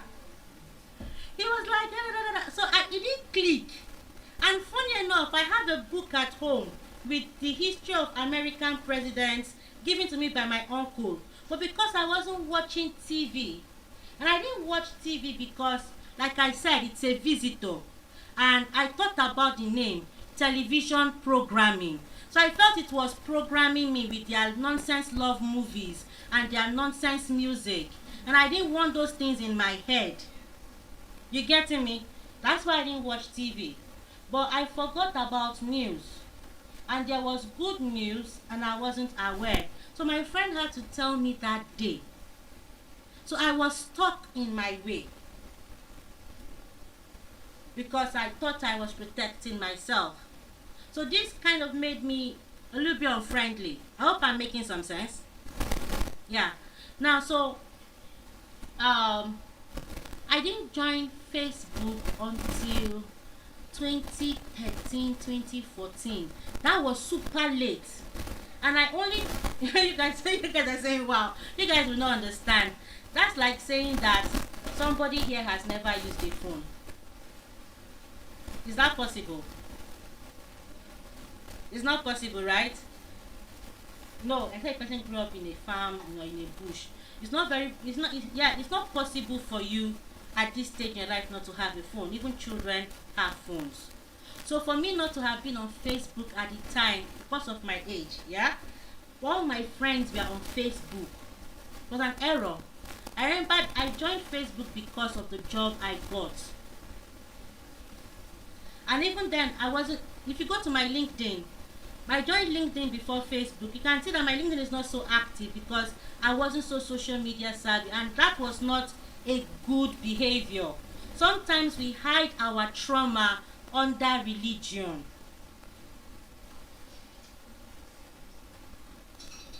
Are we together? So I'm talking because I've grown out of that level, so far away from it. I'm on TikTok. I'm at Healing with Crochet. So I've grown far away from that level. Are we together? Yeah, so when we say no way is the way, we are asking you to disengage with certain beliefs that are holding you back. I'm able to share mine, but I'm sure that people have certain beliefs that are holding them back and they don't know how to disengage from it. Now, I'm not asking you to go through too many extremes because I don't feel any emotion is negative. But then when people begin to go through extremes, they make poor decisions. If you are too happy, you make bad decisions. I will give you a very good example.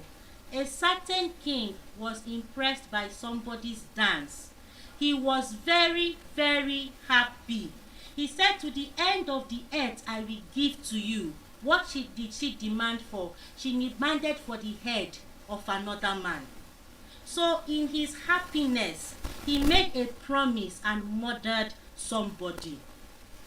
Another man was too afraid. He prayed to a deity, hey, help me, I'm going to war. The first person that comes home to greet me, the first thing that comes out to greet me, I'm going to kill. It was his daughter. So, you cannot allow your emotions and your feelings to control you. Am I clear? Now, we are going to part 2. There's enough time. Okay, because I'm timing myself for my sleep. Alright. Let's breathe in and out. You guys are the best. Thank you all so much. Now, we're talking about conflict management. This is where the stickers would have come in. I'm going to be using Thomas Kilmann's conflict management style. Now that you are self-aware, you guys have not done cognitive therapy. I've only told you about it. So, if you guys want to do cognitive behavioral therapy, that's a proper therapy class, and it's an individual class, because it will expose you to things about yourself that you are not ready to find out.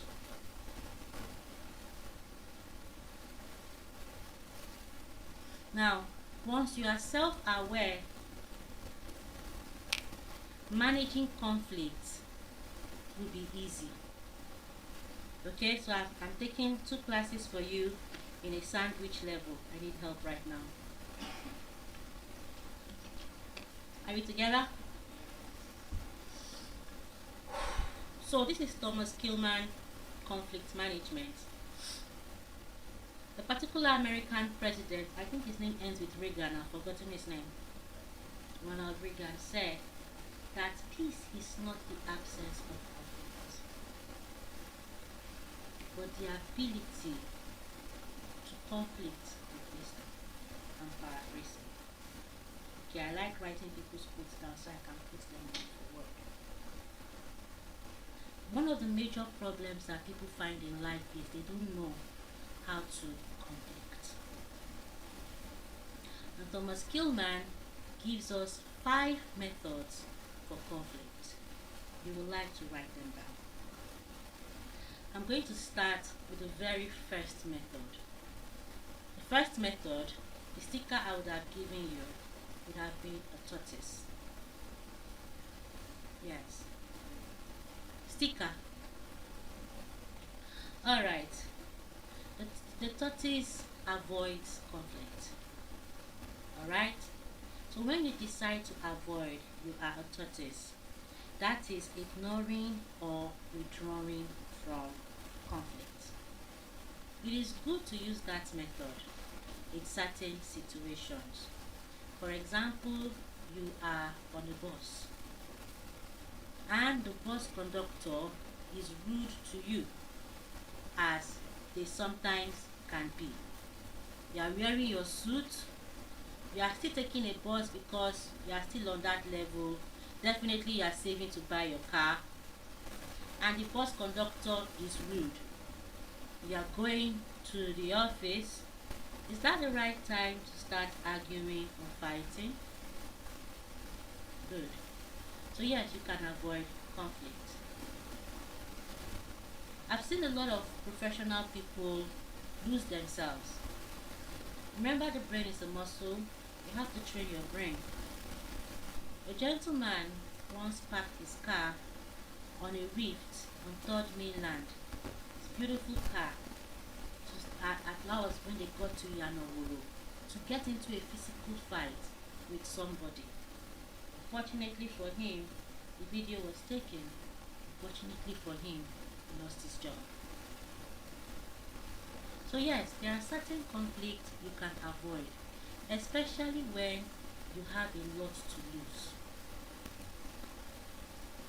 It is not every conflict that you should avoid, because if you are always avoiding conflict, then you are being toxic to yourself. And when you always avoid conflict, then you would hold resentment. Okay? So I'm going to let you know certain conflicts that you should fight. Okay? The next one is accommodating.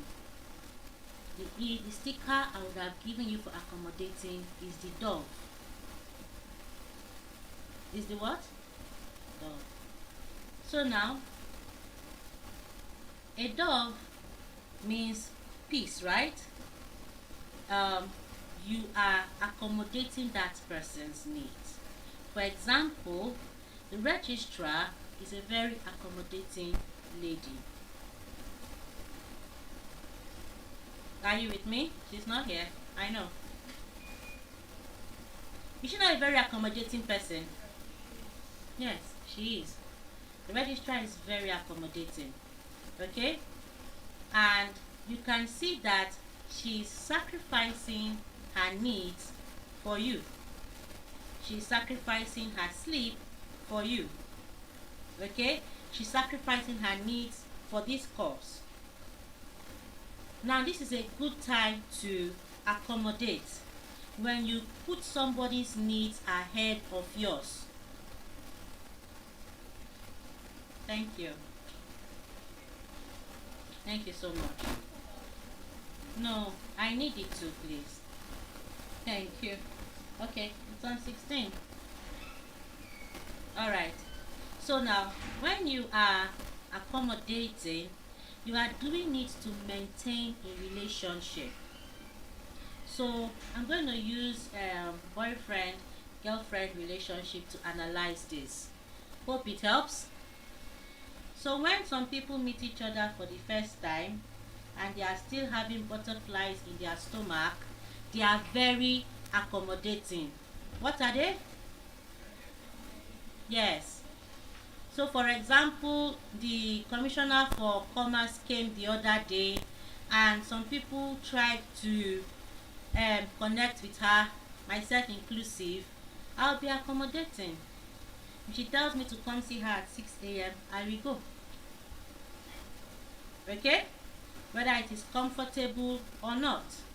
When the guy likes the girl at the beginning of the relationship, she says she wants a 500k wig. If he can afford it, he will buy it.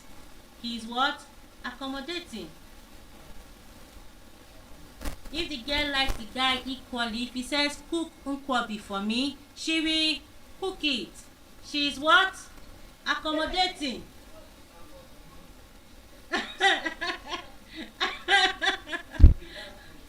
Do you understand? Because we are looking at conflict management, looking at conflict levels. Okay? You can see at this point in time, the issue is kind of, how will I explain it? It's not a comfortable request, but you are going to do it because you want to keep the relationship. Now, you cannot continue doing this all the time. Are we together? Because should you continue doing this all the time, it's going to lead to resentment. Okay? The next one we are going to look at is compromising. I don't know if I should do compromising before competing. I'm not sure. Okay, I'll do competing first. Competing is the most popular method that people use for conflict. And that is why a lot of people don't see eye to eye. Competing is when you choose yourself. Okay? And you stand firm on your decisions. It is my way or the highway. So for example, you can compete when you are talking to your downliners. Let us say you guys are having a meeting and you want something to be done in a certain way. Are we together?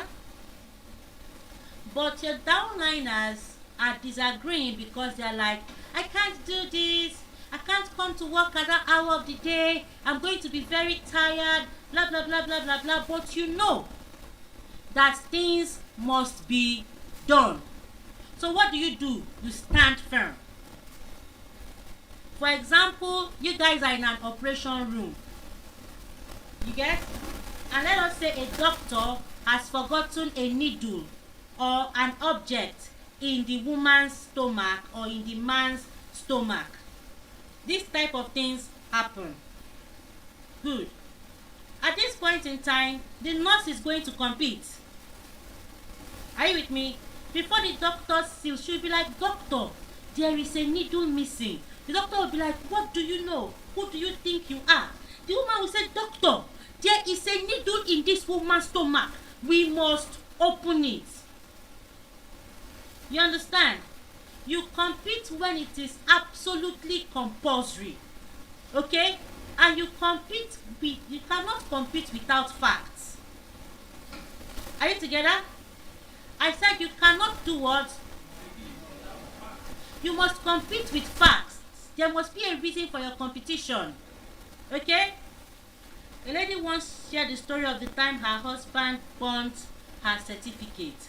That's bad competition. That is what? Okay.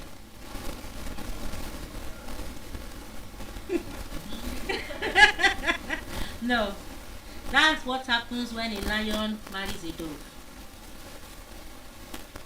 Are you together? Yeah? So that is competing. Yeah, so that's competing in the wrong way. When you're always, the disadvantage of competing is when it's always your way, that means that you're always thinking about yourself and you're not considering the other person. People compete when things is necessary. For example, there are some things that Nigerians should compete for. We know them, Abby. Let's keep them in our hearts. But you understand me? Good. Compromising. The sticker for this one is a fox. Okay? Compromising is when people meet each other halfway. In business, how many of us here are familiar with Mr. Biggs? And we are familiar with mobile filling station. So there was a point in time when Mr. Biggs and mobile filling station, they compromised.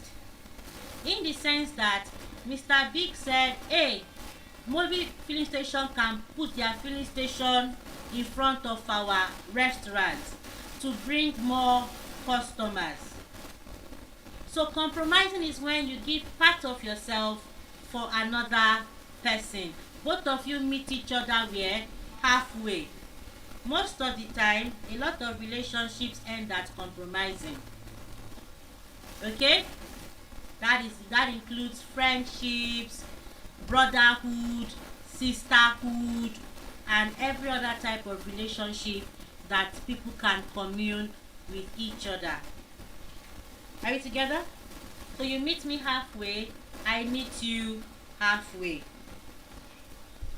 Now, the disadvantage of compromising is that usually what happens is that one person enjoys more than the other. So you are not sure whether you are accommodating and compromising. So you cannot compromise for too long because both of you are not completely satisfied. Are you together?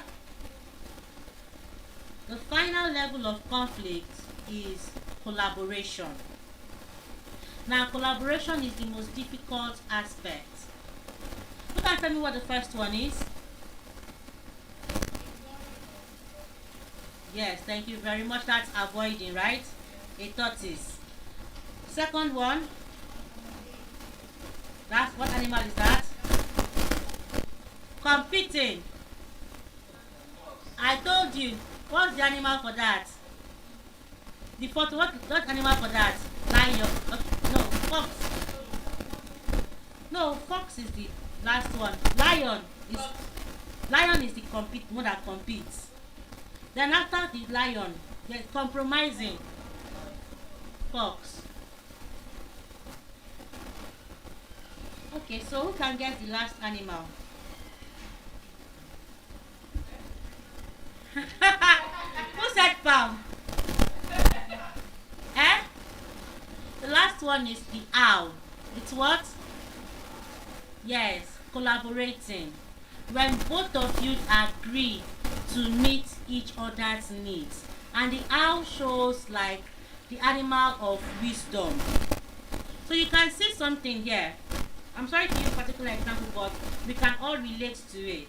So CSP and the registrar, their relationship is at owl. They are collaborating. They have crossed all the levels of conflict to get to collaboration. Let me tell you something. We all have conflict. Do you guys have that sibling that you like best? Hey, hello, do you have the sibling you like best? Who has a sibling they like best? Why do you like that sibling best? She's calm. She listens to instructions. Is she younger than you? Can you do anything for her? You go the miles for her. When you ask something of her, will she do it for you? That's collaboration. That's our relationship. And you guys, to get to that relationship, if she's younger than you would have first of all been at avoiding, because younger siblings can offend their older siblings. You understand? So there's a time you would have avoided some of the things she did. Isn't that so? And then there was a time you would have accommodated some of the things she did. Then there was a time you would have competed when you told her, hey, you can't do this. Isn't that so? Then there will be a time when you guys would compromise for each other. If you can compromise for each other very well, you will definitely get to collaboration, which is what has happened. But if you don't handle conflict properly, you will never find the peace that can come from conflict. Are we together? Who is the next speaker, please? Okay. Who's the next speaker? You've given your topic. She'll be, I think she'll be the one. Vicky should be the one. Okay, sorry. Alright.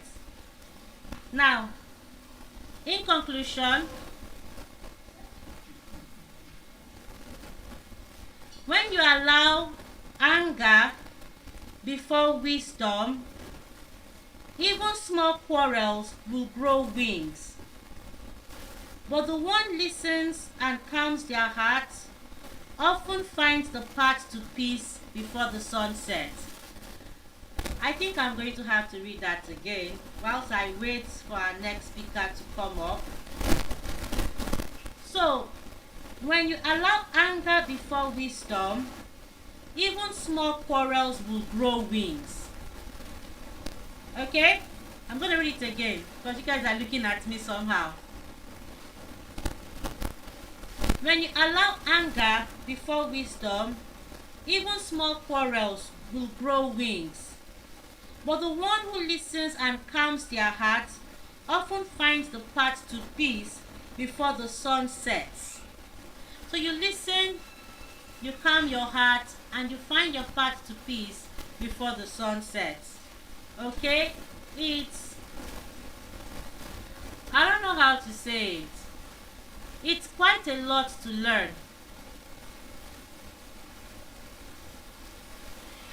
Are we together? It's quite a lot to learn when we talk about conflict management and cognitive behavioral therapy. Okay? It's quite a lot to unpack. But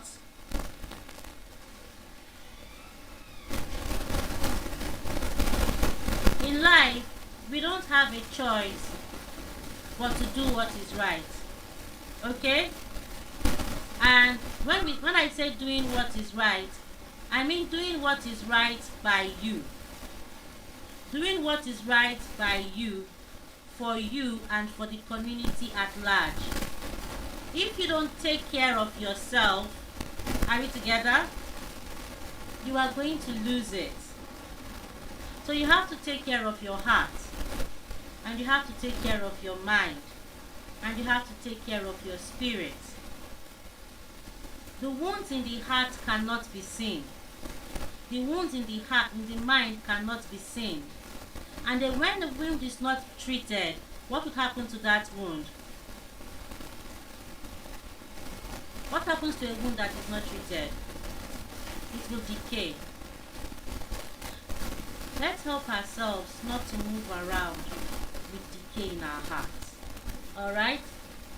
And with that, I would like to hand over the mic to the next speaker.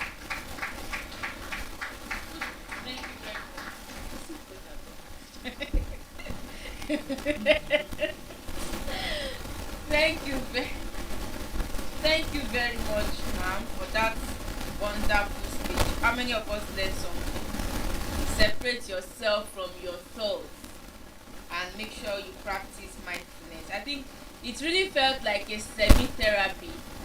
I mean, yes or no? Yes, it does. Thank you very much for that, for sharing from your wealth of experience. Because indeed, that would have cost a lot. Okay. Good evening once again, everybody. We are still in the evening. And today I'll be talking about the topic titled Using Humor Appropriately. Using humor appropriately. Yes. And we are youth. Some of us can relate. Even amongst ourselves, there are jokes that we make among ourselves. We make fun. Everybody laughs. However, it is important for us to understand how to use humor appropriately. Because humor is good. It's good. It's something that we are going to talk about the importance.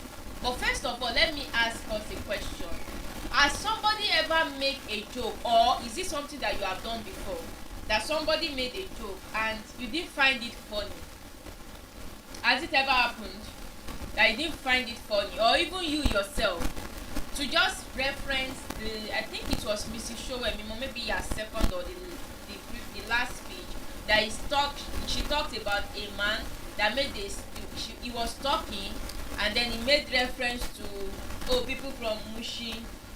So I think that's what he said. Yeah, people from, and he laughed. He thought he was making a joke, forgetting that there are people from that area in his audience. Some people found it funny, while others did not find it funny, and it showed. So it was the woman that wrote a short note to the speaker.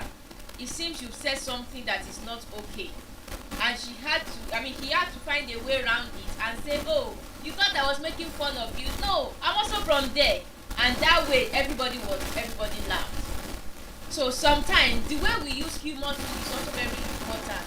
So if you use humor in an inclusive way, you put yourself in it. You are making a joke, you want to make fun, but you make it inclusive.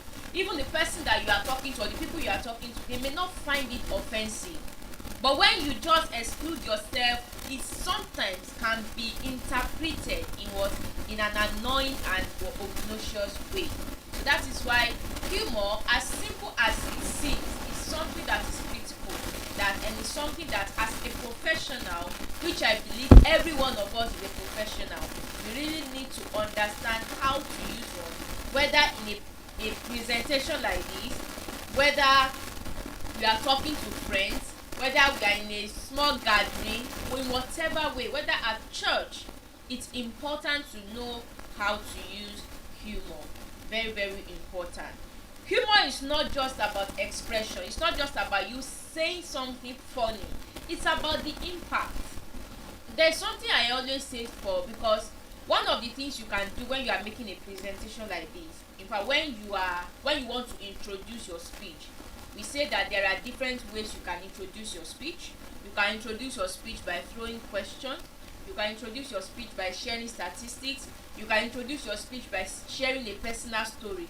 Another way is that you can introduce your speech by sharing something funny, humor. You can use it to introduce your speech. But there's a sound of warning I always tell my clients. Make sure that what you are actually saying or what you will say is funny. Because it can be embarrassing when you think you are funny and your audience does not find you funny. So that's the thing. So you have to be on a safer side, because you just have to have to be funny. If you know you are not funny, just stay clear of it. Because I don't know if you've experienced somebody talking to you, maybe on stage, and the person say, I want to share something funny. I want to share a funny experience. And the person finish sharing the experience and it's not funny. And that's the, but I know that sometimes that the person might say it's funny and you might eventually find it funny. It's true. So it's things like that, and because there are people that are actually good with sharing funny jokes. I mean, comedians, when they are on stage, we know. Sometimes I'm always scared for comedians. So when we already know what they are there to say, but imagine we know that you are there to share what comedy, and it's not. I'm serious. Anytime I'm in an audience where a comedian is supposed to come, I always have this fear on their behalf, because we know that your purpose on that stage is to make us laugh. Imagine you now spending 20 minutes, 30 minutes, and we did not. In fact, so it is actually important for us to understand how humor would work. Let's take a look at a scenario. Imagine this scenario where a manager of a team, and in that team he has multi-ethnic team members, Yoruba, Igbo, Hausa, or the likes, and he's a Yoruba man, and he just says that, oh, maybe was making a statement. I not make an example. Give a project to a Yoruba man. He's going to deliver it faster. But give it to another tribe, you are going to wait for years. Will the team member find that funny? No. That's not a joke. That is just a blatant depreciating remark. You are putting down those particular people. And it's very important. Even on social media, sometimes we see some posts, we see some humor that people will think they find it funny. I don't know whether you saw this post. I think it was last year, and an influencer made an influencing post for, I think it's Bokumat, and she now said something like, oh, she mentioned a particular tribe and said that instead of you people to go and buy your foodstuff with this particular tribe and they are going to cheat you, come to Bokumat, you are going to find it at a cheaper rate. They came for her, and they came for the brand. Yes, they came for the brand. At that time they were saying that people should stop patronizing for that. Yeah, because the person just thinking, let me just include that. And people were saying that there should be somebody there who is in charge of quality control. How will you allow them to post this and they collaborate with you people in a multi-ethnic group? Because she blatantly called that particular tribe thieves. That's what it means, because she was trying to say that if you patronize these particular people at the local market, instead of selling garri of 1,001 for you, they will sell it for 1,500. What's she saying? She's saying that in fact they came for her. That's an instance. Even on social media, even personal posts, you see some posts that in the comment section, you see people, okay, you think this is funny, you see them, people will say, there's something you think it's funny, so people will be saying, okay, I do not really find it funny, and people will be agreeing, yes, it's not funny. That is it. Humor is something that, of course, it is good. People want to laugh, you want to make people laugh, but you still have to understand how to use it appropriately.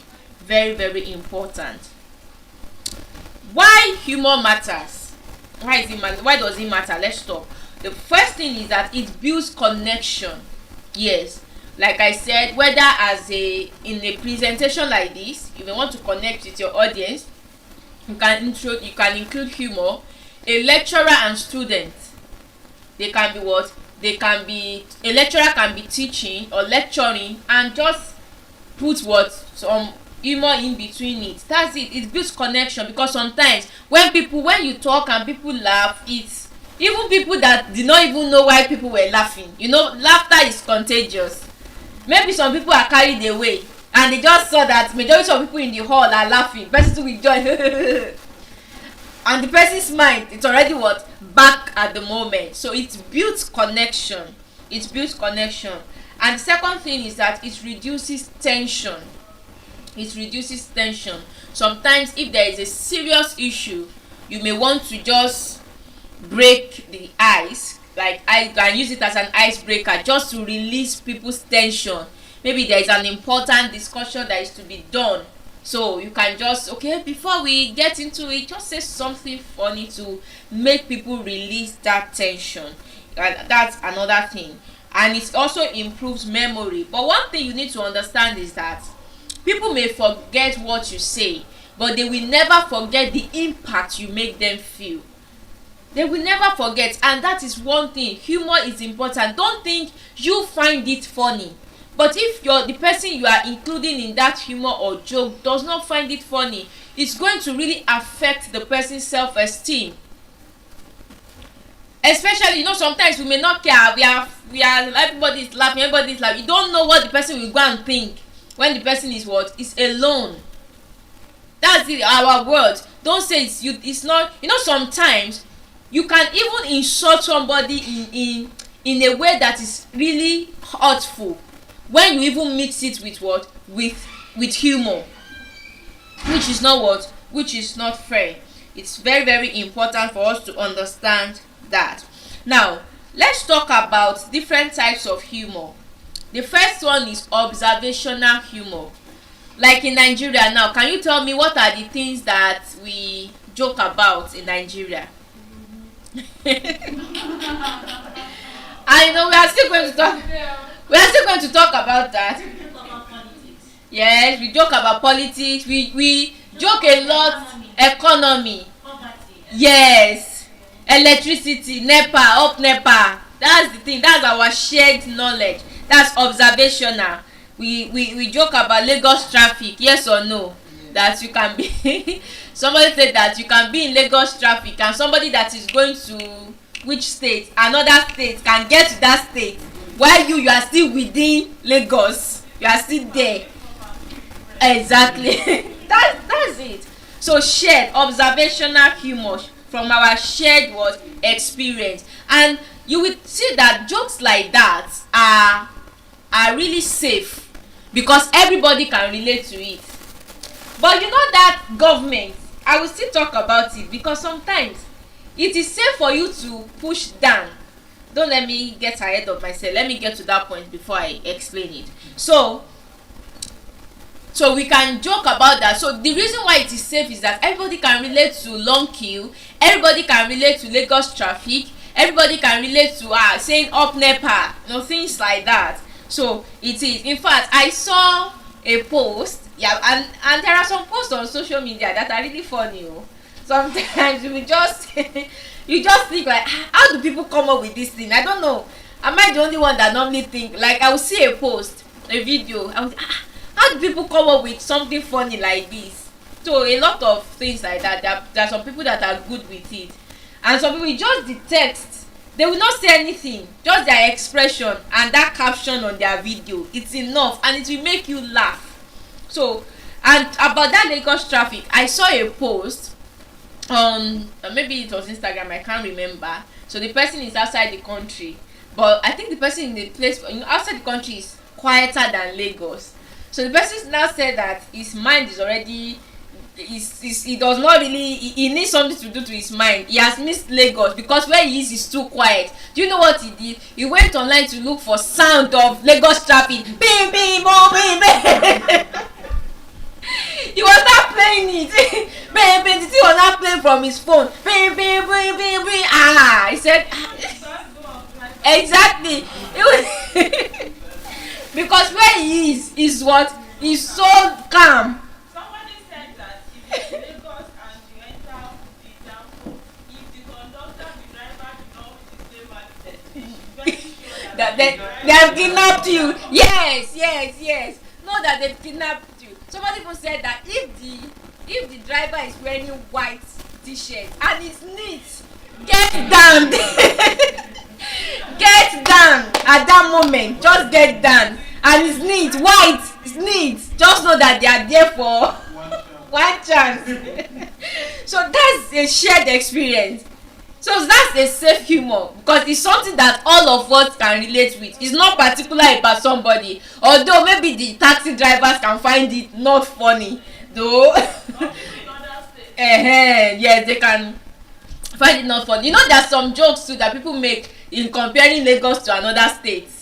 You understand? Comparing Lagos to another state, even people compare Lagos and Abuja, it can never be it. In fact, the event I went for today, I went for a book launch. They were saying that because the event was supposed to start by 1, they eventually started by maybe to 2 or something. They were now saying that, well, this is Lagos, it's not Abuja, because if it were to be in Abuja, they would start by that 1, nothing, because there's nothing like maybe traffic, exactly, things like that. So that's shared humor, observational humor. It is safe because it includes people. It includes everyone. We are joking about our experience. However bad it is, we are joking about it. One thing I also find funny on social media is, especially TikTok, is this sticker in comment section. All those stickers, especially the dancing stickers. I mean, like, where do people find this thing? So exactly, even the one on WhatsApp. There is a friend of mine. Oju. She's a custodian of stickers. There was a day I needed sticker to send to somebody, and I searched. I did not have. I went to our WhatsApp group because the 4 of us have a WhatsApp group. I did not see anyone, and I typed there, please would you, I need sticker. No, I didn't send. I went to our WhatsApp group.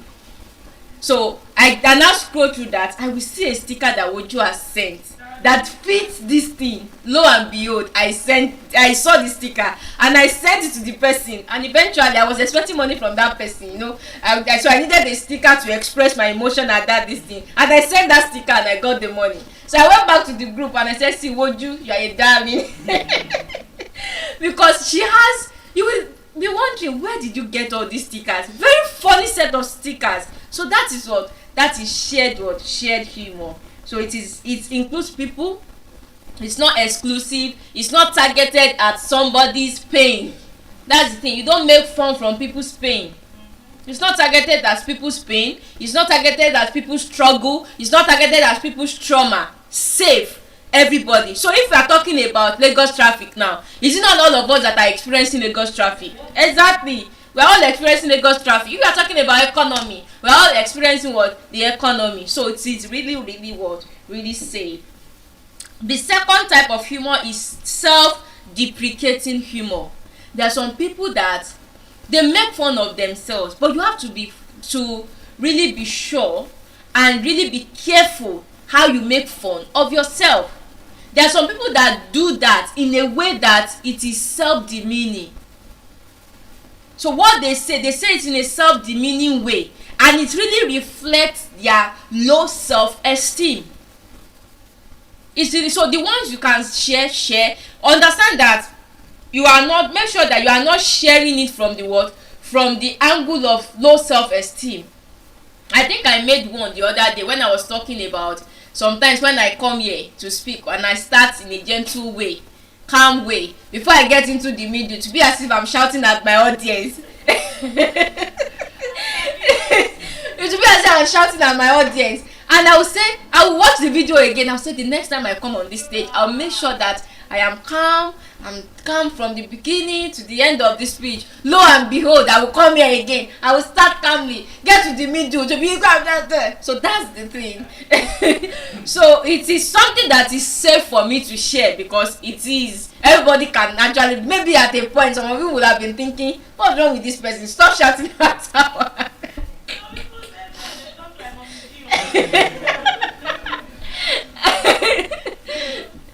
So that is it's very important. And sometimes when I just think about it, I remember people like Mommy Awoshika. If you have watched Mommy Awoshika's video, if sometimes she's on a panel discussion where they are supposed to sit, she can sit from maybe the beginning as she's answering the question, she will just stand up. The Guinness. The one she still did recently at CCI when they did the February program. She did the same. I was expecting it. I knew that she would not sit all through that panel discussion, and she did not disappoint because I knew she would not sit all through. At the point she just stood up, she started. So some people are like that. It's not everybody that can do calmly the way some of our people come here to do. I admire it, but I know that I don't think it is mine. Some of us are so restless like that. So that is a humor for yourself, but in a way that is not what self-demeaning.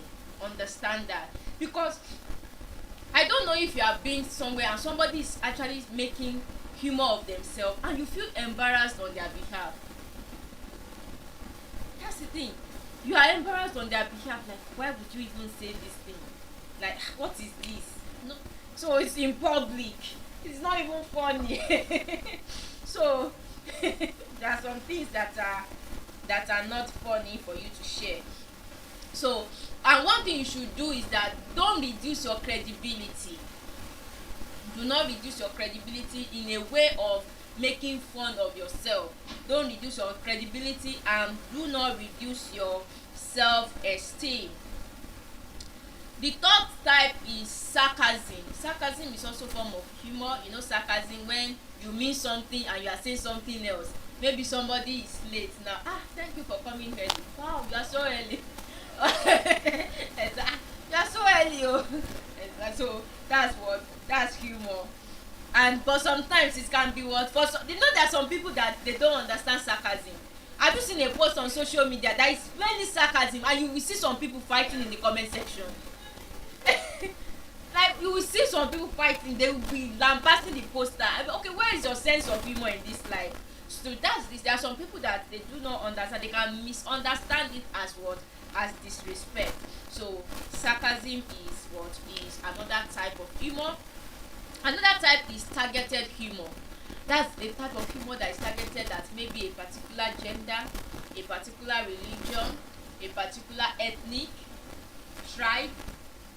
It's very risky, and it's even something that you should never do. Never do it. Don't just say because you want to make fun you are targeting at a particular gender, this gender. That's why maybe on social media the people they will come for one another. You know, sometimes they say on X now, X is kind of tribalistic. People always fight tribal arguments there. Sometimes it might even be that the person that make the post may not really mean that what the person is saying, but know that issues like that are sensitive and they are not issues that you should take lightly. They are not issues that you should make fun of. Not even in Nigeria that everybody hold their ethnic as if it's the key to the kingdom of God. So you shouldn't really you shouldn't say you now want to take it lightly. It's like identity. So it's something that you should be mindful of. And even gender. So you now want to, in fact, they will just come for you. I don't know. They will come for you. There is no how. So targeted humor is very risky. Even appearance. Like body shaming now. There are some people, they can make a post that is not even intended as body shaming. That is not intended as tribalistic. Let people just see a thin line that suggests that they will find it offensive. So it's better to be on the safe side. And then the thing is that the reason why it really makes it risky is that most times you are not inclusive. Even if you are inclusive, but most times you are not inclusive. So it may be the person from the other gender trying to make fun of the other gender, the person from one tribe tries to make fun of the other tribe. So it is something that we should be careful of. Be careful. Now, let's talk about some context. So the thing is that context is everything. Understand the situation, understand the people, understand the environment. Not all jokes are allowed everywhere. Not like, for instance now, formal versus informal. You can say something and it is funny at the dining table. If you are in board meeting, it's not funny. That's the thing. The context is important. It's not funny. You are saying something at dinner table or something, or maybe some, and it's very important. You know, he said as professionals, all of us are professionals. Don't say, oh, I am not working in this thing. No, you are, and you should take yourself as one in your dealing. You should take yourself as one. Even if somebody is your friend, you are a friend of work, of duty. When you get to the office, you are already in a professional setting. So not inside joke between two of you as friends, now get to board meeting, now start talking about it. No, it is wrong. It is wrong. Also understand power dynamics. Something you can share with your colleagues that you people can even find funny with your colleagues is you. So if you do that with your boss, you share that jokes with your boss, maybe you receive your letter, your sack letter in your mail before the end of business day. Understand power dynamics. It's very, very important. So never make a joke about your boss in a meeting, except it's even better for the joke to come. And the thing is that even if the joke comes from the person at the higher level, even the person, the leader, the boss also needs to understand that it's not all joke that you can make. Imagine a manager now reviewing one of his workers' presentation, and all other team members are there. Now said, oh, even my 6-year-old son can write better than this.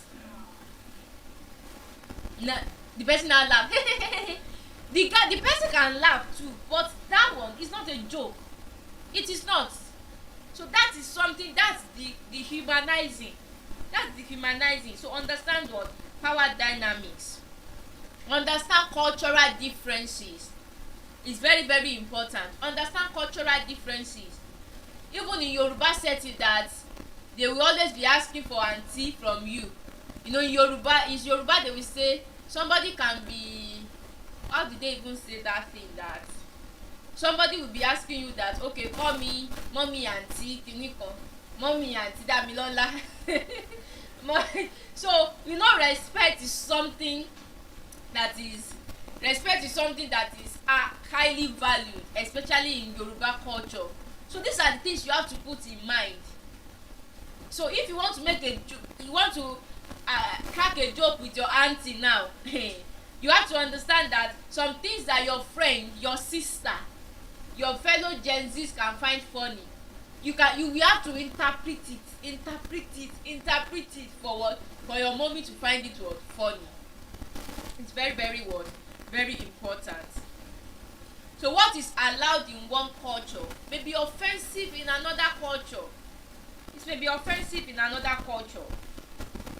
And when humor goes wrong, what happens? We have embarrassment. You will be embarrassed.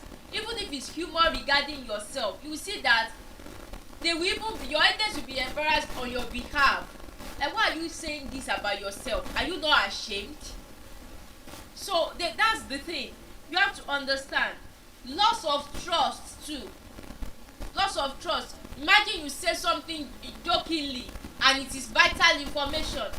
Was it not how you did it that day? You remember that time now when we were in school and you are saying that in board meeting? Guy, now you remember that time when we were in school? That departmental fund now, the way you the way you we rock it that year, and you are saying that in board meeting. That's the thing. With that exactly, with that girl now, or maybe your friend now. Your friend, you people know what you people did in school while you were in school. You, all of you are now married now. There's now a family dinner.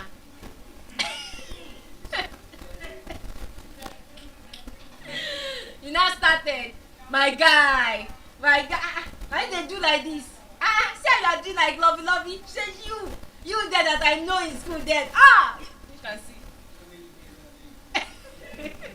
And the wife is there. That's understanding context, situation. And the wife is there. Even if the husband has told the wife about that before, it is still not, it is embarrassing to say that. It's disrespectful to say that. It is. There are some people that they do not know. You know, there are some people, you know, like some maybe young guys, the way you will address yourself. There are some people like the way they use some maybe no, don't let us call it abusive, but they can see it as normal. Guy, now your head no dey there, your head no this thing, your head no correct, you dey this thing, you dey whatever. That's how they used to relate while they were young, growing up, young guys.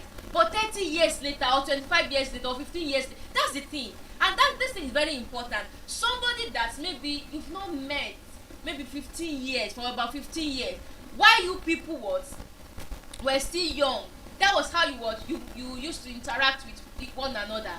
You now suddenly met the person. Understand the setting. Probably the guy you just coming with some of his team members, you just met in a particular office, you came to do something. At first, behave normal. Behave normal at first. Don't go back to what? To that particular old relationship. It may be that when you are indoor, you can resume if it is, but everybody has grown now. Everybody has grown. So you now saw the guy. You can even see that with the look, it seems among the people that are there, he's the boss. You now say, Jidena, your head nothing like this. Nah, you know there are some the way some guys can do that. Jidena, how you dey now?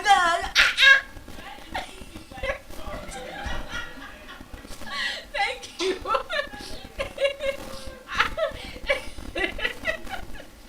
Thank you. Your head is still big like before, and the guy is the big boss in the office. So with the team members, what will even the team member? They will not want to laugh. You know that they will not want to laugh. Imagine that thing is what the guy might not even know how to react to you. So that thing, it used to be funny then, but now it's no longer. Everybody has grown.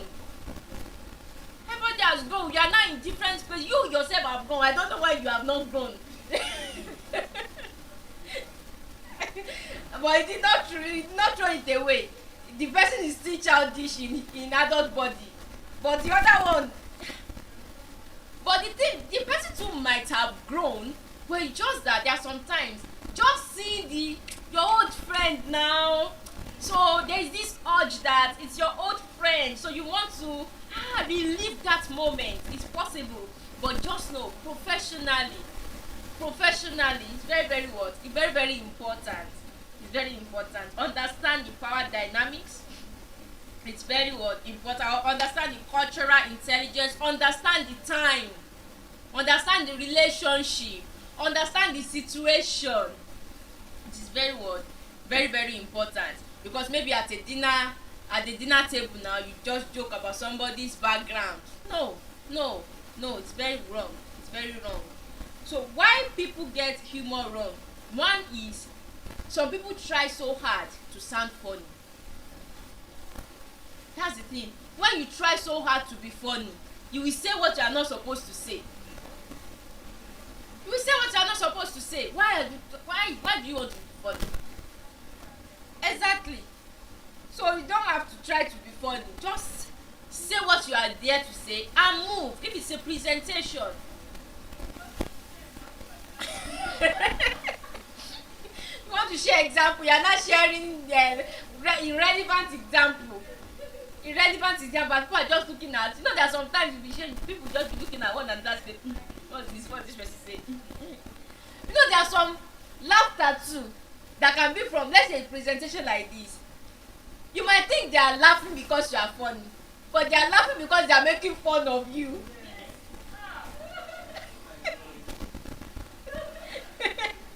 That's the thing.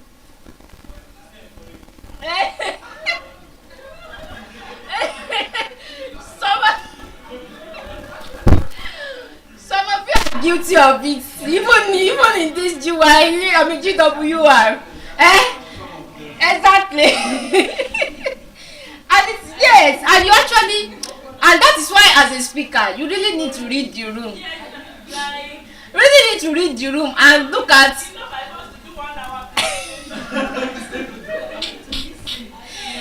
Exactly. You need to listen. That you are laughing. You can see that they are laughing. They are throwing some comments, you are not catching it. You are not just receiving the rema. The rema is just flying over you. You are just the rema is just flying over you. You are just continue. You are just doing. You are just saying it. So it's very, very important. It's very important. So the reason is that some people try to be funny. They try hard just to be funny. So it can make you say what you are not supposed to say and what is not funny. And the similar one, which I think I've said, is misreading the room. Some people, they don't read the room. Read the room. Read what's going on. You can see everybody maybe in a setting where you yourself can see that this place is a serious setting. But you don't want to be, there are some times though, there are some people they call life of the party.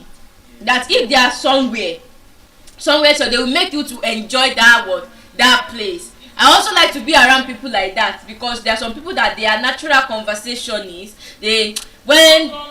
No dull moment with them. Yeah, no dull moment with them. Like who?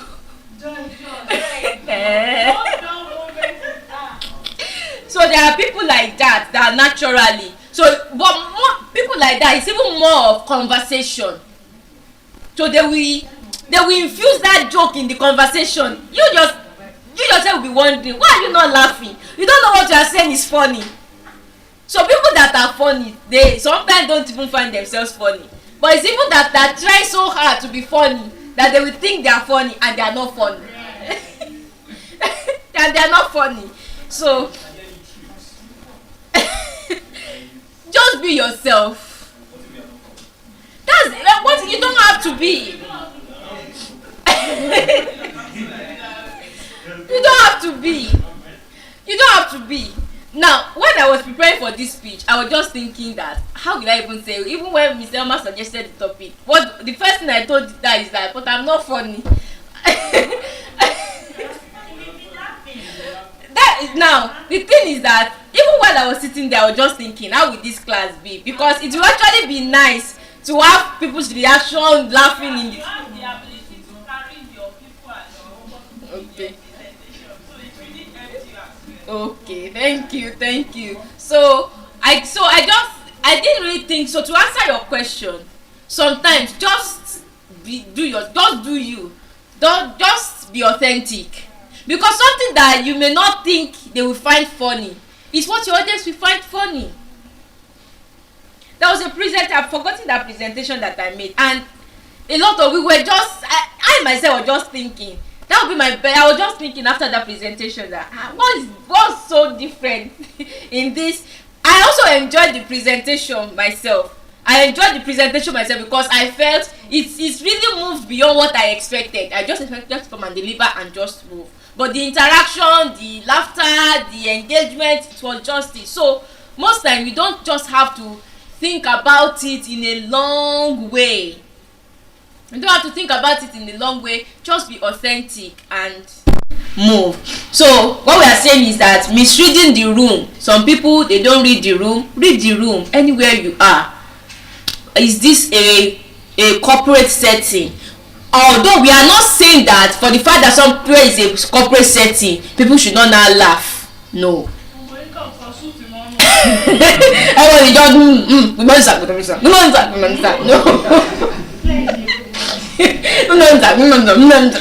no, that shouldn't be.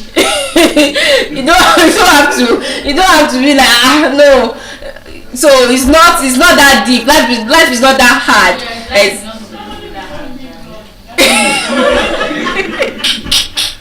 Exactly. Now you have to laugh. Laughter is it.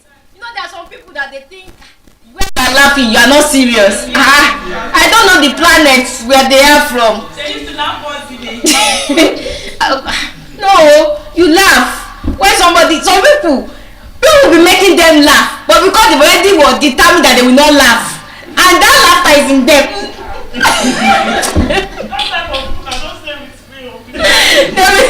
They will be funny so badly, but because they don't want to.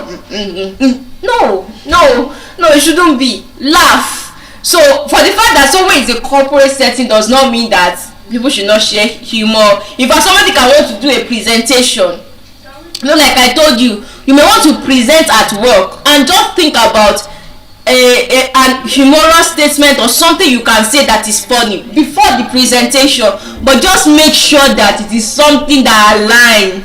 Remember, maybe you are in front of shareholders, your stakeholders, all of them, they are there, and you are sharing something. They will just, who is this? They will just pass paper. Please, who is this person? Please take this person away from there. So don't do something overboard. It's very important. Another reason why humor goes wrong is copying others. Sometimes you want to be like somebody. I want to talk the way somebody is talking. I want to be funny the way somebody is funny. No, you can't. So don't try to copy somebody else. Just try to be yourself. Try to be yourself. If you try to copy somebody else, you cannot even copy. It's not possible. It's very important. And then another one is lack of awareness. They are not what? Self-aware. It is self-awareness that will make you know that, okay, am I funny? Am I trying to be funny? Am I not funny? You have to know. So, and then stay at your lane. But you can see that sometimes you may just be talking and you see that you say some things or you make some expressions and people will find it funny. So it's not like people finding your presentation funny. That's not the criteria for a successful presentation. You have to understand that. It's not a criteria for a successful presentation. Somebody can deliver a speech and we will not laugh all through that speech. Yet the speech will make what? Impact. So it's not a criteria. No, it's never a criteria. In fact, that moment is just like comic relief, which you can use any other technique. You can share a story. A story can serve as comic relief. So it does not have to say you inserting jokes. So maybe before you now come for the presentation, now go and watch Govi video, basket mouth video, AY comedian video on YouTube. Now say I want to cram it. When you now get to the stage, you now be, can you say it the way the person say it? No. You now be talking about, I want to tell you something, a story that is funny today. And you are not funny. So you have to understand that. However, I feel maybe people can train to be funny, because in Toastmasters, I belong to Toastmasters, there's a contest called humorous speech contest. It's a contest, a competition. In fact, there's a pathway that it is humorous. So through that pathway, they are expected to deliver speeches that are funny. So that contest is competition. So for 6 to 8 minutes, you will come to the stage and deliver a speech that is funny. Yes, that's the criteria. There's somebody that really did it, that he won. I was telling him that I don't really think I can do a speech like that. Because what if I get there, I've prepared this speech and it is funny. I know it is funny to me. I now get there, nobody's laughing. it can be, and he was even telling me of somebody in the competition that that same thing happened to the person. He said people are not even laughing. And you know one thing that now even made the person's presentation to be worse. What she was saying, the story she was saying, everybody knows it. Everybody knows it. You know this story that they says somebody used drug. Maybe the person is supposed to shake. I don't know. Most of them must have heard it. You are supposed to shake a drug. Shake the drug before using. The child now used the drug. He's now shaking the body. So he said the speech is so, everybody even knows the end before from the beginning. So that's the thing. It's maybe a skill. This person now can go and train more, can go and learn more how to give a humorous speech. So which is to say, it will actually be possible that you can learn how to be funny. So that's it about that. So let me give us some golden rules. The first one is know your background, know your audience rather. Know the people, know the background, know the audience. Now, one of the types of speeches, because in public speaking we have different types of speeches. We have informative speech, we have persuasive speech, we have speeches for special occasion. Now, speeches for special occasion is presentation of award. Let's say they give an award to you now So, or you are to present an award to somebody, that's a special occasion speech. You receive an award, you are to give acceptance speech, that's a special occasion speech. You are to give tributes. You know that tribute that they give in what? In during funeral, maybe to just talk about the deceased, that's a special occasion speech. Now imagine you are to give tribute. You now want to, of course you may want to diffuse the tension though, you understand, but giving a tribute is not the right place for you to be cracking joke. At that moment, the emotions of people are what? Are high. Even if you want to share something funny about the disease, just to ease the tension, it's important for you to do it in a way that is what? That is, how will I say it though? That is reasonable. Because at that time, I can, why are you making fun of what? Of somebody that is dead. Exactly. So it's something that you have to understand. Know your audience, know the background, know the context is similar. Know the context. Who are you talking about? Who are the people there? What's the occasion about? Before you try to look at what the humor. So it's very important. And like I said, maybe that your old friend that you recently met, know the context. All those things are what are important. That's why you just have to be self-aware. Everybody is a professional. When you say somebody is a professional, it's not just about you are working in a corporate this thing. No, it's about the way you carry yourself. Don't do anyhowness. Don't be anyhow as a person. Let people know that so you are a serious type of person. That's the thing. So don't just do anyhow. It shows in the way you relate, the way you communicate. It's very important. Don't just say, she be my guy now. No, it's just because you have not been self-aware. You yourself, you know. If you are self-aware enough, you will know that a long time has passed between them and 15 years later. You think that your friend will have the same reasoning 15 years ago? Even if you yourself have the same reasoning from 15 years ago, it's fine. No, that it's not the same. Not everybody will be like that. So just have to know that at least calm down. Calm down. It's very important. And that does not mean that you should see somebody that you know and not what? Not the way Faith ignored Ayo the other time. No. That's not the one we are talking about. No. There's a way that, okay, politely greet the person. Oh, and that's why there is what? Handshake. That's why there is what? Hug. Very important. Not the one that, there are some friends that maybe then when they used to see themselves, they will carry each other. They will carry them. Oh my God! You now see your friend that is now a boss. You now you now carry your boss. You now say this in front of his employees. No, at that point, at that situation, he's a boss. Respect him as a boss. We know. So it's very important. Then the third golden rule is that punch up, never down. Now that will bring me back to this government. They're laughing about government. It's easy now. Everybody, you are joking about our president. You are joking about this thing. It's because most times it's easy to joke about people that are up. Yes. Joke about people that are down, that are this thing. Over. That's the thing. They will show you that what are you doing. They will say an angry man is an angry man. With all the memes, everything that is going on about somebody on social media, has he ever come out and say, why are you people making fun of me? Why are you people doing this? They will even use, in fact, and sometimes they will be seeing it though. I don't know the last time that maybe he went to, I don't even know, maybe it was gym, maybe years ago, they showed him on, what's it called, and they changed his face to, you can see a lot of things like that. Has he ever come out?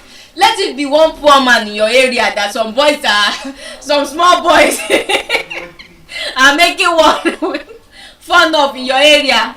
They will follow them to their parents' house that day. So you can see. So it's better to punch up and never down.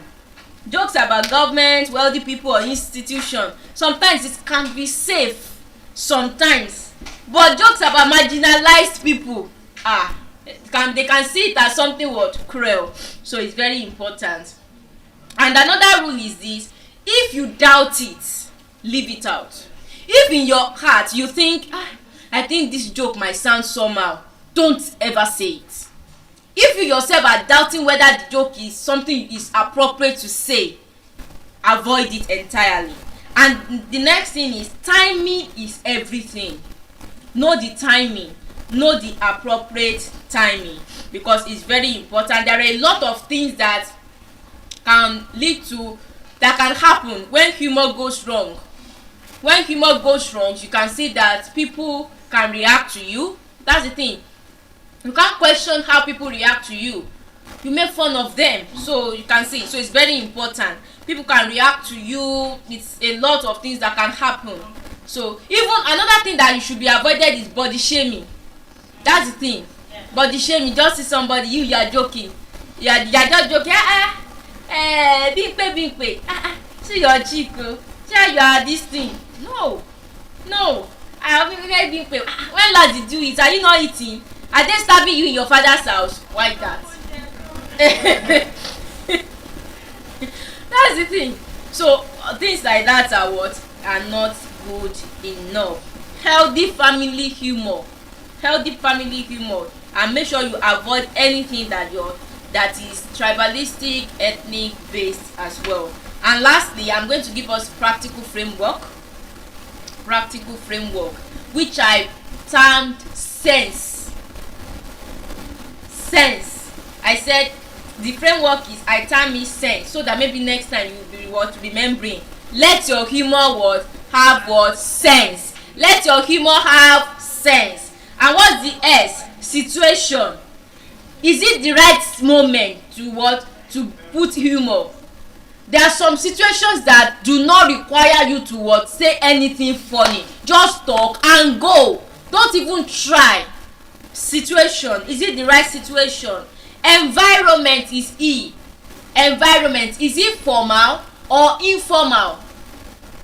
Is it formal or informal? It's very important. N is nature of the joke.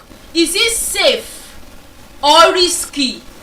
Ask yourself that. Is it safe or risky? And S is sensitivity. Could it affect somebody? It's very important.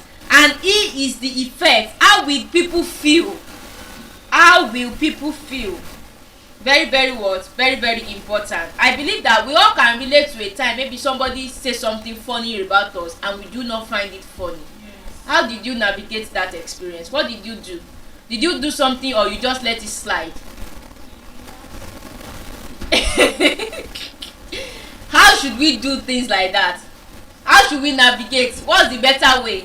As I'm about to round off, this is my last point. As I'm about to round off, what do you think? What do you think we should do in a situation where somebody says something funny about us and we do not find it funny? And then maybe if we talk now, they can say, and you are taking things personal. You know, that's the way they say things. You are taking things personal. But just that every one of us just have to be intentional. Know that, be self-aware in a way that you will know that you have to understand that your action should not be hurting another person. That's the thing. Be self-aware. Be self-aware. It is possible. But the fact that somebody is laughing at what you are saying does not mean that the person finds it funny. We are all guilty. I'm guilty. But we just have to understand that. Everybody adjust, and if it's enough, it's enough. Just move away from that. So I believe that we've all learned how to use humor appropriately. I really enjoyed this presentation. Thanks to Miss Elma for the suggestion of the topic, because this morning I was just I didn't know anything to talk about. I was just thinking, and she just gave me the idea, and I'm really glad that I also talk about it. So at this point, I'll be handing over the microphone to the next speaker. Thank you.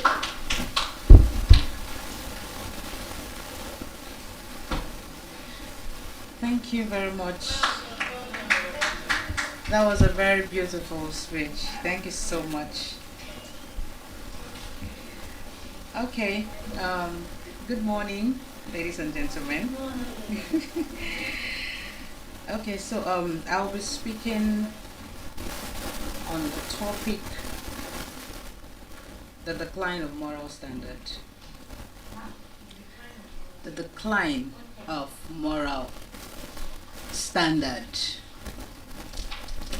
Okay, like usual, I'm not promising that I'm not going to shatter tables, but I will try as much as possible. Are we together? I'll try as much as possible to, not to make you feel good, not to make you feel guilty, but something, to reflect about. So on my note here, I'm just, gonna read. Today we are living in a time of great advantage and advancement, but also it's a time of great moral confusion. Technology is growing, knowledge is increasing, opportunities are expanding, yet something essential is quite fading, and that is our moral standards. The decline of moral values does not happen suddenly. It begins slowly. When truth becomes flexible, when integrity becomes optional, when respect becomes rare, and when responsibility becomes inconvenient. A society does not collapse first economically or politically. It collapses morally. We now live in a world where dishonesty is sometimes celebrated as smartness. Selfishness is mistaken for success, and respect is replaced with arrogance. Now, this is something we want to sit back and reflect. Like I said, it's not for you to feel guilty. I'm not here to guilt trip you. I'm not here to sugarcoat anything, but I'm here to bring us back to the board. A moment to reflect. So young people today are not the problem. I will say that again. Young people today are not the problem. They are often product of what the society teaches them. If you've been following my speech previously, you would see that I'm trying to build a pattern here. At first I spoke about why young people shy away from responsibility, and then I talked about what exactly are we teaching the younger ones. So now, the young people are not the problem. No, they are not the problem. And I will say it again, young people today are not the problem. Now the problem is the fact that the product of the society, what are we teaching them? What is the society teaching the younger ones? So, if we normalize corruption, they will normalize corruption. I'm going to say this again. I need it to sink in. I need us to listen. Then when we were growing up, we say, parent, listen to your children, for we are the leaders of tomorrow. Right? So now, I am saying, if we normalize corruption, the younger generations will normalize corruption. Yes. If we normalize dishonor, they will normalize dishonor. Straight up. There are no two ways about this. And if we normalize shortcuts, they will also normalize shortcuts. So you see this corruption, dishonor, shortcuts, if we normalize them, they will normalize them. And that is the truth. Like I said in my previous days, children don't learn by what, they don't learn listening to you. No. At their formative age, they learn seeing you do what you were doing.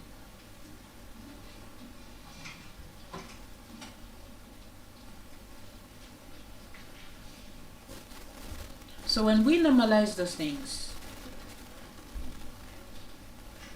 they will normalize it. Yeah. They'll normalize it. So the real question is, what exactly are we modeling before the next generation? Moral decline begins when families stop teaching character, when schools stop emphasizing on responsibility, when leaders stop demonstrating integrity, and when communities stop correcting wrongdoing. A society that stops correcting wrong behavior soon begins to celebrate. What do they celebrate these days?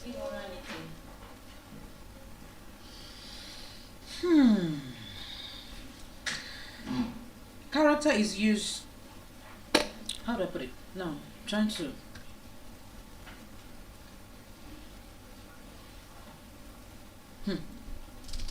Okay. Character used to be foundation of greatness. Today, popularity is often mistaken for greatness.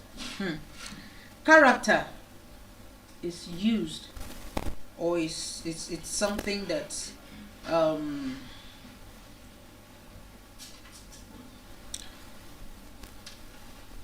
when someone sees you and can vouch for you, that speaks a lot, right? If someone sees you and say, oh no, this person I cannot vouch for, that speaks a lot. So are you someone that your character is something one can really vouch for? Do you have integrity?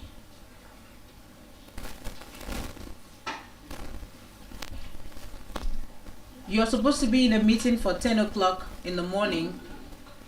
At 10:15 you're not there. 10:30 you're not there. And you don't think it's okay for you to call in, send in words to say, oh, my sincere apologies, I am running late due to XYZ. Please, can I be given extra 30 minutes to arrive at the meeting? That shows respect. That shows that you're responsible. It shows, it shows your character. But today, it's not like that. Popularity is often now, what people celebrate as greatness. But popularity can make someone known. Only character can make you stay respected. Yeah, I said the other day that your gift will take you there, but your character will keep you. Yes, your talents will fetch you money. Yeah. But your character towards money, your attitude towards money will determine if the money would stay and be transferred to the next generation or gone. Right? So integrity means doing what is right even when nobody is watching. The other day I spoke about responsibility. What is responsibility? Can we remember again? Oh, okay. I said that responsibility is doing what is right even when it is not convenient. Yes.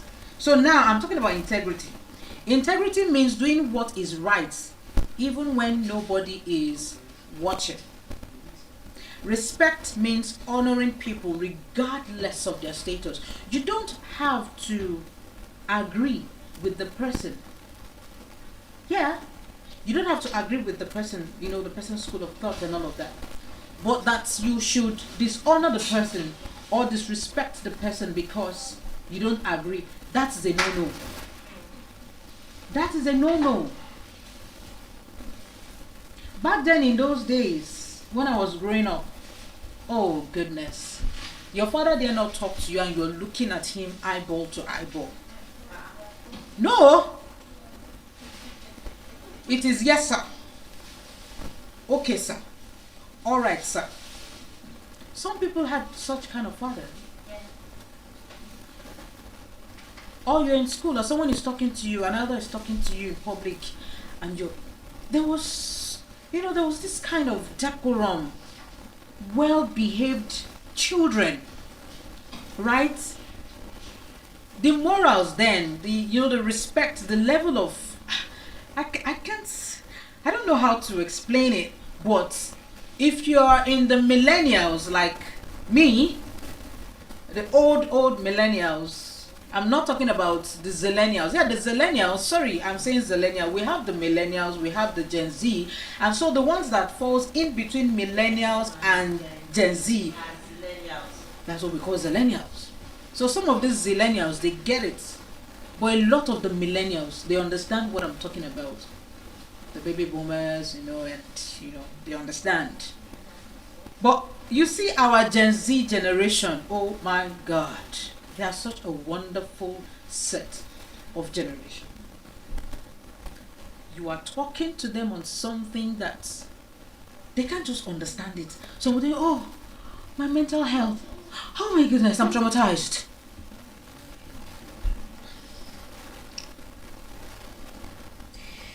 Whew. Respect means honoring people regardless of their status.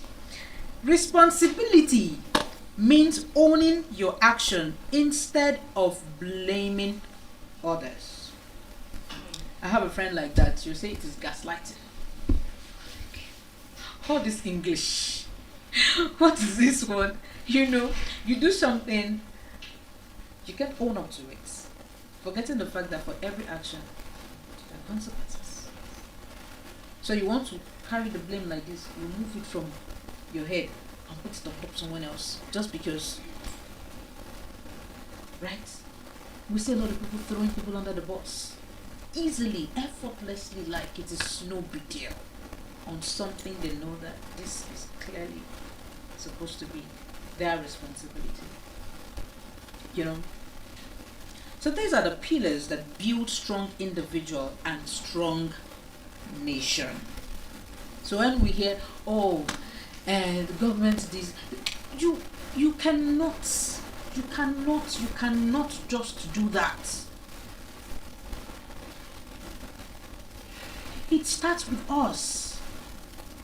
We have to take responsibility for our actions. I was talking about how someone, finished drinking water and, from G-Wagon and just threw the bottled water outside. And you litter the whole place. Please, who's supposed to be responsible for that? Is that how we're doing now? Is that how we used to do?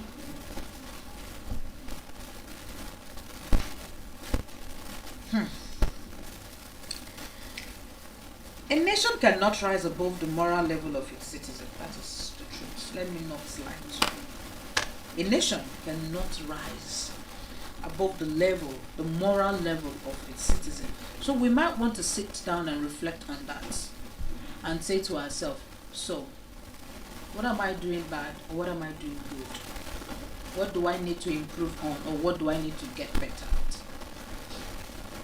Right? We have to sit and be honest with ourselves. Are we doing well? Are we doing right by ourselves even when no one is watching?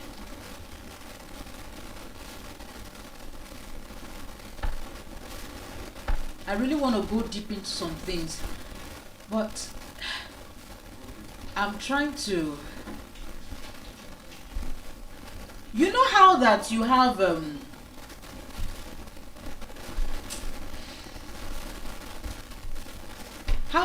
prepaid meter, and you know how prepaid meter is in our country, right?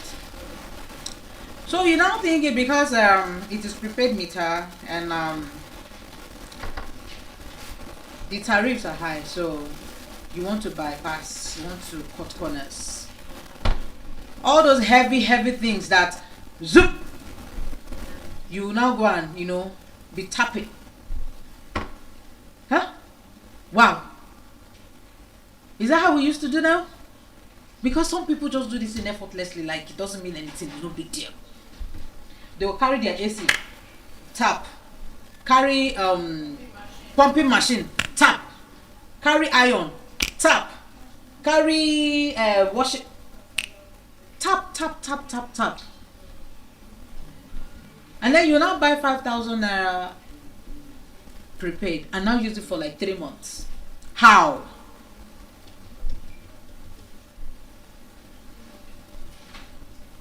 How? I could go on and on, a lot of things that happened. And then yet we'll just blame it on, the leaders. Forgetting the fact that we ought to take responsibilities for ourselves. So when honesty disappears, trust disappears. When trust disappears, unity disappears. When unity disappears, progress disappears.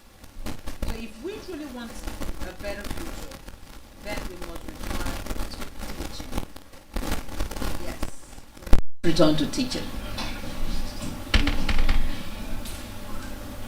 I was making, a mental evaluation the other day, and I saw that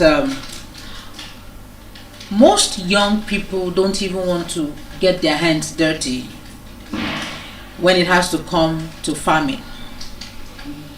Nah, they don't want to. Everyone wants to go into tech. I'm not saying it's a bad thing. Oh no, it's not. It's not a bad thing. It is not a bad thing. But please tell me, so if, say, we have 1 million people in a country, and say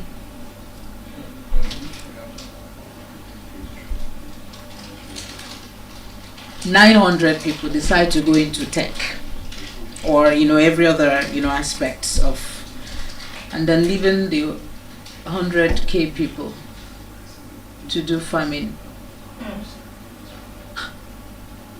That's a huge problem.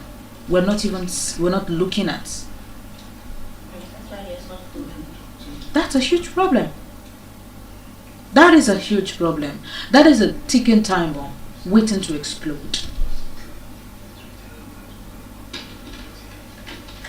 Who's gonna go to the farm? Who's gonna plant? Who's gonna, I remember then when we were growing up, so there was this song, please, it says, Iṣẹ́ àgbẹ̀, iṣẹ́ ilẹ̀ wa, ẹni kò ṣiṣẹ́. Well, what? Iṣẹ́ àgbẹ̀ means what? Farming. Farming, right? Good. We have the land, our culture. It's so, goodness gracious Lord. Nobody wants to farm. Nobody wants to get their hands dirty. Even the people that are farming, it's even difficult for them to even bring, the farm produce out, to the city and all of that. So please tell me, if we don't get into this agriculture and all of that, how are we going to have food to eat? How?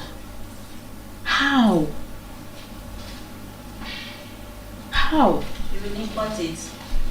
Oh.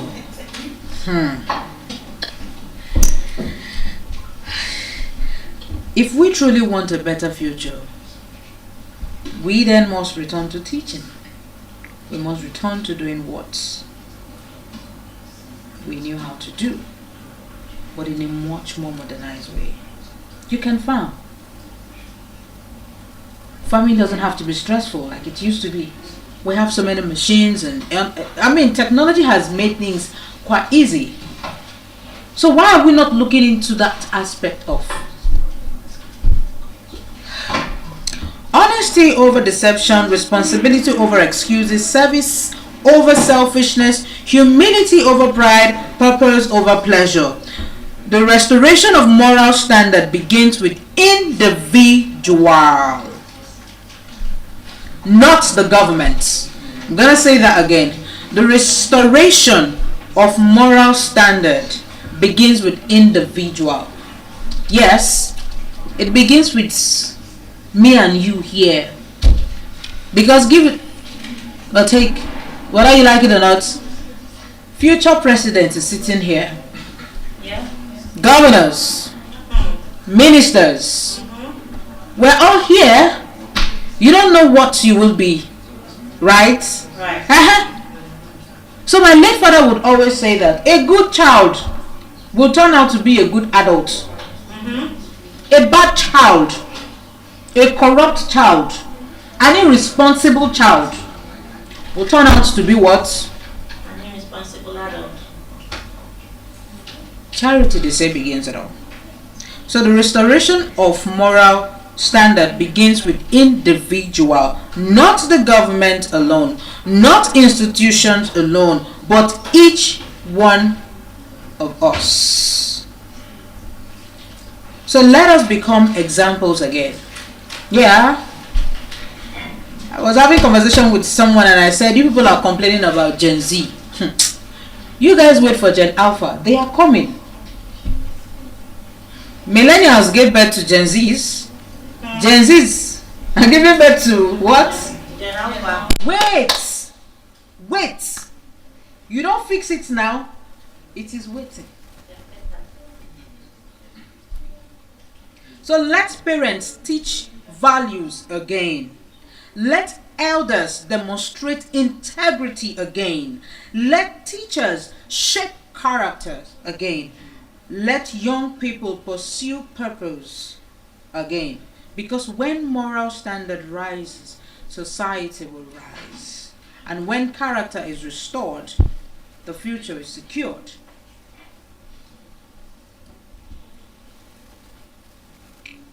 Yeah. When character weakens, corruption strengthens. A society that excuses wrong behavior will eventually suffer from it. What would make a man kill his wife just because he's envious of her? What will make a mother forsake her child just because she doesn't think she has what it takes to take care of that child? She's not mentally ready or physically fit to take care of that child. What will make a father or a husband disappear into thin air because he thinks, I don't know.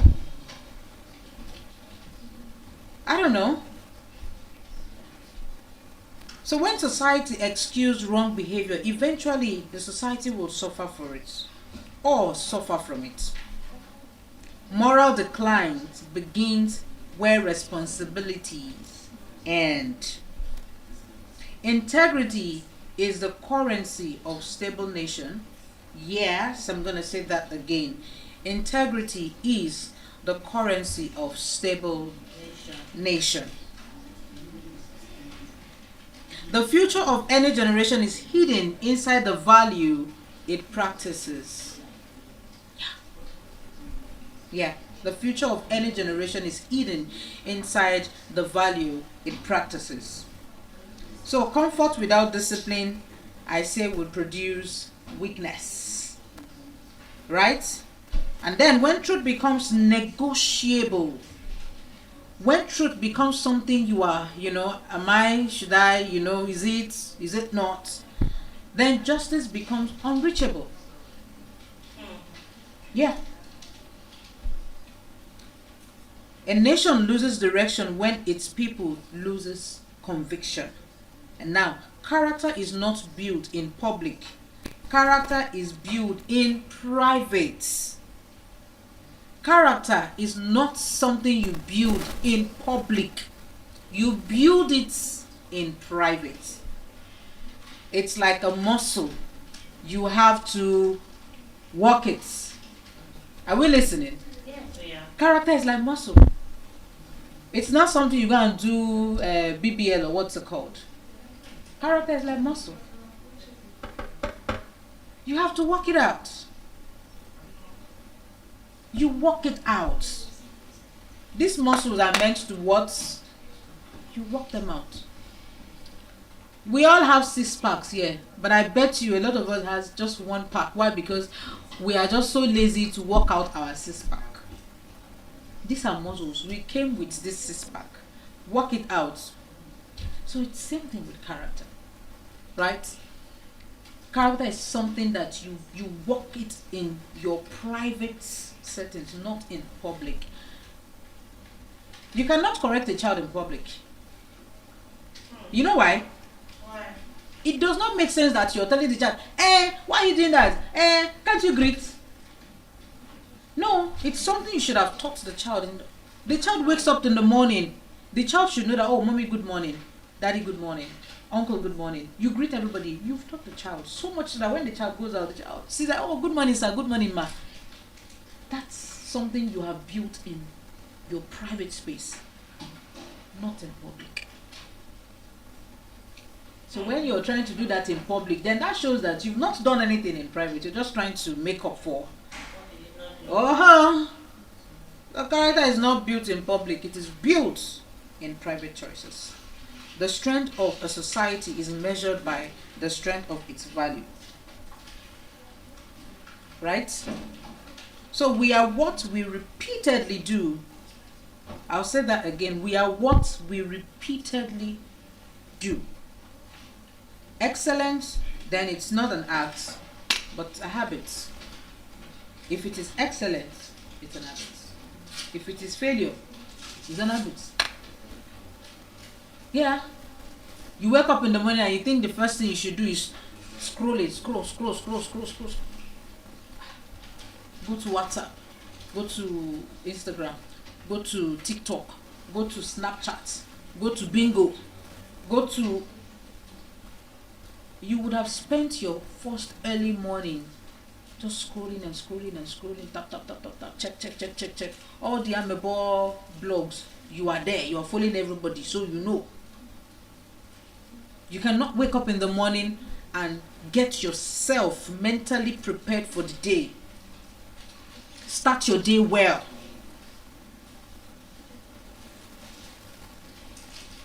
Have your to-do list. Okay, what are the things I need to achieve today? What do I need to do? You just wake up and just on and on. Before you know it, you're 3 hours there, still on your bed, scrolling. And then the morning is, before you close eye and open, it's 12 noon already. And you're wondering, oh, what have I done? What was I doing? What were you not doing? So we are what we repeatedly do. Excellence, then it is an act.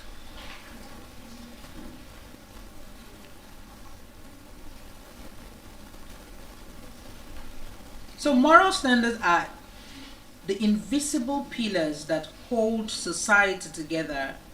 They are values that guide our behavior when nobody is watching. I'm going to say it again. Are we together? Yeah.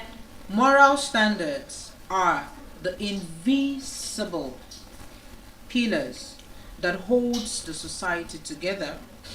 They are the values that guide our behavior even when nobody is watching. So, they determine how we speak, they determine how we treat people, they determine how we handle responsibility, they determine how we respond to power, they determine how we manage success and failure. So when moral standards decline, society may still appear strong on the outside, but inside it begins to weaken. When moral standard declines, society may still appear strong on the outside, but right inside, it's decaying, it's weakening. So the truth is, the decline of moral standard is not just a youth problem. It is a community problem. It is leadership problem. It is family problem. It is generational responsibility.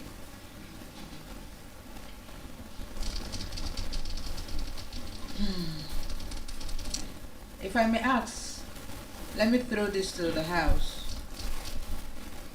When you hear moral standard, what comes to your mind? Moral standard. What comes to mind? At the moment, good behavior. That's what is coming to my mind. The value that as individual or society propose to work for them and the structure that they follow.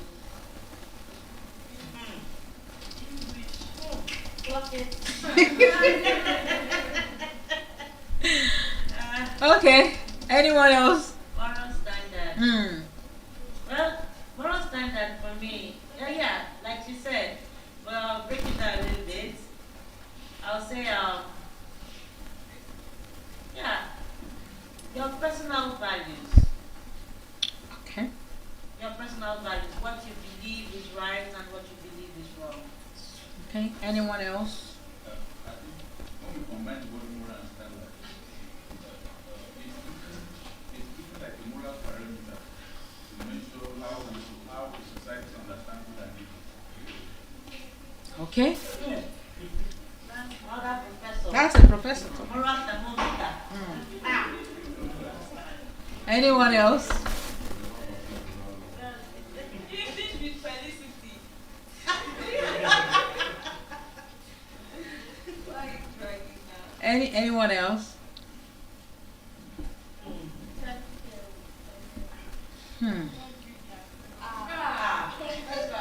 Doctor. Doctor.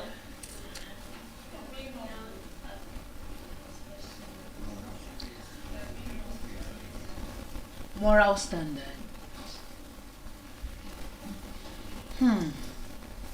Moral standards are the principle that helps us choose between right and wrong, between honesty and dishonesty. Are we together? Yes, we are. I said moral standard are the principle that helps us to choose between right and wrong, honesty and dishonesty, discipline and carelessness, respect and disrespect, service and selfishness. Can I repeat that again? Yeah. Moral standards are the principle that helps us choose between right and wrong, honesty and dishonesty, respect and disrespect, discipline and carelessness, and then service and selfishness. The shape character, the shape success. Your morals, your standards, your values will shape your character and will shape your success. There are no two ways about this. There are no two ways around it. It's just A or it is Z. It's nothing like as.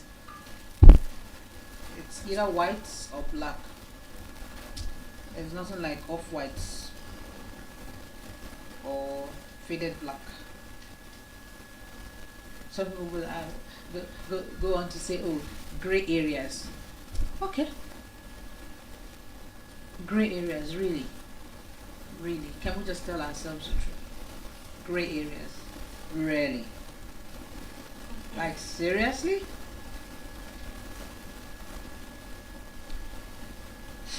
They will shape characters and shape success. Because success without character eventually will destroy the person. Let me move on to science.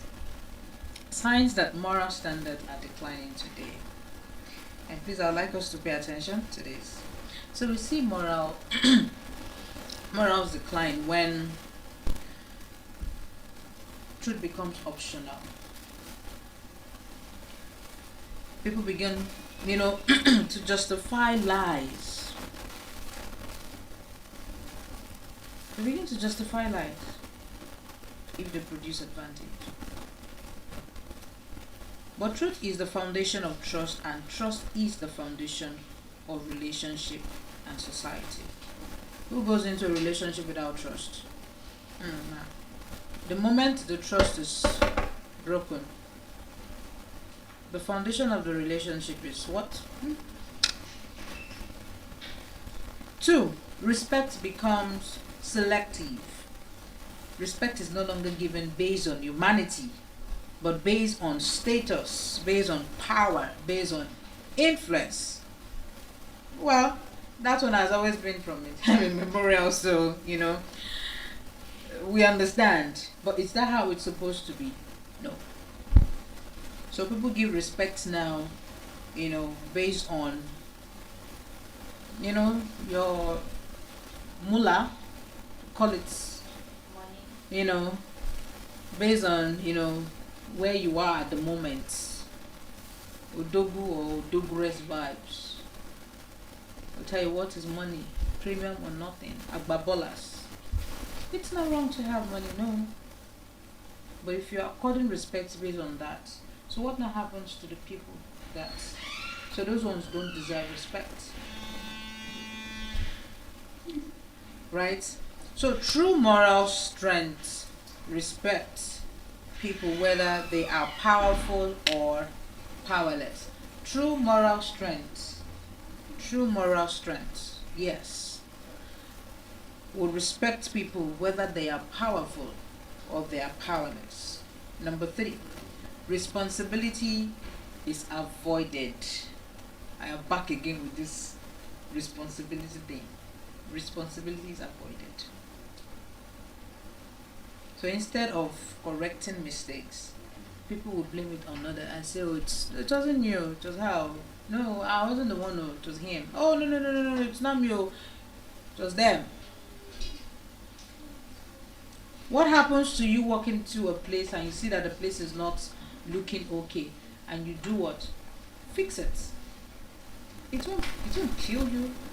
It doesn't reduce you. It doesn't reduce who you are. It's called spirit of excellence. Like you go into a place and you see that the place is not, you put it in order. You don't wait for someone to tell you. You just put it in order. That's you taking responsibility. Take responsibility of your environment, take responsibility of your space, take responsibility of your life. Not push it to others or just walk past. Just walk by. Yeah. It's not me. No, I didn't. Okay. Responsibility builds maturity. When you take responsibility of things, you just see that in your mind of mind, you will be happy that you did something good.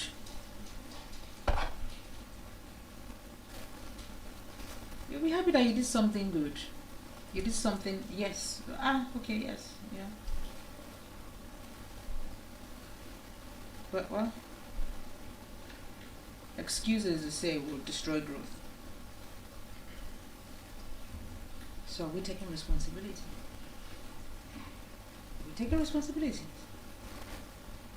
Or we're just passing it on to others. I didn't do it, let them do it. 4, discipline is replaced with convenience. Discipline replaced with convenience. So many people today now prefer to what is called easy life. Yes, soft life, no wahala, I understand. But what happens to you being disciplined? A lot of people don't want to walk the walk, they just want to get the money. They just want the benefits. They don't want to go through the process. They just want the results. They don't want to put in the work. Right? Many people now prefer what is easy instead of what is right. But then again, I say greatness has never come from comfort. Yeah, we have old monies, we have new monies, but please, you see those people that are called old money. If they tell you the things they did to have that money, and then they transferred it to you, and you don't think it's wise for you to put in effort to keep that money so that you can transfer it to the next generation, I am sorry. I am sorry, they won't tell you twice. May we not grow up to be in our old age when our children will tell us, when your mates were, what were you doing? Greatness has never come from comfort. It has never. 5. Integrity is replaced with appearance. People are more concerned with looking successful than being honorable. A lot of people are more concerned. They want to look successful, they want to appear successful, they want to look the part and all of that, and forget that there is something called being honorable. Character matters more than reputation. So we have to consciously put in the work building character.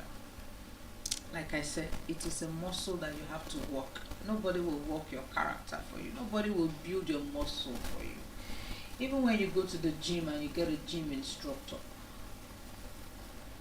the best the gym instructor can do is to show you the ropes, guide you on what to do, how not to do this so you don't get your muscle, But that the gym instructor will lift for you or do some sit-up.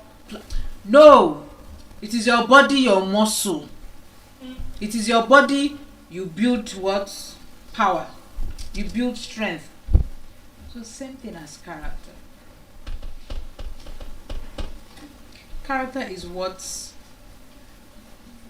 we truly need to pay attention to. So here I say young people are not the future only. They are the present being shaped today. Young people are not just the future. They are the present being. It's been shaped today. Parents, listen to your children. We are the leaders of tomorrow. Okay. Thank you. Children, listen to your parents. Abby? Yes. Then I will go back again and say, what are you telling these children to listen to? What are you doing that they need to see and emulate? Some of us here, sooner or later, will be mothers, will be fathers, if you've not already been. What are you going to be teaching your children? What are you going to be teaching your children? What? Tell me. Because you cannot give what you don't have. There's no way you want to do it. There are no two ways around it. You can't give what you don't have. Out of the abundance of what you have is what you do what? You will give. Abi? What are you going to be teaching the younger ones? Are you going to be teaching them shortcuts? Shortcut looks normal. Abi? Or you'll be teaching them that social media defines identity.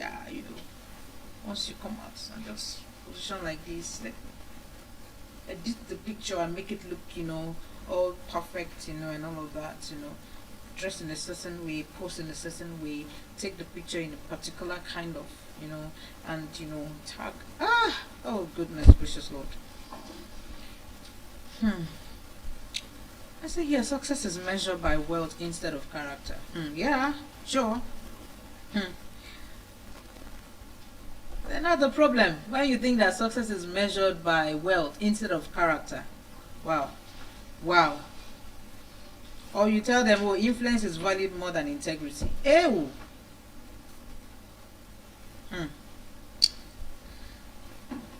So the thing is, they will copy what they see. It is as simple as that. So if society celebrates corruption, I am saying it again, youth will normalize it. If society celebrates corruption, youth will normalize it. I want to shake a table here. Oh, goodness gracious.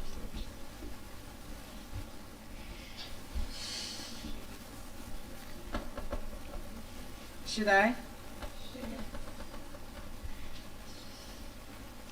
You know how that a particular gender will feel like, oh, it is, I don't look okay looking like this gender. I want to be like the other gender. And then you start ungendering yourself to fit into the other gender. Excuse me, clicks. Are you now trying to tell me that the God that created you in that gender did not know what he was doing? I don't get it. You would have ended up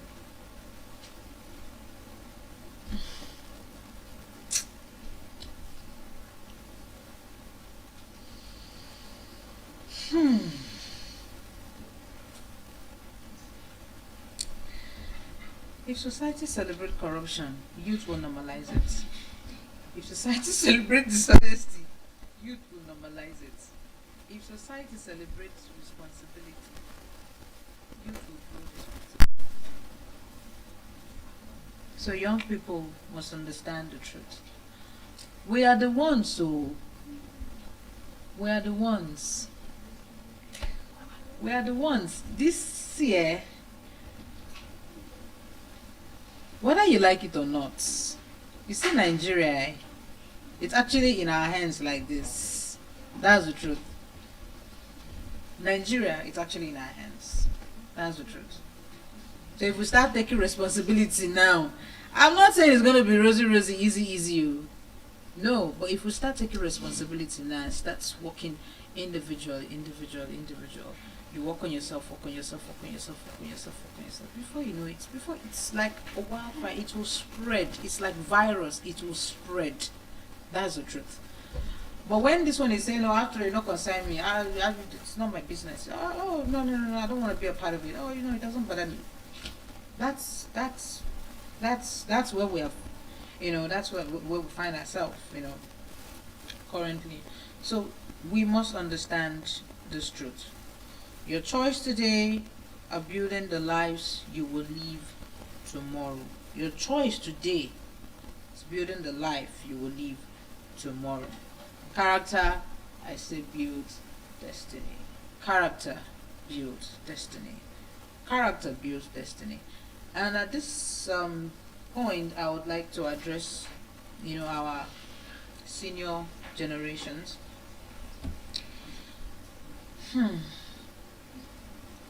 So I would say that adults adults are the architects of the moral environment young people grow in today. Yeah. Adults shaped, built the structure, wherein the young generations live in today. So children rarely become what they are told. I'm saying this again. Children rarely become what they are told. They don't listen. Like listen. You would say that you would tell a child, don't touch that thing. I bet you it is that thing you ask that child not to touch. That is what that child wants to touch. That's how they are wired. It's just how they are. And you can't blame them. Why? Because they don't know better. But when they see you do things, that is what they want to copy. They are very, very good at copying. They will copy you well. So they really become what you tell them. No, it is what they see you do. They become what they see. So when adults, when our senior ones excuse dishonesty, when our seniors normalize corruption, when our seniors disrespect authority, when our seniors ignore discipline, when our seniors avoid responsibility, there is a problem. There is a problem. Because young people interpret this as acceptable behavior. If daddy does it, then it is okay for me to do it. If mommy does it, then it is okay for me to do it. If this elderly man did this, I can do it too. You know. So young people will interpret these things as acceptable behavior.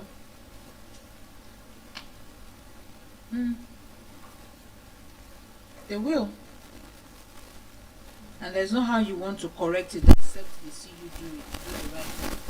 But if you're doing the wrong thing, they see you do the wrong thing, and you're telling them, oh, don't do it.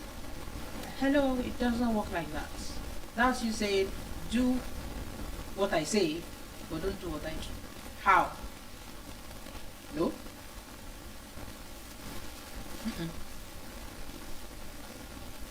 Leadership is not position. Leadership is example. I said to someone last month, we were having conversation on leadership and all that. And I said to that person, I said, see, leadership is not a throne where you dish out authorities and your ego is just flying up there. Leadership is a seat of service. You're on that seat to do what? To serve. It is a hot seat. If you know you don't have the capacity, if you know you don't have the strength to, please, by all means, no problem, excuse. And then let someone who is willing to step in and serve. The best leaders we see were once loyal servants. That's the truth. The best leaders we've ever experienced were once loyal servants. So leadership is not just a position. Leadership is example, setting example. It's setting example.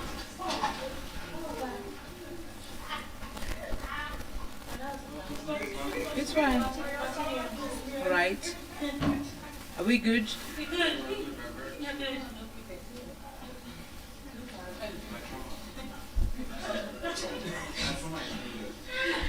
So leadership is not just position. Leadership is setting example. Parents lead, teachers lead, religious leader leads, community leader leads, even older siblings also lead. Are we together? Yes. Even older siblings lead. Please, how many of us grew up in a home where we have this elder brother? That's... Oh my God. I love it. You know how that when your dad is not around, your mom is not around, and you're the eldest son, and then there's this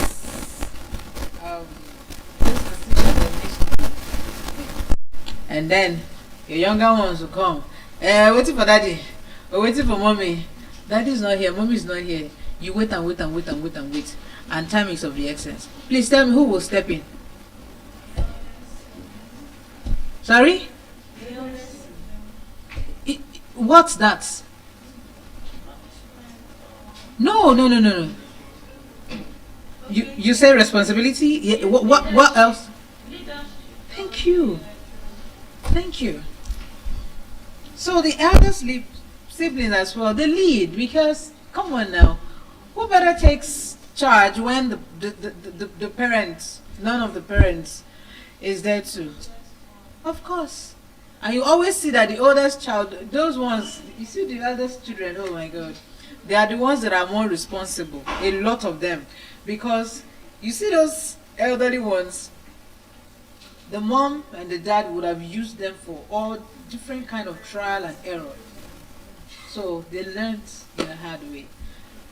But you see those second borns, oh, I call them entitled, entitled individuals. Like they are so self-entitled. Like they're like, and there's nothing you will tell them. Oh, they have a mind of their own. They have a mind of their own. And then you see the last born. Oh goodness gracious! Please, how many of us are last born here? Hi. If you're firstborn here, please, can I see your hand? Your firstborn. Your firstborn. Your firstborn. Ah.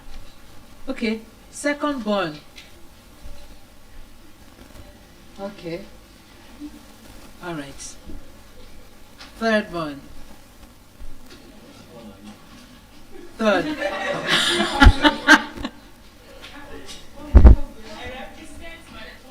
You represent your full self.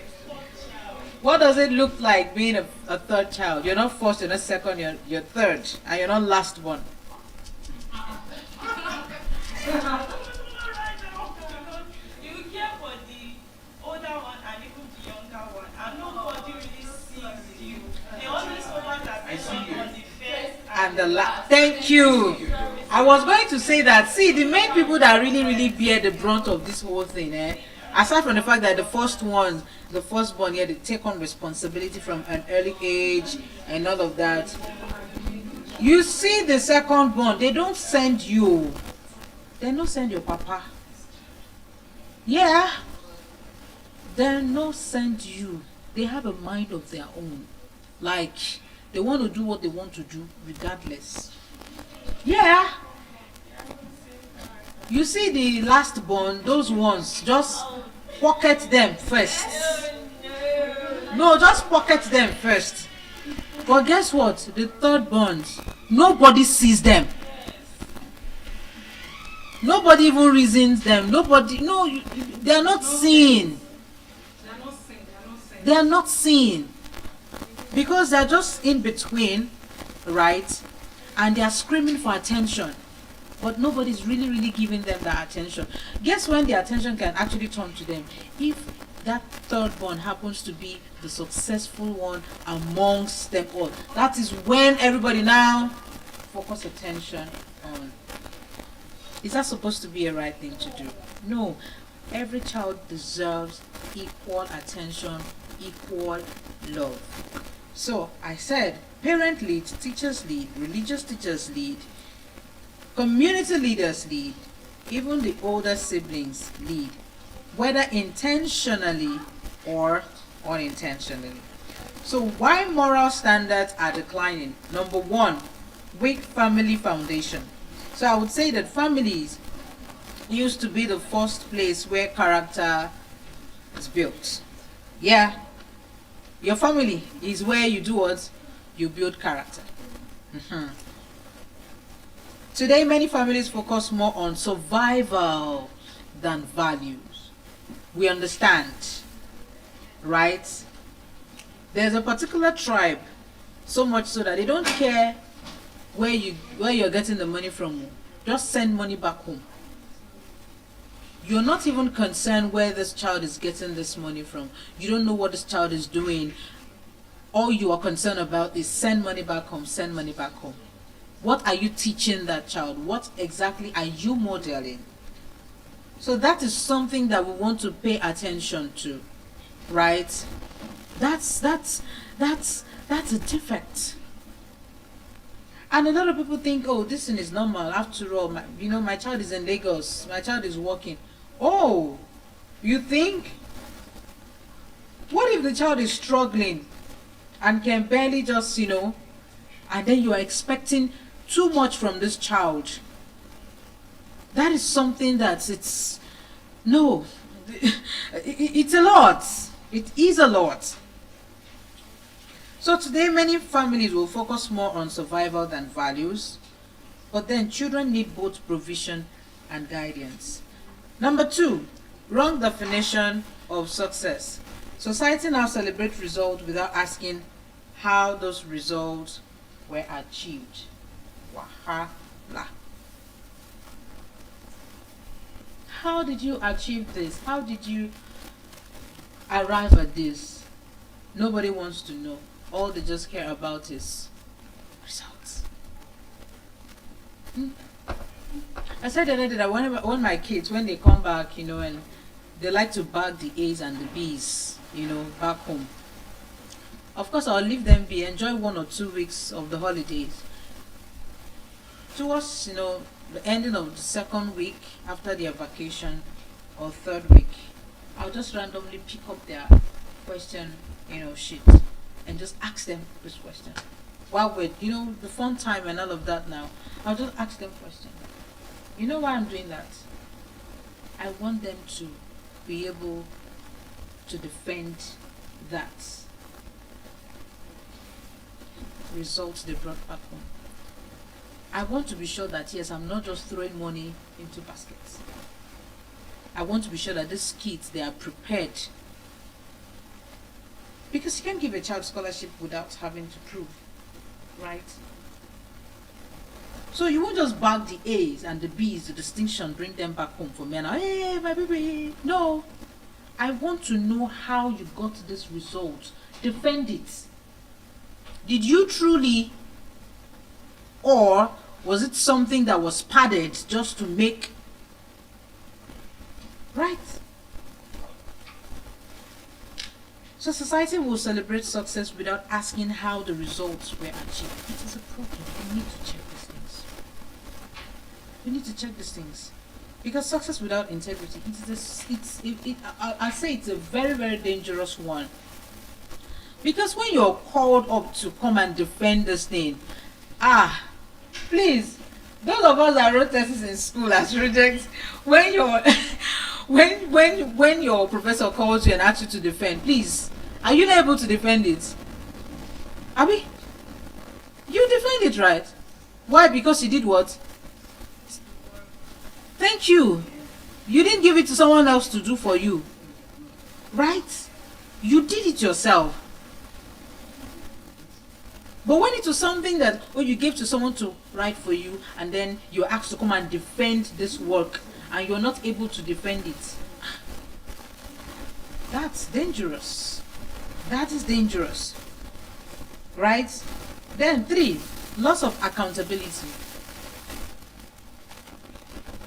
Loss of accountability. So people fear corrections today, but corrections build strength. And a society that rejects correction eventually accepts destruction. So, in conclusion, I would say that if we truly want a better society, parents must teach again. Parents must teach again. Teachers must guide. They must guide again. Leaders must stand again. Young people must listen again. Community must care again, because moral standards do not restore themselves. People restore them. And restoration begins with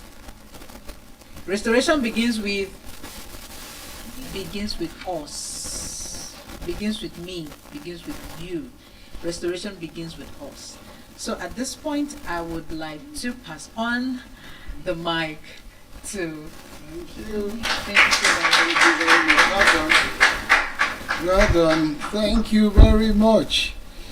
It's feeling a bit strange because you guys have not allowed me to speak as much as I would have loved to. So let me pivot. It's Sunday already. Is it Sunday? Pardon? 1:43 a.m. So what I want to do is reflect my typical reflections for Sunday mornings. For Christians, we tend to get more God conscious, in quotes, on Sundays. Isn't that the case? All of a sudden, you wake up in the morning and you carry this, the looks on your face suddenly changes. The niceness, your niceness quotient as a human being suddenly does what? Spikes. Because of what that particular day, Sunday, means. We are barely, 2 days from completing this adventure. Yeah. I think it's an adventure. I think we're about 40 hours or 30 hours away. No, sorry, it's 480 hours, right? So we're about 62 hours away.